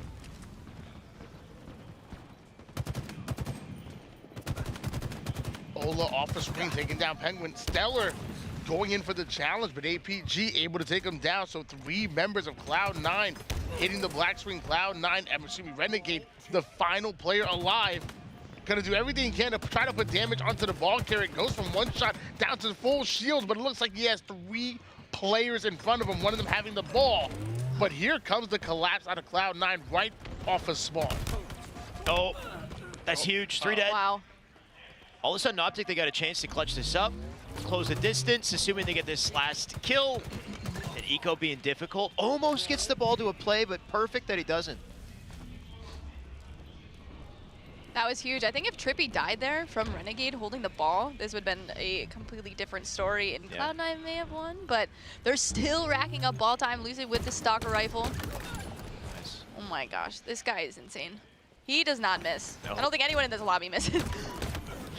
Perfect kill coming out of Lucid, but not able to get the second one with the Stalker rifle. Eco putting down some damage here, forcing players to back down. 2 dead. The cleanup kill's gonna come in. 2 down.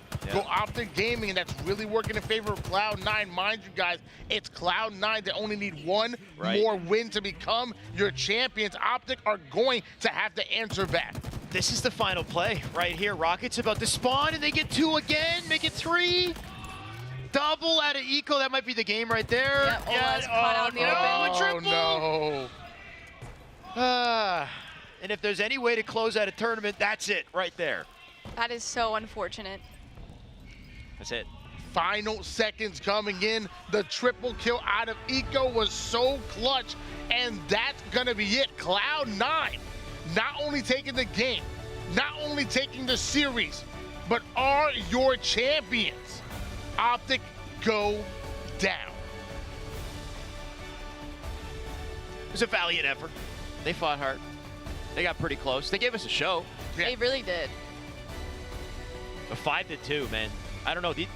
Who beats Cloud9 at this rate? I'm starting to wonder. Okay, so Optic, they're going to regain. Of course, they'll come back. But maybe Sentinels is the... I mean, I heard you at Onyx 2350. I'm going to need you to go up in there. yeah, sure.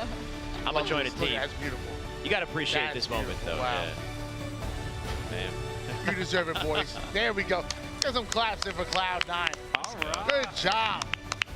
I'm right behind y'all, boys, okay? I want to come up here in the middle as the squad has came out once again with another dub. And a hoaxer, when it comes down to Halo, you guys came out on top again, but talk to me just about the competition this weekend, because it was so good. It was, man, all around, it was pretty good. I mean, GG's to everybody we played this weekend. But, I mean, these guys right here, man, we just clutched it up when it mattered. You know, it's just proud of these guys. We're running it back to back. There you go. Stellar, man, you're a man of few words, but you get it done, okay? The jack of all trades. How you feeling in this moment? On top of the world. Feel good, bro. Yeah. Raiden is just short, sweet, and to the point, man. Short, sweet, and to the point, but he is very deadly, am I right? No, he is deadly. He's probably the fierce competitor. I keep saying it, but like that guy is just all about it, man. How you feeling today, Penguin? Any shout-outs out there? I mean, I got shout-outs for my girlfriend, of course, because she actually came to the event with me, but unfortunately couldn't spectate here. But nah, dude, I mean, it felt good to win that one because we won the first one. Like, you know, people said whatever, like, you know, this, that, Sentinels isn't full power, whatever. We came out here, we beat everyone we needed to beat, and we went back-to-back, and I think we really just shut some people up. And we also won online, which is crazy because we suck online.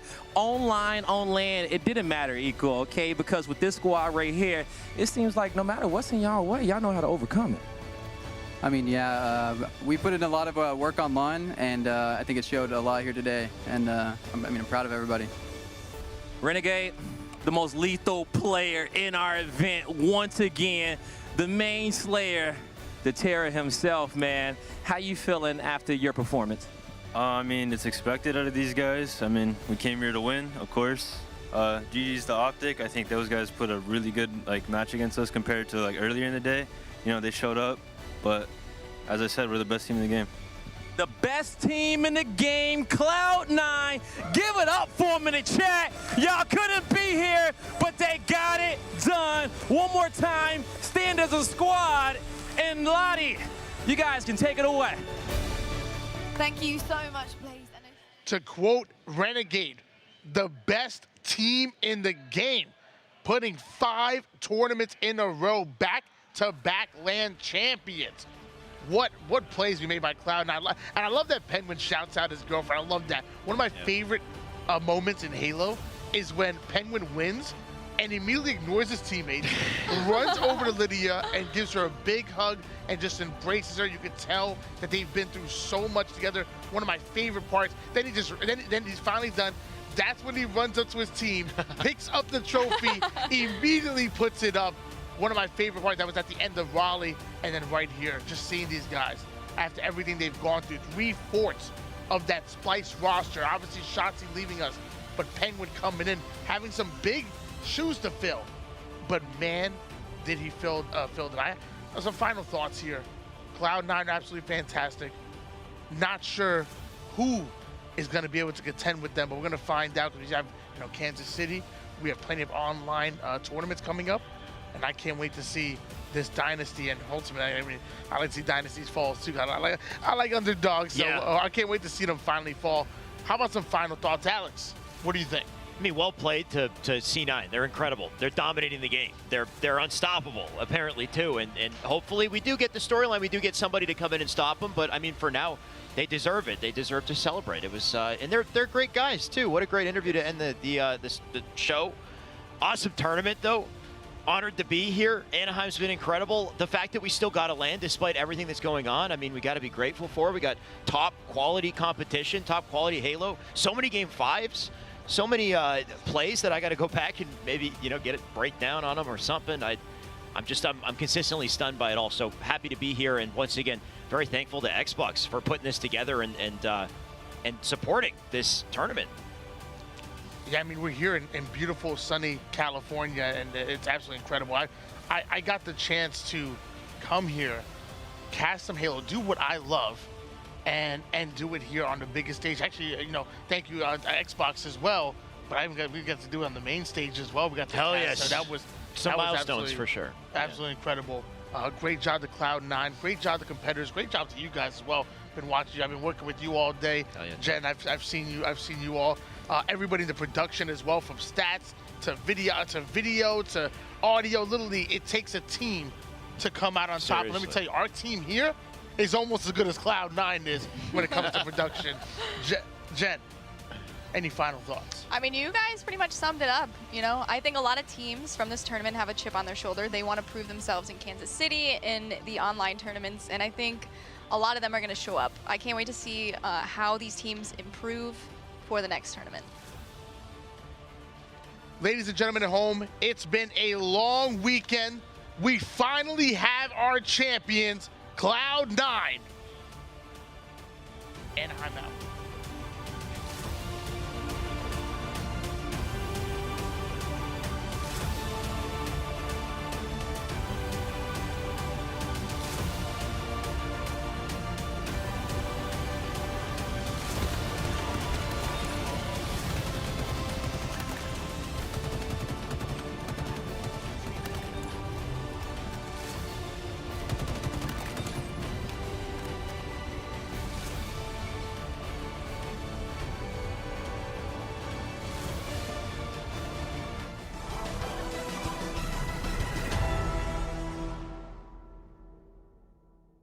HCS Anaheim is presented by AMD. Astro Gaming, the Marines, Zowie, and Xbox Plays.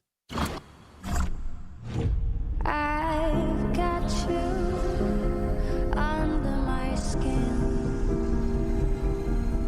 I've got you deep in the heart of me. So deep in my heart that you're really a part of me. I've got you under my skin.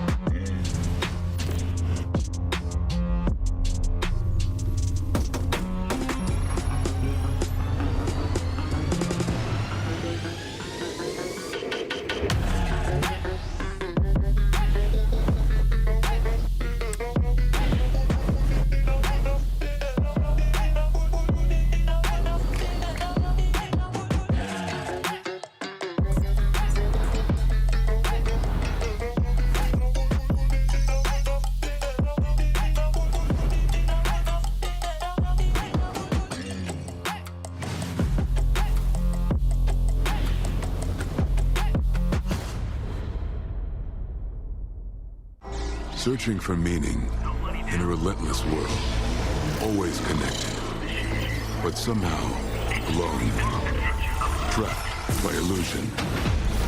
We offer another path, where the battle to belong begins. Awakened by a calling, united by the cause you fight for. No one can take away what it means to be among the few, the proud, the Marines.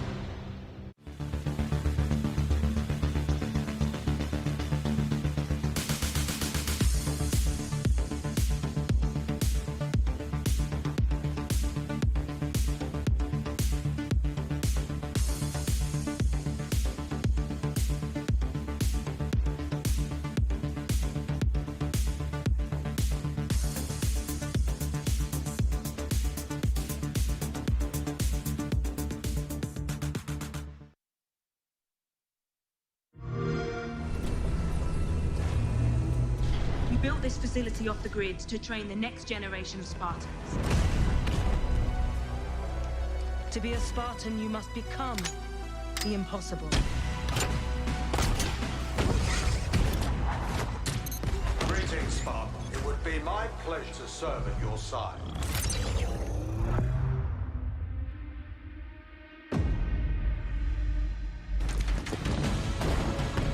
Flag taken. An electric kill.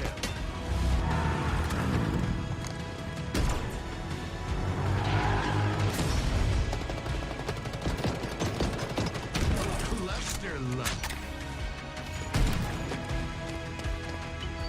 On your feet, Spartan.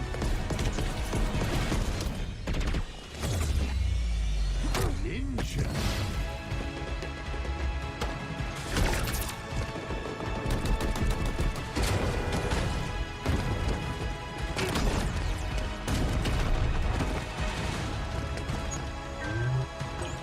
Zone captured.